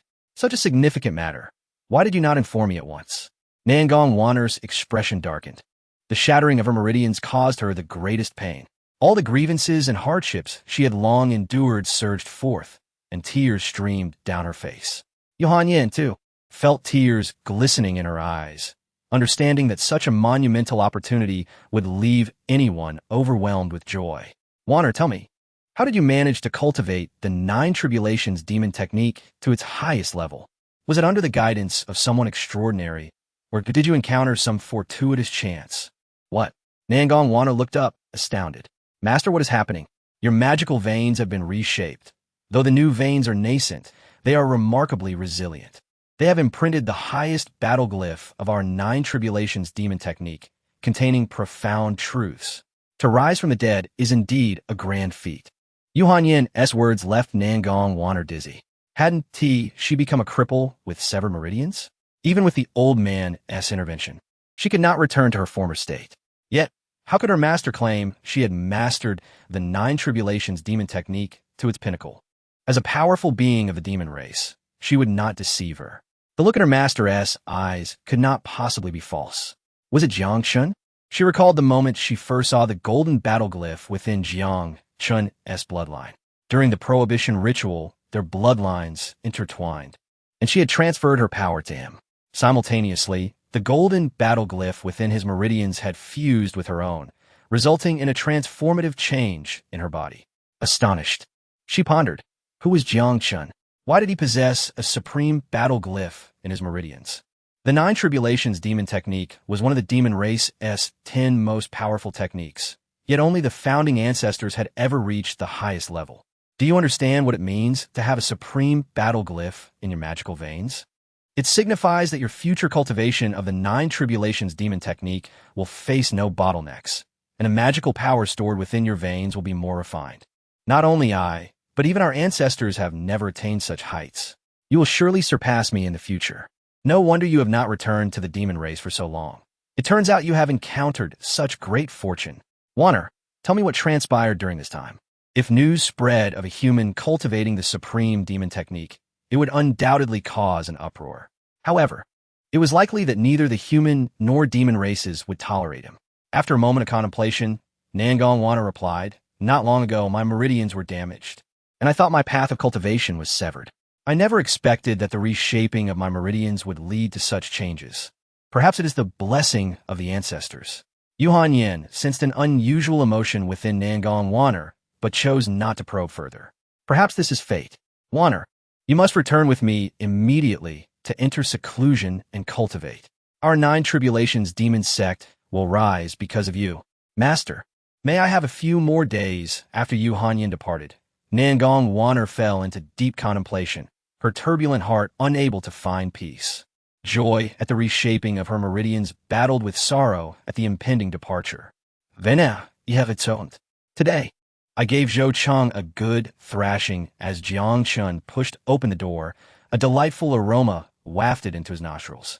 He saw Nangong Wanner placing porridge on the table. Come, have some porridge. Watching Jiang Chen drink the porridge, she fell silent for a long while before saying, "I am about to leave." Jiang Chen paused, feigning nonchalance. "I'm also about to leave. Do you wish to know my identity?" He grasped Nangong Wanner's hand. "I told you, whenever you wish to speak with me, you may do so. For now, I know only one identity for you, my wife." Nangong Wanner's eyes flickered slightly as she softly said, "What if I am a demon race enchantress?" "What of it?" Jiang Chen replied boldly, not forgetting to tease her. "You're still my wife. Gulme, let me see your enchantment." Nangong Wanner removed the talisman from her neck. With a flash of light, a breathtaking figure appeared, enveloping the air in stillness. Her exquisite visage left the world breathless, as if heaven had poured all its essence into her countenance. Her enchanting eyes captivated souls, resembling the most alluring demoness in existence. Her features appeared as if sculpted by divine hands, perfect to the point of transcending humanity. Regardless of gender, Anyone who beheld her mesmerizing beauty would be left spellbound. Jiang Chen had never encountered such a stunning woman. His body tingled as if struck by lightning, and his blood seemed to boil. He stood entranced, his gaze vacant, his consciousness drifting beyond the realm of reality, as if his soul had departed from his body. In his mind, all that remained was this girl of unparalleled beauty, whose mesmerizing allure brought him back to his senses. My true identity is Nangong Wan'er, the saintess of the Nine Tribulations demon sect. A thunderclap echoed in his mind, jolting Jiang Chen from his reverie. Overwhelmed by Nangong Wan'er's beauty, he abruptly stood, an icy fear surging within him. He instinctively recoiled, cautiously creating distance between them. Nangong Wan'er froze for a moment, a fleeting sadness crossing her beautiful eyes. She had anticipated this. The enmity between humans and demons ran deep. No matter how beautiful she was, in Jiang Chen's eyes, she would appear as a devil. Jiang Chen's internal conflict lasted only a heartbeat. After such a long time together, from their initial bickering to their later bond of life and death, their feelings had deepened, making it difficult to part. He stepped forward, took her delicate hand, and impulsively kissed her forehead. Even if you were a demon race enchantress, what of it? I only know that you would risk your life to save me. Even if it means going against the world, I will never betray you. And you? Jiang Chen gazed intently at the beauty before him. I am the same. It was a face of unparalleled allure, with skin as smooth as cream, adorned with a delicate blush that invites contemplation. Her watery eyes radiated an innate charm, exuding both seduction and an ethereal elegance. Each smile and frown captivated the heart. And at that moment, her gaze was tenderly fixed upon Jiang Chen. No man could withstand such temptation. He swiftly drew Nangong Wan'er into his embrace. Is she beautiful? Jiang Chen nodded affirmatively. Indeed, she is. Nangong Wan'er had never felt happiness from others' praises of her beauty, but when spoken by Jiang Chen, it resonated differently. Yet, she was soon to depart, silently whispering within herself, Jiang Chen, please do not forget me. Chapter 45. You must forget me in the bathhouse. The gentle sound of water trickled softly, steam rising as a graceful figure bathed within, carving an exquisite silhouette that rivaled the beauty of nature itself. Her cascading hair resembled a waterfall, and her delicate features exuded an ethereal charm, as though she were a flawless gem that should not exist in this world. Yet, within her dreamlike eyes, a profound sadness lingered. She had always been a bold and passionate demoness, believing that love could conquer all obstacles, willing to face any peril for the one she cherished. However, now she hesitated. She could trade her life for Jiang Chen's. Yet she could not bear to see him live a life of turmoil, nor did she wish for him to become a pariah hunted by his kin. The realms of humans and demons could never truly unite. Ultimately, she made her decision, donning a nightgown that left her alabaster legs exposed, resembling pure lotus roots. Captivating and breathtaking, she walked towards Jiang Chen's room. Inside, the flickering candlelight danced as Jiang Chen perused the swordsmanship secrets left by the old sword god, each glance enriching his understanding. When he noticed Nangong Wan'er enter, a faint, enchanting fragrance wafted through the air.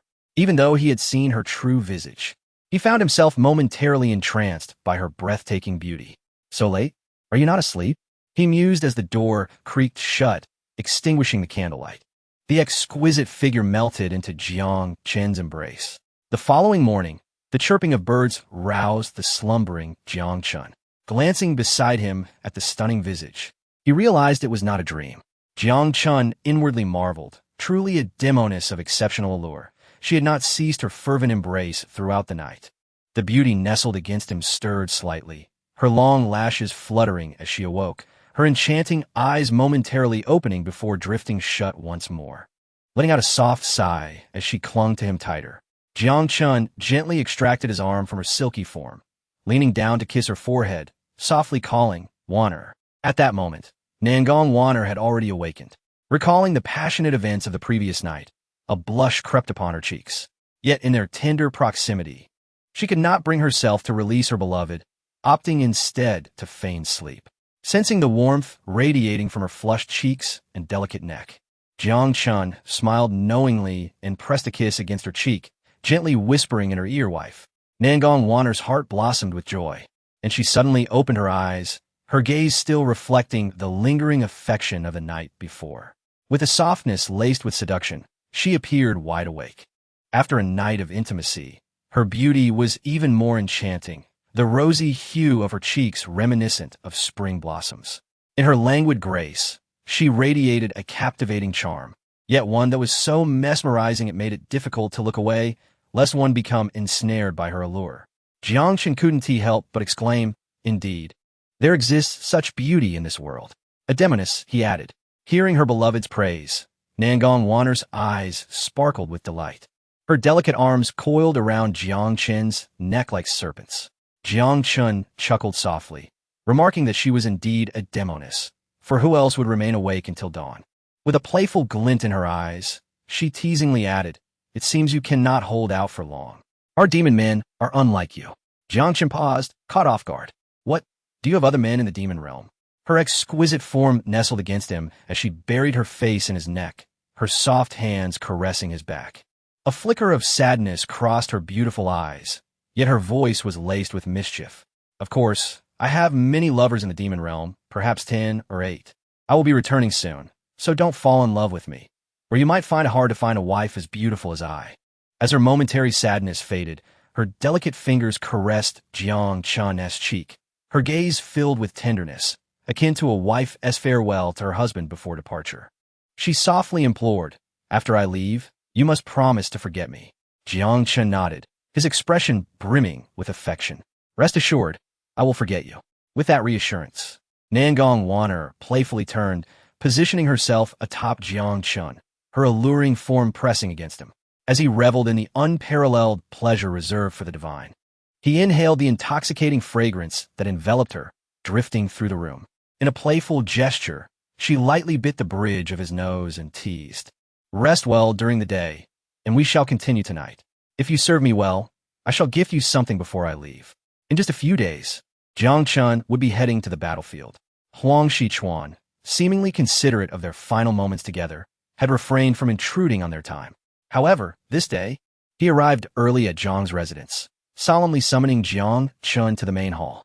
Observing Jiang Chen's once spirited demeanor now dulled, he sighed slightly, recognizing the youth's enchantment with beauty and questioning whether he was truly prepared to depart.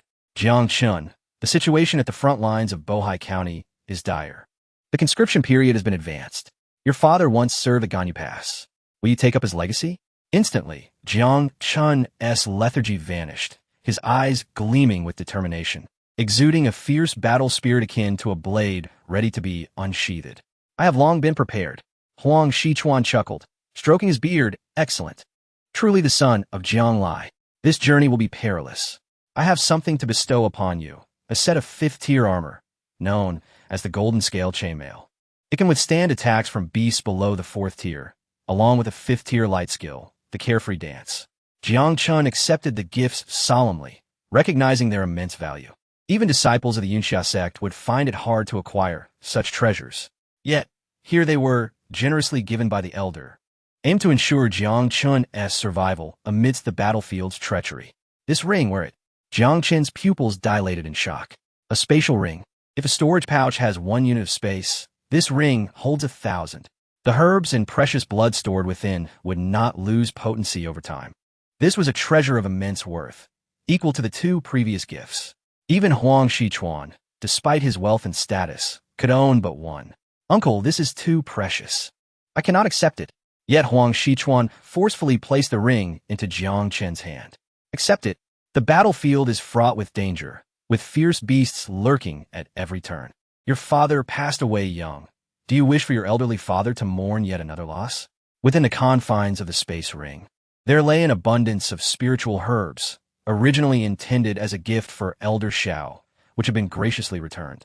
Though you have attained the ability to condense your energy, the battlefield is fraught with peril, and injuries are an inevitable consequence. Any wound could lead to exceedingly grave repercussions. Huang Shichuan spoke with the earnestness of a father bidding farewell to a son embarking on a journey of war. When Jiang Chen finally opened the space ring, he was momentarily transfixed. Thousands of elixirs floated within, alongside piles of spiritual herbs, exuding ethereal auras and dazzling lights, their fragrances wafting through the air like a dream. Overcome with emotion, tears blurred his vision. And he understood at last why Zhou Tianyuan had been so irate after Jiang Chen had declined to become his disciple just days prior. The sheer quantity of these elixirs surpassed the cumulative wealth of several hundred years of a minor sect, not to mention the plethora of spiritual herbs. This was nearly the entirety of Huang Shichuan's life's savings, all offered in hopes of securing a promising future for him. I have friends on the front lines, and I have sent them word. When you find yourself in peril, they will do their utmost to assist you. Lin Shuai of Ganyu Pass is my close friend. You may seek his aid whenever needed, and he will be there for you. In a bid to ensure Jiang Chen's survival on the front lines, Huang Shichuan had nearly exhausted all his resources and connections.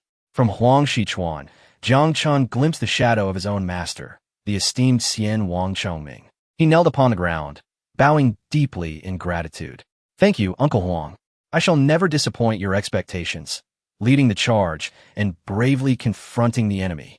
Chapter 46. In a world so vast, who can hinder me? Jiang Chen? In the chamber, Nangong Waner was bustling about.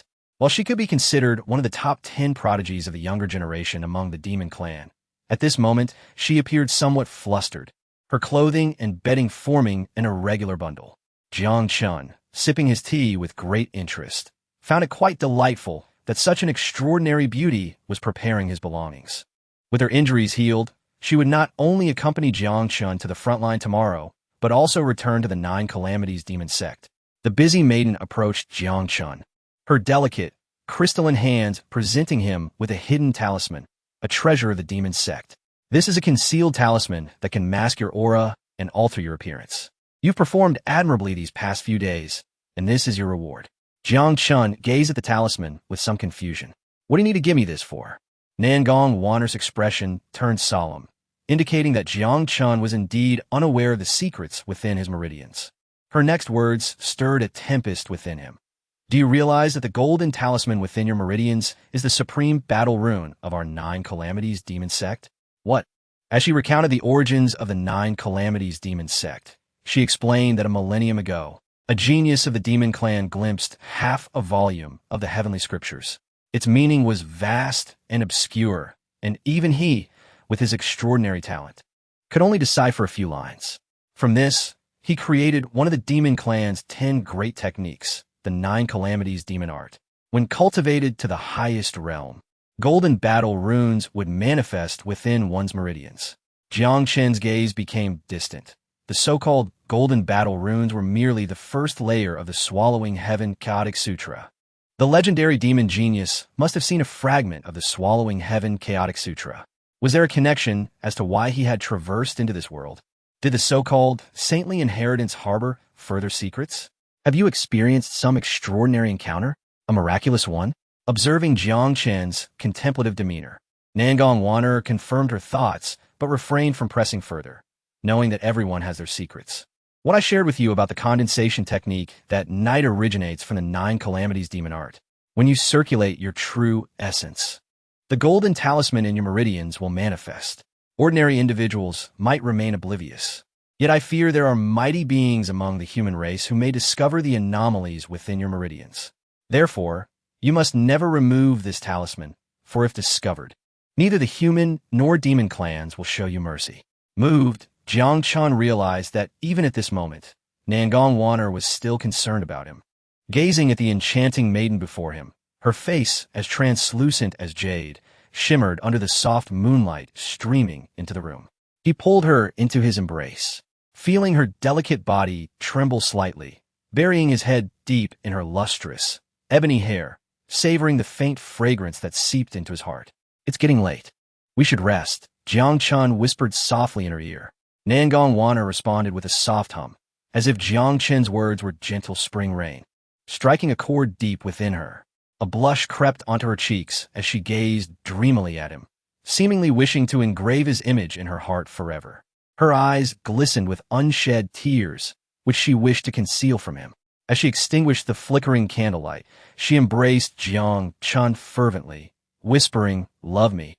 That soft murmur ignited Jiang Chen's desire, and with a low growl, he pressed her beneath him. The air was thick with spring's fervor, passion igniting. In the stillness of the night, with clouds gathered and winds stilled, Jiang Chen's gentle snores punctuated the silence. Nangong Wanner, her beautiful eyes reflecting unmasked sorrow, sighed deeply, unable to quell her heartache. Tears streamed down her cheeks as she lamented, "After I leave, I shall never return. In this life, we lack fate. If there is a next life, I will no longer be a saint. I wish to be an ordinary person, to grow up with you, to share meals, walk merry, have children, to grow old and die together. But that is all for the next life. In this lifetime, you must forget me. Live well, find someone you love and marry, and lead a peaceful life. Let that woman live the life I yearn for. Jiang Chen, you must forget me. It is enough for only me to be sorrowful. You must live happily." Finally, the day of parting arrived. Outside Tianwu City, after bidding farewell to the old patriarch, Jiang Chen escorted Nangong Wanner to the city gates. The two figures stood facing each other, seemingly delighted at her return to the demon clan. With a radiant smile gracing her beautiful face, she stepped closer to Jiang Chen, speaking lightly, "I must leave now. Shall we not talk a little longer? It's still morning. You can leave in the afternoon." Nangong Wanner's eyes sparkled with a hint of pride. "What is wrong? Are you reluctant to part with me? There are many men in the demon clan who admire this saintess like you do. It seems another admirer has emerged among the humans, but do not daydream. This saintess is destined for none of you. All right, stop crying like a woman. It's just a fleeting encounter. Be more carefree. I'm leaving now." Jiang Chen was at a loss for words. Who was crying? He recalled how she had wept all night, disturbing his rest. "Will you come back?" he asked, sensing the reluctance in his gaze. Nangong Wanner's heart ached. Yet she bravely suppressed her sadness, shaking her head. "I have made my decision.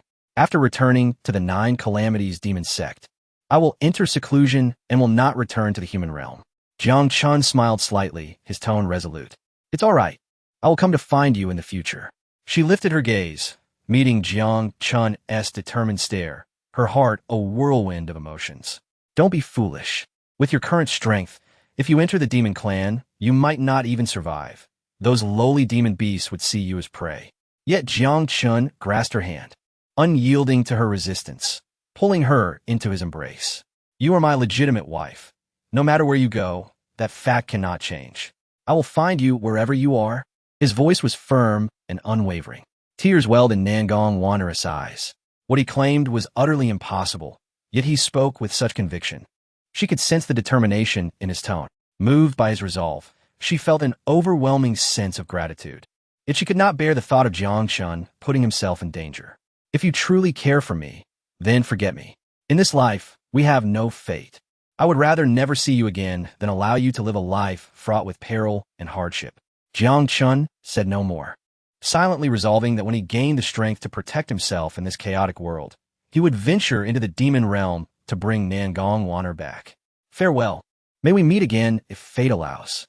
Nangong Wanner cast a deep glance at him before leaping away, not daring to look back, fearful of making a wrong decision. "May we meet again if fate allows." Jiang Chen called out behind her. Nangong Wanner paused mid-air, reluctantly turning to glance back at him, exclaiming, "Do not wait for me. You must forget me." Jiang Chen nodded emphatically. "Go on, I will certainly forget you." With a sense of relief, the beautiful silhouette turned back, her cheeks already dampened by tears. "Jiang Chen, you must forget me. Jiang Chen, you absolutely must forget me. Jiang Chen, please do not forget me." In the azure sky, a few wispy clouds drifted by, and that exquisite figure vanished among them. As Nangong Wanner disappeared from view, Jiang Chen stretched languidly, realizing it was time for him to embark on his journey. In the distance, Huang Shichuan prepared to escort the elder Jiang to Yinxia sect. Initially intending to persuade Nangong Wanner to part ways with Jiang Chen, he was taken aback when she herself declared she would no longer return to the eastern wilderness. Nor would she meet Jiang Chen again, thus sparing him the trouble. After all, his daughter, Huang Chuyu, was a far more fitting match for the talented Jiang Chen. He had considered offering some words of comfort to Jiang Chen, for at the tender age of 20, one is often prone to infatuation. Although they were ill-suited, they had shared moments together, making it inevitable to feel a twinge of reluctance. However, seeing Jiang Chen's spirited demeanor, it was hard to discern even a hint of sorrow. "Aren't you sad?" Huang Shichuan asked, somewhat astonished. "Not at all," Jiang Chen replied as he mounted his steed. He needed to reach Yuechen to gather forces before heading to the front lines. Huang Shichuan felt a chill, despite having no affection for Nangong Wan'er. He could clearly perceive the depth of her feelings for Jiang Chen. Had he misjudged Jiang Chen? Though endowed with exceptional talent, was he truly a man of shallow emotions? You two shall find it difficult to meet again in this lifetime. A swift wind swept by, and Jiang Chen, standing tall with his spear, proclaimed with audacity, "Who says we cannot meet again? The world is vast. Who can impede me? Jiang Chen? Uncle Huang, during my absence, I entrust my grandfather's care to you. I must take my leave." With a gentle nudge of his stirrups, Jiang Chen's steed galloped away. It was only after Jiang Chen vanished from sight that Huang Shichuan regained his composure, a smile curling at the corners of his mouth. Chapter 47. Journey to U City. On the official road, beneath the blazing sun, there was an unusual bustle. Numerous merchant caravans had made their way here to rest. A lady, resembling a purple cloud, emerged from a carriage, instantly captivating the attention of countless onlookers.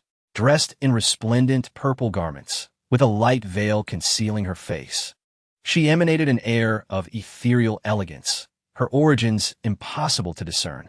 Yet, her extraordinary demeanor suggested that she hailed from an illustrious lineage. "Miss, why endure this arduous journey when you possess a flying vessel?" Her attendant, Yuner, questioned perplexed. "Yuner, I cultivate the earthly sword. Thus, I must experience worldly affairs. This journey serves as the finest form of training." The maid, however, remained unconvinced. "You are the youngest prodigy of our heavenly extreme palace. Even if there are a few beasts along the way, you could easily dispatch them with a single strike. What need is there for such trials? Cultivating the path is also about nurturing the heart. The myriad experiences of the mortal realm greatly benefit my resolve." The maid pouted, falling silent. Suddenly, the young lady's expression shifted. Her true essence surged forth. From the distant mountains, a chilling howl echoed, accompanied by a foul stench. A monstrous beast, towering several feet, emerged from the depths of the forest, its hunger for human flesh palpable, fixating on the long caravan ahead.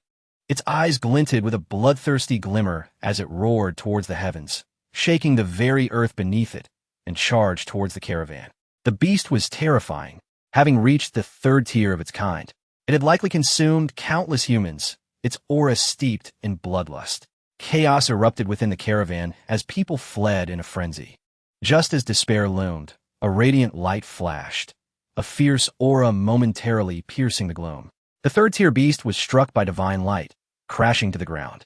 In that instant, all nearby held their breath, astonished and bewildered, as the source of the light was too swift to discern. The great profound sword technique. The lady in purple revealed a hint of surprise in her enchanting eyes. To wield the great profound sword technique with a spear and grasp its true essence. Could this person be a prodigy of the great profound sword sect? Being one of the 9 sects, Yuner, let us pay our respects to this young hero. Throughout this journey, Jiang Chen witnessed the outside world, observing the rampant beasts and the suffering of the populace. In recent days, he had slain several beasts. Yet the meager essence he had accumulated was insufficient to fill the gaps in his cultivation. Only within the battlefield of beasts could he gather the necessary vitality. Lost in thought, a delicate fragrance wafted towards him. "Are you perhaps a young hero of the great profound sword sect? I am Qin Zian of the heavenly extreme palace. It is an honor to meet you." Jiang Chen looked up to see a young lady whose beauty was undeniable, even concealed by a veil. "I am not of the great profound sword sect. Fair maiden, you have mistaken me." Before Qin Zian could respond, her maid, Yuner, interjected. "You just employed the great profound sword technique, and still claim you are not from their sect? Do not presume that being the foremost among the 9 sects grants you superiority. My lady is the most talented of the younger generation in the heavenly extreme palace." "Yuner," Qin Zian interrupted, "it is possible I was mistaken. However, young hero, to wield a spear with such mastery of swordsmanship is indeed rare. You are certainly not an unknown figure in the eastern wilderness. May I inquire your name?" "Jiang Chen." Qin Zian pondered for a moment, unable to recall such a name among the younger generation of the eastern wilderness. "Perhaps it is not your true name." "Jiang, esteemed hero, judging by your direction. It seems you are headed to U City?" Here is my visiting card. Should you require assistance, feel free to seek me at the Heavenly Extreme Palace's auxiliary residence. Jiang Chen was taken aback by her enthusiasm. Was his charm truly so overwhelming? With a beautiful maiden extending her invitation, he felt it impolite to decline and accepted the card. Thank you, Miss Chen. As Chen Xian and her maid returned to the carriage, Yuner still bore a frown. Why are you being so kind to him? Although he is decent-looking and skilled, it hardly warrants such attentiveness from you. Perhaps I am mistaken, but I believe he is a disciple of the Moon Fairy. Outside Yu City, in the military encampment, a young man of approximately 25 or 26 years old greeted Jiang Chen. He was responsible for receiving new recruits. After a brief tour, he led Jiang Chen to the designated registration area. Thank you, brother, Jiang Chen expressed with a respectful clasp of his fists. Once you join the army, we are all brothers.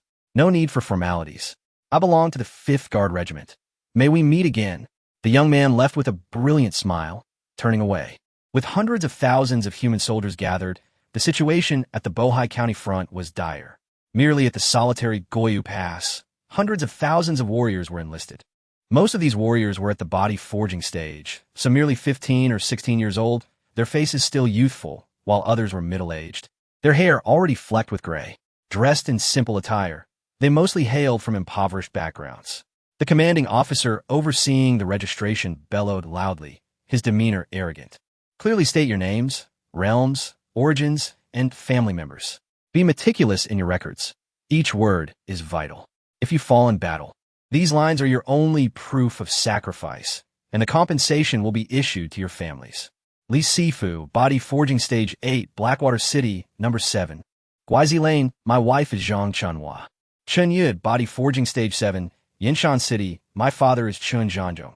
Wu Hao, Body Forging Stage 10, from the Wu family in Yu City. As names were called, a soldier raised his head, impatiently stating, "What is your family member's name? Do not waste time. There are many behind you." The youth, barely 18 or 19, scratched his head with a shy smile. My mother passed away early, and my father and brother sacrificed themselves at the front a few years ago. I am the only one left. The surrounding noise fell into a profound silence. Eyes glistening with tears. Years of conflict had claimed countless lives.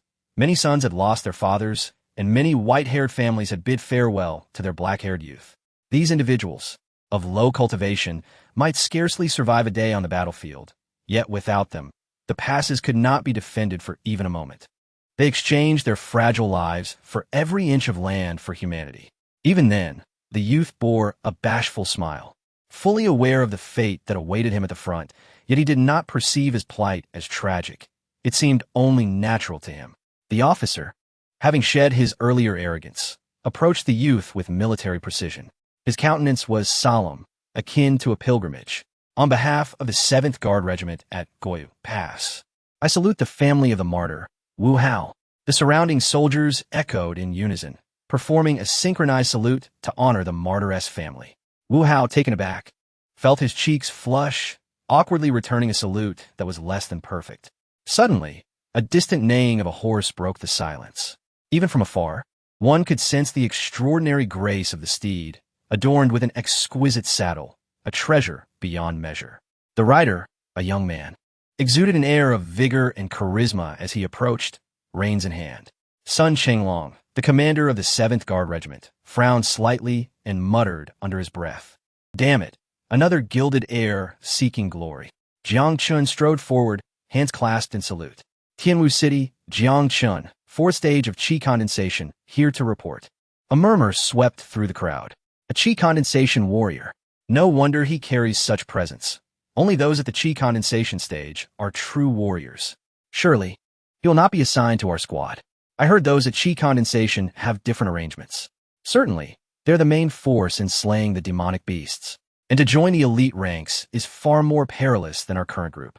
The crowd cast reverential glances at Jiang Chen, while Sun Chenglong's disdain for the lavishly dressed youth before him deepened. Yet, what could be done about his aversion? The name Jiang Chen had already reached his ears the day prior. The higher-ups had made special arrangements, as he was purportedly the nephew of a significant figure, necessitating his placement in the rear ranks. Are you Jiang Chen? It seems fortune has favored you with good parents. You are to report to the Northeastern Camp at the main tent's records office, where you will be responsible for safeguarding the war zone documents. Fear not. It is exceedingly safe there. Should the demonic beasts reach your location, the extinction of our race would be imminent. The soldiers who had come to enlist immediately lost their respect for Jiang Chen, their gazes now tinged with disdain. Even in the direst times for humanity, some individuals adept at scheming exploited the blood of frontline warriors for their own gain. A detestable act indeed. Jiang Chen furrowed his brow, sensing the officer's apparent discontent. Yet he respectfully clasped his fists and replied, "Yes, Commander." Sun Chenglong cast a sidelong glance at Jiang Chen, then grasped an amplification device and ascended to a higher platform, his voice resonating throughout the area. "Brothers, from this day forth, you shall be soldiers of my 7th Defense Corps. Understand that we are not like those languishing in indulgence and revelry. We are the frontline warriors of humanity. The 7th Defense Corps is the most valiant unit, boasting a history of 130 years, with 84,531 martyrs who sacrificed their lives for our homeland. Our predecessors have risen countless times from mountains of corpses and seas of blood, burying their comrades and wiping their own blood dry. Until the demonic beasts are vanquished, we must continue to fight.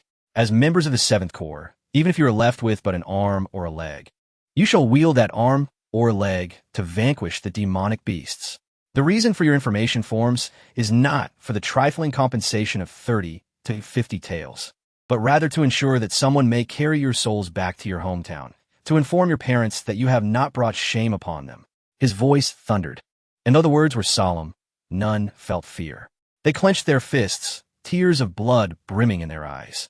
In humanity's hour of peril, they were willing to be the vanguard, to shed their blood without regret, even unto death.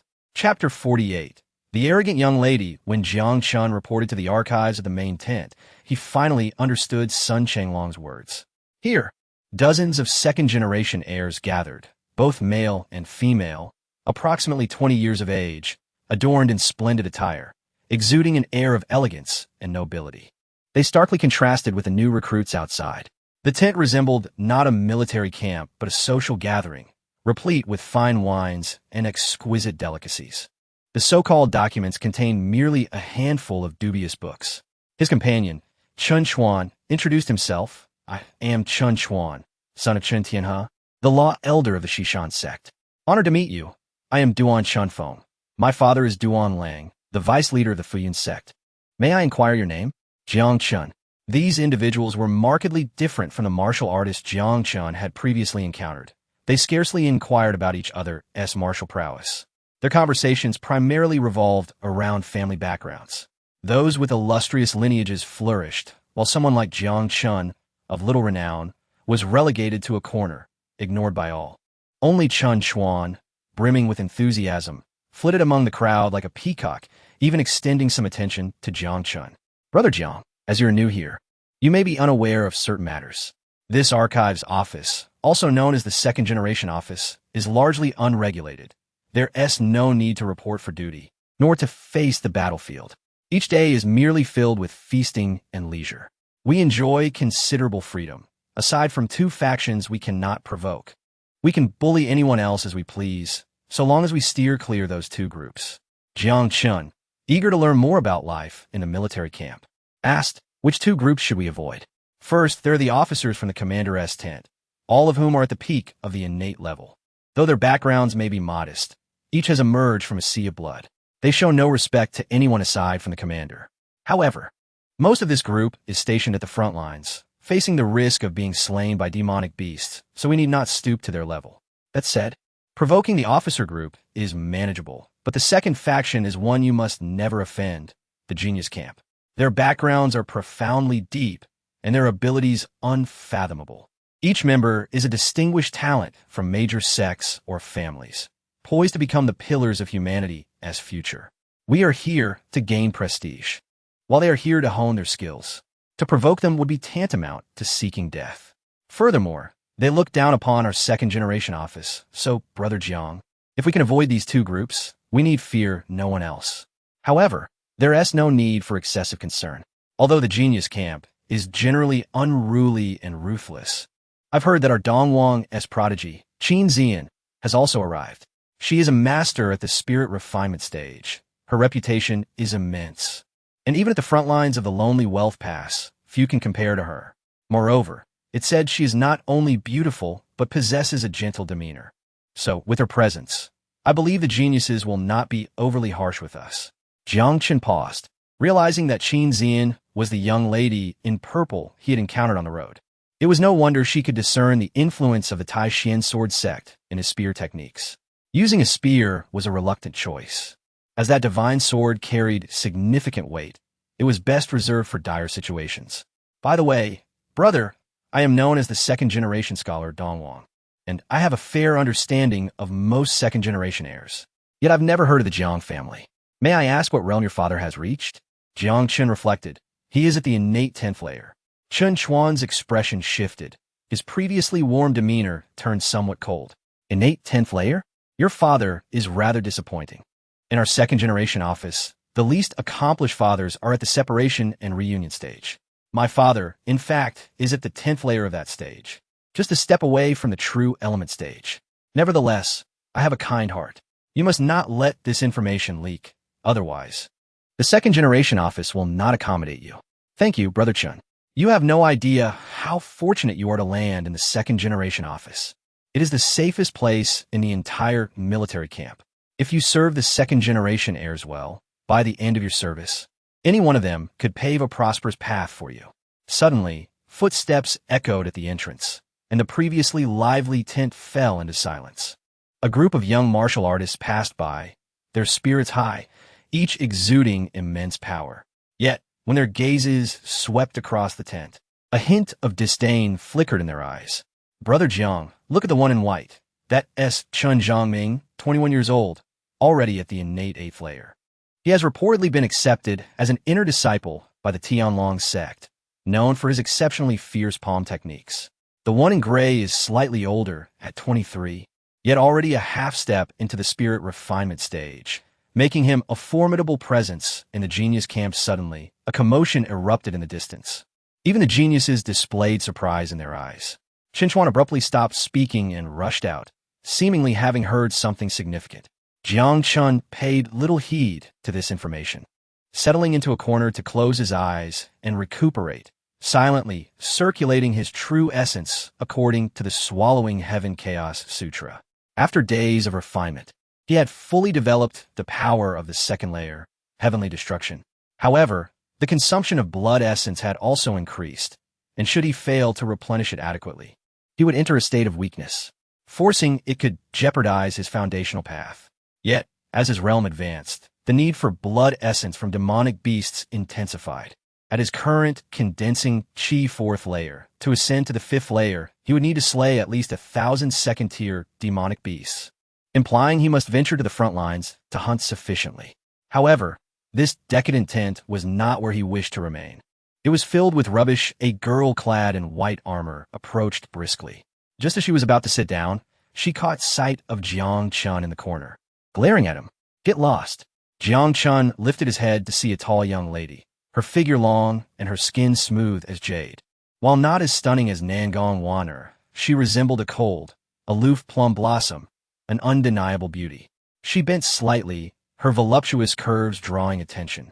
Yet the disdain on her face marred the beauty of the moment. If you don't want to die, get lost. Jiang Chen noticed the tent had fallen into an eerie silence, everyone casting fearful glances in her direction.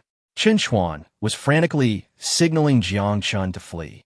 Yet Jiang Chen remained oblivious. You look good, but with such a temper, good luck finding a suitor. The girl's face flushed with anger as she glared at Jiang Chen, flames of fury igniting in her eyes. You're seeking death. A surge of murderous intent erupted within the tent, crashing towards Jiang Chen. A radiant light glimmered in her palm, accompanied by a fierce gust, striking toward his chest. Before he could fully comprehend, Jiang Chen reacted instinctively, channeling his true essence and extending his left arm to block her attack. In that fleeting moment, he sensed a flicker of hesitation in her eyes, and her force diminished considerably. Nonetheless, he still felt a tremendous power surge into his body. Jiang Chen, with his extensive combat experience, transformed his right hand into a fist and thrust forward. They were already in close proximity. The girl had not anticipated that this spoiled heir would suddenly counterattack. She attempted to evade, but was too late, forcing her to twist her body. In an instant, Jiang Chen felt a softness beneath his hand, his right hand pressing against her chest. Both were momentarily stunned, the tent enveloped in a profound silence. All eyes wide in disbelief at the scene unfolding before them. Despair flickered in Chen Chuan's eyes. The brother he had just met seemed doomed to an untimely demise. Shameless. I will kill you. The young girl, recovering from her shock, widened her eyes in disbelief. Without hesitation, she unleashed a flurry of sword light, her murderous intent surging like a tidal wave. Jiang Chen was taken aback by this unforeseen turn of events. What had begun as a situation in which he held the moral high ground had now transformed into an accusation of lewdness toward the young woman. Though she was undeniably a stunning beauty, she bore no semblance of grace. Ever since he had encountered the true visage of Nangong Waner, his immunity to beauties had significantly increased. Thus, he found himself apologizing while fleeing, exclaiming, "I did not mean to, with someone like you. Even if you asked me to touch, I wouldn't." The moment those words escaped his lips, the girl's eyes turned red with fury. "Beast, if I do not slay you, I, Lingxi, vow never to be human." Chapter 49. The exceptional Qin Zian within the northeastern encampment. Jiang Chen fled desperately, pursued relentlessly by a girl known as Lingxi. With each moment Jiang Chen hesitated, he risked being cleaved in two. In the distance, a violet figure emerged, eliciting gasps of astonishment from those nearby, as if a pearl had plummeted into a lake, sending ripples across the hearts of countless onlookers. Their gazes were instantly captivated, transforming into fervent admiration. Even though the woman was veiled in white silk, her enchanting grace was unmistakable. Clad in a purple gown, her waist-length raven hair was adorned with golden ornaments. Her autumnal eyes shimmering like water, and her snow-like skin radiated an ethereal charm. With each glance, she exuded a tenderness reminiscent of gentle spring waters, captivating the hearts of all who beheld her. It was as if all the beauty in the world coalesced within her gaze, emanating a divine aura that instantly resonated with everyone present, momentarily eclipsing her alluring silhouette. Such delicate grace seemed incongruous in a time of turmoil. Sunlight broke through the clouds, casting a celestial glow upon this enchanting maiden, rendering her akin to a fairy descended from the heavens. Qin Zian, the unparalleled prodigy of the heavenly extreme palace, was said to possess an innate Tao heart, heralding a future of limitless potential. This revelation ignited a frenzy among the crowd, their mouths agape, their eyes fixated on the beauty before them, filled not with irreverence, but with a sense of awe that was almost palpable. Qin Zian had truly arrived at the front lines, confirming her status as a hero of the human race. She was listed among the elite on the Eastern Wasteland's Hidden Dragon ranking, with a future that sparkled like the stars.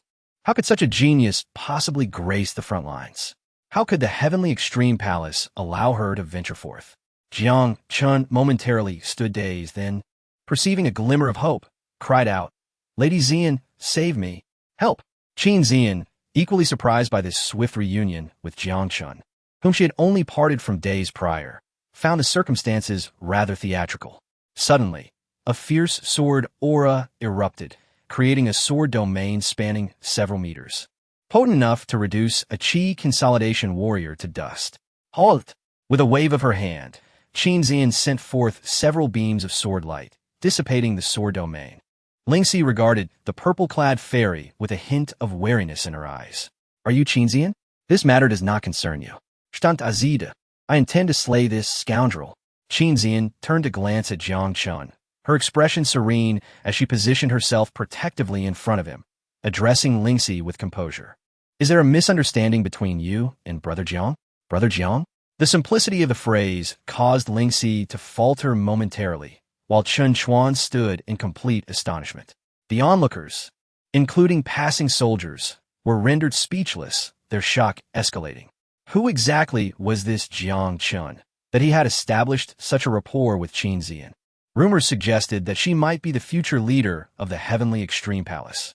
As the crowd's regard for Jiang Chen shifted from disdain to reverence and astonishment, even the second-generation elites from the archives, cast wary glances in his direction. Jiang Chen sensed the change in their gazes, pondering the true identity of this purple-clad maiden. Could she be of significant standing? Qin Zian continued, Brother Jiang is a man of integrity. I have accompanied him here, and he has repeatedly come to the aid of the common folk. Miss Lingxi, could it be that there has been a misunderstanding? He helped the commoners? Lingxi paused, taken aback. Indeed, he even vanquished a third-tier beast. If Brother Jiang truly intends to intervene, Miss Lingxi, you may not stand a chance against him. Regaining her composure, Lingxi took note of the first prodigy of the heavenly extreme palace before her. Though her face was veiled, her aura was gentle, and her gaze soft like flowing water. Despite her reputation as a leader among the younger generation of the heavenly machine palace, she exhibited none of the arrogance one might expect. Her voice flowed like spring water, soothing the heart. It was hard to reconcile the legendary prodigy with the gentle maiden standing before her. Considering your assistance to the commoners, I shall spare you this once.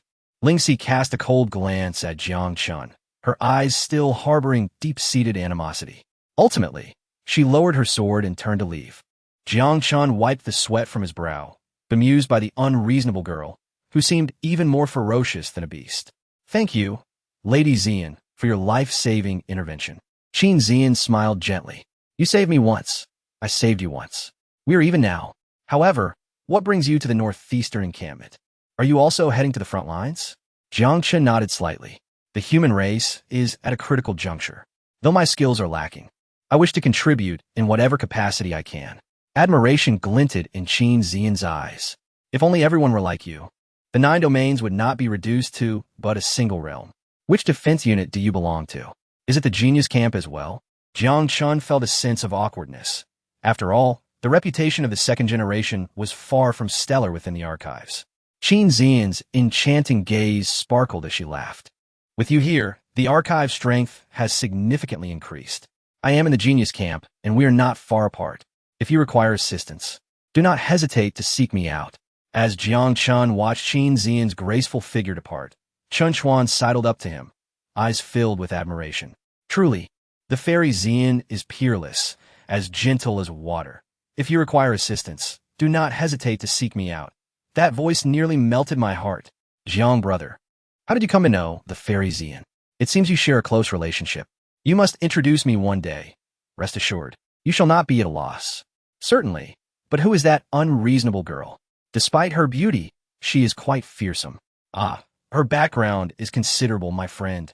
You are fortunate to have escaped unscathed. Tomorrow we must depart. If you are severely injured, what will you do?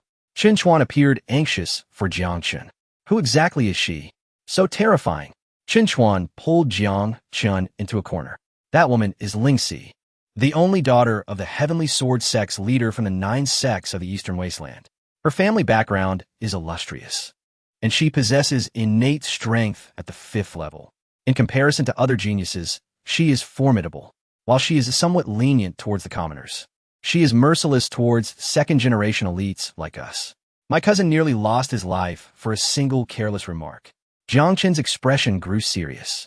This woman was indeed striking, yet her ruthlessness was surprising. Is there truly no one to keep her in check? Who would dare? The 9 sects of the Eastern Wasteland are not to be trifled with. Her father is a leader among them. Moreover, she is the cherished daughter born late in life, utterly spoiled. It's best to avoid her. We cannot afford to provoke her. Consider ourselves unfortunate. It appears we are in for some rough times ahead. Within the camp, an aged and heavy voice resonated behind Lingxi. Miss, temper your anger. The leader arranged things this way out of concern for your safety at the front lines. Though the archives are filled with scoundrels, they're also quite secure. I hope you can understand the leader's good intentions. How can Qin Zian enter the genius camp while I am relegated to the second-generation archives? Uncle Feng, go find my father. Go find the commander. I refuse to accept this. The elder sighed deeply.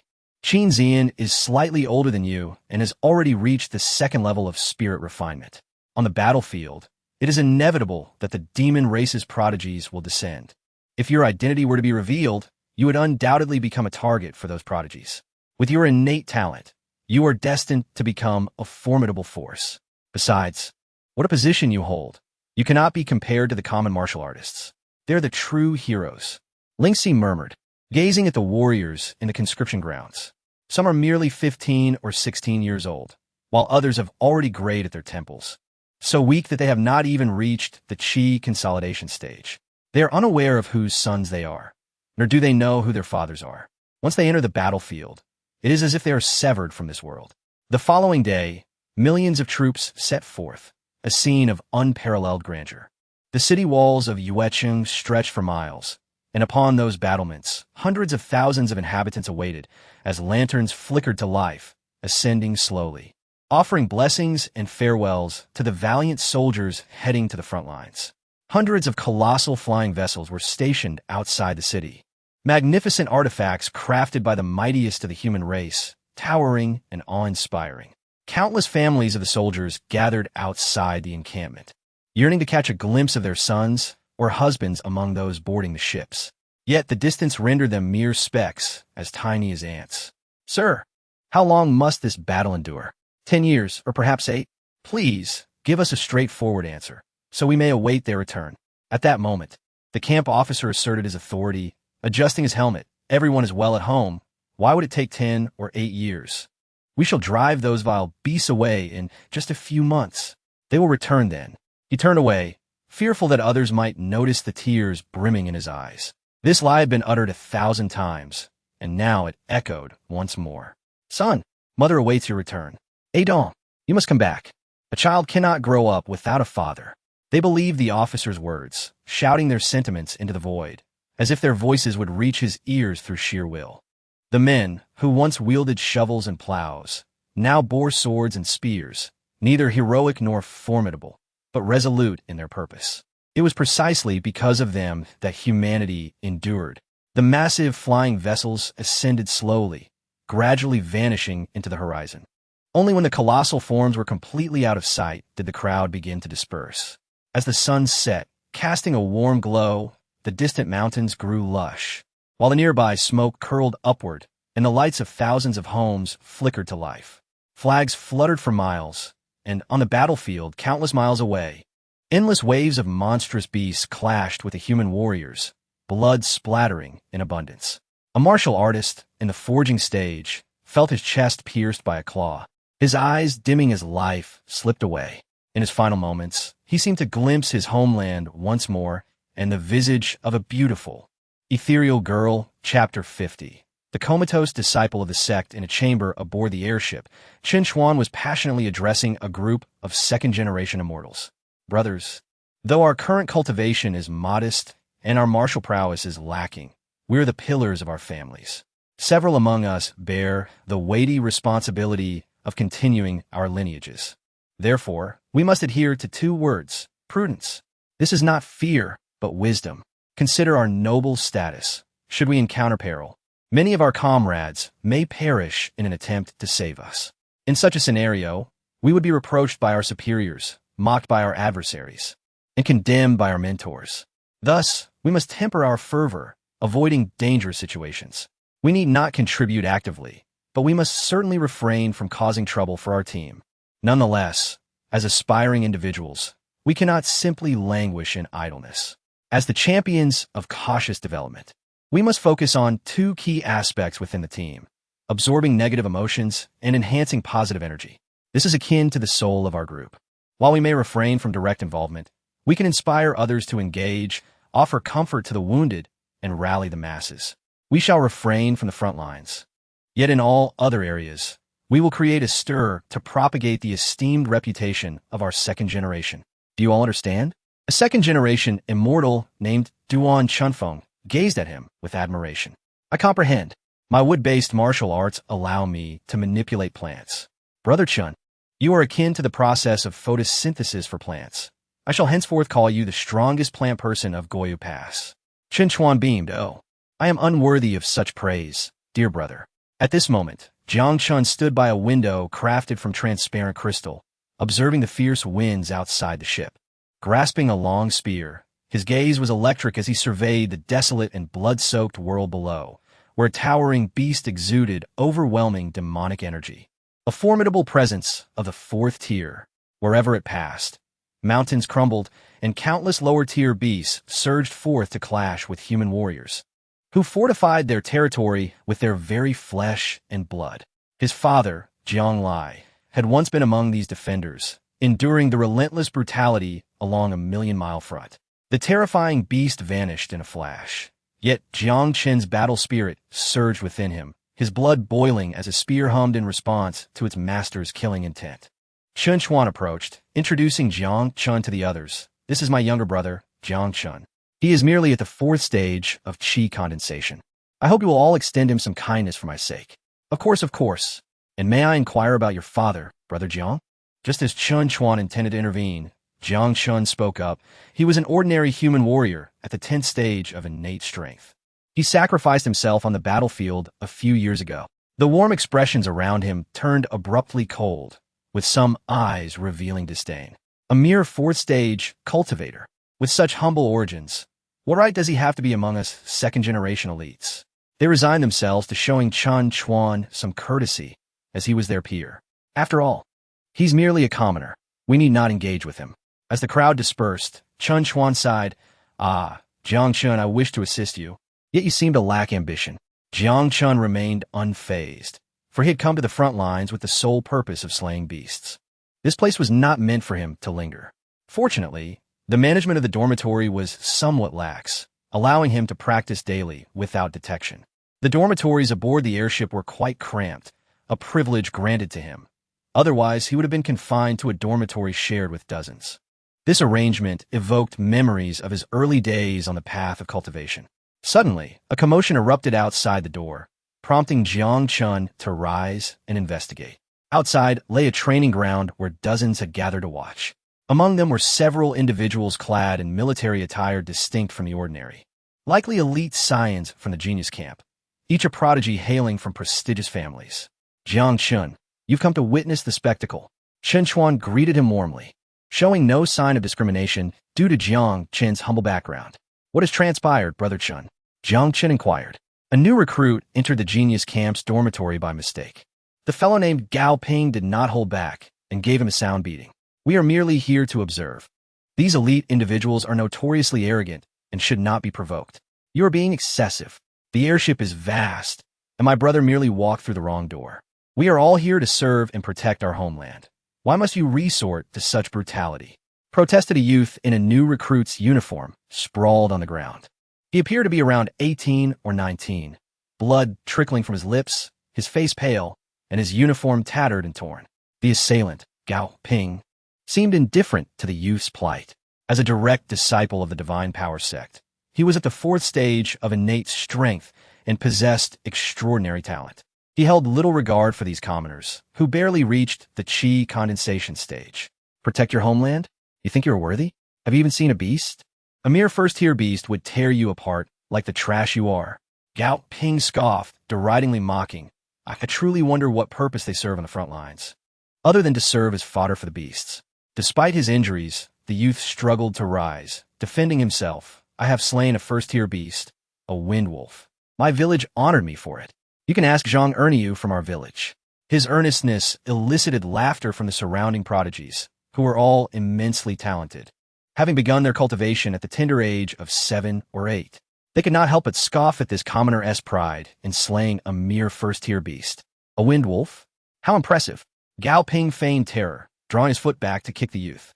Though the youth desperately attempted to evade, the disparity in strength was insurmountable.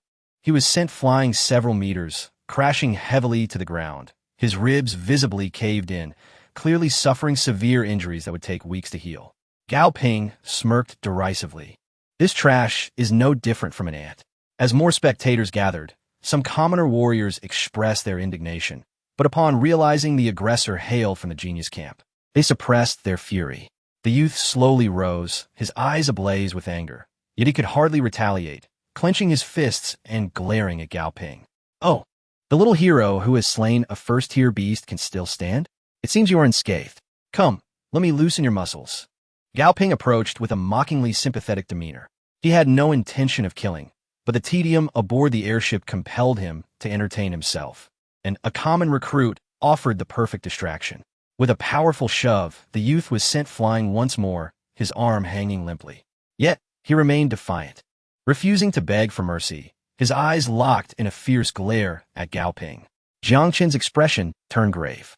The struggles of these commoners were immense. Often besieged by beasts at home, they sought to join the military to protect their homeland, only to be humiliated by these so-called geniuses. A surge of rage ignited within him, and he was ready to intervene, but Chen Chuan firmly restrained him, cautioning, "Do not act rashly. Gao Ping is incredibly strong and comes from an esteemed background. It would be unwise to offend such a powerful figure over the life of a commoner." Chen Chuan's words rang true. In this world, the hierarchy was deeply entrenched. For the esteemed geniuses, injuring a few commoners, or even killing one or two, would likely go unpunished, even deemed acceptable. Seeing Jiang Chen's intent to assist the youth, others among the prodigies quickly intervened, advising, "Let it be. These commoners are beyond redemption. With such meager strength, they are destined to become cannon fodder on the battlefield." After much anticipation for such a splendid performance, how could it possibly conclude so swiftly? The atmosphere aboard the flying vessel has grown utterly monotonous. "Gao Ping, do deliver another strike. I possess elixirs that ensure no harm shall befall me. Even senior sister Wu has spoken. Pray, observe the finesse of my kick." A wicked smile curled upon Gao Ping's lips as he unleashed his left leg in a swift motion, a flash of light trailing behind. Suddenly, a searing pain surged through his knee, shattering his balance, and he fell heavily to the ground, landing in a most undignified manner. The stark contrast between his previous arrogance and his current disarray elicited a chorus of laughter from those around him. Who the hell has conspired against me? Chapter 51. The unclad Gao Ping cast an indignant glance around, yet he could not discern the identity of his assailant. With the audacity to strike, but lacking the courage to admit it, I shall make an example of this civilian before your very eyes, while you cower like a turtle. Not far off, a young man approached with resolute steps. His aura, though not overpowering, exuded a sense of unity with the heavens and the earth. Chen Chuan watched with despair as Jiang Chen strode forward. Possessing a sense of justice is commendable, yet one must gauge the situation appropriately. To offend the genius camp for the sake of a civilian is sheer folly.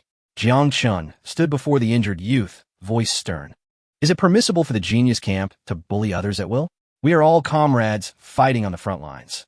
Why resort to such brutality? Comrades? Gao Ping scoffed derisively. These civilians are hardly worthy of comparison with us. Moreover, I did not bully him. We were merely sparring, were we not? Indeed, this civilian warrior initiated the challenge, and being outmatched, injury is to be expected. Gao Ping has shown restraint. Had he fought with full strength, this lad would not have survived. Furthermore, in combat, injuries such as broken limbs are commonplace. The members of the genius camp chimed in, providing Gao Ping with moral cover to prevent any backlash. What a clever manipulation of words. With a great battle looming and the human race in peril, you still have your uses. After the conflict, I shall show you the true meaning of ruthless combat. Jiang Chen regarded Gao Ping with a calm gaze, gently assisting the youth to his feet. Suddenly, Gao Ping felt an icy chill envelop him, as though he were being targeted by a bloodthirsty beast, plunging him into a state of dread. Upon recognizing Jiang Chen's military uniform from the archives, he momentarily relaxed, dismissing it as an illusion. He sneered, "Ha ha ha. Are you warning me? Threatening me? Your uniform belongs to the archives, correct? Apologize, and I shall consider your earlier remarks as mere nonsense. Otherwise, do not presume I am unwilling to fight you." The civilian youth hastily stood, unsteadily grasping Jiang Chen, whose fury was barely contained. "Brother, thank you. We were merely sparring. I am outmatched, and being struck is warranted. They are the elite of humanity, capable of slaying many beasts on the front lines. Please do not let my plight offend them." At this moment, Chen Chuan rushed forward, for it was his younger brother who had stirred trouble. As Jiang Chen's elder brother, he felt compelled to intervene. Go. I am Chen Chuan, a longtime admirer of your reputation. This is my brother Jiang Chen, who often lacks sense. Please, show mercy and grant my brother a modicum of grace. Gao Ping regarded Chen Chuan with apprehension. Though Chen Chuan was merely at the 8th level of qi condensation, his father was a formidable figure at the 10th level of fusion. Even Gao Ping's master would show Chen Chuan's father some respect. "Chen Chuan, why do you persist in shielding this useless brother of yours? A few more individuals approached, clad in the military uniforms of the archives, which were indeed first-tier armor, a privilege reserved solely for the genius camp and the second-generation S elite. Chen Chuan, we understand your kindness, but the genius camp and the second generation are closely intertwined. Those who enter these ranks are the most esteemed disciples. Is it worth creating discord with the genius camp over such a worthless civilian? With these words, Gao Ping's arrogance surged once more. They hailed from noble lineages, primarily disciples of powerful clans, and it was no wonder they regarded Jiang Chen with such disdain. He was merely a civilian disciple. So he is a civilian. Chen Chuan, do not blame me for failing to show you respect. He insulted me, and if I do not teach him a proper lesson, how can I maintain my standing in the genius camp? Yes, strike him. How dare a civilian act so brazenly towards us, the talented? We must teach him a lesson. Otherwise, where shall we place our pride? Let him witness the chasm that separates civilians from the gifted. We have long awaited this moment. Kulme, Gao Ping. A sinister smile crept across Gao Ping's lips. You are Jiang Chen, correct? Since you interrupted my sparring, let us engage in a duel. Fear not. I shall be mindful of my strength. I will not cripple you with a single blow, but will savor the pleasure of tormenting you.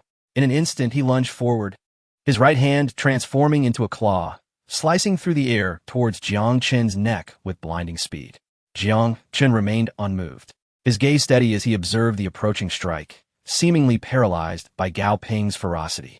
Just as it appeared that Jiang Chen would suffer a grievous injury, Gao Ping's attack unexpectedly passed through Jiang Chen's form. No! A sudden jolt of realization struck Gao Ping, and he felt an intense chill creep up his back. Suddenly, dozens of ice spikes rained down. Gao Ping, despite his agile movements, could not evade them all, with several striking him and shattering against his protective aura. What manner of martial skill is this? Gao Ping gazed at Jiang Chen, astonished by this peculiar technique. Though unfamiliar, it bore a slight resemblance to the Frost Wolf's abilities. Yet this onslaught was unlike anything he had ever seen, creating a localized, icy domain that left him no time to marvel. A tempest materialized, howling towards Gao Ping. Though a congenital warrior, he dared not confront this strange wind head-on. Instead, he soared into the air, akin to a hawk, aiming to strike at Jiang Chen. Just as his palms neared Gao Ping, a wall of fire erupted, exploding forth. Stunned, Gao Ping froze momentarily before hurriedly retreating, only to be engulfed by the tempest once more, which fanned the flames around him. Ah, my clothes, my hair. Amidst the inferno, Gao Ping's wails echoed, his formidable protective aura rendering him impervious to death from these low-tier beast abilities. However, the relentless barrage of techniques left him overwhelmed. After a brief moment, the flames subsided, revealing a thoroughly humiliated Gao Ping, covered in soot, utterly devoid of clothing, not a single hair remaining. After a brief, stunned silence, several young women shrieked in horror, their cheeks flushing crimson as they fled. Ah, pervert! The expressions of the genius camp members darkened. Gao Ping, a fourth-level congenital warrior, was regarded as a mid-tier expert even among them. To have failed to land a blow on Jiang Chen and to find himself stripped bare was an utter disgrace. They buried their heads in their hands, unwilling to let others perceive their association with Gao Ping. A humiliation, an unprecedented disgrace. From the day Gao Ping embarked on his martial journey, he had been hailed as a prodigy within his family and sect. While his demeanor was often overbearing, his power was genuinely formidable. Even when facing powerful opponents, he could put up a fight. Yet this Jiang Chen wielded some arcane sorcery, alternating between ice and fire, rendering him impotent and incinerating his garments. His face burned with shame, but the soot offered some concealment. Yet now exposed and vulnerable, he found himself paralyzed in a conundrum, to fight or not to fight. The surrounding soldiers, previously simmering with discontent, now reveled in a sense of vindication, experiencing an unparalleled exhilaration.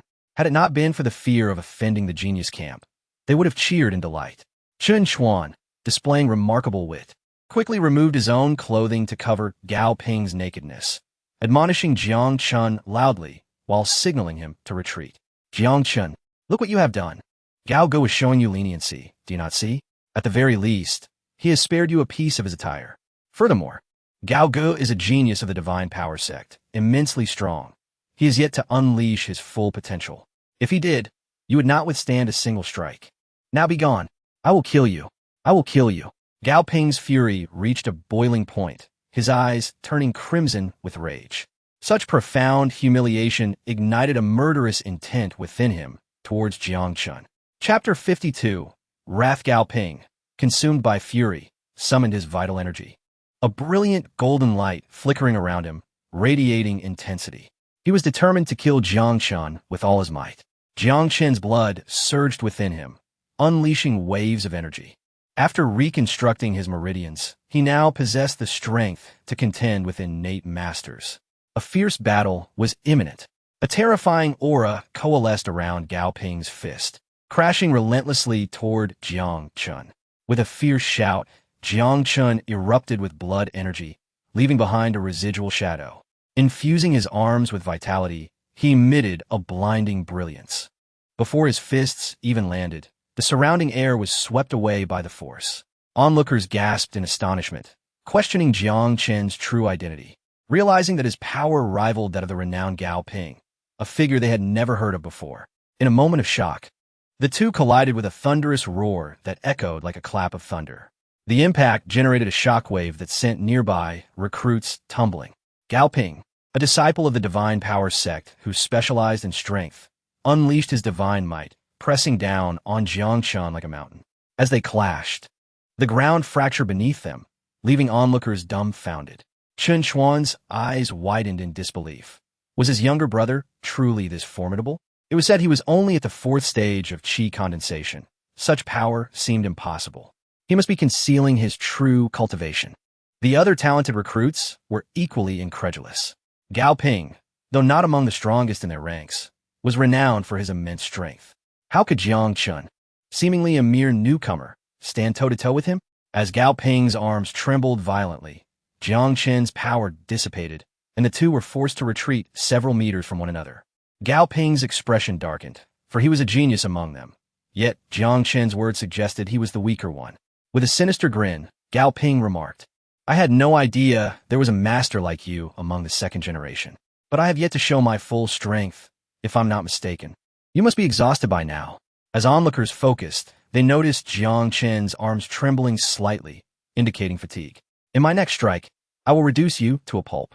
Gao Ping's voice rang out as a radiant golden light enveloped his body, his flesh swelling and muscles bulging. Could it be? The Diamond-Divine art, a 4th-tier martial technique. He had actually mastered it. Indeed, it was the Diamond-Divine art. I've heard that once perfected, it possesses the strength to split mountains and is invulnerable to harm. Truly, as a direct disciple of the divine power sect, this boy is finished. Not only will Gao Ping's strength multiply, but even with the defense of the Diamond-Divine art, Jiang Chen will find it impossible to breach his defenses. Countless talented individuals were astonished, having gathered from various regions. Each held themselves in high regard. Yet, in just 2 days, they witnessed the Diamond-Divine art, shaking their confidence. There are always greater talents beyond the horizon. Jiang Chen's eyes gleamed with brilliance as he unleashed the 2nd layer of the heavenly annihilation technique, his aura shifting dramatically, akin to an ancient giant awakening. For a moment, an inexplicable pressure enveloped the crowd, sending shivers down their spines. With a mighty punch, Jiang Chen struck, unleashing a torrent of fists like a dragon emerging from the depths. A ferocious wave of power surged toward Gao Ping. Gao Ping's eyes widened in horror. The Diamond-Divine art had always been his trump card, a means to gain fame on the battlefield. He had not anticipated facing such a monstrous opponent in his first battle. At this moment, he dared not hold back. His vital energy surged recklessly, enveloping him in radiant gold, resembling a divine being. But what could a divine being do? When their fists collided, Gao Ping's hope shattered. His golden form crumbled like fragile porcelain. Initially, only a crack appeared, but soon it spread throughout his body. With a deafening explosion, a multitude of golden lights erupted. And after the blinding spectacle, Gao Ping was sent sprawling to the ground, bloodied and battered. The crowd fell silent, especially those who understood Gao Ping's prowess. What was Jiang Chen's true background? How could he so effortlessly dismantle Gao Ping, who had fully mastered the Diamond-Divine art? They had anticipated Jiang Chen would rely on his various techniques to outlast Gao Ping, but they never imagined he would achieve victory through sheer strength alone. As the heavenly annihilation dissipated, Jiang Chen approached the struggling Gao Ping step by step. The sparring has only just begun. Why can't you rise? You haven't even faced a beast yet, and you turn on your own kind? A warrior like you dares to call yourself a genius? Do you know who this young man is? Fearful, Gao Ping retreated, trembling. Who is he? Is he the son of some elder or sect leader? Jiang Chen's gaze swept the surroundings, and upon realizing the terror Jiang Chen instilled, the so-called geniuses lowered their heads, unable to meet his eyes. He then turned his attention to the second-generation elites. You self-proclaimed geniuses only know how to forge connections and bully the weak. This young brother you have grievously injured is Wu Hao, of the Wu family from Yu City. His entire family perished on the battlefield, leaving him alone. Now he must go to the front lines. Yet, he was not defeated by the beasts but by you, a so-called genius. Jiang Chen's voice was cold and thunderous. He delivered a heavy kick to Gao Ping's abdomen, unleashing a shockwave. The youth named Wu Hao was on the verge of tears, his heartache laid bare. Thank you, elder brother. I now see that the one who struck me was right. I am but a fourth-stage chi condensation. I might as well be cannon fodder on the battlefield, perhaps not even lasting a day. But my family died there. I want to join them. I fear not death. I only fear that I might perish before reaching the battlefield, for then they would never find me. In an instant, the crowd was engulfed in silence. An indescribable sorrow spreading in the stillness. Some had tears glistening in their eyes. Jiang Chen gazed at the innocent youth. What do you mean by death? Your family fought against the beasts because they wished to protect the land behind them, allowing you to live. You must live well, not just for yourself, but for the family that sacrificed so much. At just 18, the boy bore a complex smile. Living alone, I truly wish to die. Jiang Chen fell silent for a moment before looking up, fury simmering in his eyes. They are the very commoners you look down upon. They fought for years. Countless lives lost. What was their sacrifice for? Their blood has been shed for your kind. Furious, he advanced toward Gao Ping, each step repressing his rage. Were it not for his rationality, he would have relished the thought of kicking this so-called genius to death. Gao Ping, sensing Jiang Chen's murderous intent, trembled uncontrollably, fear written across his face. Please, don't kill me. I know I was wrong. I understand my mistake. Please spare me. Suddenly, a melodious and clear voice rang out. Stop. What are you doing? From a distance, a man clad in a white robe approached. He appeared to be around 25 or 26, tall and imposing, exuding righteousness. Beside him was a woman in red, strikingly beautiful and ethereal. The pair resembled a perfect match, eclipsing all else in their presence. Brother Chu Chuan. Goodness, am I seeing things? It's truly Brother Chu Chuan. Is that the renowned Chu Chuan of the Heavenly Sword sect? He is a genius of the third stage of divine refinement. My word, I must be dreaming. In previous years, the most formidable talents were only at the second stage of divine refinement. With Brother Chu here, our strength has greatly increased. No, look behind him. There are others. Gong Sun Yun, Du Mao, and the talented Su Ping of the Su family.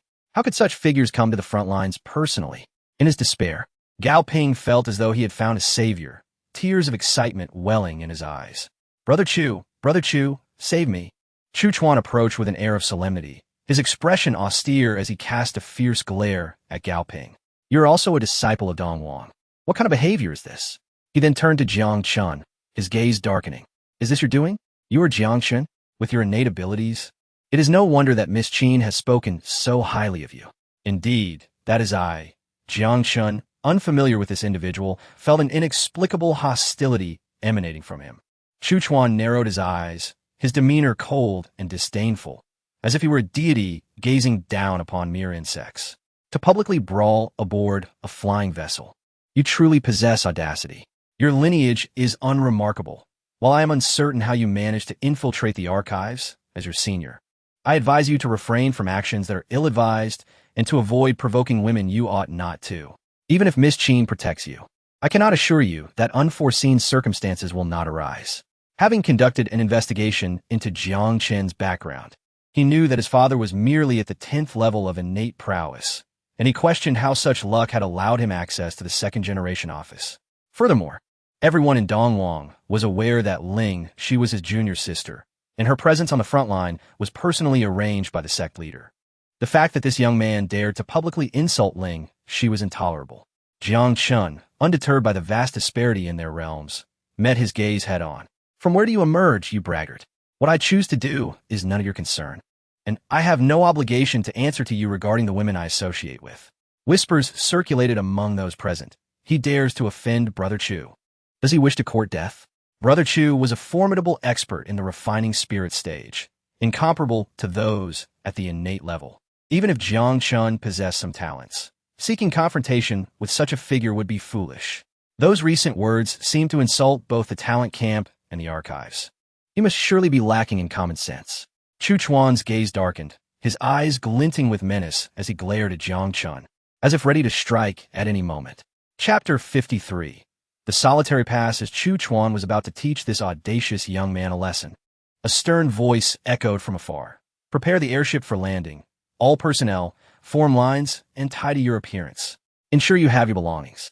The airship wobbled in the sky as it slowed down, signaling that they were nearing the formidable gate. Chu Chuan, who had previously worn a cold expression, suddenly smiled. "You are fortunate, but time is still on my side. As your senior, I shall take care of you well." A few sycophants from the archives hurriedly approached Brother Chu. "This person is merely a civilian. We have no association with him." Chen Chuan glanced at the betrayers, his displeasure evident. "Since we have been assigned to the same place, we are now brothers in life and death. How can you so easily betray?" Jiang Chen, however, smiled gently at Chen Chuan. "Thank you, Brother Chen. I have caused quite a bit of trouble these past few days, and the archives were never where I wished to be. Farewell." The majestic pass loomed like an iron fortress amidst the vast expanse of the Gobi Desert. Only a few yellowing wild grasses swayed in the wind. A towering city wall rose 100 feet high, flanked by walls of similar height, inscribed with runes that could repel attacks from beasts of the third tier and below. This was the Solitary Pass, renowned as the premier fort of Bohai County. Located on the periphery of human territory, the area outside the pass was littered with dried blood and corpses, the air thick with the stench of carnage. Almost every day, battles erupted. Dozens of colossal airships descended slowly, and the officers of each regiment began to account for their numbers and arrange accommodations. 20 men to a room. How cramped. The officers appeared indifferent, unwilling to spare even a glance at the new recruits. "No more complaints. It won't be cramped in a few days." "Why? Where do you get so many questions?" "Hurry and pack your things. We will gather for training shortly." Beneath a withered tree, an one-eyed man frowned. "Old son, how many recruits did we enlist this time?" Sun Chenglong, the commander of the 7th Regiment, sighed. 8 army groups, a total of 730,000. Fewer and fewer. The young have yet to mature, while the old have passed away. With years of relentless warfare, the population dwindles, and time is running out. He was the chief instructor responsible for training. Once, soldiers trained for a month before heading to the battlefield, but now it has been reduced to 10 days. There is no time left. The onslaught of beasts grows fiercer, and every battlefield is in desperate need of reinforcements. Perhaps one day, the Solitary Pass will also fall to the beasts. Report to the chief instructor. All personnel assembled. Each regiment returned to their respective camps and commenced training. Yes, at the 7th Guard Regiment's camp, 3,000 new recruits stood at attention. Sun Chenglong's voice, as solid as iron, echoed in their ears. "Once you join our 7th Regiment, there are no cowards among us. If you survive today, it is a gain. If you perish tomorrow, it is an honor. Our sole lesson is to face the beasts without fear, without retreat, and fight valiantly.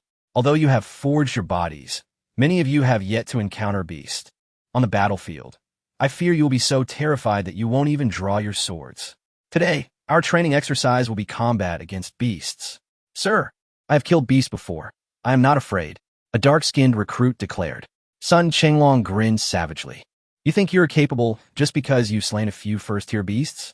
Let me tell you, while most beasts on the battlefield are first-tier, there are also plenty of second-tier beasts. Some may even be third-tier. Their ferocity and brutality are beyond your imagination. Li Meng, bring out that ghost-faced ape." As the canvas was pulled back, a massive ape, standing 3 meters tall, emerged from a giant cage. Its face was ghastly, emanating a terrifying aura, though it appeared somewhat listless due to the loss of an arm. Upon seeing the crowd, it suddenly stood upright and roared at them, its vicious gaze seemingly intent on shredding these humans to pieces. Its sharp fangs dripped with saliva, for these humans were the most delectable prey, though still confined. Some recruits were already terrified to the point of collapse. This is a second-tier, ghost-faced ape. Did you not claim to be unafraid of beasts? Step forward. You shall be the first to participate in training. The recruit turned pale, his legs trembling. Sir. Sir, I. At this moment, he could not even articulate his fear. Are you scared now? Do you know how many of our kin have been slaughtered by them? How much territory they have seized? How many brothers have perished in the jaws of these beasts? The blood feud is deep and unending. The soldiers gritted their teeth, filled with national grief and personal vengeance. Unyielding and resolute. I will go. I will slay this beast. Hatred banished their fear, and they eagerly stepped forward. Sir, I'm not afraid. I will go first. A young man brandished his long knife and advanced. As the cage opened, the ghost-faced ape charged forth with a roar. Were it not for the iron chain around its neck, it would have dashed into the crowd and torn the recruits apart. Beast, I will slay you.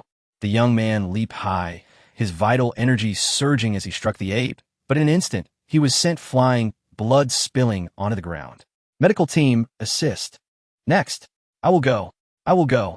Despite the veterans protecting them and rescuing the new recruits from life-threatening situations, many still sustained injuries.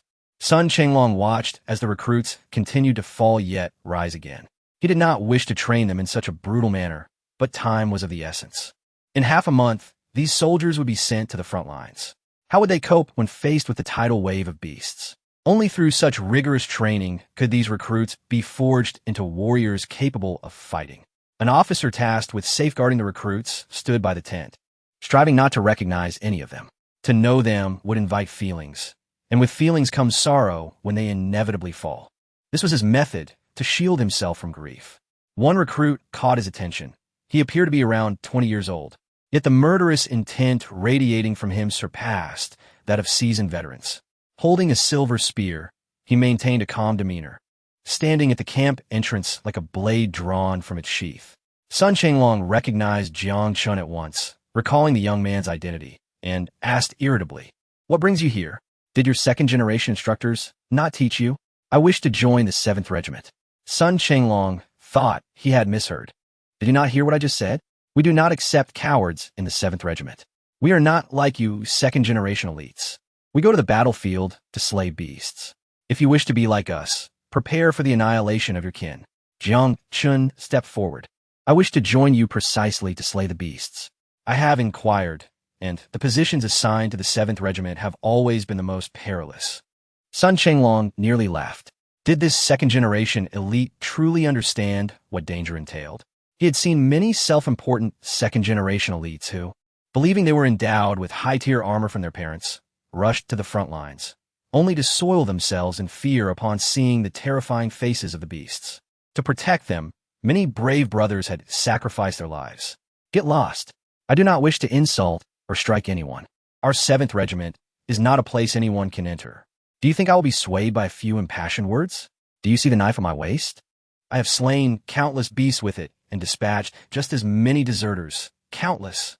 Here at the solitary pass, I have fought from age 17 to 45. I refrain from telling you about the battlefield as horrors, to spare you from wetting yourself. Now get lost. Since you have arrived, you shall not depart. How can I earn your acceptance?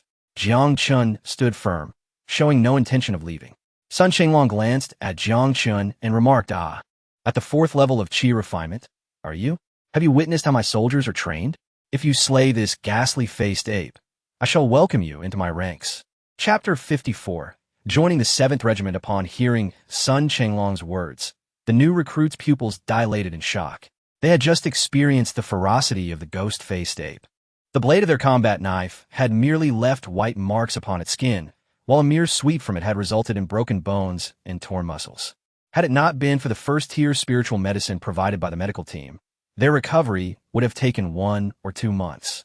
Although this young man was slightly stronger than them, he was merely at the 4th level of Qi condensation. How could he possibly accomplish this task? A sense of pride blossomed within some of the new recruits. Our regiment is not a place to be entered lightly, even for a Qi condensation warrior. Agreed, Jiang Chen said as he moved forward, seemingly inviting the spectacle of being pursued by the beast. Sun Chenglong shouted, Li Ming, release the chains. The officer responsible for protecting the new recruits paused, thinking he had misheard. Did you not hear my command? Release the chains. Yes. With the chains undone, the ghost-faced ape displayed a sinister grin, its terrifying visage becoming even more menacing. Unbound, it would unleash its full power. On the battlefield, it had torn apart Qi condensation warriors. Now, as it saw Jiang Chen approach, its blood-colored eyes glinted with bloodthirsty excitement. Roar! The ghost-faced ape let out a chilling roar, its terrifying aura exploding forth, causing the new recruits to turn pale. Only then did they realize how fearsome the creature they had just faced truly was. Had the chains been released moments earlier, these new recruits might have met their demise in the jaws of the beast. In a sudden leap, the ghost-faced ape transformed into a blur, its speed surpassing even the limits of a Qi warrior. A foul wind swept through the air, and its massive maw, the size of a basin, lunged toward Jiang Chen. Jiang Chen remained motionless, seemingly stunned by the horrifying creature before him. Oh no! Sun Chenglong panicked, realizing the gravity of the situation. Li Ming, at the 7th level of Qi condensation, unleashed his true essence in a desperate attempt to save Jiang Chen from the beast's deadly bite. But it was too late. The ghost-faced ape, with a determination to die, sought to savor human flesh one last time. Its eyes were wild and ecstatic, as if it could almost taste the delectable flesh. Time seemed to freeze as the distance between the monstrous maw and Jiang Chen dwindled. 2 meters, 1 meter. Suddenly, Jiang Chen moved. A flash of silver erupted forth, and the gigantic ghost-faced ape froze mid-air. In an instant, a sound echoed. Splat! The sturdy body of the ghost-faced ape shattered into pieces. A rain of blood cascading throughout the 7th Regiment's camp, gory yet beautiful. Everyone was left in stunned silence, unable to believe the horrifying yet awe-inspiring scene before them. Li Ming swallowed hard and approached Sun Chenglong's side. Sir, did you see that clearly? Sun Chenglong jolted awake from his shock. I saw it clearly. Very well, I have other matters to attend to. Arrange for him to train with us. Li Ming was left speechless. Even after such a display, he still needs training? The blood essence devoured into Jiang Chen's Qi Si was a sensation he had long yearned for. Outside the lonely fortress, the roars of beasts echoed ominously. In just one day, the monsters had assaulted the city several times, with countless wounded being transported to the rear. The front lines bore no wounded, only the fallen heroes. The situation grew increasingly dire. Perhaps in the near future, humanity would abandon the lonely fortress, which would inevitably fall into the hands of the beastmen. Within the command tent, Lin-Pidi, the commander of the lonely fortress, wore a grim expression. Commander, the Vanguard camp has reported the arrival of a monstrous prodigy. It seems that the beastmen will soon launch a large-scale assault, turning the lonely fortress into their training ground. Lin-Pidi furrowed his brows deeply. He had defended the city for decades, rising from a lowly soldier to a commanding position, earning numerous accolades. Yet, during these years, the human front lines had retreated hundreds of thousands of miles, with countless soldiers perishing. Was it to retreat once more? His heart bled at the thought. Do the beastmen have prodigies? Do we not have our own? Do we not hear that several prodigies from the East Wilderness were on their way? We also have young talents in the Bohai region. Why should we fear the beastmen? The officer sighed bitterly. Orders have already come down from above. They are all prodigies of various sects, the future of humanity. We cannot allow them to risk their lives on the battlefield. Moreover, every time a beastman prodigy arrives on the battlefield, they are accompanied by protectors of at least 7th-tier demon lords. If they venture to the front lines, they may fall prey to a sneak attack from the great beasts. At this rate, humanity has no future. Lin-Pidi exclaimed. The front lines collapse daily over 1 million miles, and this group of prodigies, who claim to support us, still wishes to earn fame on the battlefield. Pass this order down. I do not care which sect or family they hail from. They must either fight on the battlefield or teach martial arts at every garrison. If they refuse, they are to leave the lonely fortress. Yes, the order was dispatched. Lin-Pidi, who had not slept for several days, closed his eyes, attempting to conceal the helplessness and fury within. News of the prodigies personally teaching martial arts spread swiftly throughout the fortress, igniting excitement among the ranks. Even those veterans who typically held themselves in high regard were now filled with eager anticipation for the prodigy's instruction. For them, the martial skills they had learned were at most second tier. Commander Lin's move clearly indicated that they would be contributing third-tier sect martial skills, which would undoubtedly bolster the strength of each garrison significantly. Soon, even the second-generation heirs from the archives were compelled to join the teaching initiative. Though their cultivation was mediocre, they possessed profound martial skills. Within the 7th Garrison's tent, Li Ming lamented to Sun Chenglong, "Commander, that Jiang Chen must have offended some powerful figure. He was expelled from the archives. Other regiments are lining up for prodigies, yet when I sought out several, they turned away at the mention of our 7th Garrison. They claimed that as long as Jiang Chen remains, they will never set foot in our regiment. With less than a month until the battlefield, our brothers are counting on these martial skills to survive. Should we not expel Jiang Chen?" Sun Chenglong glared at Li Ming. "He passed the examination. He is now one of us in the 7th Garrison. Since our regiment's inception, we have never abandoned any brother." "What? Are you willing to sell out a brother for a few favors? Have you learned nothing of the pride of the 7th Garrison in all this time?" This stalwart man felt his eyes redden, tears nearly spilling forth. "Commander, I fear not for my life, but for the lives of these brothers. If they can learn martial skills from those prodigies, they might survive a little longer." Ignoring him, Sun Chenglong waved his hand irritably. As the garrison commander, he understood the stakes better than Li Ming, yet he would never abandon any member of the 7th Garrison for the sake of a third-tier martial skill. No abandonment. No giving up. This was the spirit passed down by the former commander. "Commander, Jiang Chen requests an audience." "Let him in." Jiang Chen stepped into the tent and succinctly stated, "I have a method to elevate the warriors of the 7th Garrison by one substantial realm within half a month." "What?" Sun Chenglong suddenly rose, his expression one of disbelief. Chapter 55. The array inscription, "Do you take me for a mere child?" To elevate an entire realm within half a month. Sun Chenglong seethed with indignation. The path of a martial artist is one of gradual progress. Only those endowed with extraordinary innate qualities may possibly ascend a major realm within a month or two, and even that requires exceptional techniques and rare treasures. Given such stringent prerequisites, it is merely a possibility. Jiang Chen, who is merely at the qi condensation stage, dares to assert that he can elevate the entire 7th Regiment within half a month. This is sheer nonsense. During his days at Guyu Pass, Jiang Chen witnessed too many soldiers perish at the hands of the demon race. To carve out a sliver of survival amidst this chaotic world, one must enhance their strength within limited time. It is insufficient for him alone to grow powerful. The entire garrison must bolster their capabilities to possibly contend with the demon beasts. A bold thought flashed through Jiang Chen's mind. If this method proves feasible, given him half a month, he could even assemble an ironclad army composed entirely of warriors at the 5th level of qi condensation. "Commander, I possess the art of array formation."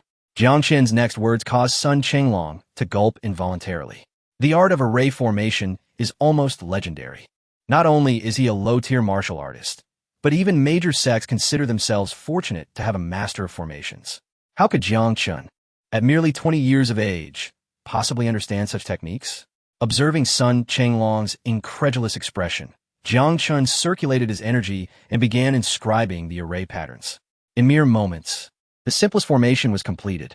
As it illuminated, Sun Chenglong sensed an unusual force that repelled his outstretched hand. A defensive array. The light in Sun Chenglong's eyes shone even brighter than that of the array itself. His gaze toward Jiang Chen transformed into one of intense fervor. "Good, good, good," he exclaimed, repeating the word thrice. "You mean to set up a defensive array for our position? Excellent. With this, even our new recruits at the body forging stage can exhibit the prowess of those at the qi condensation stage." However, Jiang Chen shook his head. Compared to a defensive array, he harbored an even more audacious idea. If implemented, not only would the 7th Regiment benefit, but his own strength would also soar. "Commander, I require some demon beast crystal cores." "Not a problem. How many do you need?" "We have 3 4th-tier cores and 43rd-tier cores in the 7th Regiment, with 1st and 2nd-tier cores in abundance." "Not enough. Our regiment consists of 3,000 men. 1st and 2nd-tier cores are of little use." Only those above the third tier are valuable. At the very least, I need 100 third-tier cores and 10 fourth-tier cores.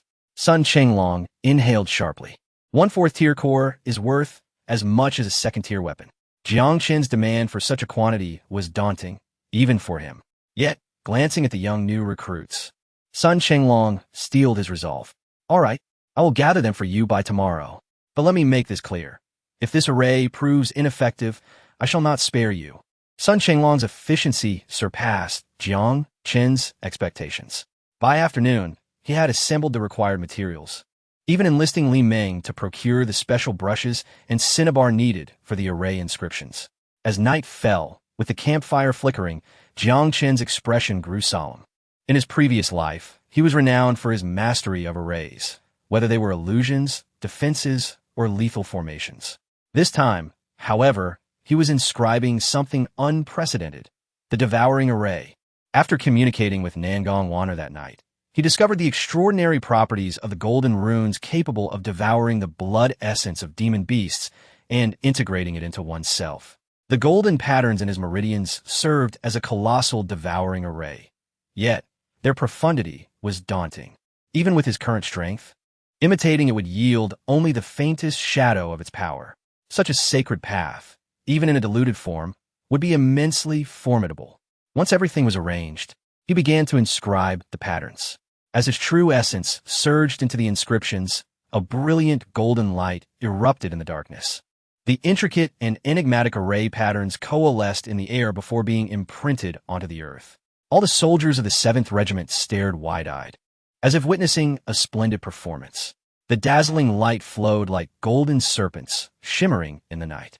Jiang Chen's hands wielded the brushes as if dancing, while his control over the true essence was nothing short of exquisite.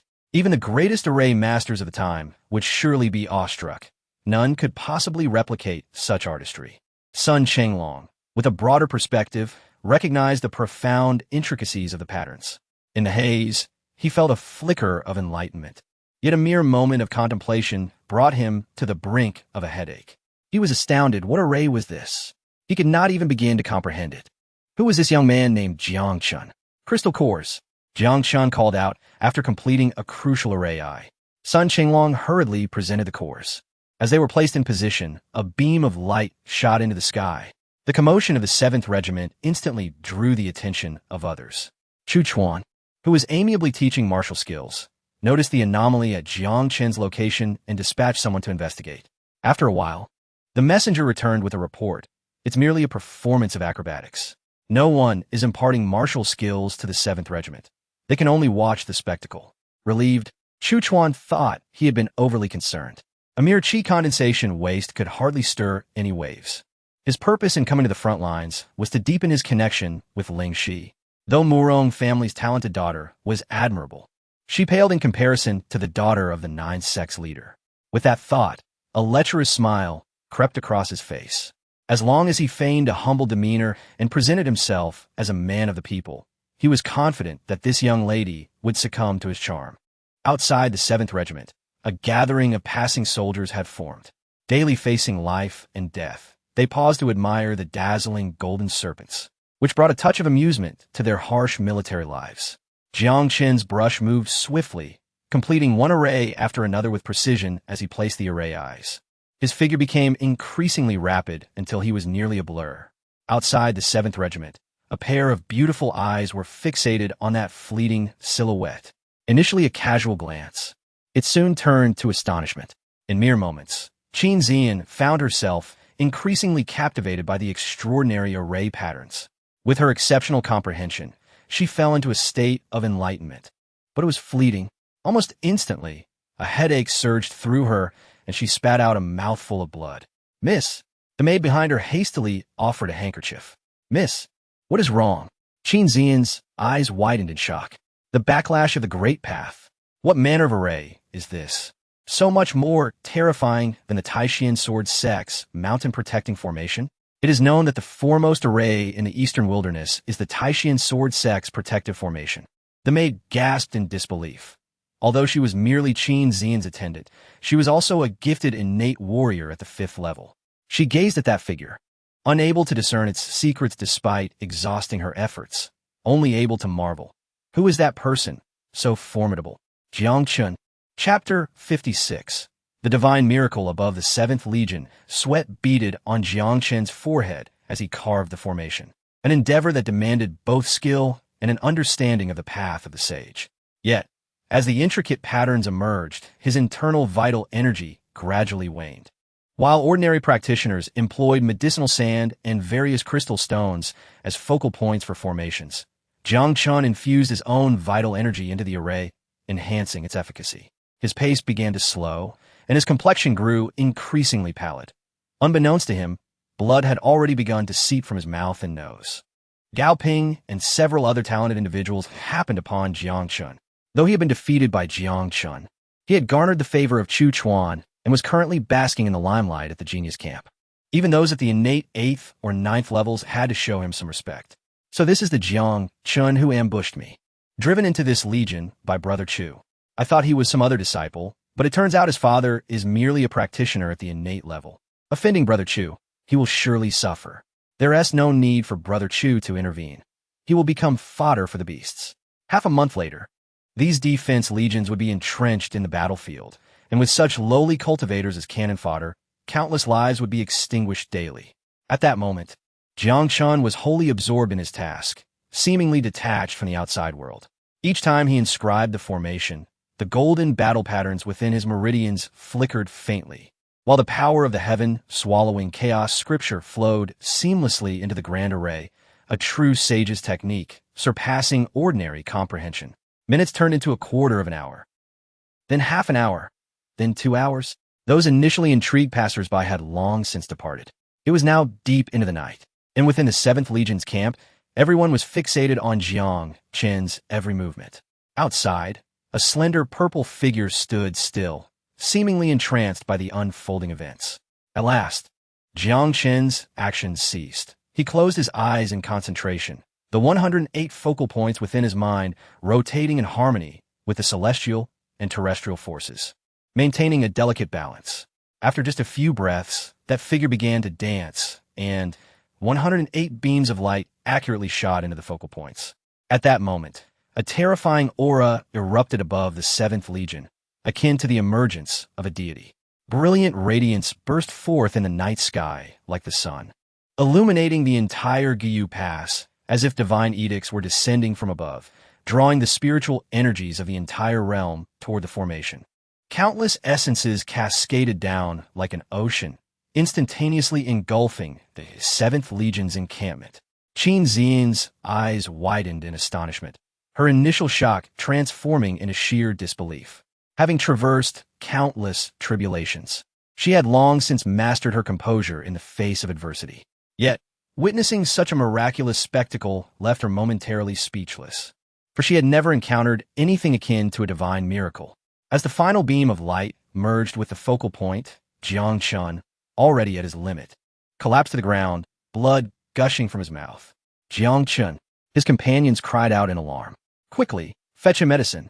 Step aside, came a sharp rebuke as Qin Xian hurried forward, producing a spiritual pill and placing it in Jiang Chen's mouth. Although the pill nourished his body, it could not replenish his exhausted spirit. Ultimately, he succumbed to unconsciousness. Lin Putty was engrossed in strategizing over a map when an overwhelming pressure suddenly enveloped him, startling him with the thought that a formidable beast of demigod status had arrived. He darted outside, only to witness an unforgettable scene.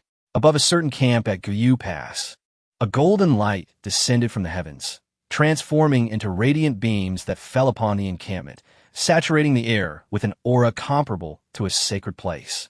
How could this be? This phenomenon surpassed his understanding. Sacred grounds were replete with spiritual energy, ideal for cultivation. Yet even within such sanctified spaces, one would never encounter such density of energy. With his own experience at the 10th level of vital energy, he could hardly fathom what was unfolding. Could it be that a great being had descended upon Gyu Pass? Not just Lin Pidi, but nearly all the powerful figures at Gyu Pass were drawn to the spectacle, hastily making their way toward the source. As they drew nearer, the concentration of spiritual energy intensified, reaching a level several times denser than normal upon approaching the 7th Legion. What would happen if they entered? The 3,000 new recruits provided the answer. The spiritual energy flowed into their bodies like rich nectar, integrating into their energy seas. Some who were on the cusp of condensing their vital energy began to do so, and extraordinary phenomena erupted.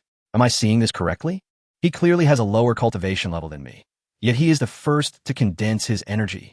He's reached the 4th meridian. This person could become a disciple of a major sect. No, look at that one. He has broken through to the 5th meridian, a true prodigy. As the new recruits experienced enlightenment, a voice echoed, "No one is allowed to enter the 7th Legion's camp. Do not disturb the prodigies in their moment of clarity." Qin Zian found herself in a state of shock once more, feeling torrents of vital energy coursing through her meridians. It was well known that advancement in the refining spirit stage was slow, yet under such an abundance of spiritual energy, the barriers she had long struggled against began to loosen. In merely half a quarter of an hour, she ascended to the 3rd level of refining spirit. Although her foundation played a significant role, the opportune timing of the abundant energy was undeniable. Everyone in the 7th Legion sat in meditation, and what would typically take 1 or 2 years to achieve could now be accomplished in just a couple of hours. A tremendous opportunity. Sun Chenglong felt his vital energy surge like a dragon's roar. He had not progressed in 5 years at the innate 10th level. Yet now the rushing spiritual energy flowed into his veins, revitalizing him. As the energy coursed through him, he let out a triumphant roar.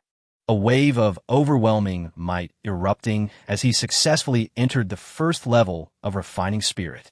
This was an unprecedented miracle, observing the new recruits continuously breaking through.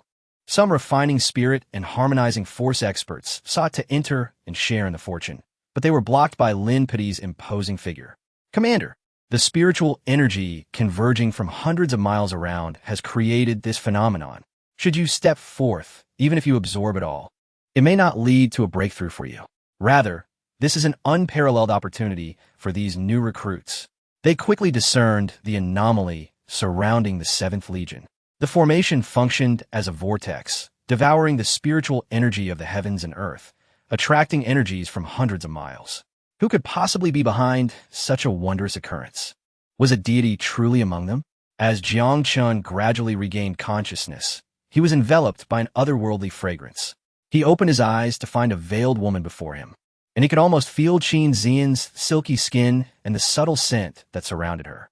Upon noticing Jiang Chen's awakening, her beautiful eyes sparkled with joy. "You're awake." Being embraced by such an enchanting woman, with her taut thighs barely separated from his cheek by a thin veil, made Jiang Chen's heart race. He struggled to sit up, but his exhaustion caused him to slump back down.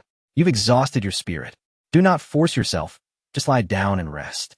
Qin Zian had never been so intimately close to a man, yet from the moment she met Jiang Chen, she found herself intrigued. Upon learning that Jiang Chen had left the archive for the sake of an ordinary human soldier, her respect for him deepened. Though this was unexpected, she felt no discomfort in her heart. Jiang Chen did not insist on rising, not from any intent to take advantage of Qin Zian, but rather because his spirit was utterly drained. A pervasive sense of fatigue enveloped his mind and body, rendering him nearly immobile. Inscribing the path of the sage was far from the simplistic endeavor it appeared. A single misstep could lead to the loss of all his efforts. Jiang Chen closed his eyes to regulate his breath. The formidable aspect of the swallowing the chaos scripture lies in its ability to devour the blood essence accumulated by demonic beasts over several years. Although the spiritual energy here is abundant, Jiang Chen, akin to a black hole, absorbs it voraciously. Yet, for his almost perverse reserve of true essence, it remains insufficient. In contrast, for those martial artists in the body forging stage, this place resembles a sacred ground. For an entire day and night, the 7 factions experienced a continuous surge of condensation phenomena, with nearly all body forging warriors stepping into the Qi condensation realm. The most formidable among them had broken through 5 meridians, while over a dozen had achieved 4, and the weakest had at least broken through 2. They consumed the spiritual energy with an almost feverish intensity. It wasn't until the morning of the 3rd day that the phenomena above the 7 factions gradually dissipated. And at this moment, Chu Chuan's fury had reached its zenith. Chapter 57. I fear not death, it is that Jiang Chen's doing. How on earth has he managed this? Chu Chuan's eyes were bloodshot. Ever since Jiang Chen had left the archives for a mere civilian, Ling Shi had greatly altered her impression of this frivolous man, even praising him multiple times in front of Chu Chuan. He had initially thought that now, having sunk to the lowest tier of the defense corps, Jiang Chen would behave more modestly, and he could find an opportunity to eliminate him. Yet within just a few days, Jiang Chen had stirred up such a commotion that even General Lin was alerted. Below, Gao Ping and the others trembled in fear. Following this senior brother Chu, they realized he was not the altruistic and approachable figure the outside world spoke of. Rather, he was irritable and prone to scolding his subordinates, treating even those of equal standing with some degree of gentleness. Senior brother Chu, that Jiang Chen seems to have learned the art of formation from somewhere, being able to manipulate the spiritual energies of heaven and earth. However, it appears he has paid a significant price for setting up this formation, having fainted for an entire day and night. He is merely a waste of the condensation chi stage. Even if he can set formations, what difference does it make? The disparity between him and senior brother Chu is like that between heaven and earth. When we reach the battlefield, life and death will be determined by our own hands. Chu Chuan's gaze swept over the group with a sinister glint. He mused that he had been overly concerned. Jiang Chen was merely a warrior of the condensation chi stage. In terms of cultivation, lineage, or appearance, he was in no position to compare with himself. Even if Ling Shi's opinion of him had changed, she would never come to fancy such a weakling. In his dreams, Jiang Chen felt as though his body was floating in the air, rising and falling amidst the tempest. It seemed as if a beautiful woman approached him, gently wiping the sweat from his brow. In a haze, he glimpsed a stunning visage, her features delicate and gentle, appearing both near and far. Gradually, that beautiful face merged with that of Nangong Waner. Vania! Vania! He saw her clearly, reaching out to grasp her hand, but only to find emptiness. Waner's face vanished from his dreams. Upon reopening his eyes, he found himself in a lady's boudoir. Is the one you cherish named Waner? A voice as alluring as spring water drifted to him, though its tone bore a hint of melancholy. Jiang Chen suddenly awakened, attempting to rise, only to discover he was completely unclothed. His eyes widened in shock. What have you done to me, Miss Qin? Although Qin Zian wore a veil, Jiang Chen's words rendered her crimson with embarrassment. Before she could respond, her maid, Yin'er, stepped forward, scolding him. How ungrateful you are! My lady kept vigil over you the entire night while you were unconscious, and this is your attitude. In the East Wilderness, countless young talents pursue my lady. Yet you merely know how to draw a formation. What is there to be proud of?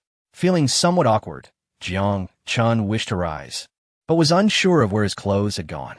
Just then, he noticed Qin Zian holding his garments, seemingly freshly washed. Qin, Miss Qin, what is the meaning of this? Seeing Jiang Chen's expression of helplessness, Qin Zian found it amusing. She gently placed the clothes beside the bed. It was arranged by General Lin. You exhausted your spirit while setting the formation and need to recuperate. We do not have many tranquil places in our stronghold, and my quarters happen to be quite serene. The bloody garments were cleaned by Captain Sun, and this outfit, it was washed by my lady. I insisted on doing it myself, but my lady insisted otherwise.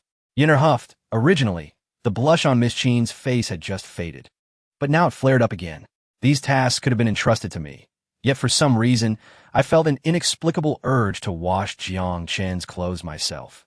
I feared Yin'er wouldn't clean them properly, so Jiang Chen began to piece together the preceding events. Thank you, Miss Qin. Thank you, Miss Yin'er. Could you please step outside for a moment? Put on your clothes first. Yin'er, let's wait outside. Qin Zian hastily departed, her usual elegance replaced by panic. Jiang Chen gazed at her retreating figure, finding this Miss Qin somewhat endearing. Miss Qin, you may come in now. I have changed. As the door creaked open, Jiang Chen intended to express his gratitude to Qin Zian, but instead encountered a stranger, an imposing figure of about 50 or 60 years, with graying temples and clad in armor. Qin Zian introduced Jiang Chen. This is our General Lin. Jiang Chen hurriedly bowed, recognizing the military protocols. There is no need for such formalities. Let us converse as equals. General Lin gestured, his gaze burning with intensity as he regarded the young prodigy, his warmth surpassing that he showed to even the greatest talents of the sections. When you arrived, Your uncle Huang specifically informed me to ensure your safety, which is why I arranged for you to be placed in the archives. Thank you, General Lin. General Lin continued. I heard that you offended the talents of the genius camp for the sake of a civilian, which led you to the 7th Corps. To act for a civilian shows your chivalrous heart, and being able to set such a remarkable formation demonstrates your extraordinary talent. Quite impressive. As a soldier of the 7th Corps, I must do my part. It is my duty. General Lin regarded Jiang Chen anew, his impressions improving as he discerned his calm demeanor amidst praise or reproach. In just 3 days, nearly all soldiers of the 7th Corps have advanced by a significant realm. Even major sects would find it hard to achieve such feats. This is a great accomplishment. I have promised your uncle to safeguard you. Thus, I am bringing you to my side. I still need a scribe in the main tent. Jiang Chen hesitated, feeling disheartened. He had worked hard to reach the front lines to slay beasts, and now he was being summoned back. General Lin, I am quite well in the 7th Corps. I have heard that other corps wish to remain in the rear, while the 7th Corps rushes into danger. This is the kind of corps I wish to be part of. At this moment, Qin Xian's beautiful eyes sparkled with admiration. She had encountered many prodigies, yet none like Jiang Chen, who would sever ties with the genius camp for the sake of a civilian, preferring the most perilous places over comfortable ones. Jiang Chen, it brings me great comfort to see your resolve, but I cannot bear to send a prodigy who has broken through 7 meridians to the 7th Corps. Not to mention your formation skills. Even from the perspective of your innate talent, I cannot allow it. 7 meridians. Qin Xian's eyes widened in disbelief. She had only broken through 6 meridians, which was a rarity in her sect for centuries. Jiang Chen had actually broken through 7. Truly an extraordinary occurrence. Breaking through 7 meridians, possessing the true teachings of the Tai Xian sword sect, and being a master of formations. Any one of these identities would astonish the East Wilderness. Why then? Had she never heard of Jiang Chen before? What secrets lay within this man? Upon hearing General Lin's words, Jiang Chen's tone grew resolute. General Lin, in these times of national peril, if everyone retreats, does humanity still have hope? I have perused historical texts, and humanity once thrived across 9 domains, basking in splendor, pride, and fearlessness. Yet now, I learn of those prosperous times solely through books. I have traveled to many places, witnessing the rampant beasts and the struggles of the people. How many families have been shattered by these monsters? How many men have perished on the battlefield?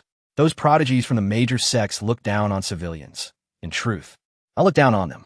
Those who risk their lives, even if humble and insignificant, to charge a beast like moths to a flame, are 1,000 times, 10,000 times greater than them. We're out of time. Humanity has retreated for a millennium. How much further can we go? To the point of extinction? Enough. General Lin's admiration turned to fury. Jiang Chen spoke truthfully, and that was why he was provoked. Day after day, he examined maps, not to plan a counterattack, but to strategize a retreat. Jiang Chen had ripped open his wounds. He devoted himself entirely to the battlefield, forsaking sleep and sustenance, to the extent that he scarcely dared to slumber. His life was surrendered to countless battles, each scar upon his body a testament to his trials. Yet his achievements were overshadowed by the whispers of defeat. Among the myriad of people in the Bohai region, he was hailed as a valiant hero. In truth, he was a general marked by losses. It was the grandeur of his defeats, the severity of his tribulations, that transformed him into an icon in their eyes. Consequently, they offered their husbands and sons, consigning them to the battlefield, where they would become mere remnants of the helpless river, haunting the dreams of those left behind. Jiang Chen spoke with an unadorned tone, expressing a lack of fear for death. Yet he insisted on meeting his end with purpose rather than cowering in the tent like a timid turtle. He would rather perish valiantly upon the battlefield. Chapter 58. The terrifying white tiger, slaughtering all directions. These words had long lingered on Jiang Chen's mind. In his previous life, he was a formidable figure among the human race, never having experienced the carnage inflicted by alien races. However, upon arriving in this world, he was struck by scenes that filled him with dread and sorrow. It seemed as though everyone accepted the slaughter and invasion by the demon race as a matter of course. From the moment he traversed into this realm besieged by demons and monsters, Jiang Chen realized he had no other choice. The enmity of his nation and family ensured that he would ultimately step onto the battlefield. Jiang Chen had never known fear, in either life. The path of the great Tao was one of defiance against the heavens. If he feared not the heavens, then what was there to fear about demons? Qin Zian gazed at Jiang Chen with rapt attention. From him, she sensed an aura she had never encountered before. Despite possessing extraordinary talent, he regarded himself as merely an ordinary pawn. Though small in stature, who could claim to have seen him retreat even a single step? Lin Pudi felt despondent and weary. Since he had taken command, he had remained taut like a bowstring pulled to its limit. The calm facade he maintained concealed a madness that threatened to erupt. Yet, as a general, he looked upon Jiang Chen with eyes ablaze. Forget the 7th Regiment. Come be the commander of my officer corps. The room fell into a heavy silence. Qin Zian and Yun'er widened their eyes in astonishment. The name of the officer corps was known to all, a group of warriors who had emerged from the sea of blood. Though their origins were humble, even the disciples of great clans and the scions of noble families dared not underestimate them. Among equals, their combat prowess was nothing short of terrifying. For Jiang Chen to lead them was akin to ascending to the heavens. With such a sum, Jiang Chen's future was unimaginable. Even the powerful of the human race would surely take notice of him. Even if Jiang Chen was a prodigy, he was merely a Qi condensation stage warrior, while the weakest in the officer corps was at the pinnacle of the innate stage. To appoint a Qi condensation warrior as the commander of the officer corps was almost unfathomable. The women thought they must have misheard. Yet Lin Pudi's expression was grave as he fixed his gaze upon Jiang Chen, seemingly attempting to compel him to acquiesce with his authority. Jiang Chen remained silent for a moment before replying, "I am currently a soldier of the 7th Regiment. There's a saying in the 7th Regiment, we do not abandon a brother. I do not wish to forsake them." Qin Zian and Yun'er were no longer surprised by Lin Pudi's decision. They were astonished by Jiang Chen. Such overwhelming fortune would daze anyone, yet Jiang Chen remained unmoved. Lin Pudi, too, was taken aback. His gaze towards Jiang Chen was no longer one of admiration, but rather one of fierce anger. The officer corps can also slay demon beasts, and they do so more effectively. Being in the officer corps would be like adding wings to a tiger. You are a genius. You can hone your skills in any environment, not just within the 7th Regiment. Do you think I am unaware of what they call the 7th Regiment? The cannon fodder regiment. Every time conscription occurs, the 7th Regiment is included because every battle they fight is to the death. They are still 3,000 strong, yet in less than half a month, only a few dozen will remain. Are you so certain you can survive? Jiang Chen's defiance enraged Lin Pudi. He did not offer words of counsel. Instead, he spoke of the 7th Regiment in a disparaging manner. While he spoke the truth was often harsh. You are a genius. Your talents should shine in more significant arenas, not among that cannon fodder regiment. Do you believe that if that formation were laid down by the officer corps, it could withstand an army of 100,000? Jiang Chen's gaze seemed to pierce through mountains and rivers, envisioning the white silk hung in countless homes. The countless bones of the fallen on the battlefield, and the figure of Zhang Lai, who had once died on the field of battle. Though he had never seen this father, he felt his presence. The 7th Regiment is already commendable. If they call us cannon fodder, then let us prove them wrong. We are far from mere cannon fodder. We may be small, yet we can emanate light and warmth. Commander Lin, I understand your thoughts. Even the demon race, whom we consider foolish, knows to sharpen themselves with the blood of human soldiers. A tree cannot grow beneath the shade. They understand this principle. Why do we not? Seeing Jiang Chen still retorting, Lin Pudi ceased his words. He was astonished at having spoken to such an extent. I have said what I needed to say. Do not expect that if you join the 7th Regiment, I will send people to protect you. The 7th Regiment is the most capable. We do not require protection. Lin Pudi's voice turned icy with frustration. Very well. I shall witness how the 7th Regiment fights valiantly on the front lines. With that, Lin Pudi turned to leave. From Jiang Chen, he saw the embodiment of the self he longed to be. Weakness has 1,000 excuses, but courage has but one. Jiang Chen demonstrated what it meant to possess integrity, something he had never seen in those esteemed individuals. Thank you. I shall take my leave now. With only 2 women and 1 man remaining in the room, the atmosphere became somewhat peculiar. You look exhausted. Perhaps you should rest another night? No need. Time is of the essence. If I delay returning any longer, the 7th Regiment may indeed become what Commander Lin described, a cannon fodder regiment. With that, Qin Zian said no more and began to pack Jiang Chen's belongings. In truth, Jiang Chen had little to carry, yet his bundle now contained various items, food, and supplies. Women tend to be more meticulous than men, even if these items were not Jiang Chen's. What is this? It looks like a ceremonial cloth. Yinner exclaimed as she dashed in, having found something in Jiang Chen's clothing. My father's relic. On the front lines, nothing remained except this battle flag. What a peculiar battle flag. When they unfolded it and read the few lines inscribed upon it, Qin Zian and Yunner's eyes shifted from momentary daze to instant mistiness. At a time of peril for the human race, when demons and monsters are fierce, I am fortunate to have a son willing to bear the flag, carrying it always.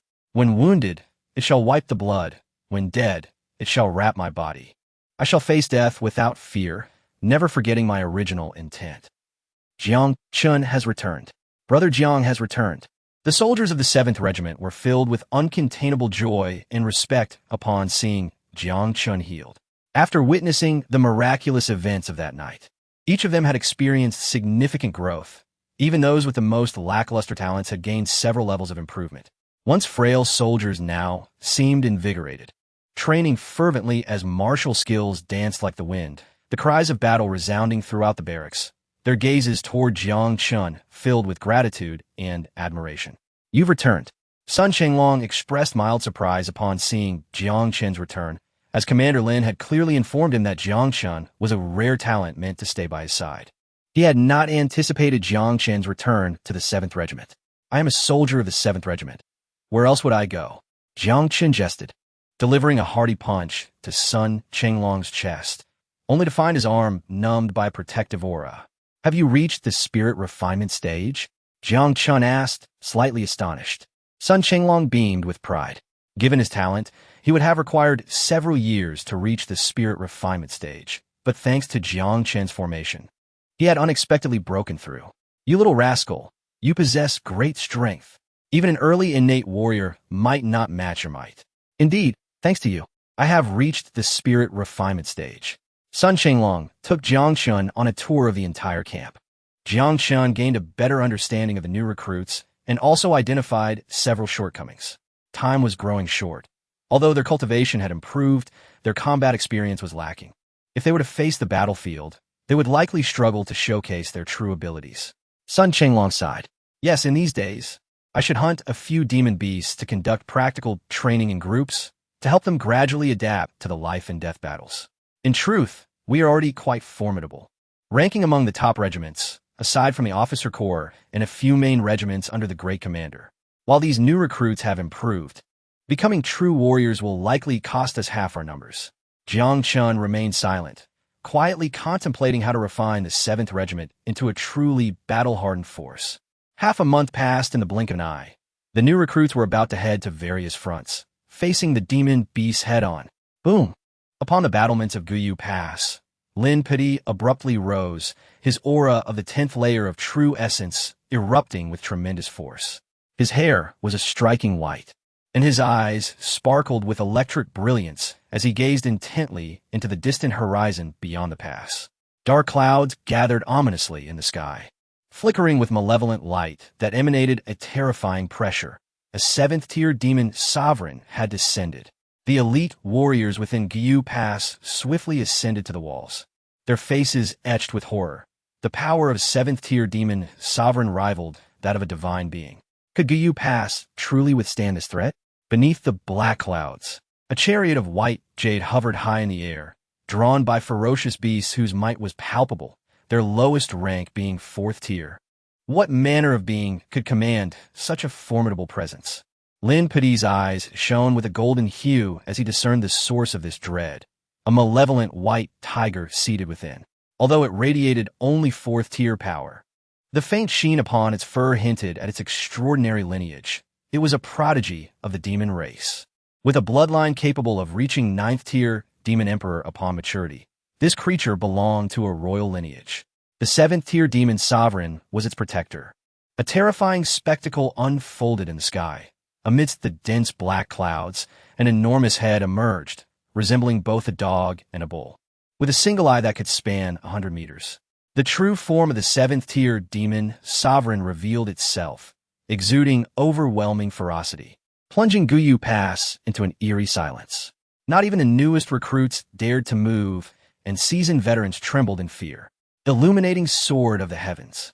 A soft incantation echoed, and a radiant beam of sword light surged forth from the battlements. The strike of a peerless warrior, magnificent and indomitable.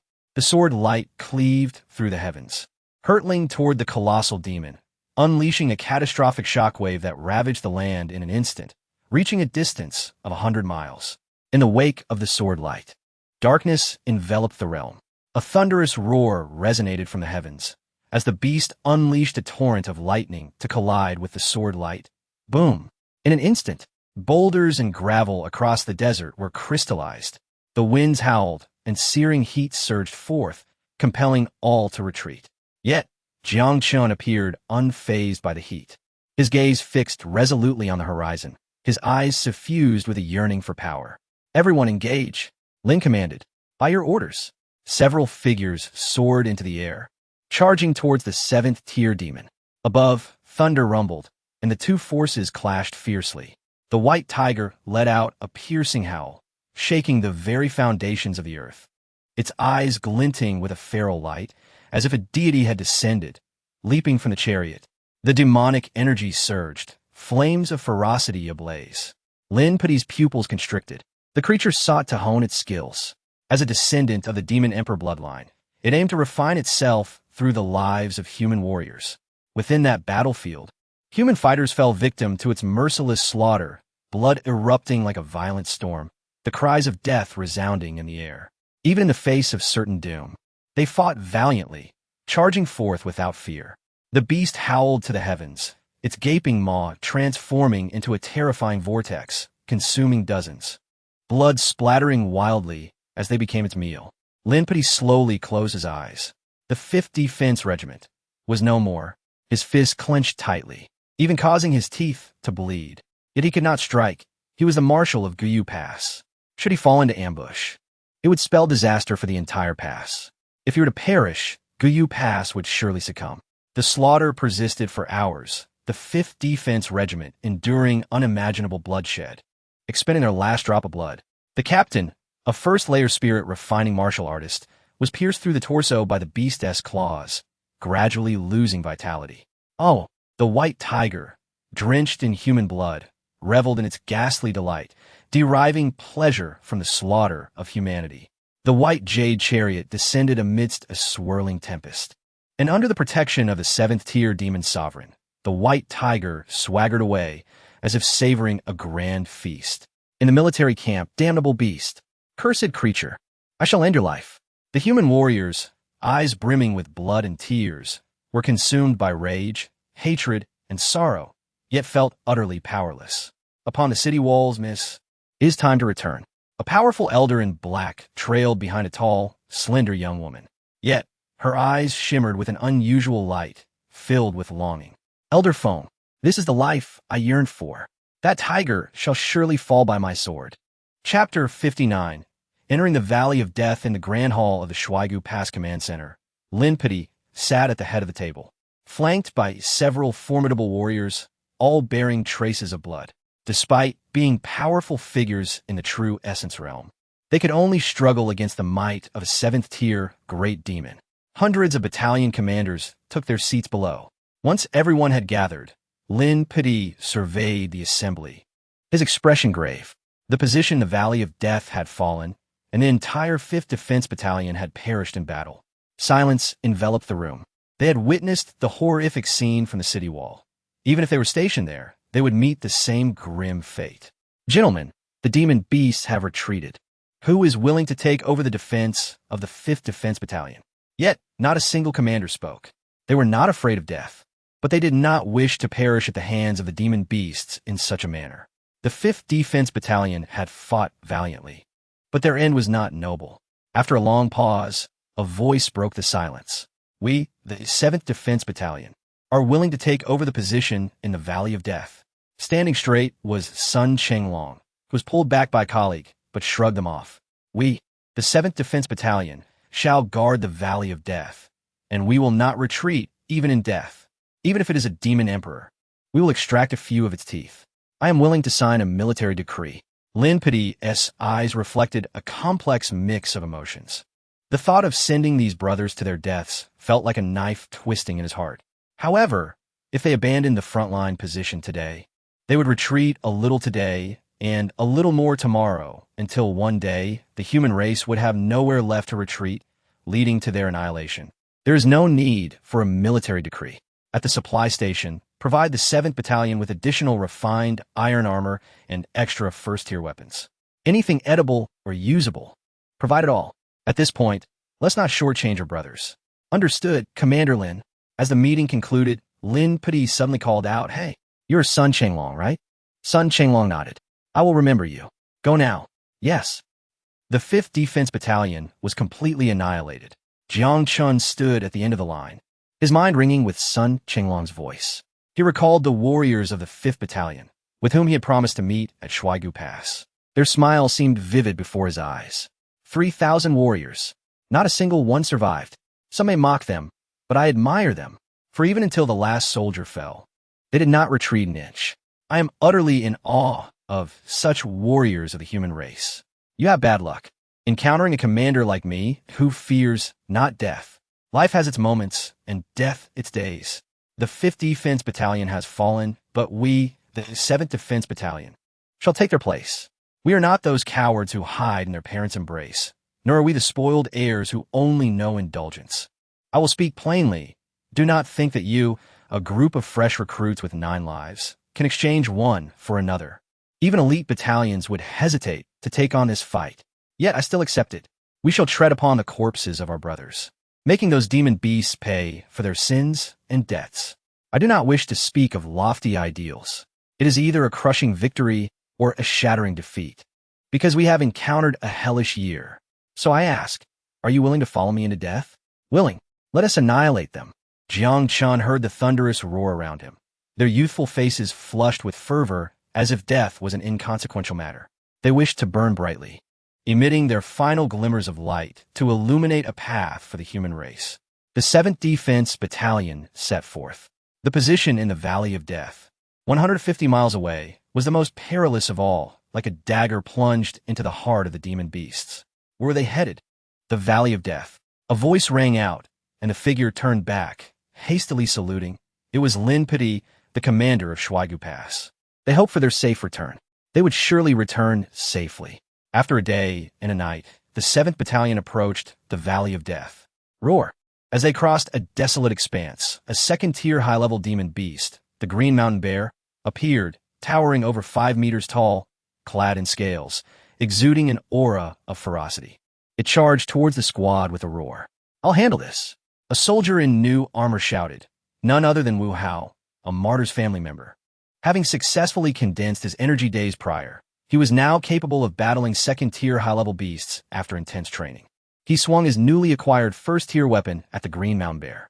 With a piercing screech, Wu Hao was knocked back, his armor shredded by the bear's claws.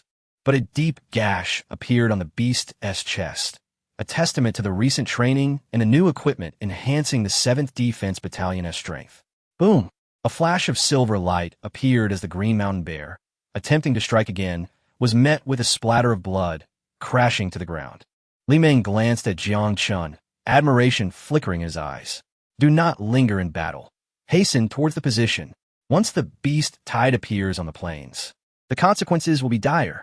The ground trembled as a dark mass emerged in the distance, resembling a mountain flood ready to engulf everything.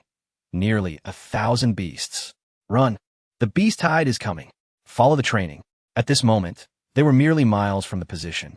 In the sky, dozens of giant birds appeared, their fangs bared, intent on preying on the warriors below. Condensed energy warriors, provide cover. Team leaders, take the rear. Protect the new recruits. A fierce wind howled, the long beaks striking down. Whoosh! Flames engulfed the sky.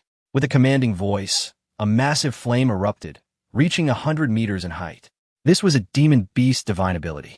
Though its power was average, the area of effect was immense, capable of covering 100 meters. The demon beast was engulfed in flames, filling the air with a charred aroma, causing everyone to involuntarily swallow hard in such a dire moment. Jiang Chen leapt into the air, gazing at the approaching tide of beasts with intense longing. This day had finally arrived. Go! I'll provide cover. Li Meng pulled Jiang Chen to run. Cover?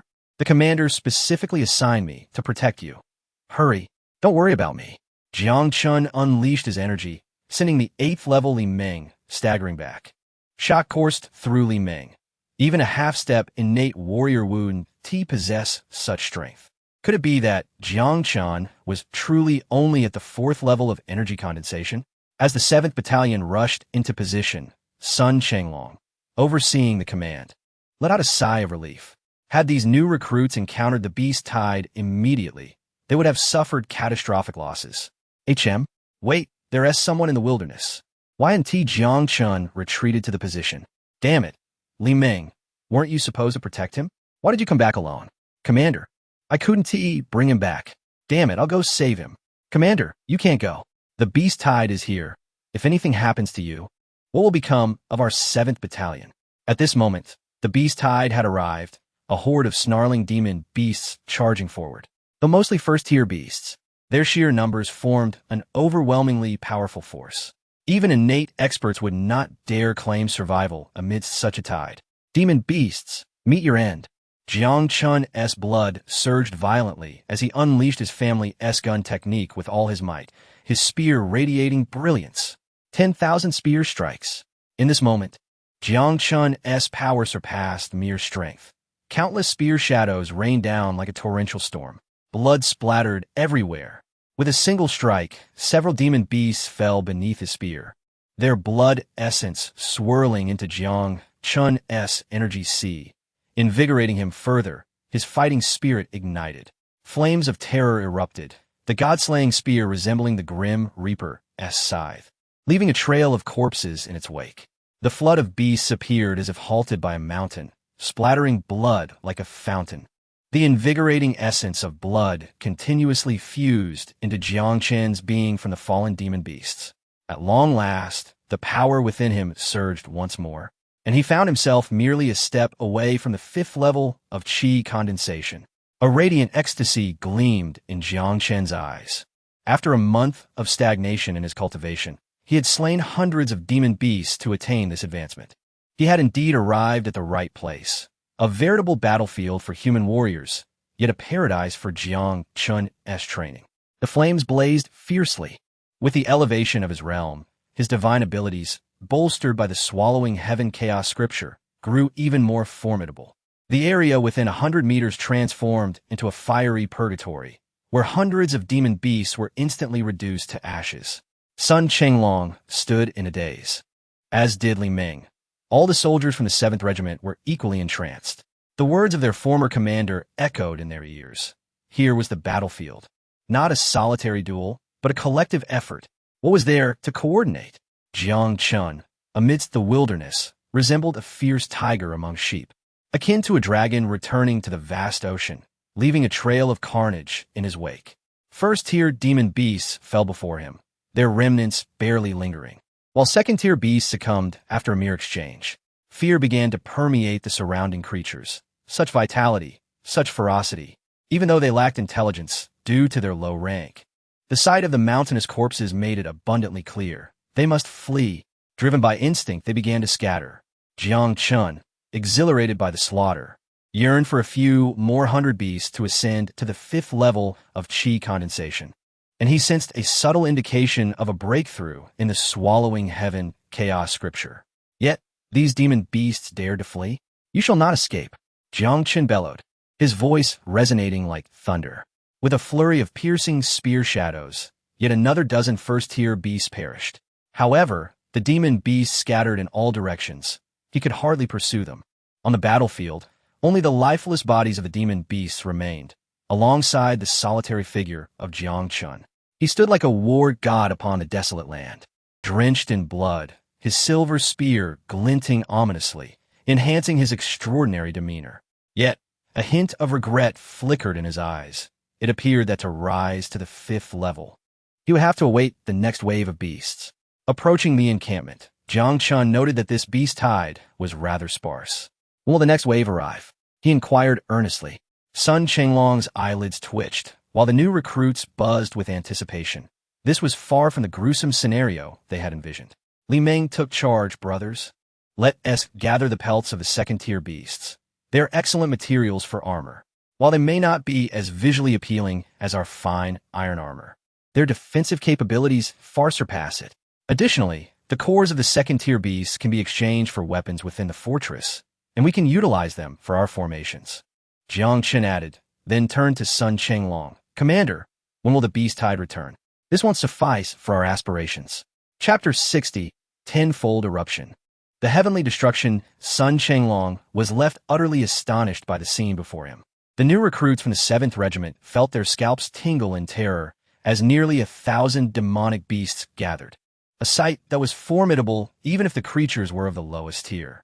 Even the most gifted warriors in the refining spirit stage would find themselves in a precarious situation against such a tide of beasts. Although they might succeed in vanquishing these creatures, the cost to themselves would be substantial. When the beast tide emerged, none of them anticipated that Jiang Chen would suddenly take action. Even more astonishing was the sight of Jiang Chen at the 4th level of Qi condensation, cutting through the demonic horde like a deity of slaughter, his breathing steady, even more vigorous than before. It was likely that even the most accomplished prodigies would pale in comparison to his terrifying lethality. Sun Chenglong could not help but swallow hard, regaining his composure only after a while. While he had gained a new understanding of Jiang Chen's prowess, his expression remained grave as he admonished, Jiang Chen, do not be reckless. This beast tide is merely small-scale. When the demonic beasts assault the city, it will not only involve these 1st and 2nd-tier beasts, but also 3rd and even 4th-tier creatures. Their strength is formidable beyond measure. If you become ensnared among them, it is unlikely anyone could save you. Jiang Chen nodded. He had experienced the siege of demonic beasts during the defense of Tianwu City, a harrowing encounter where his life had hung by a thread. Although he had gained immensely from that battle, he had also nearly lost his life. If the demonic beasts truly numbered in the thousands, he would not be foolish enough to charge into certain death. Commander, is our position here? Jiang Chen inquired. Sun Chenglong nodded and ascended to a higher vantage point. Brothers, bring out the fallen comrades from the 5th Regiment. Let's lay them to rest. It was then that Jiang Chen noticed numerous corpses of former comrades scattered throughout the narrow paths of their position. Some were reduced to mere remnants, while others barely retained a human form. Suddenly, he spotted a familiar figure, the young man who had once guided him, now resting eternally beneath the earth. Jiang Chen lifted the half-destroyed body and made his way outside their stronghold. As the long night approached, fewer than 1,000 of the 3,000 soldiers from the 5th Regiment remained, some aged, others still youthful. The comrades gathered earth for a grave, all standing in solemn silence. Sun Chenglong had endured too many such moments to allow himself the luxury of grief. He knew they must continue the fight against the demonic beasts. As night enveloped the land, the sounds of snoring filled the air. Jiang Chen sat cross-legged, his aura surging. The robust blood essence he had absorbed during the day circulated within his energy sea, transforming into true essence that flowed through his extraordinary meridians. From a distance, Li Meng observed Jiang Chen in silence, struck by the fearsome power emanating from him. It was not solely his extraordinary talent, but also his relentless approach to cultivation that left an impression. Since their first meeting, Jiang Chen had been unwavering in his practice, never once pausing or slacking off. Li Meng could see Jiang Chen's growth with his own eyes. What manner of being was he? This prodigy, who should be training alongside the mightiest, fighting for humanity only after his strength had fully blossomed? In the darkness, Jiang Chen's eyes suddenly opened, radiating a brilliant light. He had finally grasped a fragment of true understanding of the swallowing heaven chaos scripture. As his true essence flowed, a tremendous force erupted from his being, creating a white energy wave that almost solidified. Is that? Li Meng's eyes widened in shock. Had Jiang Chen broken through again? Jiang Chen felt his meridians heat up, his once fluid blood essence now boiling with power. The overwhelming force surged through his entire body like a roaring tsunami. The 2nd level of heavenly destruction had been enhanced, capable of unleashing tremendous power in an instant, comparable to forbidden techniques. After absorbing Nangong Wanner's essence, his meridians had been reshaped, becoming several times broader and more resilient. Yet, Even so, the cost of utilizing this technique remained immense. For an ordinary person, the pressure would likely lead to instant death as their meridians shattered. Just in these few moments, he had nearly consumed half of his true essence. If he persisted any longer, it could inflict irreversible damage on his meridians. Nevertheless, there was no doubt that this would become one of Jiang Chen's ultimate techniques. As the horn sounded, Sun Chenglong shouted commands. The demonic beasts are attacking. Wait until they fall into the beast traps before we strike. The beast traps, designed for creatures below second tier, contained countless iron spikes, but were nearly ineffective against third-tier beasts. Jiang Chen heard a tremendous roar echoing from the distant wilderness, a terrifying sound. Following the horde of demonic beasts, a colossal elephant, towering several dozen meters high, slowly approached. With each step it took, the ground trembled beneath it. A fourth-tier beast. Sun Chenglong's true essence surged as he leapt forward. He had to prevent this fourth-tier beast from breaching their defenses, or it would spell disaster for the new recruits. Brothers at the late stage of Qi condensation, charge with me. Nearly 100 warriors at the late stage of Qi condensation rushed forth, their true essence flowing as they prepared to entangle the third-tier beasts, even at the cost of their lives. The two torrents collided. Not just the Death Valley stronghold, but the entire front line was engulfed in battle. An infinite sea of demonic beasts clashed against an endless tide of human warriors. This was a brutal struggle of flesh and blood, as they fought back against the invaders with primal ferocity. Yet, the demonic beasts seemed inexhaustible, and the scales of war began to tip. Despite the relentless advance of human soldiers, the entire front line continued to retreat gradually. Amidst the beast horde, a third-tier griffin locked its fierce gaze on a Qi condensation warrior, roaring as it charged.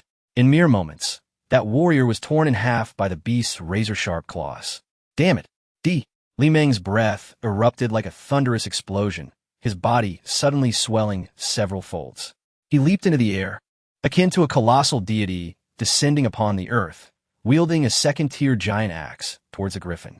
The griffin's eyes revealed a hint of disdain as it unfurled its wings, its sharp claws clashing against the giant axe with a deafening roar.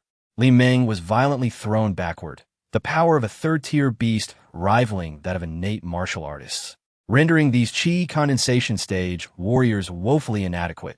The griffin took to the skies, intent on devouring this man. A surge of intense heat materialized, shattering the griffin's seemingly indestructible claws. A young man, brandishing a silver spear, stood resolutely before it. With a casual flick, he unleashed a spear thrust that enveloped a 100-meter radius in unending flames, reducing dozens of beastly fiends to ashes. The griffin trembled in shock. This man was terrifying beyond measure. Its body emanated a dark aura, unleashing thunder as it engaged in battle with Jiang Chen. In mere moments, Jiang Chen pierced the griffin's skull with a single thrust, leaving no time for celebration. The entire 7th Regiment was embroiled in a fierce struggle. Jiang Chen soared through the battlefield, mastering the technique of blazing fire to its utmost potential, leaving no adversary standing in his wake. Several third-tier beasts charged at him frantically, while a massive bird screeched in fury from above, radiating an aura of icy coldness, unleashing a storm of ice shards, an ability possessed solely by third-tier beasts. Witnessing the demise of its underlings at Jiang Chen's hands, the colossal bird could scarcely contain its rage. Another great bull bellowed, unleashing a beam of white light from its single horn, aiming to pierce through Jiang Chen. In a moment of fury, Jiang Chen's blood surged, activating the celestial annihilation forbidden technique. In an instant, he unleashed a power multiplied several times over, igniting the sky in a conflagration that resembled a celestial rain of fire. The ice shards melted instantly, their momentum undiminished as they charged towards the third-tier beasts. The great bird wailed in despair, while the demon bull retreated in terror. The flames surged like a flood, overwhelming everything in their path. The third-tier beasts cried out in anguish, plummeting from the sky, their blood essence merging into Jiang Chen's aura, augmenting his strength. An unparalleled aura erupted from Jiang Chen, his silver spear dancing with impenetrable precision, his battle intent soaring. The bull, gripped by fear, fled in desperation, while several beasts met their grisly end beneath its iron hooves. No escape was possible. Despite only having mastered the first level of the 5th-tier lightness skill gifted by Huang Shichuan, Jiang Chen moved with the swiftness of light. The bull's horn fell away, its massive body crashing to the ground. The sight of Jiang Chen's relentless slaughter stirred the blood of the veterans. They had longed for such exhilarating combat. With the 3rd-tier beasts vanquished, they reveled in the thrill of battle. Their spirits ignited. Charge. Slay them all. Annihilate those vile beasts. The new recruits, forgetting Sun Chenglong's admonitions, surged from their trenches to engage the fiends in a chaotic melee. Jiang Chen's murderous intent surged, but he looked back to admonish them. Damn it. The bull is dead. Stop your reckless slaughter. Reclaim your fire techniques. Tonight's feast will be beef. With that, he brandished his spear once more.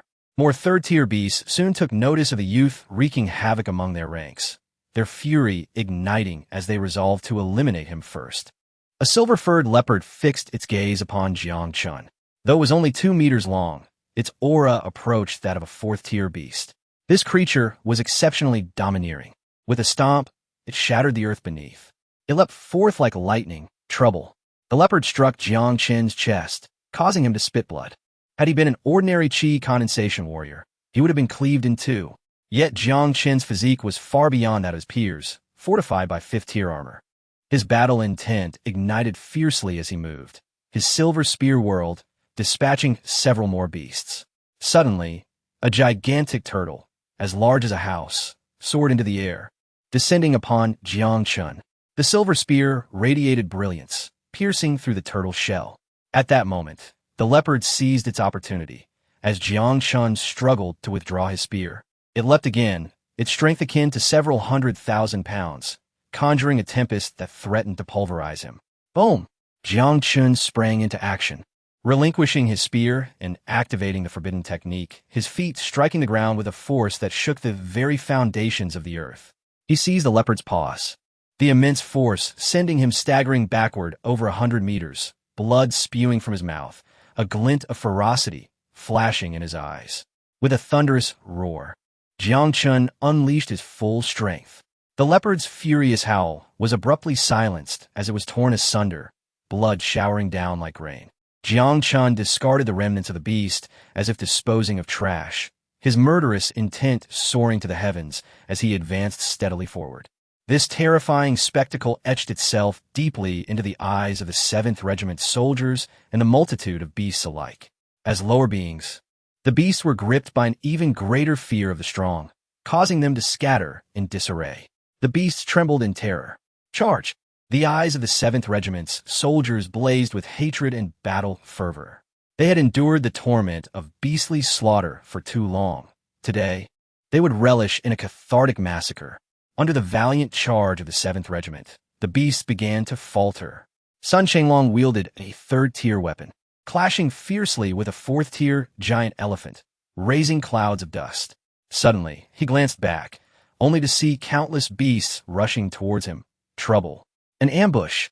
High-tier beasts or their leaders possessed wisdom not inferior to that of humans. Despair filled Sun Chenglong's eyes. Brothers, today we shall sacrifice ourselves for our kin. We shall die without regret. He raised his arm high, proclaiming, "Long live humanity! Prosperity for our kind! Long live the 7th Regiment!" Tears of blood flowed from his eyes. Today, he would fight to slay this giant elephant. Damn the beasts, I will fight you. Sun Chenglong's murderous intent surged. But, strangely, the beasts seemed oblivious to him, all rushing towards the endless wilderness. Sun Chenglong remained in position for several seconds, and not a single beast launched an attack against him. It was only when Li Meng appeared with a group of new recruits before Sun Chenglong that he snapped back to reality. Seeing Sun Chenglong in such a state, Li Meng was momentarily taken aback. "Commander, why are you so emotional over a beast?" Sun Chenglong turned around. Even the 4th-tier giant elephant had lost its earlier ferocity. Fleeing in panic, confusion washed over him. What had transpired? Was there a powerful ally supporting them? An expert, a particularly fearsome one. The crowd was animated. "Commander, Jiang Chen is incredible." In the alley, report to the commander. The tally is complete. Originally 3,109. Now 2,981. How many? Sun Chenglong thought he had misheard. 2,981. You mean to say that amidst such a large-scale beast attack, we have lost just over 100 brothers? Li Meng nodded. Sun Chenglong paced excitedly, circling the command center several times before finally approaching Jiang Chen, his face alight with joy. Our 7th Regiment, with 3,000 warriors, has defeated 80,000 beasts. As the vanguard, we have even slain 5th-tier beasts. The history of our 7th Regiment is filled with glorious achievements. However, today's victory is unprecedented. Haha, Jiang Chen, you truly are talent. It was I who had the foresight to recognize your potential amidst the crowd. Chapter 62. Heart of Flames and Broken Intentions. Having endured the trials of battle, the new recruits bore the somber marks of having faced life and death. It is through relentless combat that this group of novices will be forged into true warriors. Today, several seasoned veterans at the pinnacle of chi condensation ascended to the first level of innate, undoubtedly enhancing the strength of the 7th Regiment significantly. In the evening, the group feasted on the flesh of a 3rd-tier giant bull. Among the myriad of beasts, few are suitable for sustenance. Some meat is rank and tough. Yet this 3rd-tier giant bull is a rare delicacy. As the bonfire crackled to life, Sun Chenglong utilized the communication stone to relay the battle's outcome to the military commander. What? You killed 8 3rd-tier beasts? Over 100 brothers lost? The recipient could hardly believe his ears. Sun Chenglong, you must be speaking truthfully. The 7th Regiment is on the front lines, facing far greater pressure than the other defense regiments. Those regiments suffered over 1,000 casualties today, yet your achievements are unparalleled. Do not deceive me. I'm not exaggerating. You know my temperament. I expect a 3rd-class merit award for this. He insisted. Very well, send those 8 3rd-tier beasts here, and I shall grant you the merit. Only 7 remain. One was devoured by the brothers. To be honest, it was quite tasty. A furious roar emanated from a stone. You rascal! With a delicacy like the Ling Bull, you failed to bring it to me? When you return, I will ensure you regret it. In merely 3 days, Jiang Chen advanced 2 minor realms, reaching the 6th level of chi condensation. Such rapid progress would be met with disbelief if spoken of aloud. Though he too was in the chi condensation stage, Jiang Chen's energy sea was significantly broader than that of ordinary martial artists, allowing him to store a greater amount of true essence. Previously, his technique, Heavenly Destruction, could only sustain itself for a few seconds. Now it could be extended to half a minute. Moreover, Jiang Chen finally extracted a sword technique from the old swordmaster's teachings, Heart of Flames and Broken Intentions. While his family's spear technique excelled in group attacks, this new move focuses all strength into a single line of attack. Though it may target only one adversary, its lethality is tremendously formidable, far surpassing the prowess of Jiang Chen's ancestral spear technique.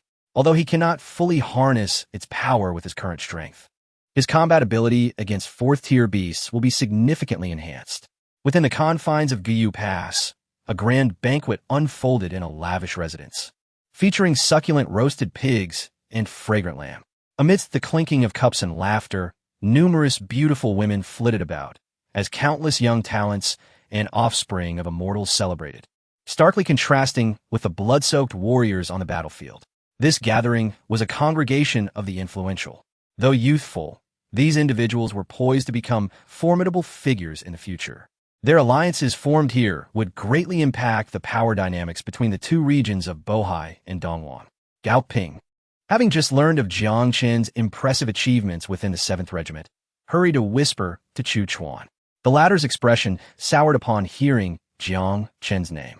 Once again, it's Jiang Chen, he thought bitterly, as the undisputed top talent of the younger generation at Guyu Pass.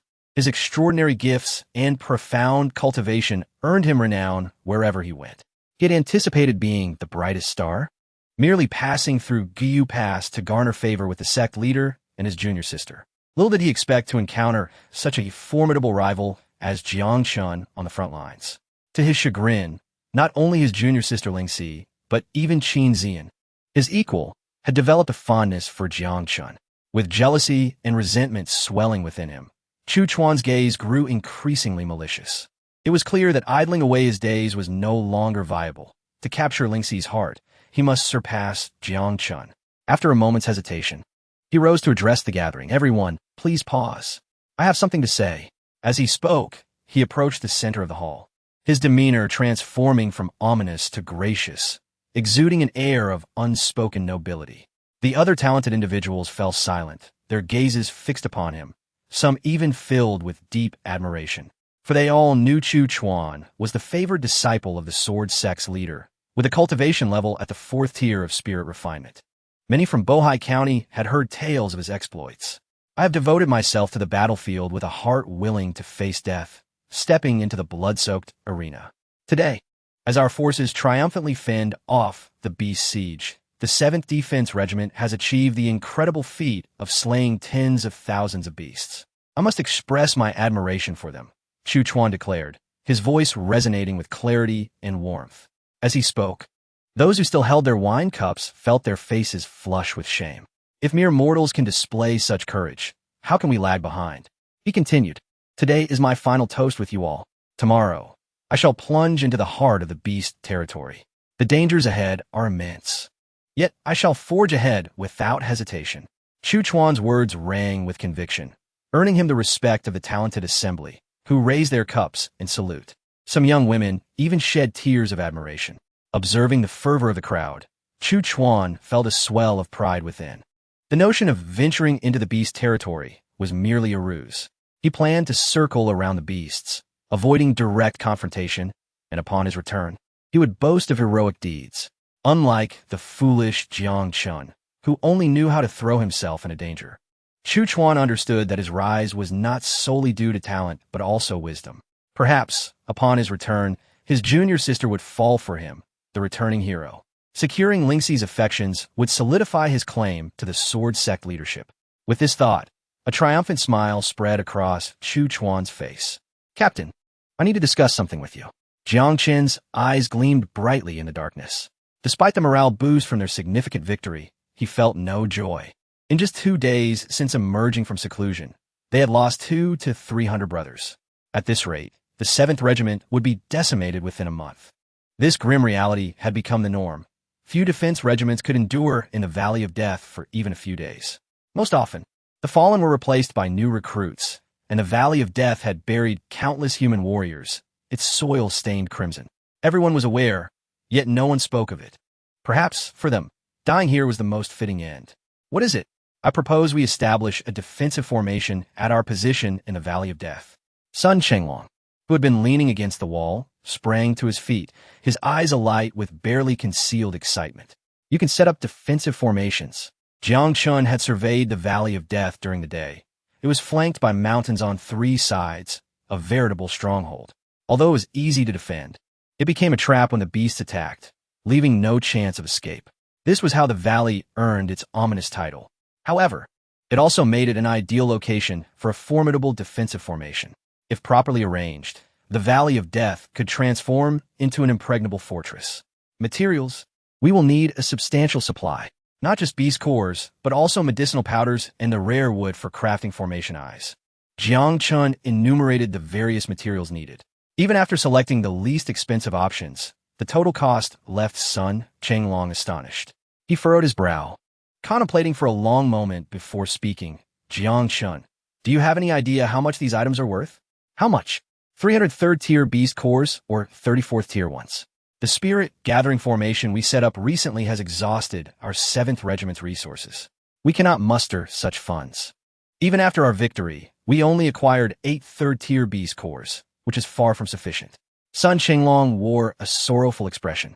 Despite having a master of formations like Jiang Chen at his disposal, he found himself in a state of financial distress, rendering him unable to arrange the necessary formations. How could he not feel the pangs of anguish? In the past, such extravagant expenditures would not have even crossed his mind. Yet now, with Jiang Chen's assistance, the transformation of the 7th Corps was nothing short of revolutionary. Their morale had soared, and their combat prowess had reached a commendable level, almost rivaling the elite troops. If they could also establish a defensive formation, it would be akin to adding wings to a tiger. After a moment of contemplation, he rose to gather his belongings, preparing to head towards Gayu Pass. Commander, where are you going? Give me a day, and I shall procure the necessary supplies. Chapter 63. The arrival of the celestial beasts. A gentle rain began to fall from the heavens, as damp firewood crackled in the alleyways. Today, they had once again repelled an incursion of the demonic beasts, yet dozens of brothers had perished. The fleeting joy of victory was overshadowed by the relentless cruelty of war, which is a constant reality. Fortunately, such permanence must eventually conclude. Even in the moments of death, some soldiers began to prepare their final letters. This was a reminder from the veterans. Though nearing death, they still wished to leave behind a word of gratitude.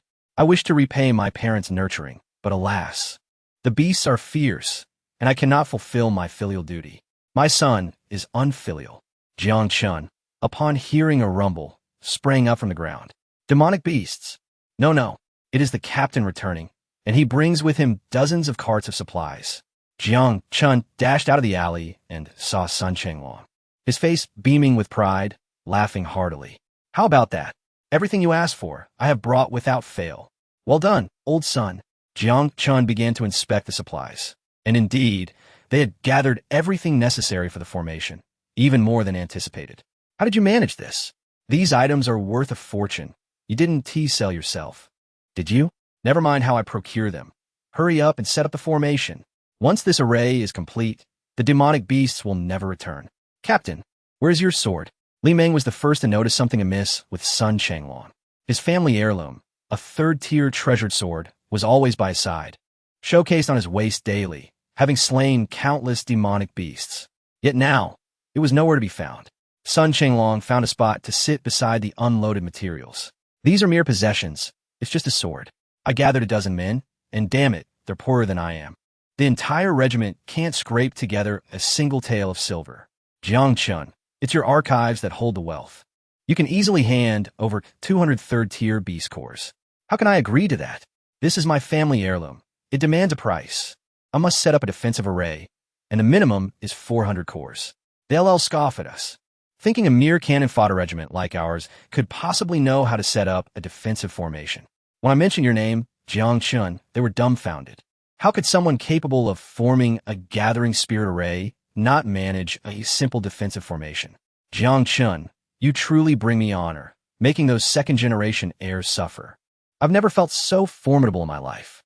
In the end, 400 beast cores, not a single one less.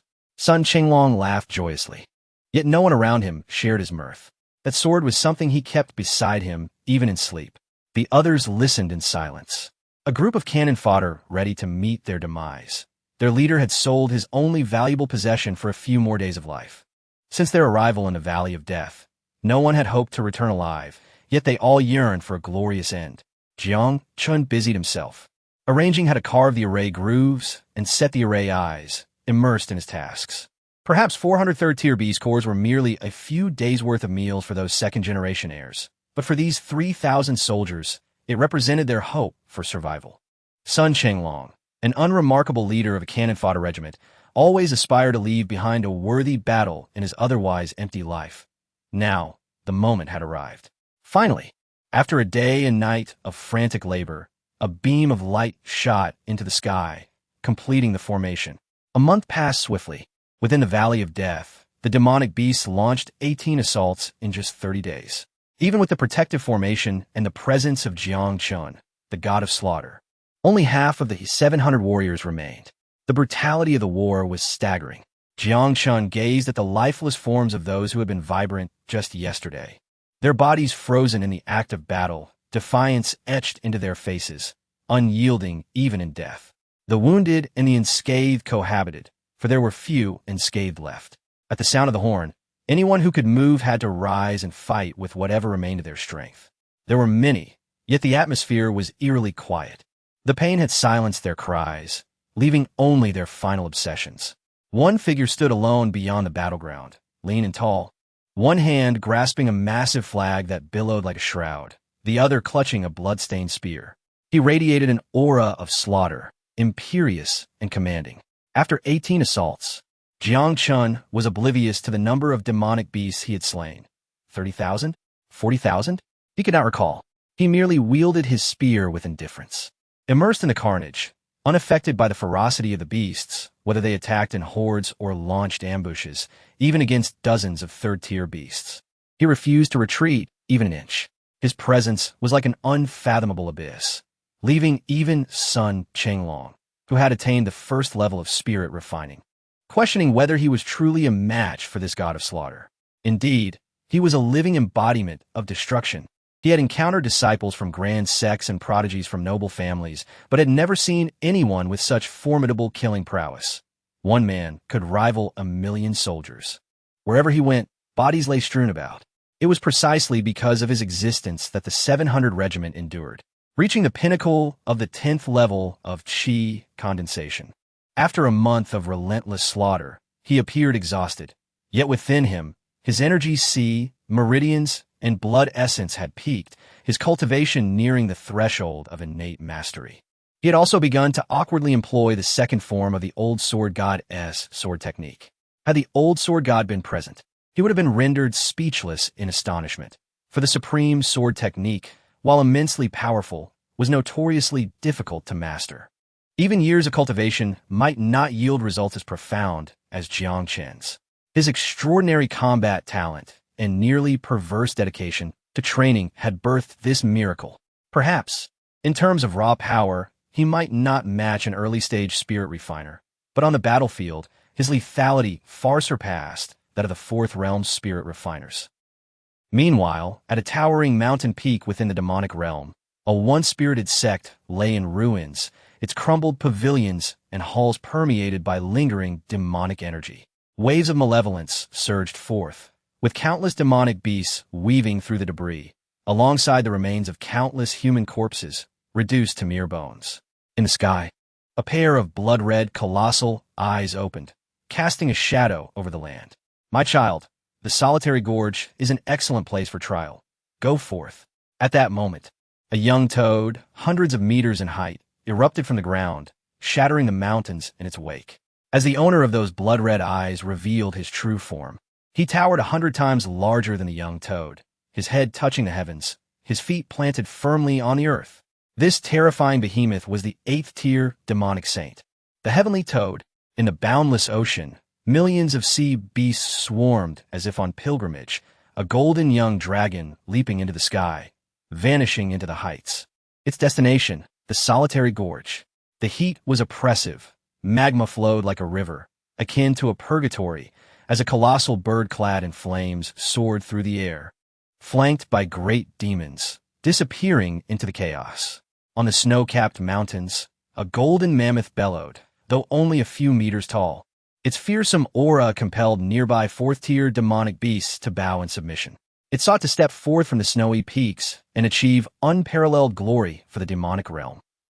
At the solitary gorge along the human race's line of defense, spanning 1,000,000 miles, after the arrival of the White Tiger Demon Emperor's offspring, it transformed into a battleground for countless great demons to hone their progeny.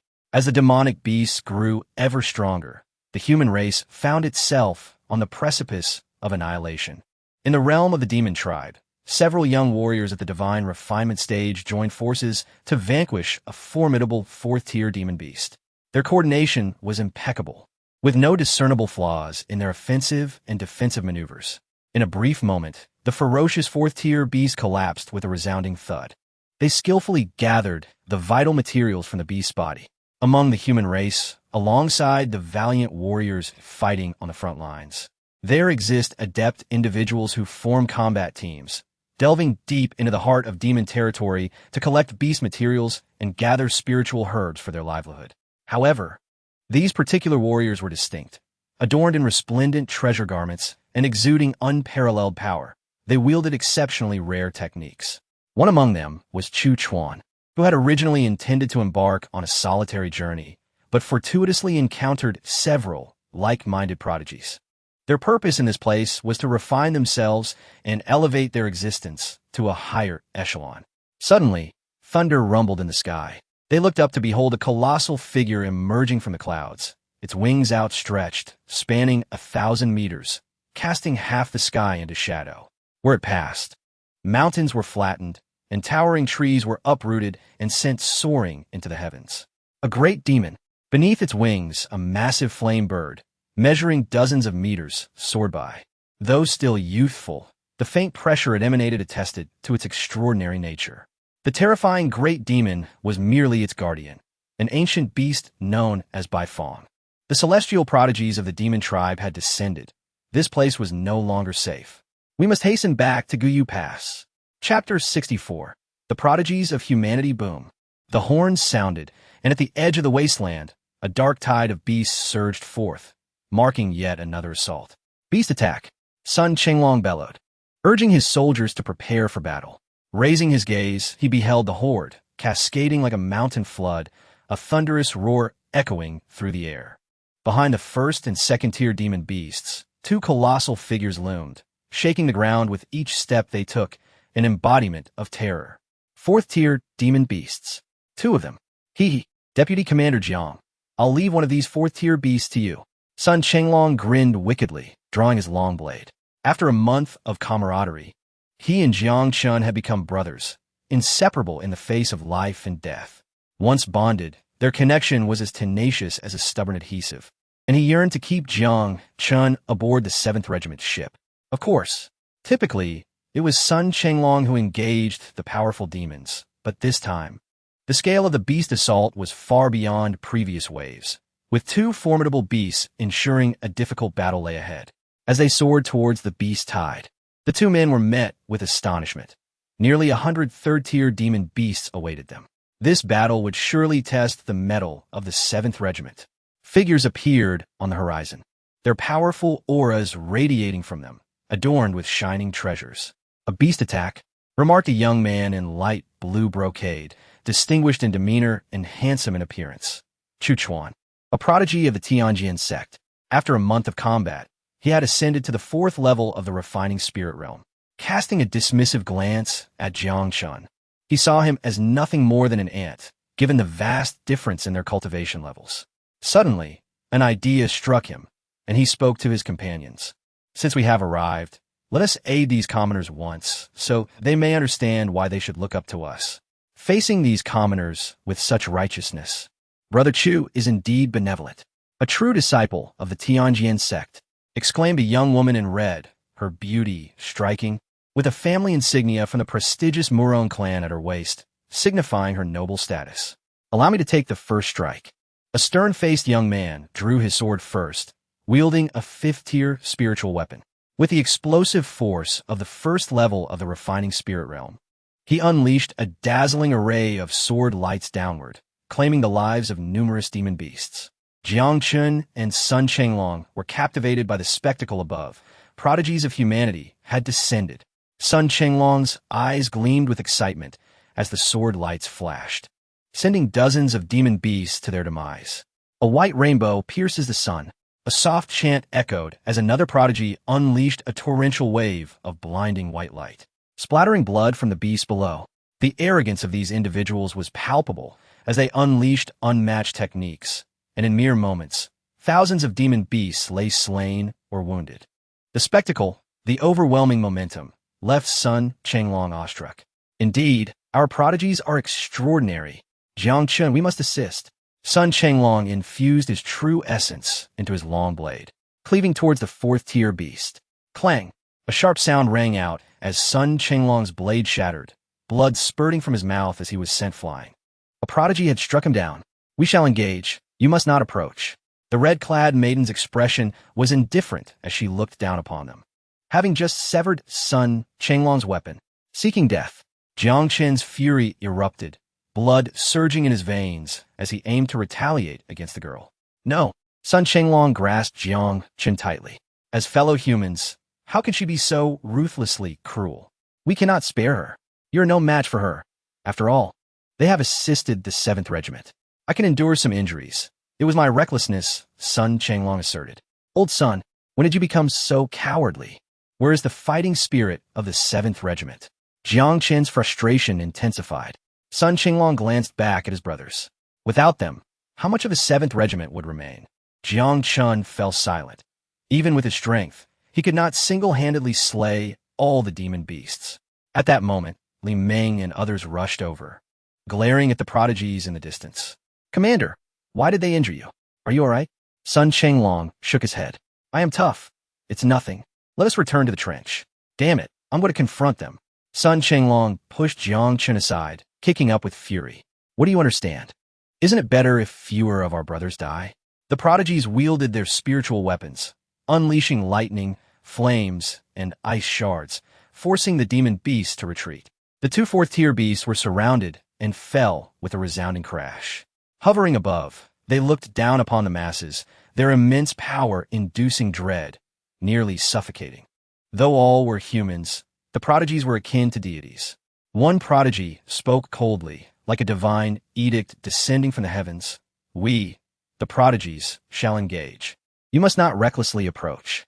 Step back 1 mile and bow in respect. The innate martial artist who disturbed us shall sever an arm, and I shall spare your life. I'll spare your mother. Jiang Chen leaped into the air, his long spear infused with blood essence, radiating a blinding silver light. The land, fought for with the lives of his brothers, was subjected to such disdain and humiliation by these prodigies. Seeking death, the prodigy's expression hardened. How dare a mere pawn challenge him? To offend our authority, you shall surely perish. He summoned his true essence, the tip of his finger glowing. A golden beam, descending like a heavenly sword, aimed to slay Jiang Chen. Jiang Chen, no, it's over. The soldiers of the 7th Regiment below were filled with dread, their hairs standing on end. Though the distance was great, the power emanating from that beam sent shivers down their spines. The prodigies looked on with disdain. How could a mere pawn dare raise a spear against a divine being? Boom! The spear met the golden beam, exploding in a brilliant flash. Jiang Chen surged forward like a bolt of black lightning, barreling towards the prodigy. You dare! The prodigy felt a surge of humiliation, his anger escalating. I represent humanity. I shall slay you.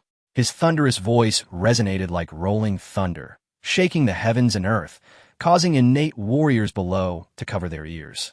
This was the thunderous sound of 4th-tier martial technique, indicating he had reached mastery. He summoned a golden staff, its brilliance shimmering, a 5th-tier spiritual weapon. Such treasures were reserved for prodigies alone, brimming with boundless might. He swung the staff, golden lightning dancing wildly, illuminating the world. The crowd was filled with trepidation. Indeed, he was a prodigy, his formidable presence unsettling. Was he truly prepared to strike down Jiang Chen, a fellow human?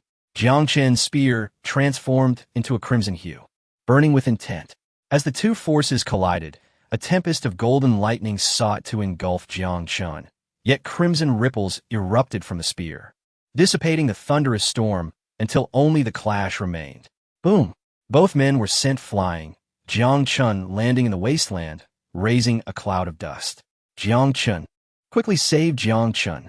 The soldiers of the 7th Regiment rushed forward, and as the dust settled, a figure stood resolutely, radiating a powerful martial spirit. Jiang Chen bore a trace of blood at the corner of his mouth, yet his fighting spirit soared. Lin Che, are you capable? You couldn't kill this pawn in 2 moves. The red-clad woman smirked. Lin Che, the prodigy, was consumed with rage, pain faintly radiating from his palm. What level of cultivation did this pawn possess to repel him, leaving him embarrassed before his comrades? His killing intent intensified. Brother Lin, Sister Moro, Brother Chu, show mercy. Just as Lin Che was about to strike, a figure approached from the distance, swaying precariously. This individual, despite only possessing the cultivation of the 8th level of Qi condensation, could not truly fly. Only those in the 4th realm of the refining spirit stage could soar through the air. He was relying on a 4th-tier spiritual weapon to traverse. Unsteady in his flight. Senior brothers and sisters, I, Chen Chuan, greet you. Chen Chuan bowed with a flattering smile, ingratiating himself before the others. Chen Chuan, what brings you here? Chapter 65. The heartfelt words of Sun Chenglong as a descendant of the celestial lineage. Chen Chuan had garnered a modest reputation among the 9 sects of Dongwang, despite his low cultivation level. With the backing of his father, who had attained the formidable Liha tenfold, he was granted a measure of respect. His father had leveraged connections to send him to the border for training. And little did he anticipate encountering such illustrious figures. It was indeed a stroke of fortune for the younger brother. Hey, Jiang Chen, why did you get into a scuffle with Brother Lin? We are all from the same side. There is no need for such conflict. Quickly apologize to Brother Lin. Rest assured, he is known for his magnanimity and will not hold a grudge. Right, Brother Lin? Get lost. Lin Che's arrogance was palpable. his icy gaze directed at Jiang Chen, with his long staff poised menacingly, the surge of his true essence revealing his murderous intent. Chen Chuan felt awkward. Lin Ke, as a prominent figure among the elite, showed no mercy. He signaled Jiang Chen to flee. A chilling aura surged forth, blindingly bright, with a howling wind accompanying Lin Che's powerful artifact descending from the heavens. Jiang Chen moved with precision and steadiness, leaping in impressive tenjiang, akin to a dragon plunging into the sea. His spear radiated brilliance, reminiscent of the sun at its zenith. With indomitable fighting spirit, he fought for the soldiers on the front lines, resolute in his stance. With a resounding crash, the sun's radiance met the cold gleam, bursting forth in a myriad of colors, divine light erupting as ripples spread across the battlefield. The elite's arms shimmered with spiritual energy, their treasures glowing with an overwhelming brilliance. Such a mere pawn, unaware of the vastness of the world, cannot fathom the martial arts we have mastered. Jiang Chen offered no retort, charging once more. The clash between the two echoed like a collapsing mountain, striking awe into the onlookers. After several exchanges, both withdrew, standing face to face. Chen Chuan's expression grew increasingly grim. He was well acquainted with these prodigies and knew their unparalleled talents and haughty dispositions. Given Jiang Chen's temperament, conflict was inevitable. However, Chen Chuan was astonished to witness Jiang Chen evenly matched with Lin Che, even though Lin Che had yet to reveal his full arsenal. Could it be that Jiang Chen had encountered some fortuitous opportunity in recent days? Silence enveloped the scene, save for the fierce winds, as everyone stood in stunned disbelief. No one had anticipated that this inconsequential soldier could contend equally with a prodigy. This soldier possesses astonishing strength. One elite marveled, while the others, though outwardly composed, were equally astounded, unable to fathom such power in a mere frontline soldier. Lin Che's arms grew weary, his face bruised and bloodied from the humiliation of being bested in front of his peers. His rage intensified. "I will grind you to dust." With a burst of divine light, a colossal golden cauldron materialized, yet another fifth-tier spiritual artifact. The cauldron, heavy as a mountain, hovered in the air as Lin Che unleashed his true essence, sending it crashing towards Jiang Chen with unmatched ferocity. "Stop!" From a great distance, a sword energy erupted, radiating immense power, weaving into a domain of blades that deflected the golden cauldron. "Who dares?" Lin Che halted abruptly, taken aback by the sword's might. "Daya sword ki. Could be my junior sister?" Chen Chuan was startled as, amidst the swirling winds, a figure gradually emerged. Clad in white armor, she was tall and graceful, her beauty unparalleled. Though her sword was sheathed, the overwhelming sword intent she emanated left the crowd in awe. It was the proud young woman, Ling Shi, who had once been at the archives. Ling Shi has arrived, Chen Chuan thought, a glimmer of hope igniting in his heart. Jiang Chen would not meet his demise today. Ling Shi's cold gaze fell upon Lin Che. "With the great threat of the demonic race at hand, do you still harbor intentions of internal strife?" Lin Che's expression darkened. While he could dismiss Chen Chuan, he could not afford to offend Ling Shi, the sole daughter of the Donghuang Nine sex leader, blessed with rare swordsmanship talent. The recent display of her skill was something even he could not confidently counter. Moreover, Chen Chuan noticed a stooped elder garb in gray, exuding a terrifying aura. This was Ling Shi's protector. "Fairy Ling, this individual has shown disrespect towards us. He cannot be spared." Ling Shi did not allow Jiang Chen a moment to speak, rebuking, "My brothers risk their lives on the front lines, venturing deep into the beast territory to slay demonic creatures. You, ungrateful wretch, dare to clash with Brother Lin, bringing shame to the warriors of Gulu Pass." Li Meng stepped forward to defend. It was they who, but was firmly restrained by Sun Chenglong. These human prodigies were immensely powerful. Reason would not prevail. Any advance would only incite further ire against Jiang Chen. Chen Chuan forced a smile. "Brother Lin, this person is a bit simple-minded. Engaging with someone like him would only tarnish your dignity." Jiang Chen sheathed his spear, choosing not to argue further. In this world, strength dictated reason. He understood why Sun Chenglong was stopping him. Clashing with these elite figures would only implicate the 7th Regiment. "Li Meng, let us depart. They're the ones." "Feudal, let us go." But, did you not hear my words? We shall go. The soldiers of the 7th Regiment suppressed their fury as they made their way towards the blood-stained trenches. Behind them, the laughter of the elite rang out, vibrant and cheerful. Like a warm spring day, Ling Shi cast a fleeting glance of regret towards Jiang Chen, had she not chastised him. The means of these individuals could have led to dire consequences. After a moment's hesitation, she chose not to explain further and turned to leave. In the alley, the defensive formation had been shattered by the relentless assault of the demonic beasts.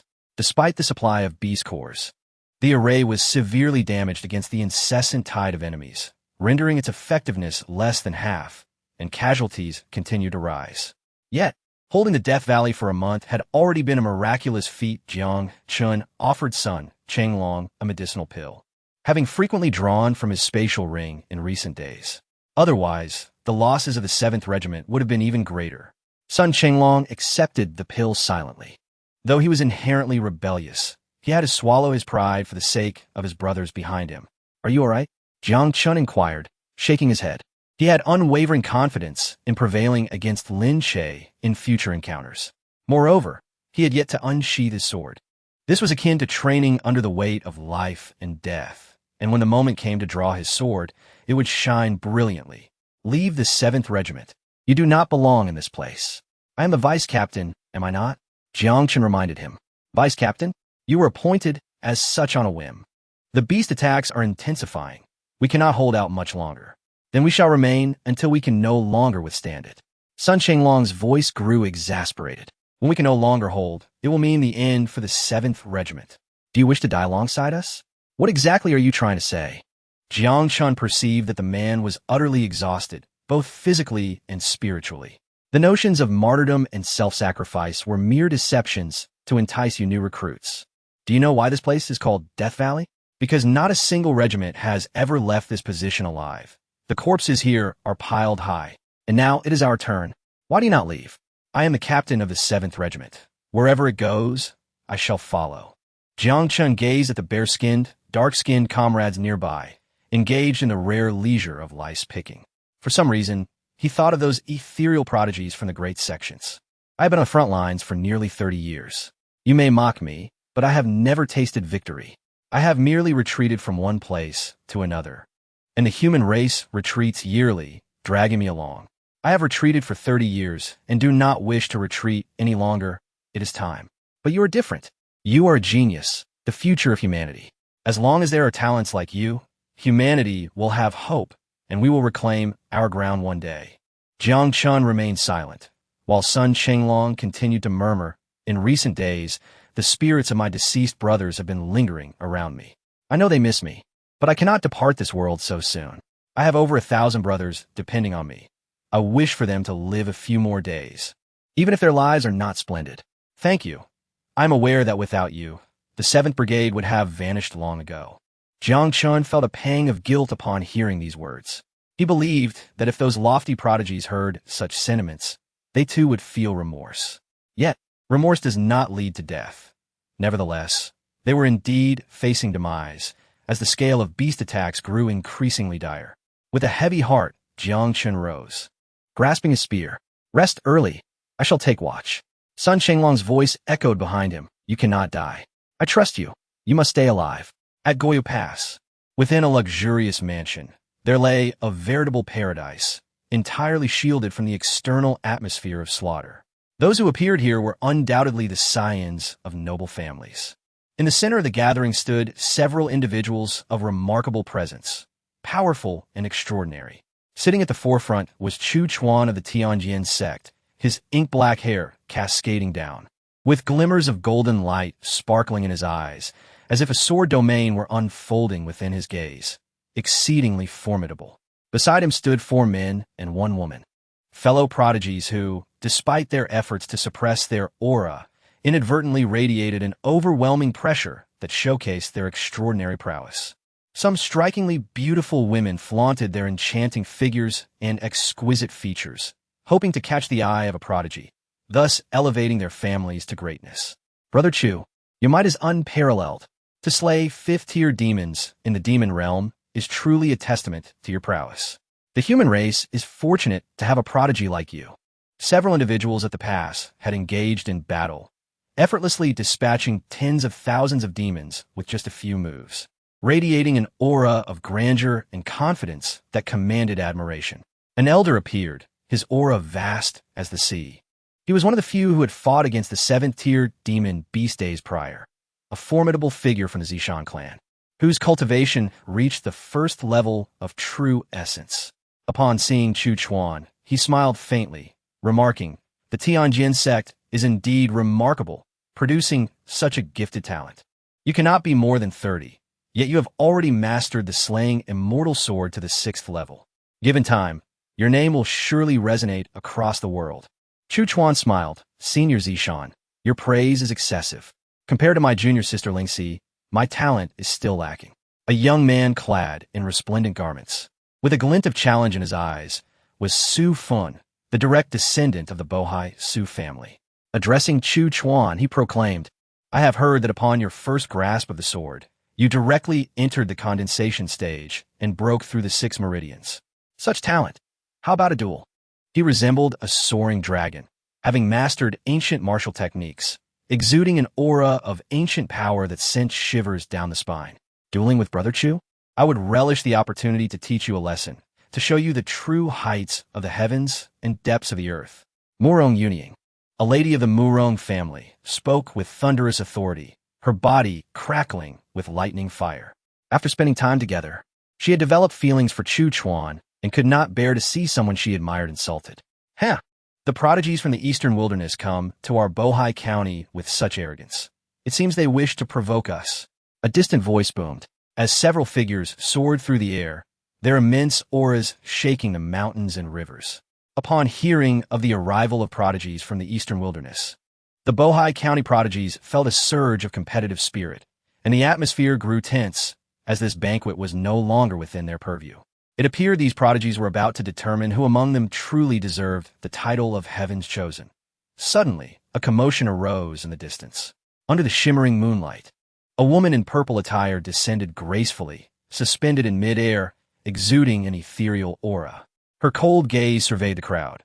Her skin was as smooth as jade, her face partially hidden behind a veil, concealing her rosy lips, yet the obscured beauty sparked endless imagination. She resembled a celestial maiden descended from the night sky, or a Tianshan snow lotus, untouched by the mundane world, radiating unparalleled beauty. The exquisite scene rendered everyone spellbound. Though they gazed in awe, none dared to harbor impure thoughts, for her status was far too exalted. She was Qin Zian, the most promising prodigy of the Tiangong Palace. Suddenly, a trembling voice uttered, "Lotus blooms beneath her feet." How could someone so young manifest such mastery of the Tiangong Palace's secret arts?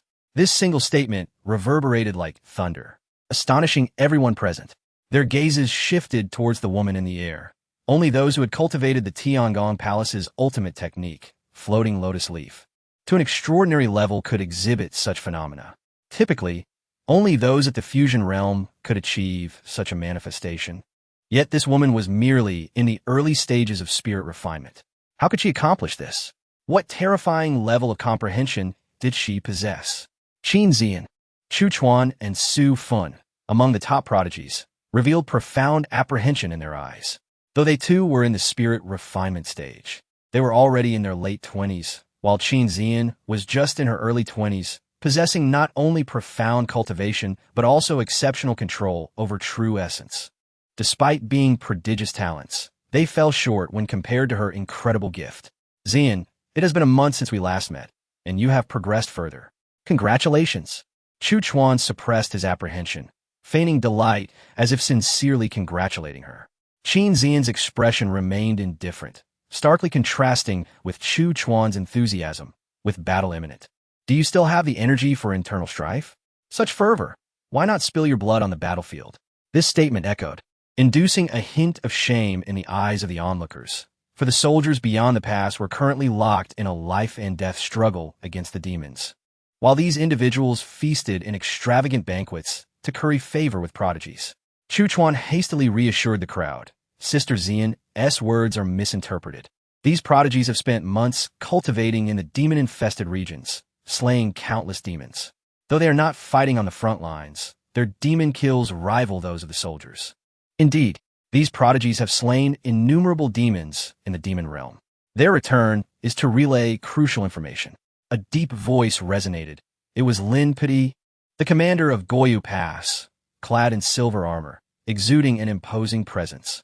The crowd hurriedly bowed. Even the prodigies from 2 counties showed deference. For he was not only a military leader, but also a peerless expert at the 10th level of true essence. Achieving such a level would be a daunting challenge, even for them. Lin-Pidi, a figure of unparalleled strength, was truly the backbone of the human race. Raising a cup of wine, he addressed the assembly. Everyone, the war is arduous, and the demon race's prodigies have arrived. Goyu Pass is likely to become a battlefield of slaughter. I urge you to leave as soon as possible to avoid unforeseen circumstances. What? The demon race's prodigies have come. That demon god's progeny from days past is terrifying indeed. Can Goyu Pass withstand such an assault? The crowd murmured in fear, their eyes reflecting their trepidation. For they all understood that the prodigies of the demon race possessed the terrifying capability to fight beyond their tier. Even a 4th-tier demon prodigy could easily crush spirit refinement warriors, and the progeny of that demon god could slay those at the fusion realm. The prodigy's expressions also revealed fear. Although they were all prodigies, there was a vast disparity in strength. Perhaps only Chu Chuan, Su Fun, and a few other top prodigies could barely contend with their demonic counterparts. A cool voice rang out. The demon race's prodigies have arrived. Do we not have our own? Commander Lin, I am willing to take the lead and slay the demon race's prodigies. The speaker was none other than Qin Zian. Lin-Pidi's eyes sparkled with admiration. She was the one he held in the highest regard. Despite her noble status, she frequently visited the front lines and demonstrated tremendous growth in battle, stepping into the realm of blooming lotus beneath her feet. Such talent and determination foretold her potential as a formidable force in the future. Miss Qin, with prodigies like you among the human race, there will surely come a day we reclaim the 9 provinces. However, now is not the time. With your talents, in a few years, you will undoubtedly become a pillar of our race. To place oneself in peril for a mere corner is not the act of a wise individual. Indeed, Sister Zin, Lin Shuang speaks wisely. We should first retreat from the spotlight and wait until our cultivation has advanced. Chu Chuan's words were interrupted by Qin Zian, whose graceful eyes swept over the previously formidable prodigies. She was already aware of Jiang Chen's humiliation outside, and upon witnessing his blood-soaked struggle against these petty individuals, her fury intensified. How dare you claim to be prodigies? Even a mere foot soldier outside the city is 100 or 1,000 times stronger than you. At her words, the expressions of the prodigies shifted dramatically. They were accustomed to their elevated status and had never endured such humiliation. Yet, Qin Zian spoke the truth. Apart from Lin Che and Chu Chuan, the majority had never set foot on the front lines of battle. Sister Zian is correct. The demon race is prodigies. Does our human race not possess them as well? Although my cultivation may not match that of my esteemed seniors, I am also willing to fight for humanity. A clear and melodious voice resonated as a young woman clad in white approached, her waist adorned with a long sword. Her beauty was stunning, though her features still bore a hint of youth, seemingly around 17 or 18. Yet, she exuded a captivating grace, and it was none other than Ling Shi from the Sword Sect. At this moment, her aura radiated with the innate 8th level of cultivation, and combined with her swordsmanship talent, her strength rivaled that of an ordinary martial artist at the 1st level of spirit refinement. Su Fan's complexion fluctuated between shades of green and white. Though Qin Zian's words were harsh, they reflected reality. Determined, he proclaimed loudly, as a prodigy of Bohai, "This place is my home. I would rather die than retreat. Lin Shuang, I will fight against the demon race's prodigies. I shall not leave either. I wish to fight alongside Brother Su. If a woman stands firm, how can I as a man fall behind? Count me in." The voices of the Bohai prodigies rose in a chorus. Lin Che, Murong, and others turned their gazes toward Chu Chuan, who had led them here. It was his decision whether to stay or go. Chu Chuan, aware of the formidable power of the demon race's prodigies, felt dread in his heart, yet wore a facade of bravado. After all, to retreat now would invite ridicule. As a member of the human race, though Bohai is not my homeland. It is still human territory, and I am willing to contribute to Bohai. Brother Chu, I will follow your lead. Murong, Yue gazed at him with admiration. Truly worthy of being Brother Chu, embodying great righteousness. I too shall remain. I will fight to the bitter end against the demon beasts. Lin Shuang looked upon this group of exceptionally gifted, fervent youths with gratitude in his eyes. With them, Bohai is fortunate, and humanity is fortunate. Chapter 67. Lin Padi's arrival under the shroud of night. The Death Valley outpost lay in somber silence. This was the most arduous battleground in the solitary Yugu Pass over the past month, enduring the longest siege. Other outposts had seen as many as 3 different regiments rotate through. The soldiers in the trenches had long since grown numb, sprawled in disarray, seizing every fleeting moment of rest. Despite experiencing advancements in their martial arts during this month, they were nearing their limits. The relentless battles were exhausting not only their physical strength, but also eroding their very souls. Fear of death was absent, yet the desire to live lingered in their hearts, oscillating between life and death, rendering their existence ghostly. A dozing soldier was kicked awake. He was about to curse when he beheld the visitor. Instantly, he stood upright, trembling with excitement, tears welling in his eyes, for the figure before him was none other than Lin Padi, the commander of Yugu Pass, renowned as the god of war in Bohai County. The soldier was about to call out loudly, but was silenced by Lin Padi's gesture. As he walked past the trenches, he, as the commander, had rarely visited the front lines, yet tonight, he felt compelled to do so. In the command post, Sun Chenglong and Jiang Chen were resting with their eyes closed when they were suddenly surrounded by a group of officers from Lin's command, each one seasoned from countless battles. Nearly all experts in the refinement stage. Sun Chenglong hurriedly saluted, only to be waved away by Lin Padi, who then ushered him out under the pretense of courtesy, leaving only Lin Padi and Jiang Chen in the command post. Lin Padi scrutinized Jiang Chen, whose battle robe was stained with blood and whose appearance was disheveled. I see the most unfortunate genius of Yugu Pass. You ought to be like a blossoming flower in its prime. Yet look at you now, resembling a beggar. Jiang Chen offered an awkward smile, having refrained from changing into his new military uniform. Lin Padi, however, ignored him and examined the so-called command post, which was little more than a dilapidated cave, but, nonetheless, maintained a semblance of cleanliness that even he could not disdain. I have sent you messages several times, yet you have not replied. You, too, are the most daring genius of Yugu Pass. A month has passed, with dozens of fierce battles. Have you fought to your heart's content? It has been manageable, though our weapons have suffered severe wear. If supplies do not arrive soon, we may not last 5 more days. Lin Padi tossed a treasured sword onto the table, the very one that Sun Chenglong had sold. For the sake of the outpost, he had even parted with a family heirloom. Indeed, loyalty and filial piety cannot coexist. Your men still possess some courage. Jiang Chen's eyes gleamed with avarice, and he shamelessly pushed the sword back toward Lin Padi. Sell it again, 403-stage crystal cores, fair and square. Lin Padi found himself bemused. Jiang Chen had such a side to him. Come with me, 800 crystal cores, and I will give them to you right now. Jiang Chen glanced outside. But what about them? What about the outpost? This question was difficult to answer, causing Lin Padi rare discomfort, which swiftly transformed into rage. Do you know why I am here? I have a heart for talent. You cannot be arrogant because of your gifts. Jiang Chen seemed to speak to himself. Or perhaps he was engaging Lin Padi in casual conversation. I too have sought the path of enlightenment through meditation, yet I realized that seclusion would not yield understanding. I then aspired to wield my sword across the world, relishing the thrill of vengeance. I once thought similarly, Lin Padi replied, until I arrived here. In a month, I have witnessed a line of corpses stretching to the horizon. I do not know if we have truly won after fighting for so long. Having defeated countless beasts, the outpost remains intact. You may consider it a small victory.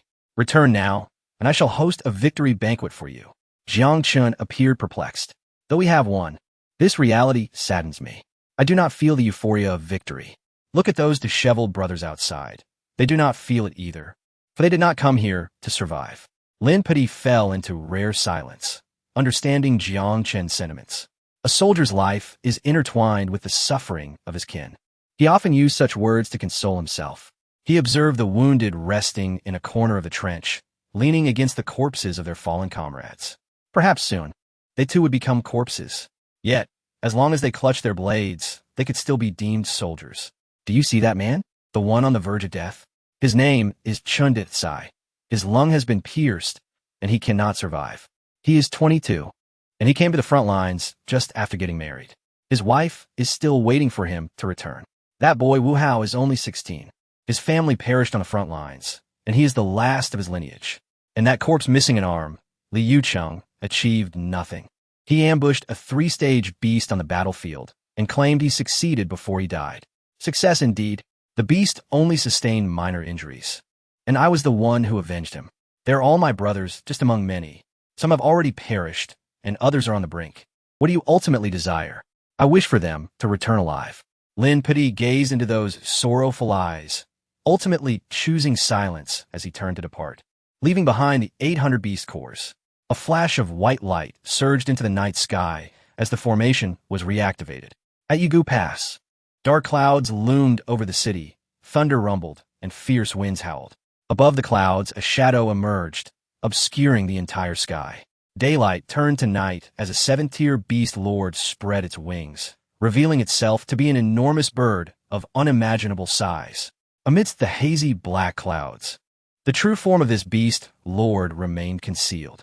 Its formidable aura overshadowed the earth, radiating terror. It gazed down upon the world with malevolent flames. A piercing roar erupted, stirring the clouds as a gigantic paw, hundreds of meters in size, swung down toward the city of Yugu Pass, intent on obliterating it. Lin Pidi summoned his true essence, unleashing a black sun that rapidly expanded. The ensuing clash was akin to celestial bodies colliding, generating a powerful shockwave. All human soldiers lay prostrate at the bottom of the alley, fearful of being caught in the aftermath. The beast lord unfurled its wings, transforming into a terrifying black cloud that filled the sky. 2 gigantic claws descended, aiming to annihilate Yugu Pass. Several figures darted forth, elite warriors of the true essence realm, summoning supreme martial techniques. In an instant, brilliant light erupted, purple energy swirling as the beast lord let out a deafening cry. The giant claws shimmered with divine radiance. Altogether, the warriors' hair danced wildly as their true essence surged forth, exerting their utmost strength. Thunder rumbled in the heavens, lightning crackled. Even if unseen, the peril was palpable. This is bad. Lin Pudi grasped his treasured sword, his eyes wide with alarm, witnessing figures plummet from the sky, drenched in blood. Ultimately, they were merely at the initial stage of true essence. Even united, they could not contend with the 7th-tier beast lord. Suddenly, the black clouds parted in the sky as the 2 beast lords reverted to their human forms, standing high above.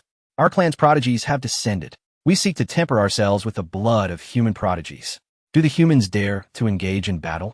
The booming voice reverberated, echoing across the realms. Lin Pidi stood atop the city walls, his expression grim. With the emergence of the 2 beast lords, he fully comprehended their intent, to force the human prodigies into action, to eliminate them before they could reach their full potential, and to assert that within the same realm, the Beast Clan was the supreme faction, murderous and malicious. How insidious their plan! We, the 2 beast lords, shall not intervene in the duel of prodigies. Humans, do you dare to face us? Chapter 68. The celestial toad behind Lin Pidi, a young man clad in black, exuded a fierce battle intent as he strode forth. It was none other than the renowned prodigy of Bohai, Su Fun. Let us engage in combat, Commander Lin. I possess an unwavering resolve to triumph. As another prodigy stepped forward, Lin Pidi hesitated. Despite the extraordinary prowess of these young talents, the numerous encounters between the 2 clans had often resulted in humanity's defeat. And even in victory, it was often a Pyrrhic one. He could not bear the thought of these promising youths perishing, for they represented the future of humankind. The 2 demon saints laughed mockingly. The humans lack the courage to accept our challenge. It appears that the human race is devoid of prodigies. In the vast expanse of the 9 provinces, only our demon clan reigns supreme. You humans are fit only to serve as our subordinates. Lin Pudi gazed at the fervent youths beside him, a surge of true essence coursing through him, his eyes ablaze with wrath. We of the human race shall never yield. We shall engage in battle. We assumed that your human prodigies were prepared to meet their end. You shall sharpen our clan's talents, and regardless of victory or defeat, I, the demon saint, shall grant a reprieve from our attacks for 1 month. Jiang Chen observed the distant wilderness with a grave expression. They are coming. What is coming? Inquired Li Meng beside him, perplexed as he saw nothing. Boom, boom, boom. The soldiers of the 7th Regiment stationed at the forefront of Gloom Valley widened their eyes in shock. In the distant mountains, sandstorms swirled, obscuring their vision. A mountain peak was moving, and with every step it took, the earth quaked, trees swayed. That was no mere mountain. As its form became clearer, everyone gasped in awe. It was a colossal toad, towering hundreds of meters high. A 4th-tier demon beast was fleeing, shrieking in despair, only to be swallowed whole by the giant toad's gaping maw. The celestial toad, a creature of the demon saint's bloodline, emanated an overwhelming aura, causing countless demon beasts to tremble in fear. Yet, beside it stood even more formidable figures. A dragon, its body adorned with shimmering golden scales, bore a single horn, radiating an ocean of demonic energy. A golden mammoth, its long fur resembling strands of gold, though only a few meters tall, shook the ground with each step, reminiscent of an ancient deity come to life. A blood-red centipede, extending dozens of meters long, slithered forth, its head adorned with 7 immense eyes, flashing with vibrant colors. Each eye contained a different power, repelling all beasts. A fearsome roar echoed behind them, shattering stone and metal. A crimson figure, resembling an ancient mythical creature, possessed eyes like 2 blood moons, its presence causing the earth to tremble and the seas to boil. The 9th-tier demon emperor, the Bifong. Numerous powerful figures stood several dozen miles from the Valley of Death. The heavenly eagle demon sovereign, high in the sky, gathered the laws in their palms, and symbols filled the air. A massive stone plummeted from above, and after a resounding crash, it transformed into a 10-mile square arena. Its rules manifesting. This is a spirit artifact used to slay human experts. Monstrous beasts. There are still traces of our human warrior's blood upon it. You dare to insult our race in such a manner. I shall ensure that blood is paid with blood. This artifact, once wielded by true essence realm experts for their disciple sparring, had now been repurposed as a testing ground for the demon prodigies. The human warriors seethed with hatred, yet felt utterly powerless. Throughout the millennia, countless powerful beings had perished at the hands of demon beasts while defending humanity. The enmity ran deep, a cycle of vengeance that would not cease until one side was obliterated. This arena was a battleground only worthy of prodigies, and we shall not interfere. Who among our clan shall take the first combat? Quack, quack, I shall go. A thunderous voice resonated, shaking the heavens and causing dry leaves to scatter. The entire expanse seemed to freeze. A terrifying aura surged like a raging flood, silencing myriad demon beasts in an instant. The human warriors trembled, their bodies quaking in fear. The toad, resembling a small mountain, transformed into human form, a capability possessed only by those of royal demon lineage. It descended like a malevolent king, exuding an overwhelming ferocity. In the vast wasteland, silence reigned. Even in human form, it remained grotesque, its yellow-green skin and bulging eyes radiating an unsettling brightness, exhaling dark mist. With a single leap, it soared several hundred meters, landing upon the arena, where countless beasts knelt in submission, trembling under its bloodline's oppressive aura. As the celestial toad took the stage, the previously eager prodigies fell into a hush. Although it was currently a 4th-tier beast, its noble bloodline rendered it formidable, likely only surmountable by peak true essence warriors. Yet, among the human prodigies, the highest realm achieved was merely the 4th layer of true essence, leaving little hope for victory. What was most chilling was that, despite the celestial toad's strength, the terrifying figures behind it surpassed even the toad itself. How could the prodigies engage in battle? Were they merely destined for death? On the arena of the wilderness, the celestial toad stood invincible. The human prodigies remained motionless for an extended period. The toad wore a haughty expression, its grotesque yellow-green face twisted into a clear sneer. The two demon sovereigns hovering above displayed scornful gazes should the human prodigies fail to engage. They would allow their celestial prodigies to slaughter the human soldiers. If they could not even endure this trial, then the humans at Gloom Valley had no reason to exist. I shall fight the first match. Qin Xian stepped forward, her graceful figure exuding an air of lethal intent. She had initially intended to compete in the later rounds, knowing well that the further into the match one went, the stronger the demon prodigies would be. However, now, as the celestial toads might intimidated the other prodigies, none dared to show themselves. Allow me. At last, one individual rose. As a Bohai prodigy, he was inherently proud, witnessing the celestial toad's arrogance. He could no longer endure it. Luo Yu, be cautious. A streak of light flashed by as Luo Yu's true essence surged forth, his aura striking terror into the hearts of the human warriors. How powerful! Comparable to that of the demon beast prodigy. Humanity may have a chance at victory, but as Luo Yu truly stood before the celestial toad, he felt the immense pressure bearing down upon him. Even a fifth-tier demon beast encountered previously in the demon realm seemed less formidable. I am Luo Yu from the Bohai Chixing Tower, at the first layer of true essence. There's no need to introduce yourself. You shall soon become a corpse, the celestial toad sneered, possessing the arrogance of a demon emperor's descendant. Today I will slay you, and let you witness the might of our human race. The toad's derision ignited Luo Yu's fury. He soared into the air, his weapons swirling with true essence, radiating resplendent crimson light as he struck towards the celestial toad's face. Humans are truly feeble. The celestial toad raised its webbed hands, demonic light flickering in its palms, transforming into a purple radiance that surged forth, colliding heavily with the weapon, unleashing a powerful storm. Luo Yu felt a torrent of force surge into him. Pain etched upon his face. Yet, in the heat of battle with this demon prodigy, life and death hung in the balance.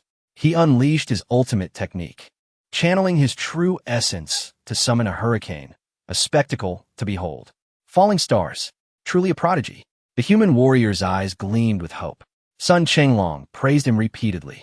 Although he too was at the first layer of true essence, he was leagues apart from the prodigies. He knew that despite his battle-hardened experience, he would not withstand 3 strikes against Luo Yu. Merely a flashy display.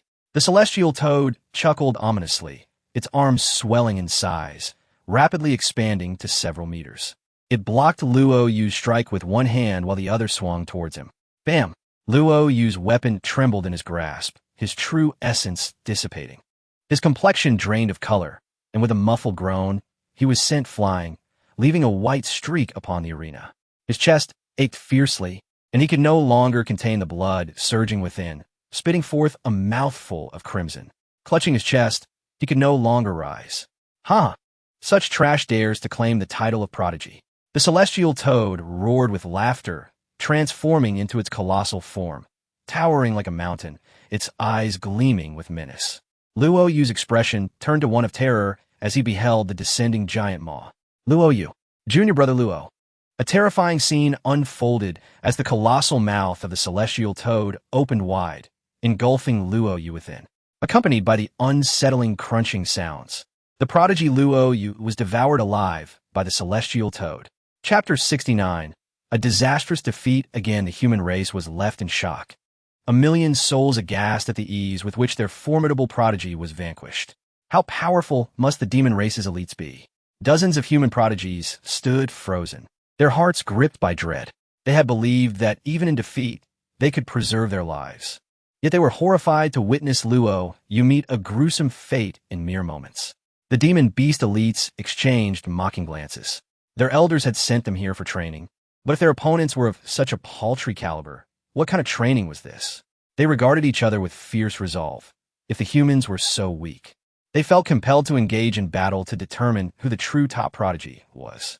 The eyes of the human warriors reflected suppression, hatred, anger, and fear. Cold sweat beaded on Chu Chuan's forehead. Even he doubted his ability to triumph over the celestial toad, fearing a fate akin to that of Luo Yu. Lin Padi's expression was grave. Luo Yu had been one of the few prodigies from Bohai County, and to see him so easily defeated by such a demon beast raised concerns of annihilation. The celestial toad roared with laughter, finding the battle effortless. It did not even need to descend to the ground, arrogantly addressing the humans, daring them to send another prodigy to the stage. The gathered prodigies felt their spirits shatter, pondering who could possibly stand against such terrifying foes. Though Luo Yu was not the strongest among them, he was still a formidable contender, and his swift defeat left them doubting the efficacy of their own abilities. Is there truly no one among the human prodigies brave enough to take the stage? The celestial toad cackled, its voice echoing across the battlefield. Just then, another human prodigy stepped forward, accompanied by a tempestuous wind and thunder. He had mastered the 5th-tier martial skill, Thunder Palm, to great perfection and was among the top contenders from Bohai.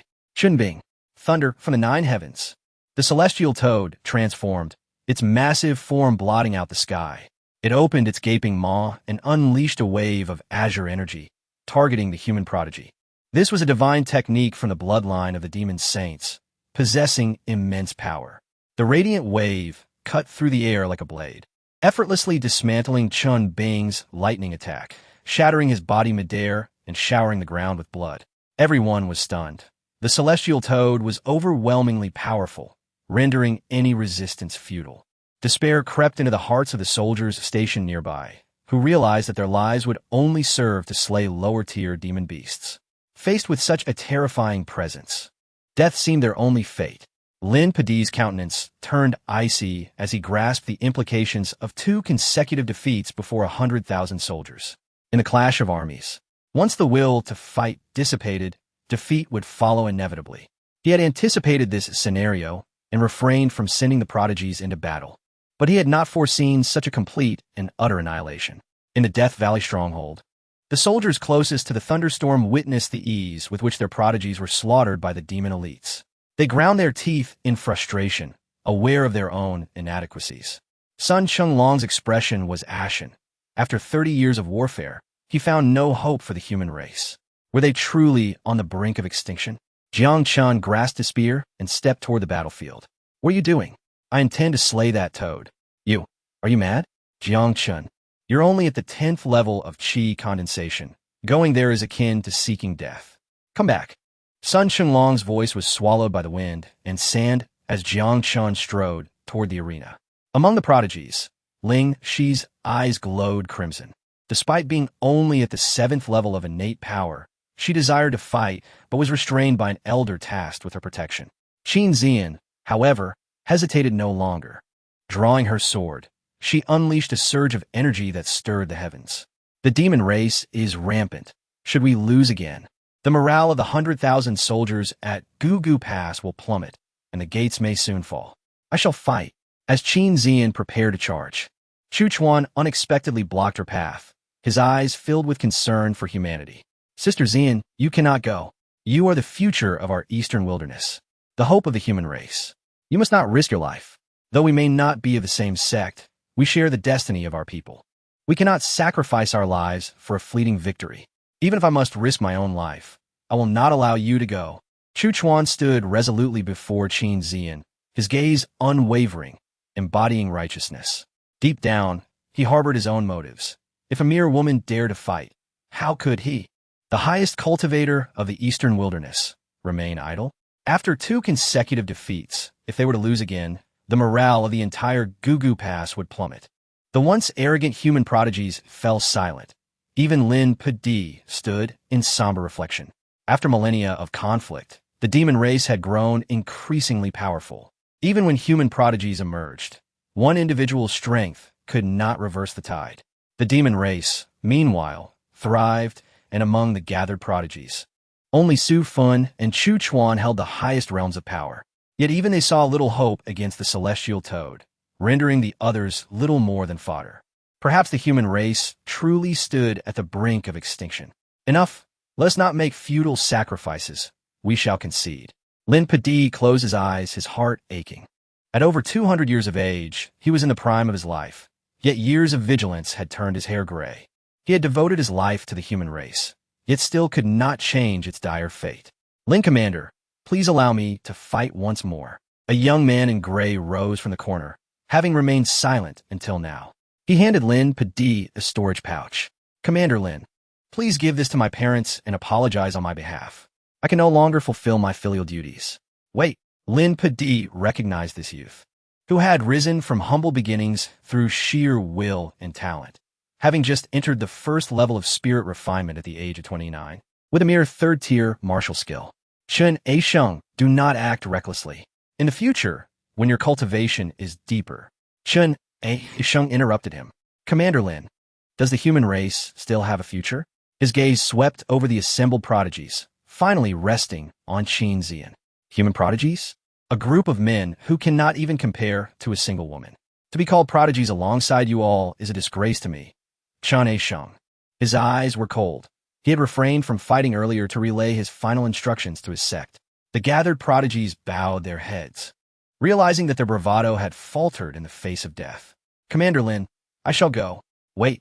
Lin-Pa-Di watched Chen A-Sheng's determined demeanor, tears brimming in his eyes. He withdrew a gleaming blade from his storage ring, an artifact of the 5th tier, forged by Master Oyi of Bohai. Today, I gift you this sword, named Exterminator, to aid you in slaying the demons. Chen A-Sheng laughed heartily, his spirit soaring. Thank you, Commander Lin, for this sword. I shall risk my life to slay this demon. Chen A-Sheng, I am going. Chapter 70. The Small Soldier of the 7 Troops. Jiang Chen comes to battle. Is there any human genius brave enough to step onto the stage, lacking even the courage to climb the arena? The human race is destined for extinction. Ha ha ha. The 2 great demon lords laughed heartily, their voices resonating throughout the desolate valley, echoing for hundreds of miles. Millions of soldiers, burning with rage, were engulfed in profound sorrow, for the demon race was overwhelmingly powerful, leaving the human race without a glimmer of hope for victory. Chen A-Sheng from the Jiushuan mountain of the Bohai Sea has come to slay demons. A streak of gray sword light cleaved through the heavens and earth, embedding itself upon the arena. The gray-clad youth stood there, his aura unremarkable, even weaker than the previous 2 combatants. The celestial toad, brimming with arrogance, mocked, another waste of space, even inferior to the last 2. Today I shall feast. With the demon-slaying sword in hand, Chen A-Sheng stepped forward, embodying the unity of all phenomena. Reversing blood through meridians, movement akin to a tempest, stillness like emptiness, his true essence extinguishing. Boom! In an instant, the ground trembled as boulders flew. A crimson radiance erupted from the gray figure, illuminating the entire arena in brilliance. It resembled the thunderous roar of the heavens, transforming the arena into a crimson ocean. Swirling with clouds and electric light, the blood energy surging like a river, spreading for miles. Even the might of the celestial toad was suppressed. To everyone's astonishment, this usually taciturn youth possessed such strength, capable of challenging the celestial toad. He is exchanging his life for power. A choked voice emerged, and the crowd noticed that Chen A-Sheng was now bleeding from all 7 orifices. It seemed he had cultivated some forbidden technique, allowing him to burn his life force to temporarily enhance his strength. His skin was now shrouded in a mist of blood, regardless of the outcome. Death was inevitable for Chen A-Sheng. Demon spawn, prepare to die. The arena was shrouded in dark clouds, a tempest on the horizon. Who are you to speak of slaying demons? The celestial toad, hearing Chen A-Sheng's words, threw back its head in laughter, its eyes filled with derision. Despite its disdain, it retracted its true form, sensing a threat emanating from Chen A-Sheng. Since you seek death, I shall oblige. With a thunderous step, the earth roared as if a colossal beast was on the move. Fist winds surged forth, unleashing a cacophony of thunder, culminating in a domain of darkness. Chen A-Sheng swung his sword, the aura surging like a torrential flood, shattering the terrifying domain. The sword energy surged forward, a tempest howling, the heavens and earth shifting in hue. The formidable body of the celestial toad was hurled back 100 feet as the dust settled. A green blood mark appeared on its chest. It was wounded. The human race erupted in cheers. This was the first time a human genius had repelled the celestial toad. Enraged, the celestial toad bellowed, "A mere human dares to injure me. I shall turn you into mincemeat." Its demonic power swirled, an array of strange runes spreading across its body, an ancient sorcery contained within the bloodline of the demon saint. A green mist enveloped the arena, punctuated by crackling sounds. The celestial toad's true form reemerged, its body stretching hundreds of meters, exhaling smoke and mist, the runes swirling in a terrifying display. With a resonant croak, the celestial toad transformed into a brownish-green hue, ancient and timeless, as if a primeval beast had awakened, crossing countless eras to join the battle. Its massive body leaped nearly 1,000 meters, a pink beam of light emerging from its mouth, crackling with lightning as it surged toward Chen, infusing his true essence. The demon-slaying sword sang in response. Chen stepped forward, his momentum escalating. This attack was nameless. It was a fight to the death, a battle he was determined to win. In his final moments, he grasped the profound sword intent, declaring, "Do not say that the young lack courage. I dare to plunge the heavens into the sea. Though he may perish, his heart for slaying demons shall remain unwavering." A majestic sword intent cleaved through the air, shattering the pink beam, blood gushing forth. It was the celestial toad's tongue. Chen, bleeding from all 7 orifices, yet filled with indomitable fighting spirit, wielded the Jiaoshuan sword, summoning divine thunder. The once unfathomable sword intent now pierced through the veil as he ignited his bloodline and potential. He took another step, spitting blood, yet his aura surged stronger. The sky was thick with thunderclouds, 9 lightning dragons danced within, and the celestial toad trembled in fear, desperately channeling its demonic power to resist the impending storm. The 9 thunder dragons descended with a roar, striking the celestial toad's back. Under the might of the thunder, the earth quaked. "Human warrior, this demon possesses secret arts. I shall spare your life. Withdraw." The celestial toad's back was marred with blood, charred in places. Its aura remained overwhelmingly potent. Chen laughed maniacally. "To slay demons in my final moments is enough for this life.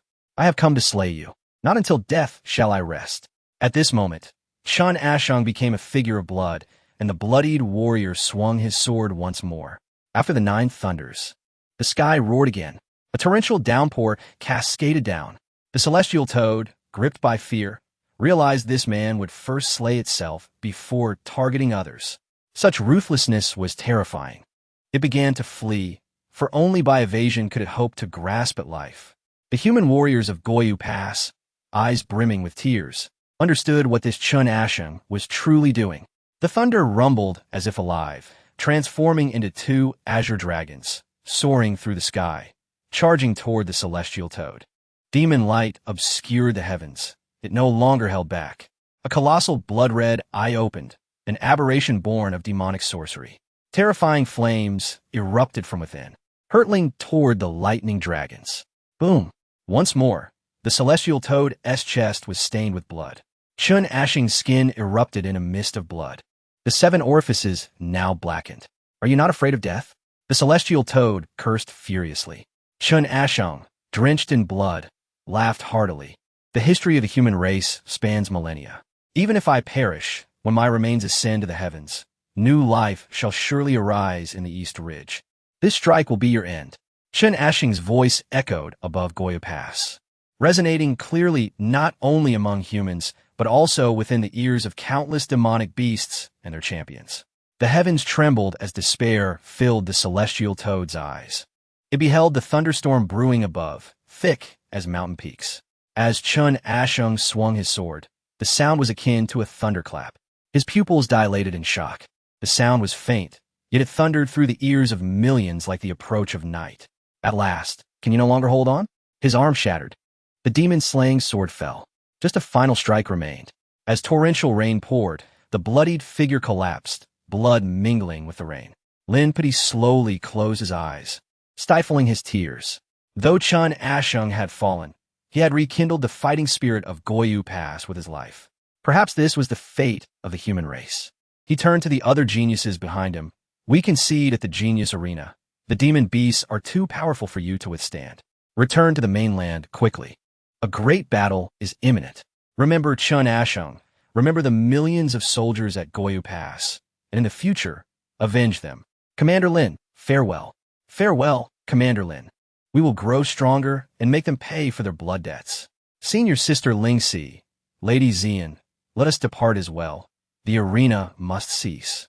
The two great demon lords will soon assault the city. Goya Pass cannot hold. Chu Chuan urged, while the celestial toad, barely escaping death, laughed maniacally. Ha ha! I have won. I have won. A mere human dares to injure me. Watch as I devour you. It transformed into its human form, arrogance etched upon its face, striding step by step toward the weakened, bloodied figure. It loathed the human youth who had embarrassed it, intent on devouring him before he could die, savoring the agony until the end. In the torrential rain, a young man clad in the garb of a new recruit stepped onto the arena. His strides were not grand, and his aura was feeble, yet the celestial toad suddenly felt an icy chill. As a being of the demon saint bloodline, how could it feel cold? In a fleeting moment, it felt as though it had plunged into an icy abyss. In a flurry, it turned around, surveying its surroundings, where a gaunt figure stood before the bloodied man, clad in the garb of a novice soldier and wielding an unremarkable spear. His presence was so faint it could almost be disregarded.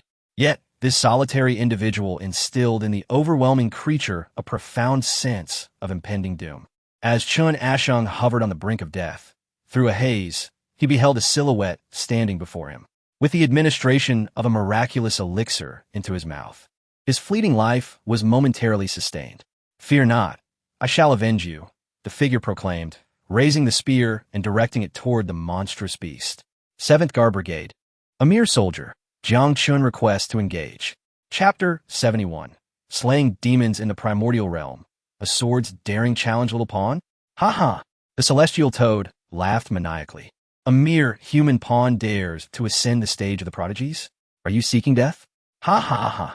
Lin Shuai, who is that person? Someone exclaimed in astonishment.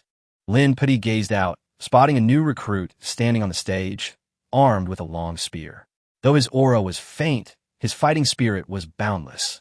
Lin Pudi's eyes widened in disbelief. He had envisioned countless scenarios, yet never anticipated that Jiang Chen, a mere condensation realm warrior, would take the stage.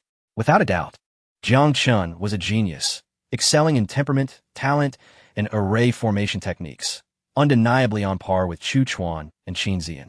Given time, he would surely achieve greatness. However, it was too soon. While youth is often brimming with fervor, it often lacks wisdom. His intent to awaken the fighting spirit of the 100,000 soldiers at Guyu Pass through sacrifice was noble yet unwise. Qin Zian and Ling Shi recognized that familiar figure. One held a favorable impression of Jiang Chen, while the other viewed him as an adversary. Yet now, no matter who they were, they cast respectful glances towards him, to demonstrate resolve in death, to be remembered for eternity. Even if life is fleeting, a heart full of passion can illuminate the ages.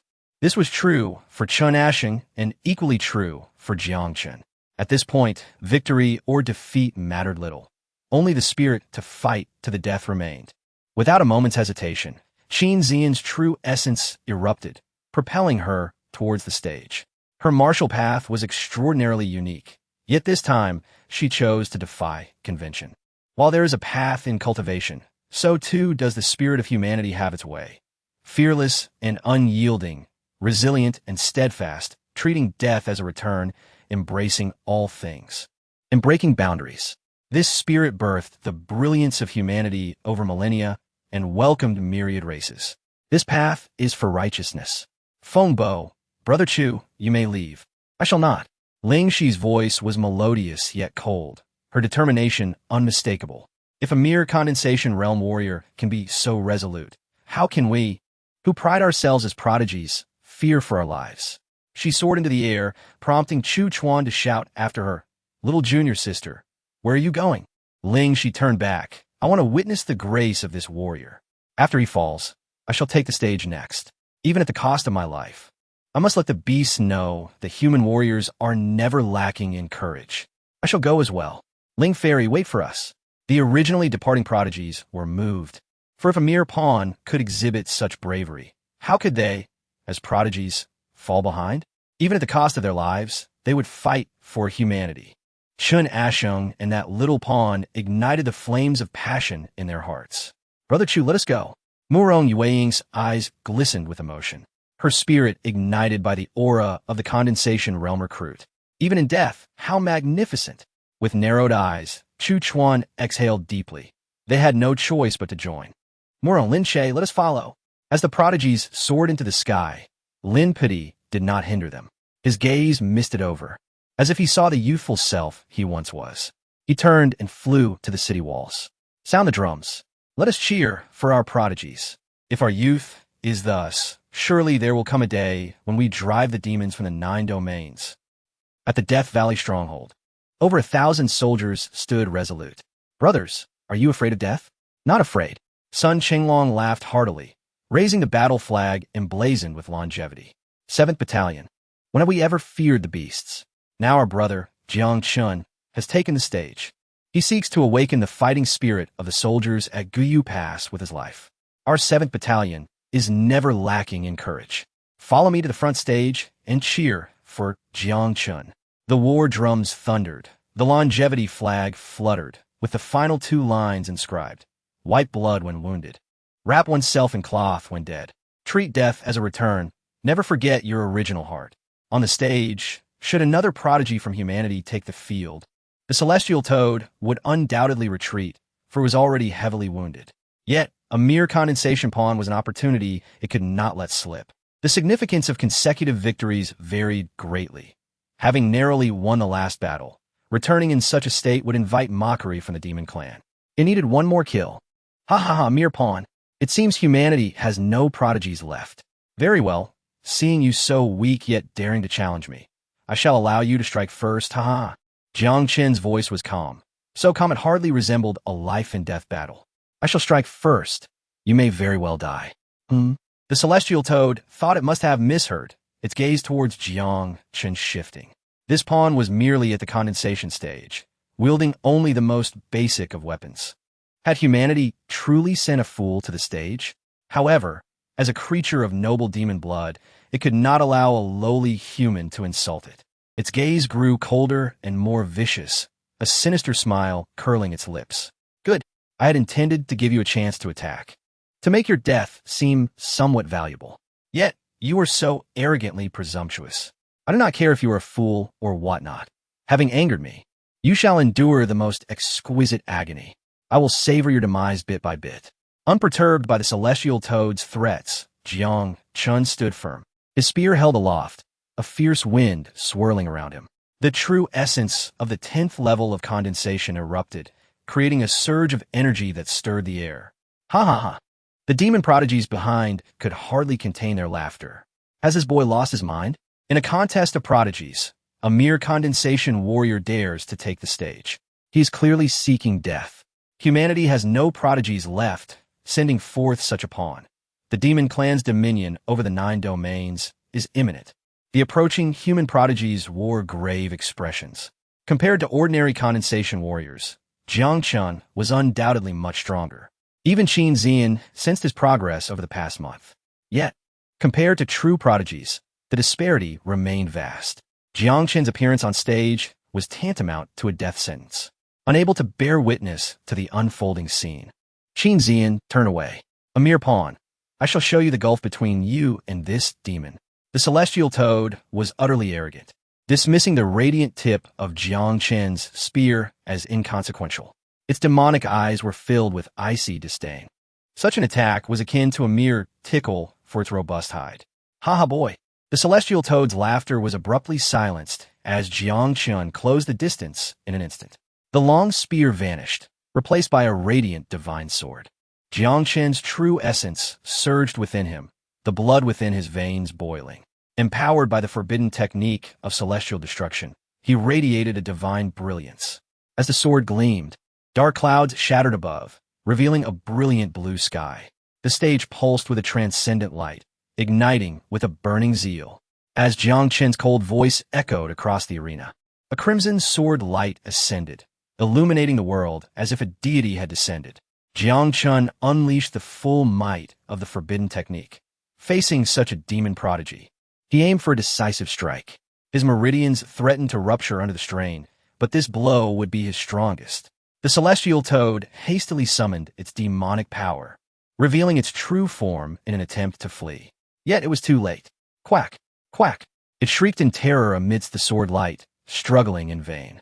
This struggle was futile. The celestial toad felt as if fire consumed its very core, pain seeping to the marrow. Such agony had not been felt in many years.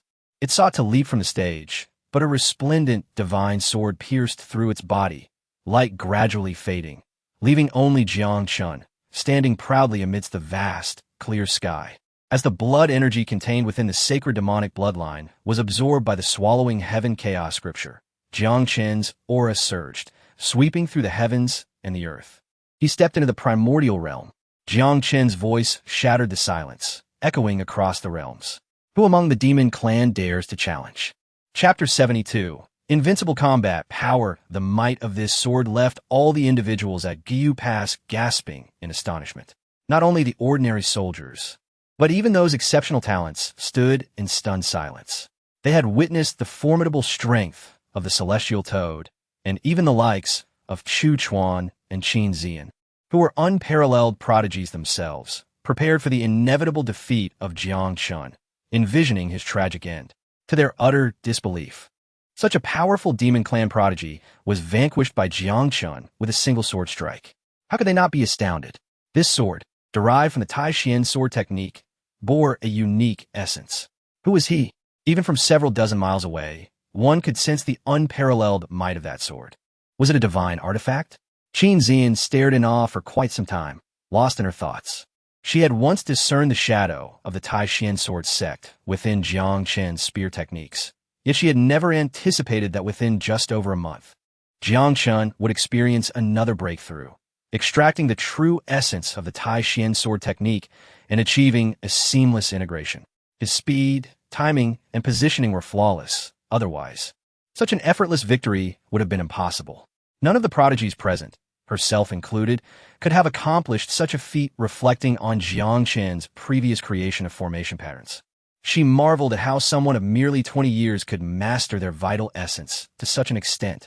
Chu Chuan stood in a stupor, having always regarded Jiang Chen as insignificant, a mere ant to be crushed at will. However, he never expected Jiang Chen to be so formidable. He prided himself on being a genius in swordsmanship, yet the power of that one strike surpassed his own. Even if he employed special means, he could never hope to slay the celestial toad in mere moments. Yet Jiang Chen had achieved it. A flicker of deep apprehension crossed his eyes.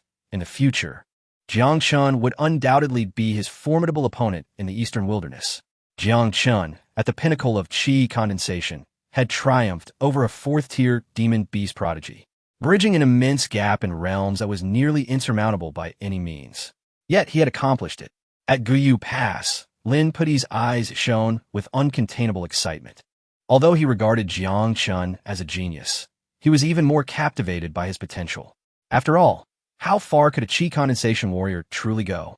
Yet Jiang Chen had performed a miracle. Lin Puti observed Jiang Chen with a heart full of exhilaration. This young man had been concealing his true self from the very beginning, feigning weakness against the celestial toad, even deliberately showcasing his weapon as a mere first-tier, mundane item. Only when he approached the celestial toad did he strike with sudden ferocity. While this may have appeared cunning, transcending a realm was a miracle in itself. As for that divine sword, others might be unaware, but Lin Puti certainly knew. Among the swordsmen of the eastern wilderness and Bohai, who did not revere the legendary Tai Xian sword god, alone with his sword, he had slain countless powerful demon beings. Without the old sword god, the eastern wilderness and Bohai would have long been extinguished. The appearance of this sword in Jiang Chen's hands made Lin Puti understand the old sword goddess intent. Jiang Chen was the inheritor of his sword techniques. Jiang Chen did not disappoint the old sword goddess teachings, having defeated a fourth-tier demon clan prodigy at the pinnacle of qi condensation. His reputation was bound to resound throughout the realm. Lin Puti's spirit surged as he fixated on that figure, unable to conceal his admiration. On the arena, Jiang Chen broke into the innate realm. The battlefield of the past month had provided him with ample foundational strength, allowing him to unleash his potential and further enhance his power. The innate realm equated to semi-divine status, a transformation of his physical constitution. If qi condensation expanded the meridians, then the innate realm fortified the body. Both the strength of his physique and muscle power surged tremendously. Entering this realm was akin to seizing the very essence of heaven and earth. His body became like a divine furnace, with blood and chi surging within, constantly refining himself. The concealment talisman gifted by Nangong Wana masked the blood-colored battle patterns in his meridians, or else his aura would have been even more formidable. Activating the swallowing heavens chaos scripture, the blood chi surged through his extraordinary meridians, grand and substantial, imbued with an ancient essence. His flesh radiated brilliance. As blood light cascaded around him, it was a wondrous sensation. His meridians continuously tore and healed, each restoration rendering them more resilient.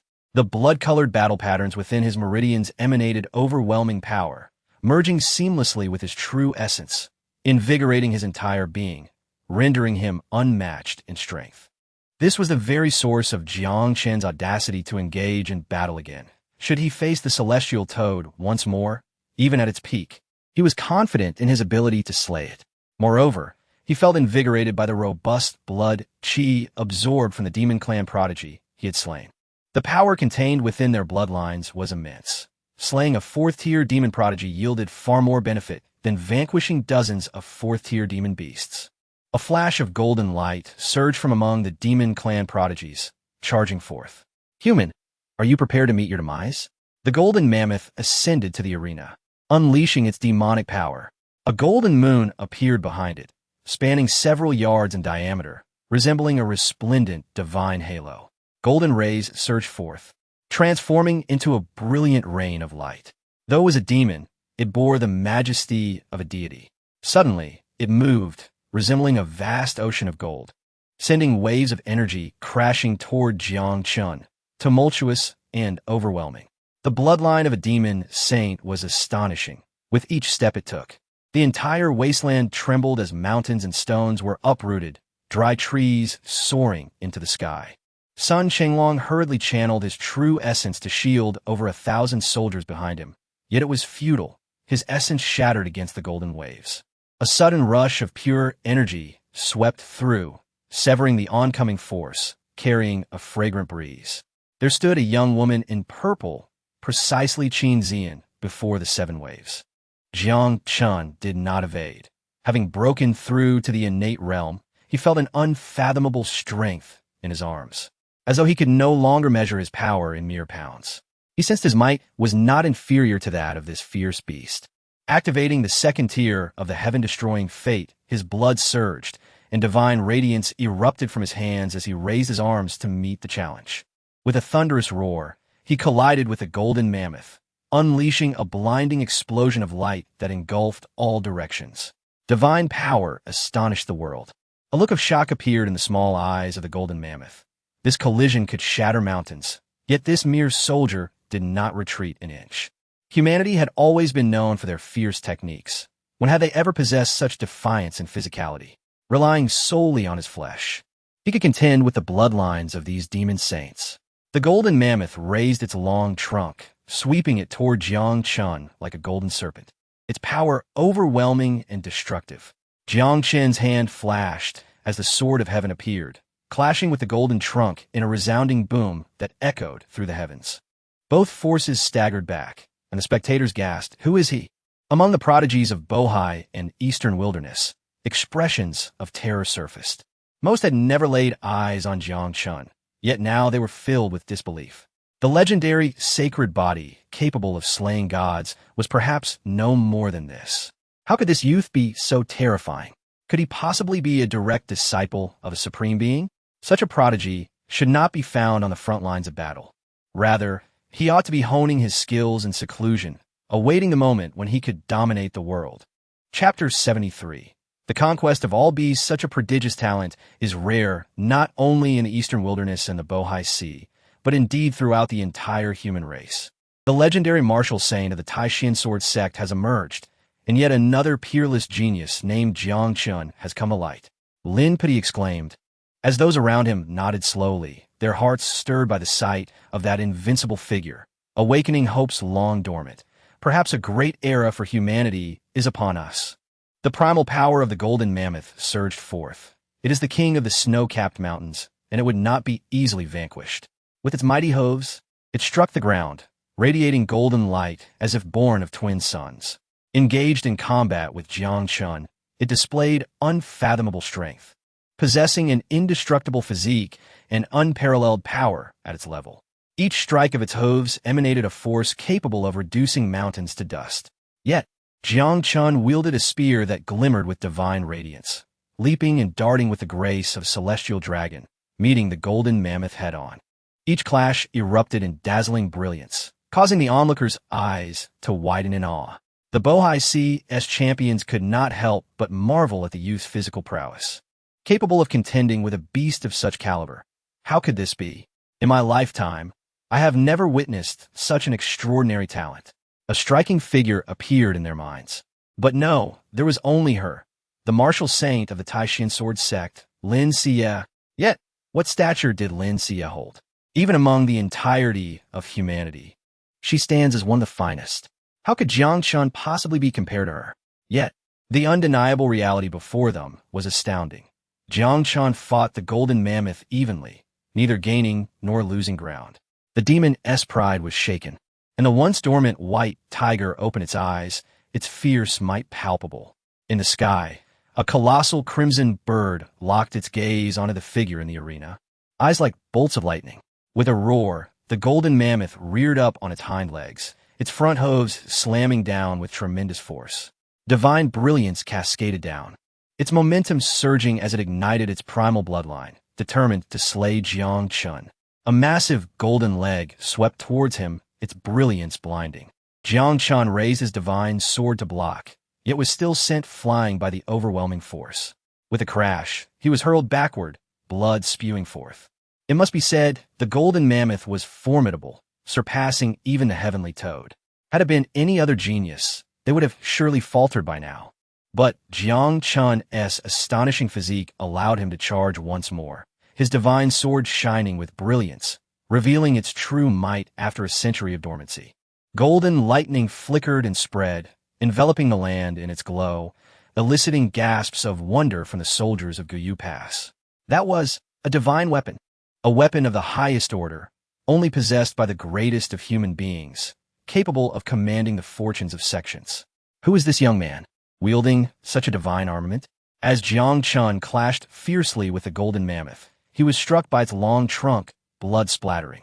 In retaliation, he cleaved into the beast's back with his divine weapon, nearly shattering its spine. Golden blood gushed forth, a sight both terrifying and magnificent. The creature, with its noble bloodline, found itself in dire straits.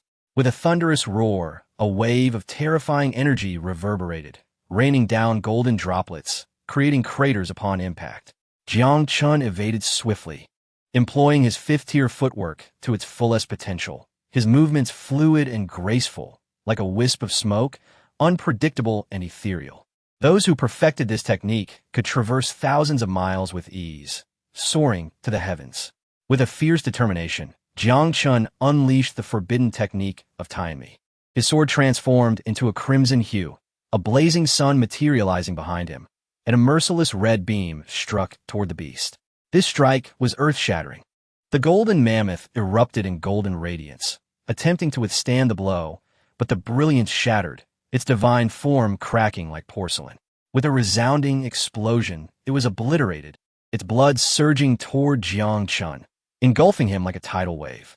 In an instant, his innate realm solidified, his body radiating a faint, precious glow, imposing and powerful, exuding a force that struck terror into hearts. Beneath the rising sun, he brandished his divine sword, gazing down upon the heavens, addressing the beast with an audacious voice befitting a war god. Who else dares to challenge me? The overwhelming aura evoked astonishment among all, proclaiming his unrivaled dominance beneath the heavens. Chen Ashing's final flicker of hope was extinguished as he looked upon the mighty figure, a smile of contentment gracing his face. With such an extraordinary genius among humanity, the race would surely endure. He could rest his eyes in peace. Chen Ashing breathed his last. Cheers erupted from the human ranks, the roars of a million warriors akin to a tsunami, their faces alight with excitement and fervor.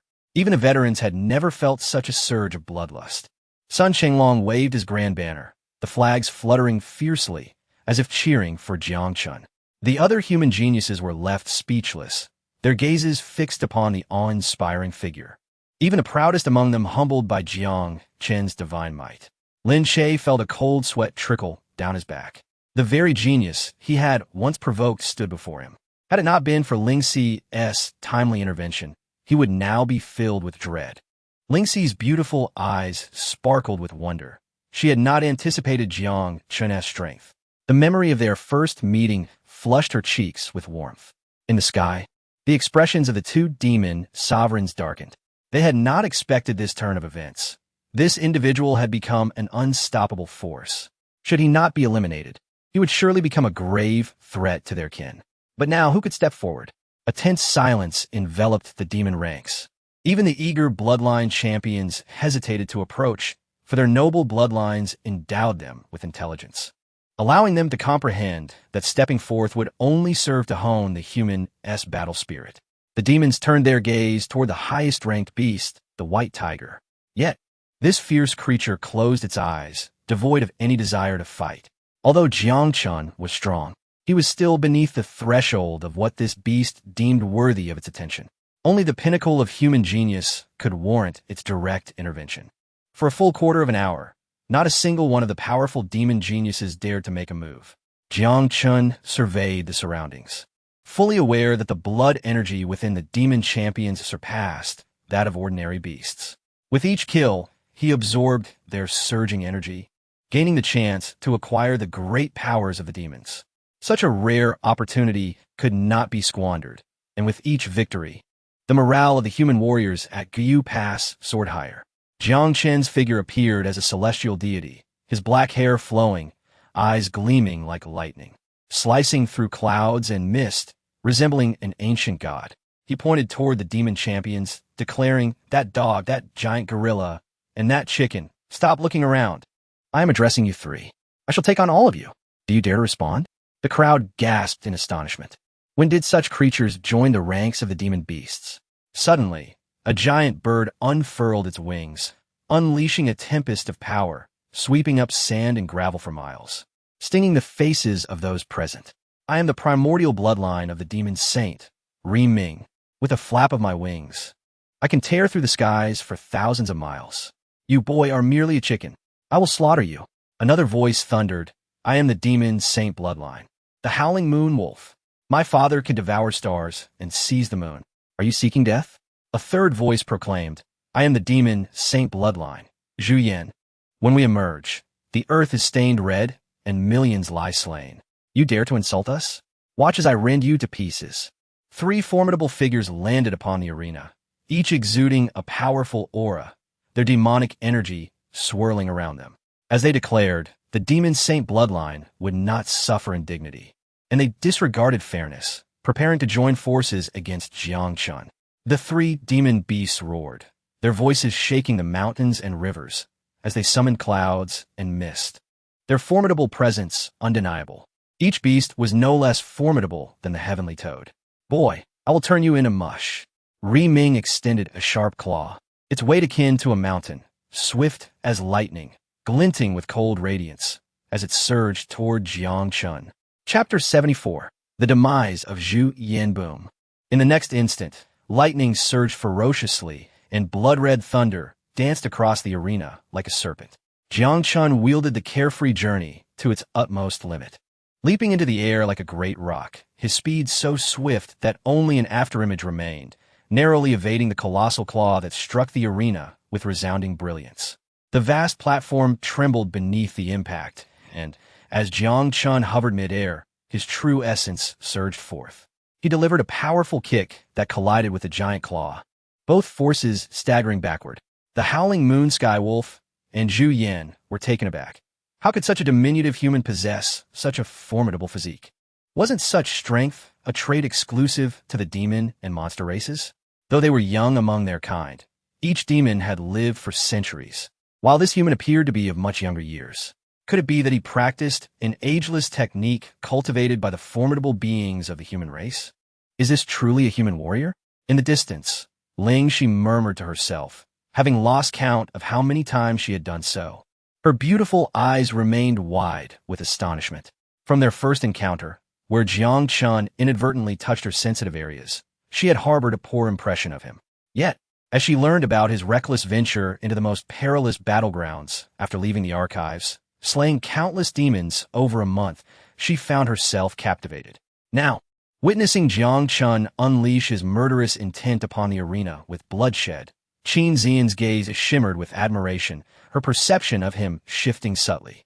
The figure before her resembled a war deity, his black hair whipping in the gale, facing off against the demon race's elite time and again, gradually accumulating wounds, yet remaining cold-eyed and brimming with confidence.